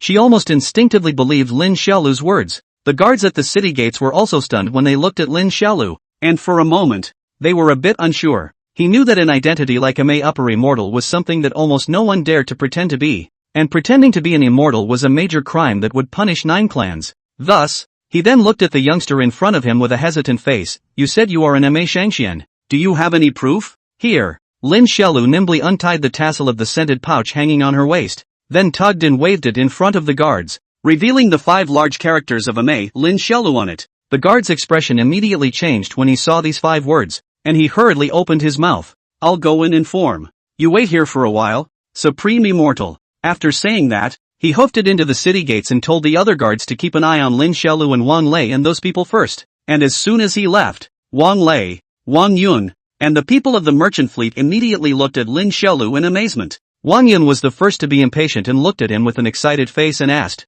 "Little dear Taoist master, are you really the Mei Immortal?" "That's natural." Lin Xiaolu carried her small hands behind her back and said with a proud face, "In the entire Mei, I'm ranked 3rd, the first is my boss, and the second is the Mei sect leader. I'll go." The group was even more shocked when they heard this, and each of them looked at Lin Xiaolu in disbelief. It turns out that little dear Taoist master is really an Mei Immortal. "I told you, How can an ordinary martial artist break such a thick tree with one punch? Right. 2 days ago, Daoist Fawn even knocked out such a large boar with a single brain crash. I realized at that time that something wasn't right. A martial artist couldn't possibly have that much power. This could only be an immortal ability. At the entrance of the city, everyone was praising the teenager. While the teenager listened to the words of compliments and adoration from the people around him, a trace of doubt flashed in his big eyes. Originally, he was quite happy to be praised. But when they said something about how it was impossible for a martial artist to have this kind of skill of his own, he felt a little uncomfortable in his heart again. He couldn't say why he was uncomfortable, so he stood in a daze. After standing for a while amidst the ingratiating compliments of many members of the merchant caravan, the guards of the party walked over with a middle-aged man in brocade robes, who was followed by a number of short-sleeved house slaves. As soon as the guards came back, they introduced Lin Xiaodir and the others. This is our Yuzhou city's member Zhu, a distant relative of the Zhu family, a cultivator of the first level of qi condensation. As soon as the people of the merchant team heard that it was a cultivator,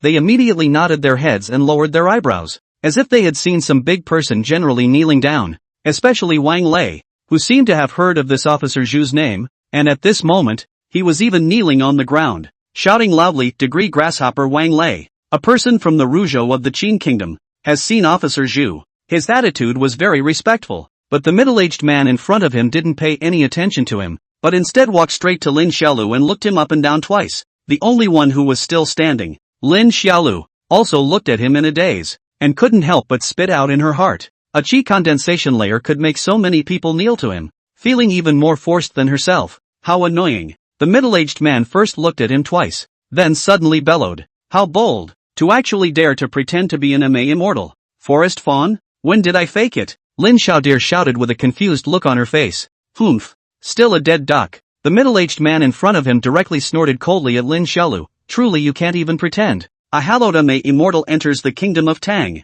and you still need to follow a merchant caravan of such pariahs? Besides, this officer just looked at you for a few moments and realized that you don't have any spiritual energy in your body at all. You are simply a pariah. I have proof. Lin Xiaolu pulled out the tassel of the scented pouch that senior sister Miao Xian had embroidered for herself and retorted in a loud voice, "I really came from a Maya. Don't believe me." However, the arrogant middle-aged man with his hands behind his back didn't even look at him, and directly snorted out a laugh. "How can you call this kind of casual embroidery evidence? Do you think this officer is a pig?" After he finished speaking, he directly scolded the guards on the side. "What are you guys still standing there for? Why don't you arrest this little bastard impersonating a May upper immortal?" The moment the three words "little bastard" came out, Lin Xiaolu directly froze in place. Originally, he still wanted to listen to his senior sister and reason with this officer Zhu, but this bastard actually called himself a little bastard? In the middle of the field, the teenager looked at the arrogant and domineering Zhu Wenwei, and his voice steeply sank. "I gave you an ing face,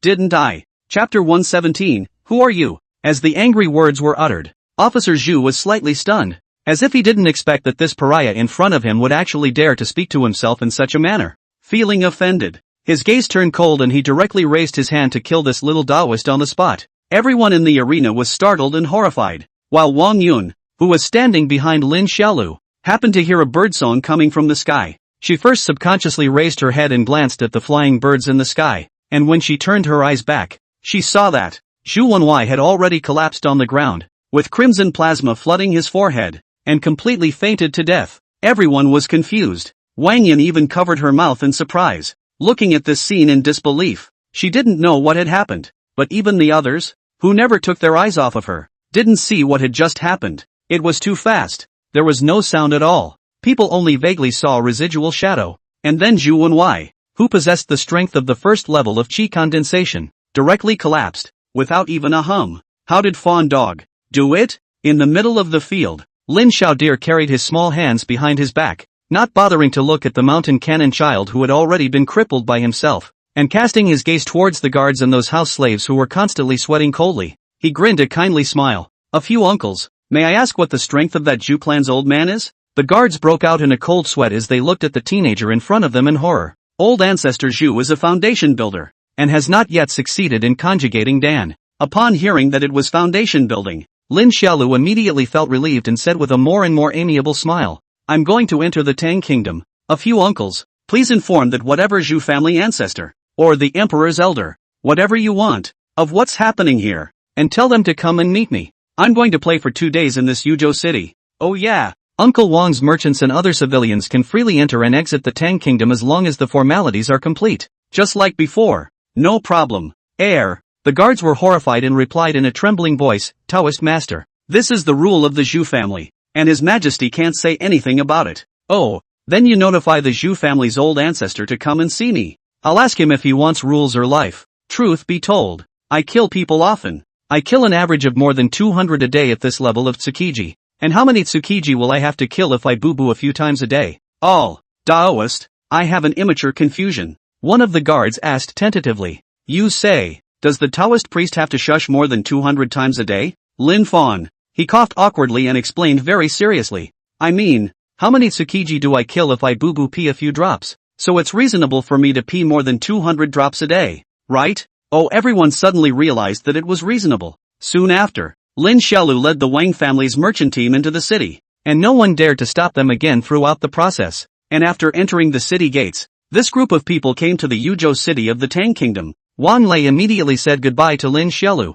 He seemed to be in a hurry, for fear of delay, causing Lin Xiaolu to be a little confused, and did not know why this Uncle Wang was so anxious. Now he doesn't understand. Wang Lei is afraid that the cultivation family and the government will come to find Lin Xiaolu, and at that time, this family of his own will get too close to him and get into trouble. That's why he wants to deliver the goods quickly and then leave. The two sides parted in a lively and prosperous street. Wang Yun looked at Lin Xiaolu reluctantly, while Lin Xiaolu clasped his fists at them, smiled broadly and said, see you in the Jianghu, and did not leave a color on that love-struck little girl. In the end, the people of the merchant team watched Lin Xiaolu's back disappear into the traffic of the street, and the curtain fell on this play of meeting each other in passing. What Lin Xiaolu didn't know was that for a long time afterwards, the young lady called Wang Yun, all still remembered herself and couldn't forget herself. Sir, do you want to eat or stay? Both. Okay, look customer. Then you. First eat? Okay. I'll just eat in the lobby. And give me an upper room when I'm full.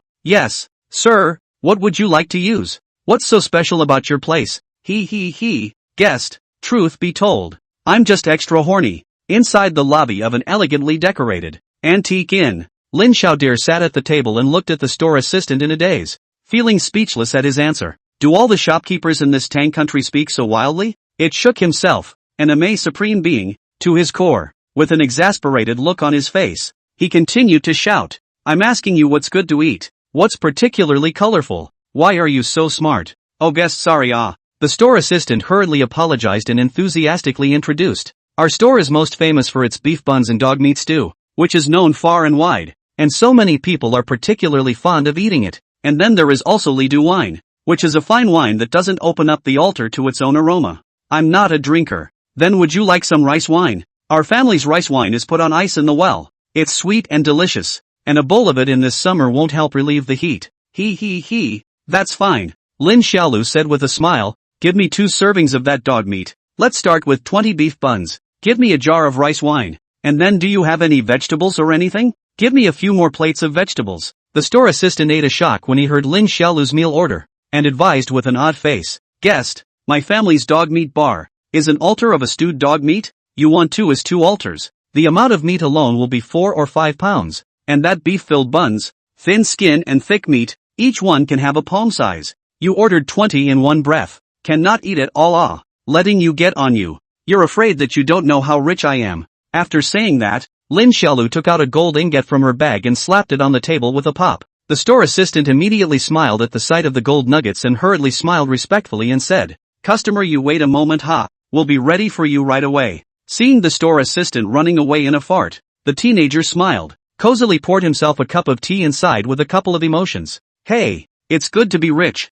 While he leisurely sipped his tea, which was not at all good and bitter, and waited silently for his food to be served, a girl in a tattered gray and linen-colored dress with a dusty face stole a glance at him from the next table. The girl's eyes are very bright, although her face is full of dust so that people can't see the appearance, but still can't block that pair of eyes that seem to glow with fluorescent light, and at this moment, she is staring at the gold ingot on Lin Xiaolu's table. I don't know what she is thinking about. Sir, your bun. The store assistant came over with 20 fragrant beef buns, enthusiastically set the buns up for him, and took out the cold, summer-relieving rice wine, greeting him with, the dog meat and vegetables are being made. Please wait a moment. Guest. Hey, don't you go yet. Lin Xiaolu tugged on the shopkeeper's arm and opened her mouth to ask, "Little brother, do you know where the Manhwa temple is?" "You're going to the Manhwa temple, my guest?" "Yeah, I want to go there to learn kung fu," Lin Xiaolu said. "In that case, sir, the Manhwa temple is in Yanmen Pass. It's not too far away from our Yuzhou city.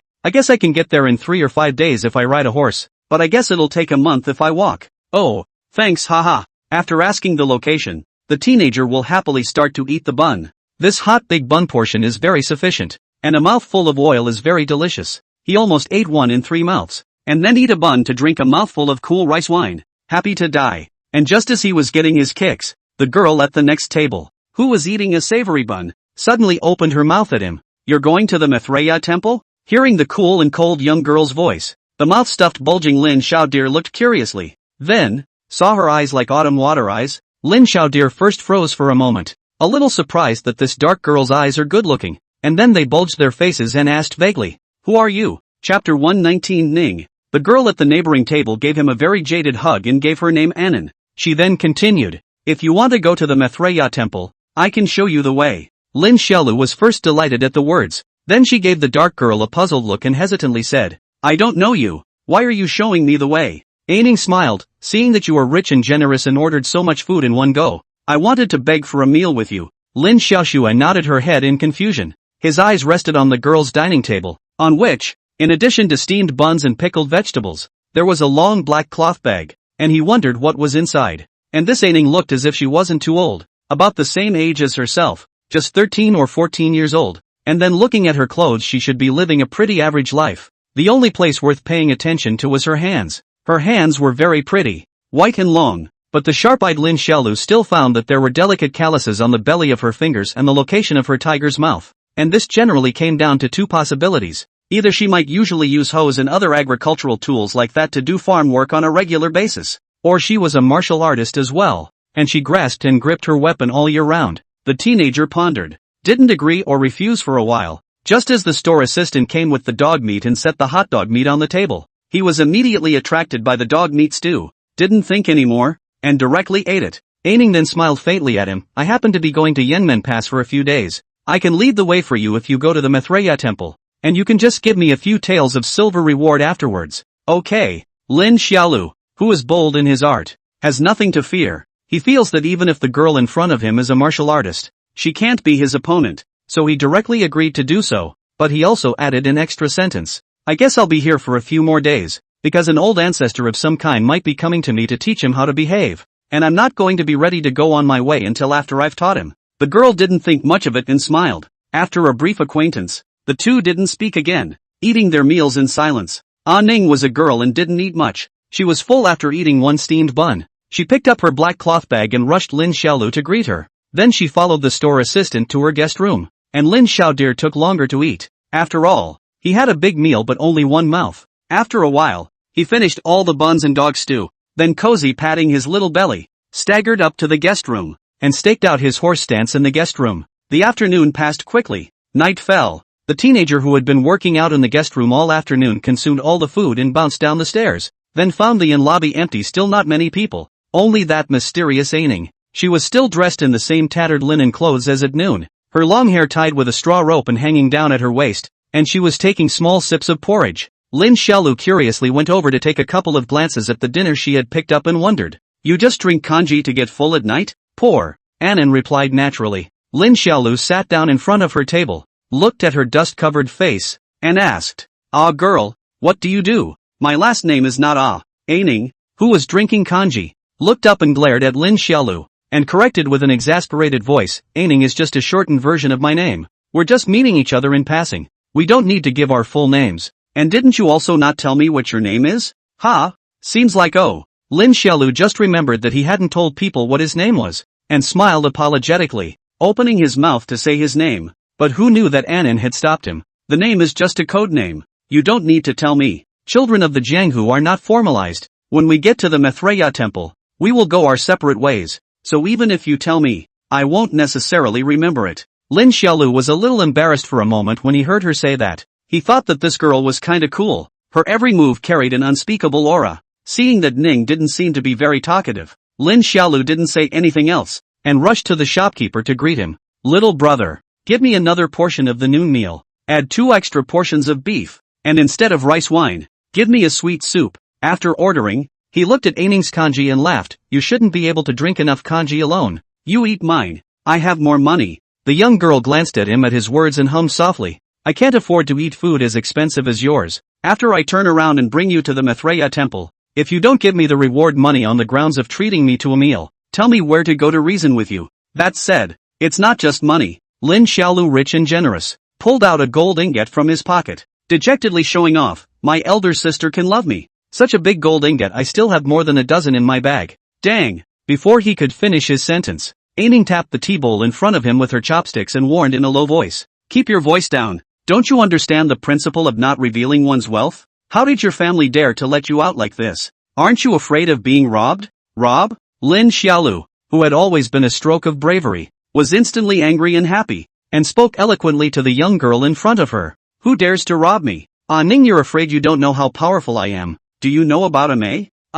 Yeah, I know. What's up? I robbed the elders of Ame when I was 7. The young girl rolled her eyes, obviously not believing it, and directly decided that this guy was bragging. Lin Xiaolu, however, did not find her contempt in the slightest, and continued to laugh proudly. I can tear tigers and leopards alive at the age of 8, and I've also killed a Foundation establishment stage cultivator, and I've also created a gang. Whoever snatches me is simply grasping the fruit of offerings from the table of Yama, and is tired of living a lone life. The young girl listened to his words and felt a raw pain in her brain, even regretting a little the decision to send him to the Manhwa temple. This guy is full of. Really, the more you listen to it, the less it's in tune. 8 years old kills the Foundation? Why don't you go to heaven? She didn't pay any more attention to Lin Xiaolu, letting him brag on and on. Not long after, the shopkeeper brought the meals up one by one. Lin Xiaodir continued to talk while eating, his little mouth blathering. The young girl finally couldn't help but interrupt him again. You went to the Manhwa temple to learn kung fu? Right. Lin Xiaolu stuffed buns into her mouth, stuffing her whole little face into a bulging ball, and said vaguely, I heard that there are a lot of powerful martial arts monks over there, so I want to go and see them. Ha! The young girl smiled disdainfully, seeing that she seemed to look down on the Manhwa temple. Lin Xiaolu asked suspiciously, is the kung fu there bad? The young girl finished the last mouthful of porridge, picked up the black cloth bag she was carrying, and got up to go upstairs while dropping the words, you'll have to see for yourself if it's any good. After saying that, she thundered back to the guest room, leaving the confused teenager alone. That night, Fawn ate and drank his fill, and after washing himself with the dust-cleansing Dan, he slept beautifully, and by the time the next day dawned, he got up and went out sharply, ready to go out for a run. And just as he left the guest room, he saw Aining, who was also preparing to go for a run, which surprised him slightly, because he got up earlier. He didn't expect Anan to get up so early as well. Chapter 120, the ancestor of the Shu family. Morning, Anan. You're up so early too. Anan nodded and ignored him, going downstairs alone to run. And even when she went for a run, she had that long cloth bag tied to her back with a cloth string. Yuzhou City wasn't exactly a bustling big city. After all, it was built on the border of the Tang Kingdom, so there weren't many people in the city early in the morning, except for a few vendors who got up early to sell breakfast and vegetables, and very few other people. Lin Xiaodir was running alone in the green brick streets. While running, she was wondering why that Wuchu family old ancestor was so slow. All the past night had passed and still hadn't come to Yuzhou City to find herself. She couldn't wait for him all the time. Depressed teenager ran for a while. The streets gradually began to more people. He bought a string of sugar gourds, while running while eating, not afraid of intestinal difficulties. Flying around Yuzhou City for a few laps and sweating a bit, he went to a breakfast store to eat breakfast. Ate 40 or so bean paste buns and drank 12 bowls of soybean milk in a single breath in front of the breakfast store, straightening up the surrounding passers-by, causing the breakfast stall's business to be a lot better than it used to be. When he patted his belly back to the inn, the time has come to the morning tea hour. The inn lobby is empty, a person are not idle. He came to the counter side, and is counting the shopkeeper chatting up, listening to the store assistant. This inn was originally doing quite well, because Yuzhou City is considered a transportation hub and is located at the border. In the past, every day there would be civilians from other countries coming here to stay, either to do business or to play. But now that the Zhu family's ancestor is out of the country, the gates of Yuzhou City have been closed, which has also made the inn not have a single guest lately. After Lin Xiaodir knew this, he smilingly patted the shopkeeper on the shoulder, promising him that soon this matter would be resolved. And the shopkeeper didn't take his words to heart, only responding with a polite smile. At noon, he didn't order those foods from yesterday. but simply ordered a dozen plates of homemade food, as well as a hot pot, because Lin Xiaolu was generous. Every time he ordered a dozen people's meals by himself, the store assistant and the innkeeper were also all getting more and more respectful to him, treating him as a grandpa to be provided for. After all, during this period of time, when the business was not good, Xiaolu was their god of wealth. Are you sure you don't want to eat? At the dinner table, Lin Xiaolu took a pig's trotter and gnawed on it while saying to Ning, who was eating steamed buns at the next table, "Pig's trotters are fragrant. I don't eat contempt." Ning ate his own steamed bun and declined his invitation. Then after thinking for a moment he spoke, "If you have any enemies, or if someone bullies you and robs you of your gold, I can protect you. Of course, for a price that isn't low." "Oh, that won't be necessary. I'm strong enough to scare myself." Ning saw that he was still bragging. The contempt in his eyes became a few points heavier, and he had already classified this child in his heart into the category of a second-rate person, because she had observed Lin Xiaolu a long time ago. Lin Xiaolu's hands did not have calluses, and her skin color was more white and tender, not at all like someone who practiced martial arts. Of course, she does not know is that Lin Xiaolu and May eat used, are full of spiritual qi things, although he cannot be absorbed by the spiritual qi, but the nutrition it contains on the skin texture, the body is very good, so he looks like a good-looking beautiful young man, rather than other martial arts practitioners that kind of bladder and waist of the strong man. "Ning, do you know Kung Fu?" Lin Xiaoxue couldn't be bothered to ask as she ate. "Will a little." The young girl didn't hide it. Instead, as if she had discovered a new business opportunity, she gave a rare smile. "If you want to learn Kung Fu from me, I can teach you as well. Of course, not for free." Lin Xiaolu decisively shook his head to indicate that he didn't need to learn. Through the contact of the past 2 days he could sort of see that this Ning was actually a money addict in essence. It's just that she seemed to be more principled. For example, she wouldn't agree if she invited her to dinner or something. Anyway, it's just a pretty strange person, presumably a bit of a glitch. The two stopped talking and each ate their own lunch until it was near the end of the day, when Annan finished her steamed buns and then asked after her, "When are we going to leave for the Manhwa temple?" "Soon." Lin Xiaolu, her mouth stuffed with freshly scalded tripe, turned around and responded vaguely, "Don't be in a hurry. I guess it's just these 2 days. I'm waiting for someone." Just as he finished speaking, noisy voices suddenly came from outside the inn's main door, and soon, several people aggressively walked into the inn. Each of these people had an extraordinary temperament and were dressed in gorgeous clothes, while the one at the head was a white-haired old man with crane hair and a serious face. Lin Xiaolu guessed almost at first glance that this old man was that what's-his-name Zhu clan ancestor. He smiled at Aining with surprise on his face and said, "I think we can set off tomorrow." "Look, Aining, this old man came over to look for me." The young girl curiously looked at the white-bearded old man who came in, and then looked at the group of imposing middle-aged men behind him, and soon noticed the jade tags on their waists, and was startled. A pair of beautiful eyes were shocked beyond measure. Her red lips pursed tightly, and she didn't dare to make a sound in the slightest. These people are the great Tangzhou family. They are not at all something that a martial artist of their own can deal with. Damn it, what the hell is this brat who brags all day long? How did he get into trouble with the immortal cultivators? Her hand fidgeted as she gripped the black cloth bag, contemplating whether or not she should run away first. And unlike the young girl's fear, Lin Xiaolu's side was much more leisurely. At this moment he was looking at the old man in front of him who looked like a worldly superior inside. Other not to mention, just to say that people this selling appearance, that is indeed immortal style, full of force. Walking on the street is estimated to let a person feel a glance as the kind of old gods. While giving his evaluation in his heart, he absently fished out a chopstick of beef roll from the hot pot, dipped it in the seasoning and carefully blew on it before stuffing it into his mouth and savoring it, as if he didn't even notice the unkind gazes of these people. At this moment, inside the inn, the white-bearded old man led a large group of middle-aged men, striding up to Lin Xiaolu, who was concentrating on eating the hot pot, and condescendingly looked at him, and with just one glance, he could tell that Lin Xiaolu didn't have the slightest bit of spiritual energy in his body, which also caused a trace of coldness to flash through his eyes.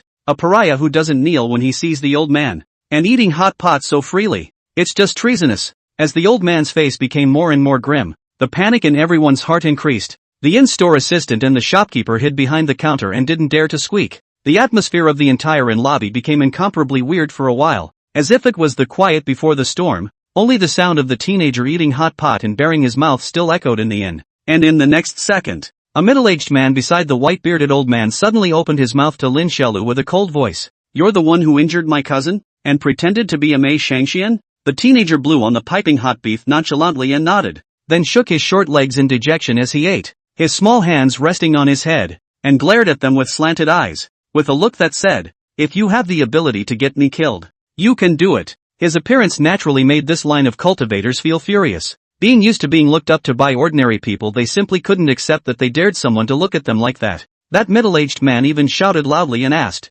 "Bastard, do you know who is standing in front of you?" The white-bearded old man also grunted angrily, staring at Lin Xiaolu and sneering. The old man has only been out of the customs for a few days, but he actually encountered a yellow-bearded child like you who doesn't know the heights of heaven and the depths of the earth. It's really interesting. In the face of the old man's sarcastic words, Lin Xiaolu continued to shake her legs and eat the hot pot, humming as she ate. "I say you all have a big old why a little eyesight is not it. Did not see me eat it. First line up to go to the corner over there squatting to go. Wait for me to finish eating and then pick your pants." Chapter 121, Are you taking off your clothes? The moment such rampant words came out, the atmosphere within the inn instantly fell to freezing point. Not far away, Aining tightly gripped the cloth bag, a look ready to withdraw at any time. She really has a heart. This little cute must find death. One cannot control. Bad things would have been enough. Cannot dare to casually expose the identity. At this moment, the middle-aged people around the white-haired old man all had murderous looks on their faces,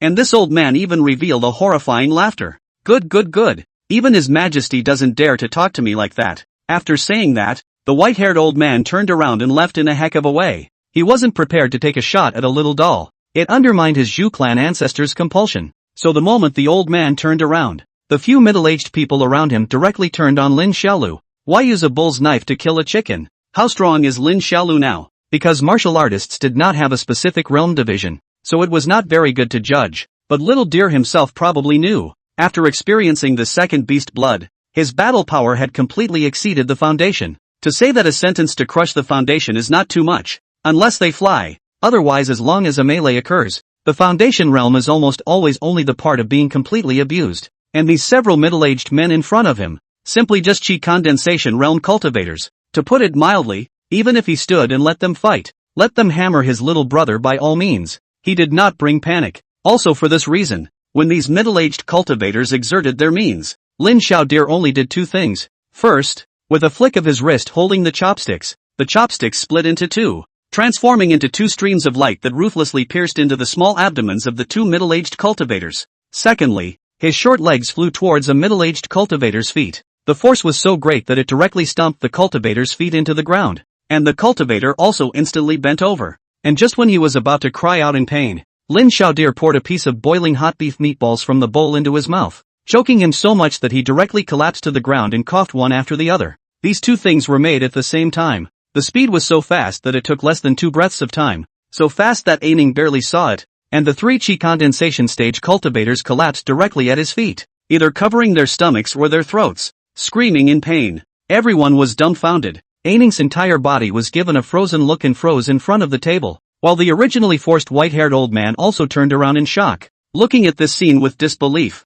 Within the inn, the 3 cultivators were rolling on the ground in pain, while Lin Xiaolu continued to calmly drink her soup. It's not just about being more aggressive. Who's afraid? I'm the best at pretending to be a big shot. The teenager's forced and calm appearance stunned everyone for a moment, and the white-haired old man also looked at Lin Xiaolu in disbelief, a hint of scorn in his gaze. Are you a cultivator? The teenager shook his head and smiled inscrutably. Immortal cultivators are so vegetable. How could I be one? I'm an awesome and bombastic martial arts practitioner. These words were uttered, leaving the white-haired old man speechless for a moment. He could indeed sense that the teenager in front of him didn't have a trace of spirit power, but if he was truly just an ordinary martial artist, it would never be possible to put down 3 chi condensation realm cultivators in an instant, at least not in his perception. He stood blankly while Lin Xiaolu didn't pay any attention to him, still eating the hot pot by herself. The old man was unable to sit or stand for a while, an old face as ugly as smeared with. Only after a while did he awkwardly squeeze out a smile.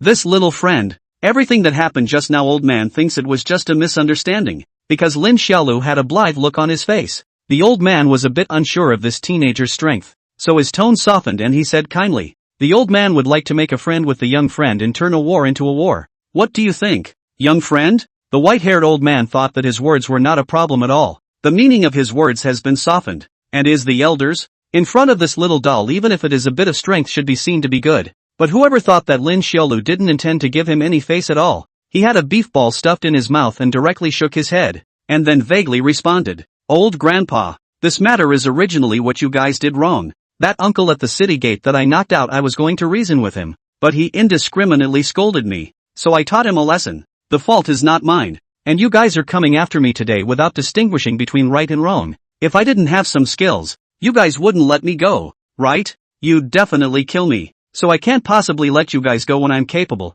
That makes sense, right? But don't worry, my senior sister doesn't let me just kill anyone, so I just need your pants. After saying that, he carried a small bowl, stretched his little legs, and looked at the white-haired old man while eating the mutton rolls with chopsticks, puckering his face and saying, "Are you going to take it off yourself or should I do it for you?" The white-haired old man's face changed at his words, and the wrinkles on his brows were all tangled together in death. This little doll, actually letting himself, a cultivator of the Foundation establishment realm, take off his pants in plain sight. What the is this? Lin Xiaolu, these words not to mention the white-haired old man and the surrounding cultivators, even not far away from the Aining, are some slightly confused. This picture how to look at, as if this little cute, it's the villain who's the big bad. She blushed oddly and tried to purse her red lips to keep from laughing. Hiccup. A few moments later, Lin Xiaodir finally ate his fill. He wiped his mouth and looked at the motionless white-haired old man in front of him in surprise. "Old grandpa, do you really want me to help you take it off? You're so lazy.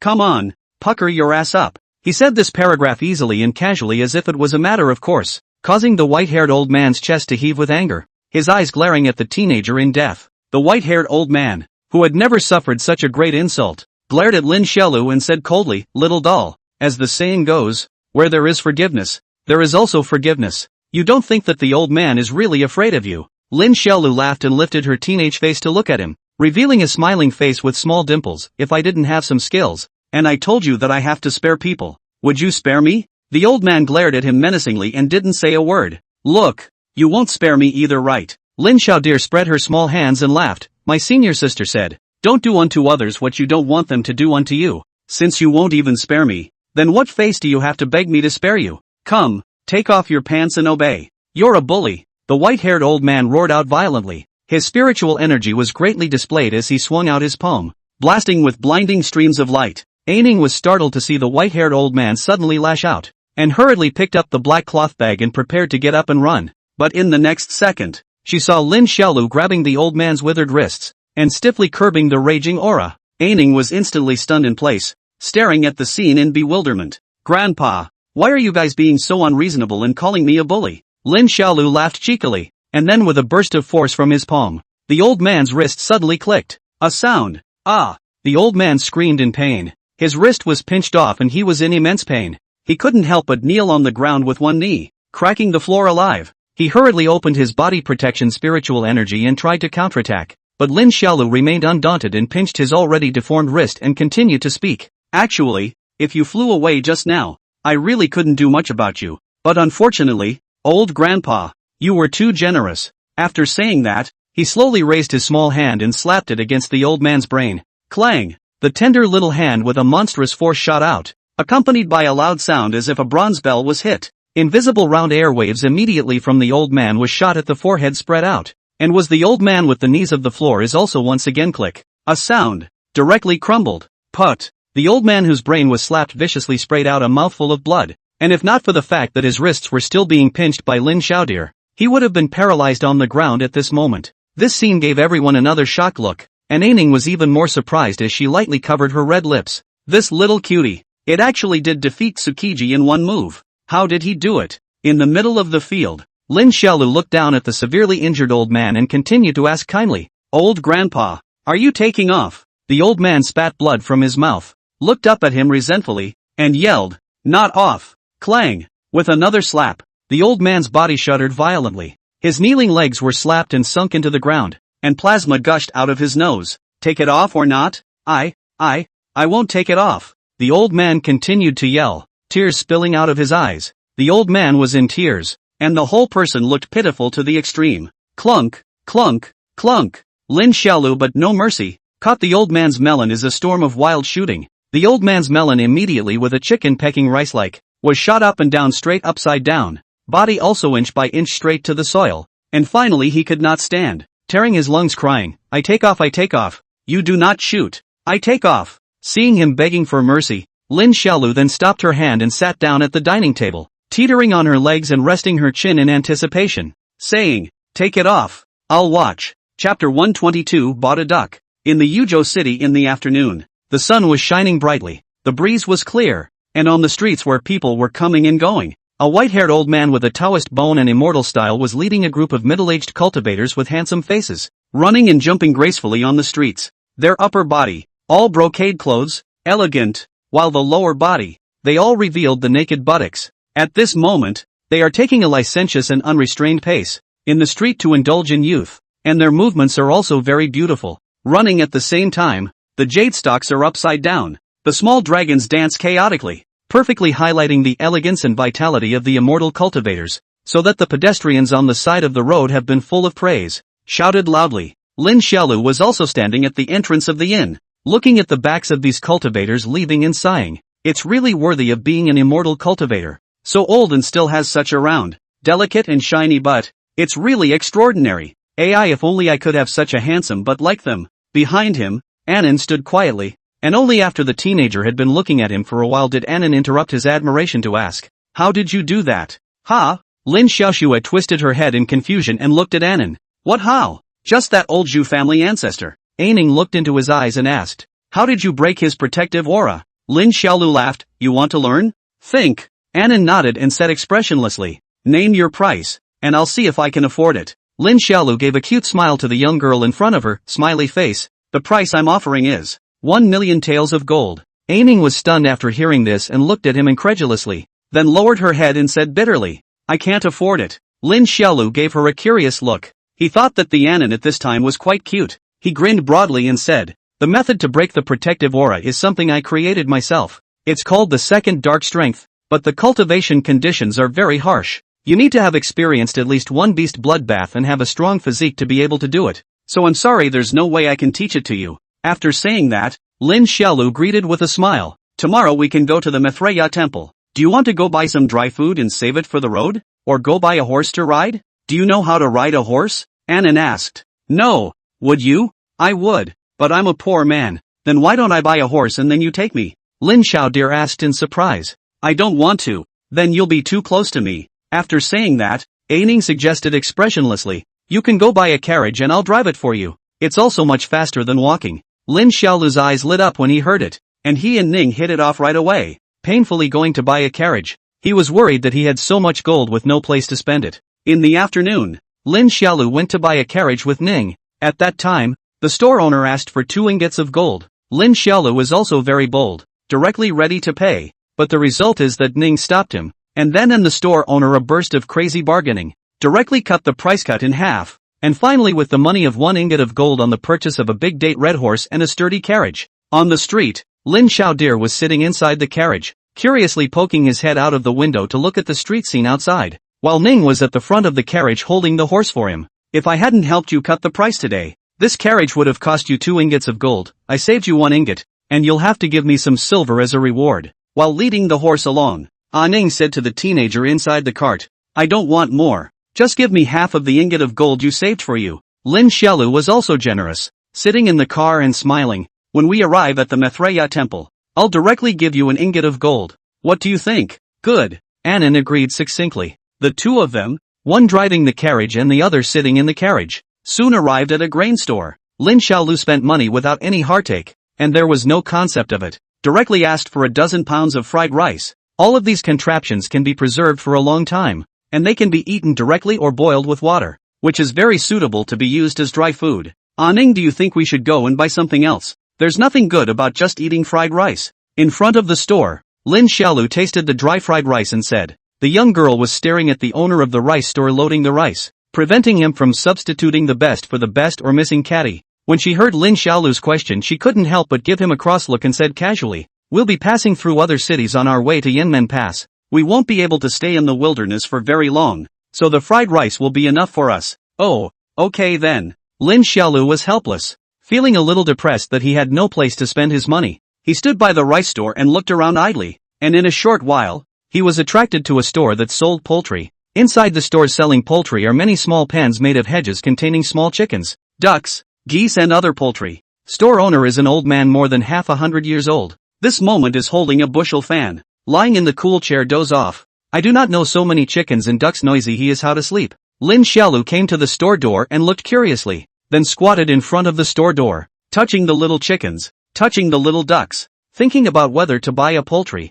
On the way to eat fried rice, tired of eating can change the taste. And he hadn't been picking for long when he suddenly noticed a big white duck that was lying in the dry straw, glaring at him with big, intelligent eyes. Lin Xiaolu thought it was interesting and raised his hand to touch the duck, but it lifted its white wings and snapped. The duck lifted its white wings and snapped, and pushed his hand away, very spiritually not letting him touch it. Lin Xiaolu was shocked at the sight, and hurriedly shouted to the shopkeeper, "Old man, your protection fee this month." "Ah no, Grandpa, how do you sell this duck?" The old man on the cool chair was awakened by the noise and said casually after skimming Lin Xiaolu, 61. "Ah, thanks Grandpa. Grandpa, you give me a cage, or I'll get someone to burn down your store." After saying that, Lin Xiaolu grumpily took out the change she had just found from buying fried rice and bought this strange big fat duck. When Lin Xiaolu returned to Aining with the white duck in her arms, Aining's entire being was bad. "What are you buying ducks for? There's too much money for me to carry heavy." Lin Xiaodir was like a child who got a new toy, hugging the duck and letting out a roar laughter,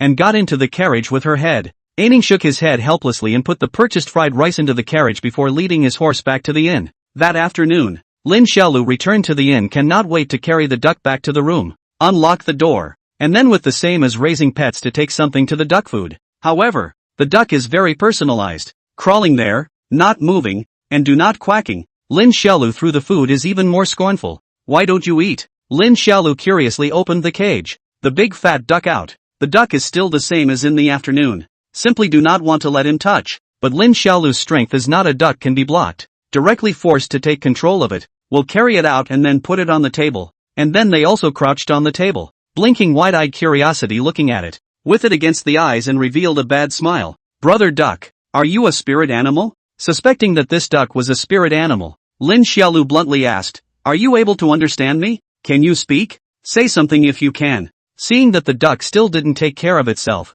the teenager grabbed it, then raised his small hand and patted its head one by one. While patting it, he urged, "Don't pretend. I can tell at a glance that you're not a serious duck. Speak up. Speak up." The duck was slapped straight, fluttering, but cannot resist at all, but feathers straight off. To the end of the duck finally cannot help it. To Lin Xiaolu angry eyes, opened the small flat beak, shouted, "Asterisk asterisk asterisk asterisk. Try slapping me again." Chapter 123, Handsome Duck. Lin Xiaodir was scolded by the duck for a moment, and then it suddenly rejoiced, and grabbed it and laughed out loud. "You really are a spirit beast. Ha ha ha ha ha. I actually bought a spirit beast. Ha ha ha ha ha, I'm so discerning." The big white duck fluttered and struggled in his hands for a while, but it was useless. Lin Xiaolu's strength was amazing. Even granite could be easily crushed. "Stinky, you let go of me. If you don't let go of me, no good fruit to eat." Duck while being rubbed brain while quacking straight. Lin Xiaolu but simply do not listen, tugging its brain to fling over and fling over, while flinging while laughing, and asked, "Duck, what realm are you in? Usually only spirit beasts in the Foundation establishment realm can speak, right? Then wouldn't you be in the same realm as Emperor Penguin? Stupid human. You're in big trouble." The duck stomped its short legs and quacked angrily, "If you let me down now, I can still give you a whole body. Otherwise I Before it could finish its sentence, Lin Xiaodir mischievously grabbed its two little orange duck paws and then flung them around the room, its brain being slammed hard against the closet before planting itself upside down on the floor again. The duck was knocked dumbfounded. After getting up from the ground, dizzily shook his head for a while before he reacted. Angrily opened his small wings and pounced on Lin Xiaoxue with his short legs, quacking and yelling. "A soldier can be killed, but not humiliated. Stinky, old son, fight with you. I was, originally, just an ordinary duck, living happily with a group of female ducks every day, until 2 years ago, when I was swimming in the village, I inadvertently found a bright crystal floating on the lake. I was instinctively attracted to it, and swam over to take a look at it, and found that it was a crystal clear bead, which I swallowed, and after that I became spiritually intelligent. Later, I lurked in the mortal world and knew many things, and had guessed that I was the kind of spirit beast you are talking about, but I didn't have any other abilities besides being spiritually intelligent, talking, and handsome. I knew that a handsome duck like me wouldn't be accepted by the world, so I spent most of my time hiding, getting caught and sold, then sneaking away, then getting caught again, then sold, then sneaking away, and so on and so forth. This may be my destiny, a handsome duck destined to wander the world. Of course, I met you now, by you with a pair of eyes, from the vast sea of ducks to find me, and even handsome as I am, I have to admit that your face value, then the peak of the time of me, but also a little bit higher. So I decided, Shui duck, am willing to follow you for the rest of my life. Lin Xiao dear big Shui bastard. Inside the room, Duck finished his speech with a sincere look on his face as he knelt on the floor with a 4-meter bronze-colored machete around his neck. Lin Xiao dear, on the other hand, sat in front of it, holding an apple in her left hand as she ate and listened to it. Teenager holding an apple in his left hand and a large gung-ho bronze in his right. His short legs one on a chair and one hanging naturally, looking down at the ducks in front of him. So, your name is Handsome Duck? Yes, more handsome than me master. Duck said in a well-behaved and damn knowledgeable manner. But you're not handsome either. Lin Xiaolu held her knife in one hand, her mouth stuffed with fruit meat, and vaguely queried, you look almost as long as Chen Nianyun. Who is Chen Nianyun? A teenager who thinks of his father every time he sees me. Oh, Lin Xiaolu continued to ask, do you really have no other abilities besides talking? Duck's brain shook straight up and said very seriously that he lived by his face. Big handsome Lin, I'm really soft and useless. I'm nothing but handsome, just let me go. Okay, the duck begged pitifully. Lin Xiaolu heard but let out a roar laughter. Comforted, don't look down on yourself so much. You're not still able to praise me. In the future, you'll mix with me. Praise me 20 times a day. I guarantee that you'll eat good food and drink sweet food. After saying that, the 4-meter-long Daijing bronze in his hand then flashed a blinding green light and disappeared. Then dropped the apple core and revealed a lovely smile and said, I advise you not to think of running. Although I'm not an immortal cultivator, I'm very good at light kung fu. If you dare to run, I'll castrate you, handsome duck. At night, when Lin Xiaolu walked out of his room and went to the lobby to eat dinner, the handsome duck with a clean white duck feather followed him and went downstairs with him. In addition to the shopkeeper and store assistant in the lobby, there was still only one person, Ning, who was eating steamed buns and drinking kanji. Annan glanced at him, naturally noticing the ducks following at his feet, her gaze revealing a hint of doubt. The teenager smiled and showed off. Handsome duck, show my friend. Aining heard Lin Xiaolu say that she was his friend, and was just about to retort when the duck in front of him suddenly mouthed the following words. Chick, pretty handsome na, Aining? The girl was so startled that she grabbed her black cloth bag and jumped out of her chair, looking at the duck in horror. Not this one. Lin Xiaoxue puffed up her face and gasped. Rephrase it. The duck froze and humanely scratched its brain with its wings, then sputtered again. My name is Shui Duck. Meet MS. Annan. Lin Xiaolu then nodded in satisfaction and smiled at the constantly shivering girl. Ah Ning, this is my new little brother. Awesome, right? The young girl's face turned white with fear, and the innkeeper and store assistant also hid behind the counter, not daring to move. After a long time, when Ning, who was holding the black cloth bag tightly, saw that the duck didn't seem to be a threat, he spoke with a trembling voice. Is this demon? No, this is a spirit animal. Lin Xiaolu greeted handsome duck on the dining table, then slapped the table and shouted, little brother, bring me another serving of rice. It's the same as at noon, a hot pot. After shouting, he then continued to smile at the still scared Aining. Don't be afraid. Spirit beasts don't hurt people, and the handsome duck is a very weak spirit beast. Nothing but handsome, so I guess it can't even beat you. Annan sniffed and looked at the duck's appearance, then skimmed her small mouth, not really feeling how handsome the duck was herself. She watched the handsome duck with white wings clip up the teapot, poured a cup of tea, and then used the wings to hold up the cup of tea and took a sip, and after drinking it also like a human being, let out a long suddenly even more puzzled. This Lin Xiaolu, what kind of person is she? This is clearly a demon, isn't it? Isn't Lin Xiaolu scared? Where, exactly, did you come from? She asked the teenager the question on her mind. Lin Xiaolu laughed. Didn't you say you don't need to know my name? The young girl pursed her lips and didn't say anything, frowning as if she was thinking about something. And when Lin Xiaodir saw that she didn't say anything anymore, she thought that she was embarrassed by being hit in the face, so she dejectedly bragged. My name is Lin Xiaolu, Doublewood Forest, the Xiaolu of the little plum deer, from Amei, and I'm the intended next sect leader of Amei. Aining was shocked to hear this, looking at the silly teenager in front of her, and for a moment she was a bit confused about whether it was true or not. Amei. If it's Amei, it should be able to help, right? Chapter 124, Small Mountain Villages. Inside the lobby of the inn, Lin Xiaodir and Shui Duck surrounded a red oil hot pot in front of a fast-eating nonsense. This person and a duck while eating and bragging loudly. The picture looks how bizarre and thrilling, while Ning looks a little preoccupied. Seems to be entangled in something. Lin Xiaolu had already told her identity and made it clear that she was a martial artist whose combat prowess far exceeded that of an immortal cultivator, as well as saying a lot of things about Amei. And after that, Aining had never said another word. Little brother. 2 more plates of lamb. By the way, your red oil hot pot is a bit spicy. Give me a bowl of soybean milk with extra sugar. Handsome duck eats a beef ball with those little flat beaks, then schemes over the spicy teenager, spitting out his little tongue in contempt and says, "You can't stand this much spice? Rubbish." At the dinner table, Aining quietly watched Lin Xiaolu pinch Handsome Duck's neck and watched him pick it up and fling it straight to the duck feathers flying all over the sky. That night, Aning ate his own steamed buns and drank a bowl of thin porridge. Then he went back to his room alone. While Lin Xiaolu and Handsome Duck were different. Lin Xiaolu was taking a long time to eat, while Handsome Duck asked the store assistant for an altar of wine to drink. And this thing actually loved to drink. And a whole altar of Juyinkun was drunk by it.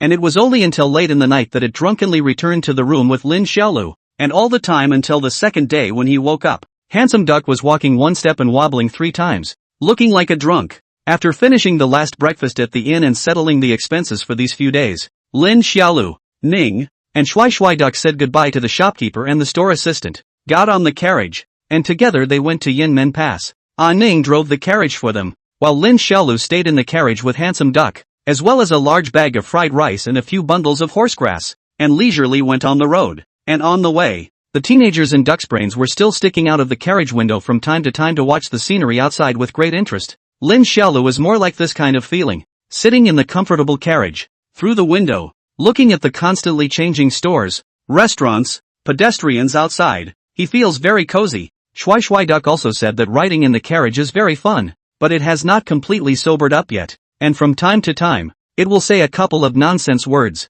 They set out in the morning and didn't leave the city gates until the unsettled hour of the afternoon, and it would take about 10 days by carriage to go from Yuzhou City to Yanmen Pass. By the time they left the city gates in the afternoon, Lin Xiaolu fell asleep in a daze, with Handsome Duck following suit in his arms, and when they woke up again, they realized that the carriage had stopped. "Anan, where are we?" Lin Xiaolu hugged Handsome Duck, her brain peeking out of the bamboo curtain of the carriage, and realized that it was already a moonlit night outside. And Ning was building a bonfire not far away. Lin Xiaolu jumped down from the carriage, and when she saw that the horse was tied by a rope to the side of a tree and was eating horsegrass, and that Ning was eating dry fried rice by the campfire, she walked over with Shui Duck. "Awake? Aha!" Aining threw the water sack to Lin Xiaolu, who thanked him, drank some water, and fed Handsome Duck some more, then sat down beside Aining and grabbed fried rice from the sack to eat. Have a say. Fried rice is not much to eat. Once in a while to eat is okay. To eat this all the time will be very dry, swallowing people easy to sore throat, and there is not much flavor. But Lin Xiaolu was also eaten bitter, did not pay much attention to it, and still ate a lot of flavor. As he ate, he surveyed Anan and was a little curious when he saw that the black cloth bag she had was resting across her lap. "What's in your bag? I see you carry it around every day." "Secret," Anan responded indifferently. Lin Xiaolu skimmed her mouth and said disdainfully, "I'm from Amei. What kind of powerful things haven't I seen before? I'm guessing this is your weapon. Is it a sword?" Aining shook his head, still with that cold demeanor. "Don't ask what you shouldn't ask.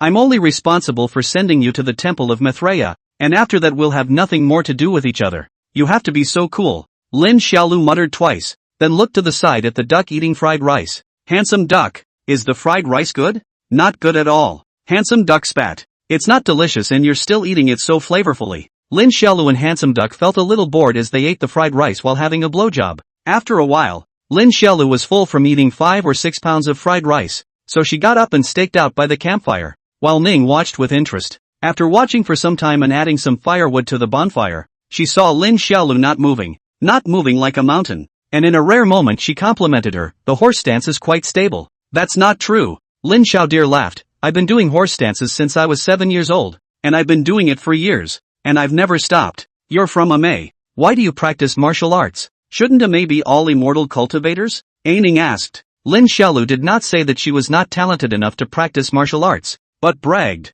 "Immortal cultivation is outdated. Practicing martial arts is the right way." At these words, Handsome Duck laughed outright, one little wing covering his belly and one pointing at Lin Xiaoxue with a loud laugh. "This is the first time I've heard this theory. Who doesn't know that those who cultivate immortality are immortals? And those who practice martial arts well are still mortal flesh." "Lin Dishui Force, you're also too capable of pulling your punches." Lin Xiaolu was immediately unhappy when she heard this, and loudly retorted, "I can be much more powerful than an immortal cultivator. Last time, that Shu clan ancestor was beaten by me without any power to fight back," he said very seriously, "and I hadn't taken off my load at that time. and I didn't use the Dagung bronze weapon. Or else I could fight dozens of ordinary Foundation establishment stages as long as they didn't fly up. As soon as these words came out, Aining, who was sitting cross-legged by the campfire, suddenly saw his eyes light up. Fawn, is that true? Of course it's true. Lin Xiaolu stiffened her neck and argued. Ah Ning, you saw it with your own eyes, right? I can almost kill the Foundation establishment realm in seconds.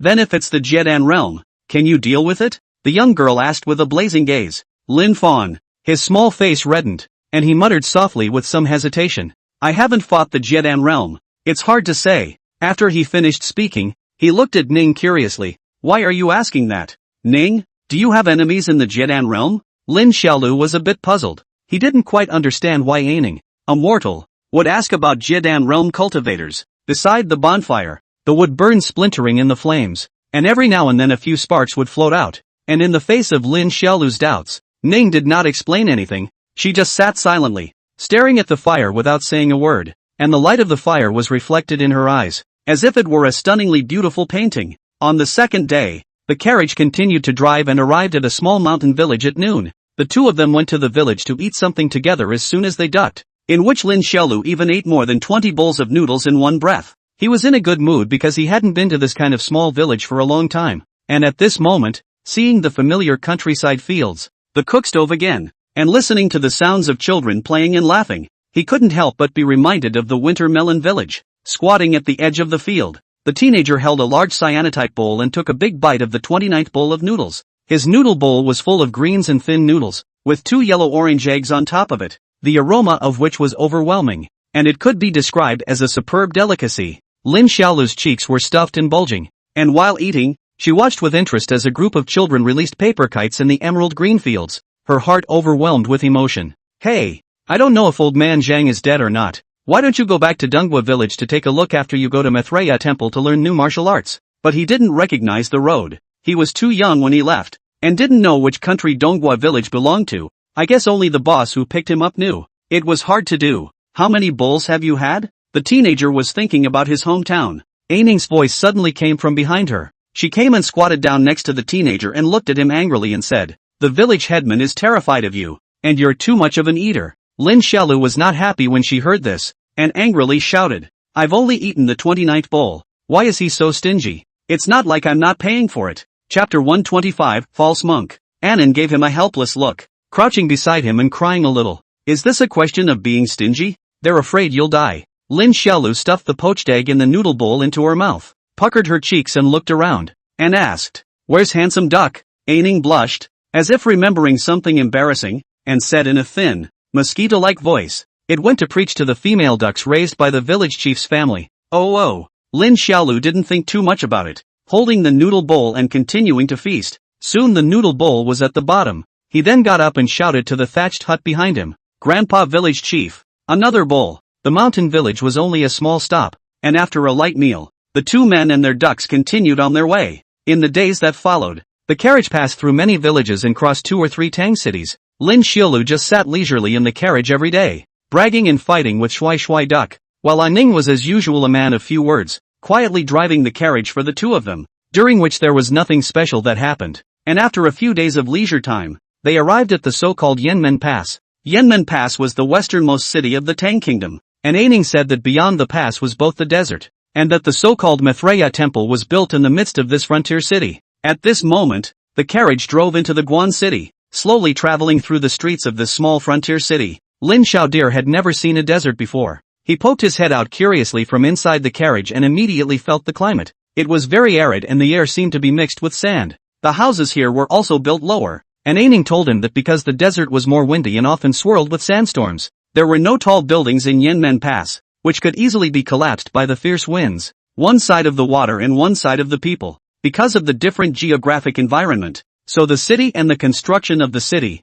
naturally, will be slightly different. The teenager held handsome duck in his arms, probing the surrounding houses and pedestrians, while Aining drove the carriage and arrived in front of a grand, magnificent, earth-colored temple with a large number of incendiary visitors. "This is the temple of Manhwarecap."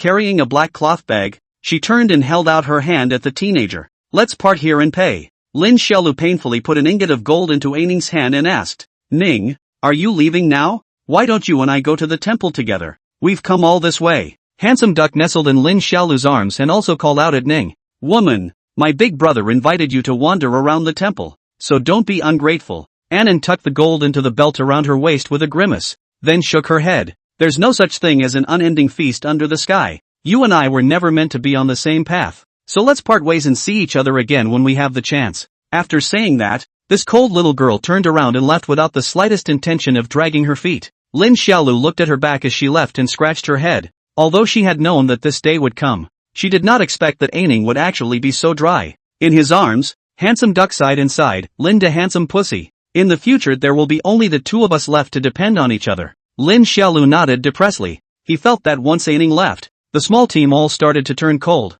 so he still quite couldn't let go of Aning, but there was no way around it. He could see that Aning was a girl with a stubborn character. Alright, we'll see her and her again sometime. After saying that, Lin Xiaodir hugged Handsome Duck and got off the carriage. On the official road of Yanmen Pass, Aning carried a long black cloth bag on her back, marching forward alone in the streets where people were coming and going. She walked very fast and in a hurry, as if she was being chased by something, and while she was running fast, she did not move and took out a small round mirror from her waist and secretly shone it behind her. She then immediately saw through the mirror that in the crowd behind her, there were two men in light gray long shirts who were standing left and right. And Aning was also startled after seeing these two men, and immediately sidestepped and ducked into the side alley. She gasped violently, leaning nervously against the wall, her petite body beginning to tremble uncontrollably even from fear. Well, after a long time, there was no more movement coming from outside, so she was relieved and carefully lifted the mirror, ready to check out the situation. And when she had just poked the small mirror out of the mouth of the alley, an icy laugh came from behind her. As a princess of a dead country, you're not bad for being able to maneuver around us for so long. Is the young monk also here to offer incense at the temple? Please come with the poor monk. No, I'm here to learn martial arts. I've heard people say that there are many powerful martial arts monks in the Maitreya temple, Lin Xiaolu said in a serious manner. Inside a certain courtyard of the temple, Lin Xiaolu gazed at the group of fat monks in front of her, while at the same time being somewhat puzzled. Why are all the monks in this temple so fat? At this moment, when the big fat monk heard Lin Xiaolu's words about wanting to practice martial arts, he burst out laughing a few times, revealing a kind smiling face. The young monk has a good eye. My Maitreya Law Temple is famous throughout the entire divine state, with a wide range of martial arts secrets under its doors, and countless powerful martial arts monks. While Lin Xiaolu's eyes lit up when she heard the fat monk's words, and she hurriedly shouted, Big monk, you quickly let those martial arts monks come out and show them to me. Yes, but, the fat monk paused for a moment, rubbed his fingers together toward Lin Xiaolu, and said with a smile, we still need you to donate some incense money. Oh, well, I'm rich as hell. The teenager grandly removed the small backpack and unzipped it before revealing the dozen or so gold ingots inside. The fat monk immediately looked shocked. A pair of triangular eyes sunk into the meat, staring straight at the gold. The hala almost flowed out. Lin Xiaolu took out a piece of gold ingot from the pile and threw it to the fat monk, asking, is that enough? Enough is enough. The fat monk forcibly hid his smile, put his palms together at Lin Xiaolu and respectfully said, little monks are kind and generous. All of a sudden donated so much incense money to poor monks. Poor monks in the future when they go out to whore. Oh no, they go out to help people. They will definitely proclaim the great kindness of the little monks. This will let the martial monks come to show you the martial arts. After saying that, he called out to an even fatter big fat monk under Lin Xiaolu's joyful gaze. Lin Xiaolu was confused on the spot when she saw this big fat man who was panting even when he walked, pointing at him and shouting to the monk, this big fat man is a martial arts monk? Right. The monk in the temple nodded his head in a serious manner and shouted to the big fat man, Yongju, come and show this little master your hand. The big fat monk smiled at his words, and then he performed an empty-handed brick-splitting act for Lin Xiaolu, only to see him bellowing, lifting his big chubby hands and splitting a red brick. The surrounding monks saw it also very cooperative and shouted loudly. Only Lin Xiaolu looked speechless. You call that kung fu? This split is still red brick. Split red brick as long as a healthy adult basically can do it, right? Even if it is a common martial artist like Zhang Yon's big brother. This kind of burnt red bricks, that can also break 2 or 3 pieces with one fist. You split a red brick so dejected. This is serious? Lin Xiaolu although just started walking the Jianghu, inside is not a lot, but not stupid. He has now reacted to this what the Maitreya temple is simply a group of fake monks? One of them to raise the fat head and ears, bladder and waist, but also said to the outside world that they eat vegetarian. Which who can believe? Chapter 126, good work. Rewarded. How about it little monk? Is it awesome? if you hand over 2 more gold ingots. Young monk, the poor monk will take you on as a disciple and pass on this iron sand palm mastery. A group of fat monks gathered around Lin Xiaolu and laughed, while Lin Xiaolu's little face changed and she clenched her little fists, glaring angrily at them. Are you guys fooling me just because you see me as young? After saying this he reached out with his little hand and shouted, I'm not donating incense money to you anymore. Give me back my gold. A few fat monks froze, looked around, saw that the perfumers were in the front yard. No one was around here, so they didn't move and surrounded Lin Xiaolu. The leader of the fat monks even smiled and looked at this only 13-year-old boy, unabashedly threatening. Little monk, this incense money has already been paid. There is no way to get it back. The Buddha will be blamed. Yes, and you've seen our Maitreya temple's mastery, so this amount of money is not enough. Young monk, you have to leave your backpack as well. Lin Xiaolu instantly became furious, pointing at the gang of fat monks and shouting, do you believe that I will report to the police, officer? A couple of fat monks laughed out loud. Can an official be bigger than Buddha? Even if the emperor came to see our Buddha, then also have to kneel down and kowtow. Lin Xiaolu, I. In the afternoon, the sun was shining brightly and everywhere was golden. Lin Xiaolu stepped on the high stone steps and walked out from the Maitreya temple, and before she left, the temple was still constantly ringing with the screams of pain from the monks. Handsome Duck follows at his feet and marvels as he laboriously descends the stairs. I can't believe you're so strong, knocking them all away in such a short time. Lin Xiaolu had a wrathful face and gasped. I thought there would be real kung fu here, but I didn't expect it to be full of crooks. It's really infuriating. I'll never trust monks again. Come on, you're so handsome. What's the point of meeting with them? And there are good guys and bad guys everywhere. Their kind can only be considered the scum of the Buddhist sect. A man and a duck chatted idly and came outside the temple, took away the carriage, and then a man, a duck, and a horse came to the official street, not knowing where to go for a while. What do we say now? Where are we going? Handsome Duck raised his duck head to look at him. I don't know. Lin Xiaodir scratched his head, and his eyes were a little confused for a moment. I'm here to look for martial arts, but there doesn't seem to be much in this country. After saying that, he glanced at the handsome duck at his feet and asked, don't you often wander the world? Do you know which country has martial arts? I'm a duck who lives off my face. How can I possibly care about martial arts? The handsome duck said while taking a dip in the duck poop on the ground, and after doing so, he said in a soothing manner, Lin da handsome pussy, I've finished taking a dip, and now my stomach is empty again, so let's go eat. Lin Xiaolu laughed, okay, I just saw a roast duck restaurant when I came here. I'll take you to eat haha. Handsome Duck sniffed and looked at him with an angry face, do you think you're funny? One person and one duck talked for a while, without discussing the idea. They were ready to go to eat first, and then feed some horse grass to the horse, and just a few steps away, they saw that not far away from the street,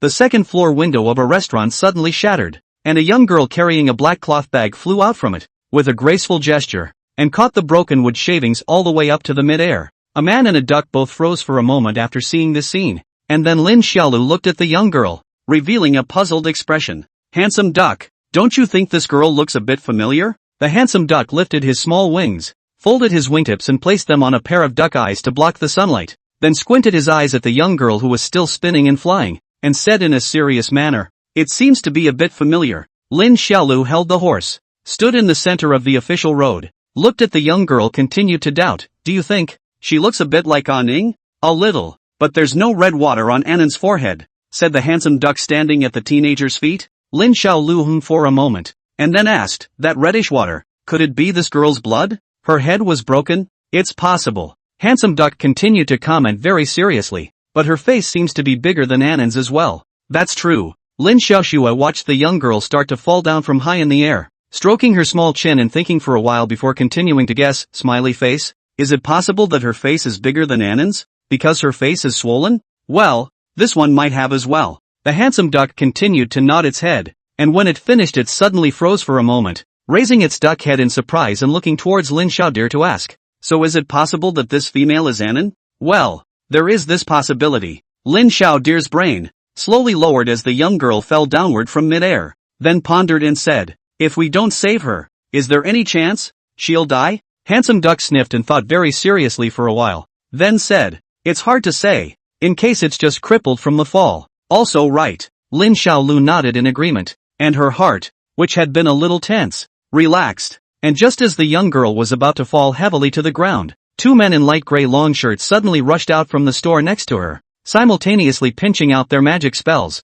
and then 2 blazing fire snakes spun out, pouncing fiercely at the half-fallen Aining. One person and one duck continued to stand in the center of the street and watch. While the handsome duck was finally a bit surprised to see this scene and patted Lin Xiaodir's calf with his little wings. Hey, cultivator rug. Well, I saw it. When you say that Anin meets this situation, I guess he won't need to be disabled, right? It should just die. Well, that's what I thought. Lin Xiaolu finished nodding, then suddenly reacted and shrieked. Asterisk asterisk asterisk asterisk. Ah Ning is going to die. Wow. 2 narrow fire snakes coiled up, the blaze shivering wildly in the wind, sweeping in with a raging heat wave, pouncing straight at the already fainting Anin. And right at this moment, Lin Xiaodir rushed out at full speed and directly performed the Mandarin steps, flying in an arrow step, while the silver ring on her right wrist shone brightly and her palm fiercely reached out into the air beside her. In the next second, an amazing scene appeared. His hand was clearly reaching into the air with nothing on the side, but at the moment,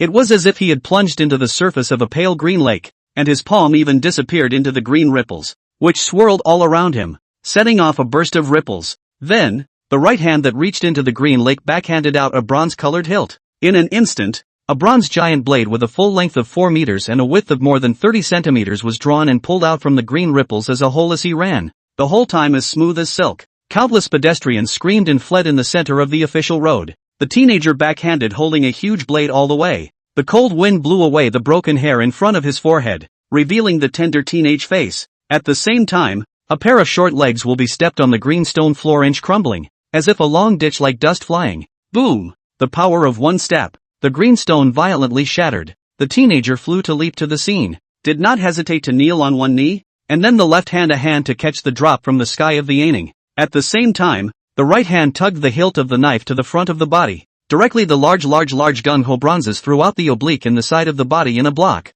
The next moment, the 2 whistling fiery fire snakes will be ruthlessly crashed in the as if the shield like a large gung-ho bronzes. Only heard stabbing a sound. Fire splashes and the green smoke bursts. The 2 cultivators who saw this scene were both stunned for a moment, looking at the giant blade in front of them that was constantly smoking in a daze. What is this thing that just came out of nowhere? At this time, the streetwalkers, out of fear, have long since run out of sight. And a few moments later, the huge green blade that was protecting the young girl slowly moved down, revealing a young teenager's side face. Pa pa pa. Behind the teenager, the handsome duck who saw the scene flapped his little wings and quacked. This saving action is so handsome, but it has the style of this duck back then. Good work. Win the reward. Chapter 127. I don't know what to name it. 3. In the middle of the street, Lin Xiaolu blinked her eyes and took a look at the weak Aining in her arms, then carried her on her shoulder, stood up with her sword, and turned her head to look at these 2 cultivators of unknown origin, with some dorkiness hanging in her expression. Why are you guys fighting? Or immortal cultivators beating up mortals? It's too much. Look at it. Ah Ning has been fattened up by you guys. 2 cultivators stood side by side, their eyes looking at the teenager with grim eyes. After a long time, one of them smiled coldly. No matter what you are, leave that girl behind, and then get lost. Lin Xiaolu was instantly annoyed when she heard this, puffing out her cheeks and gasping. I promised my senior sister before I went down the mountain that I wouldn't fight, so don't force me. Senior sister? The other cultivator almost laughed out loud at the words. Kid, do you know who the woman on your shoulder is? I advise you to better put her down, or else not to mention your senior sister. Even if your senior mother came, it would be a dead end. Hearing these 2 people curse their senior sister, Lin Xiaolu's face turned completely cold. What if I don't let go? No release? Oh, the friar sneered and grimaced without saying anything. The 2 sides were facing each other on the empty official road. A cold wind swept through, and after a soft whistling sound, the cultivator on his left suddenly bellowed,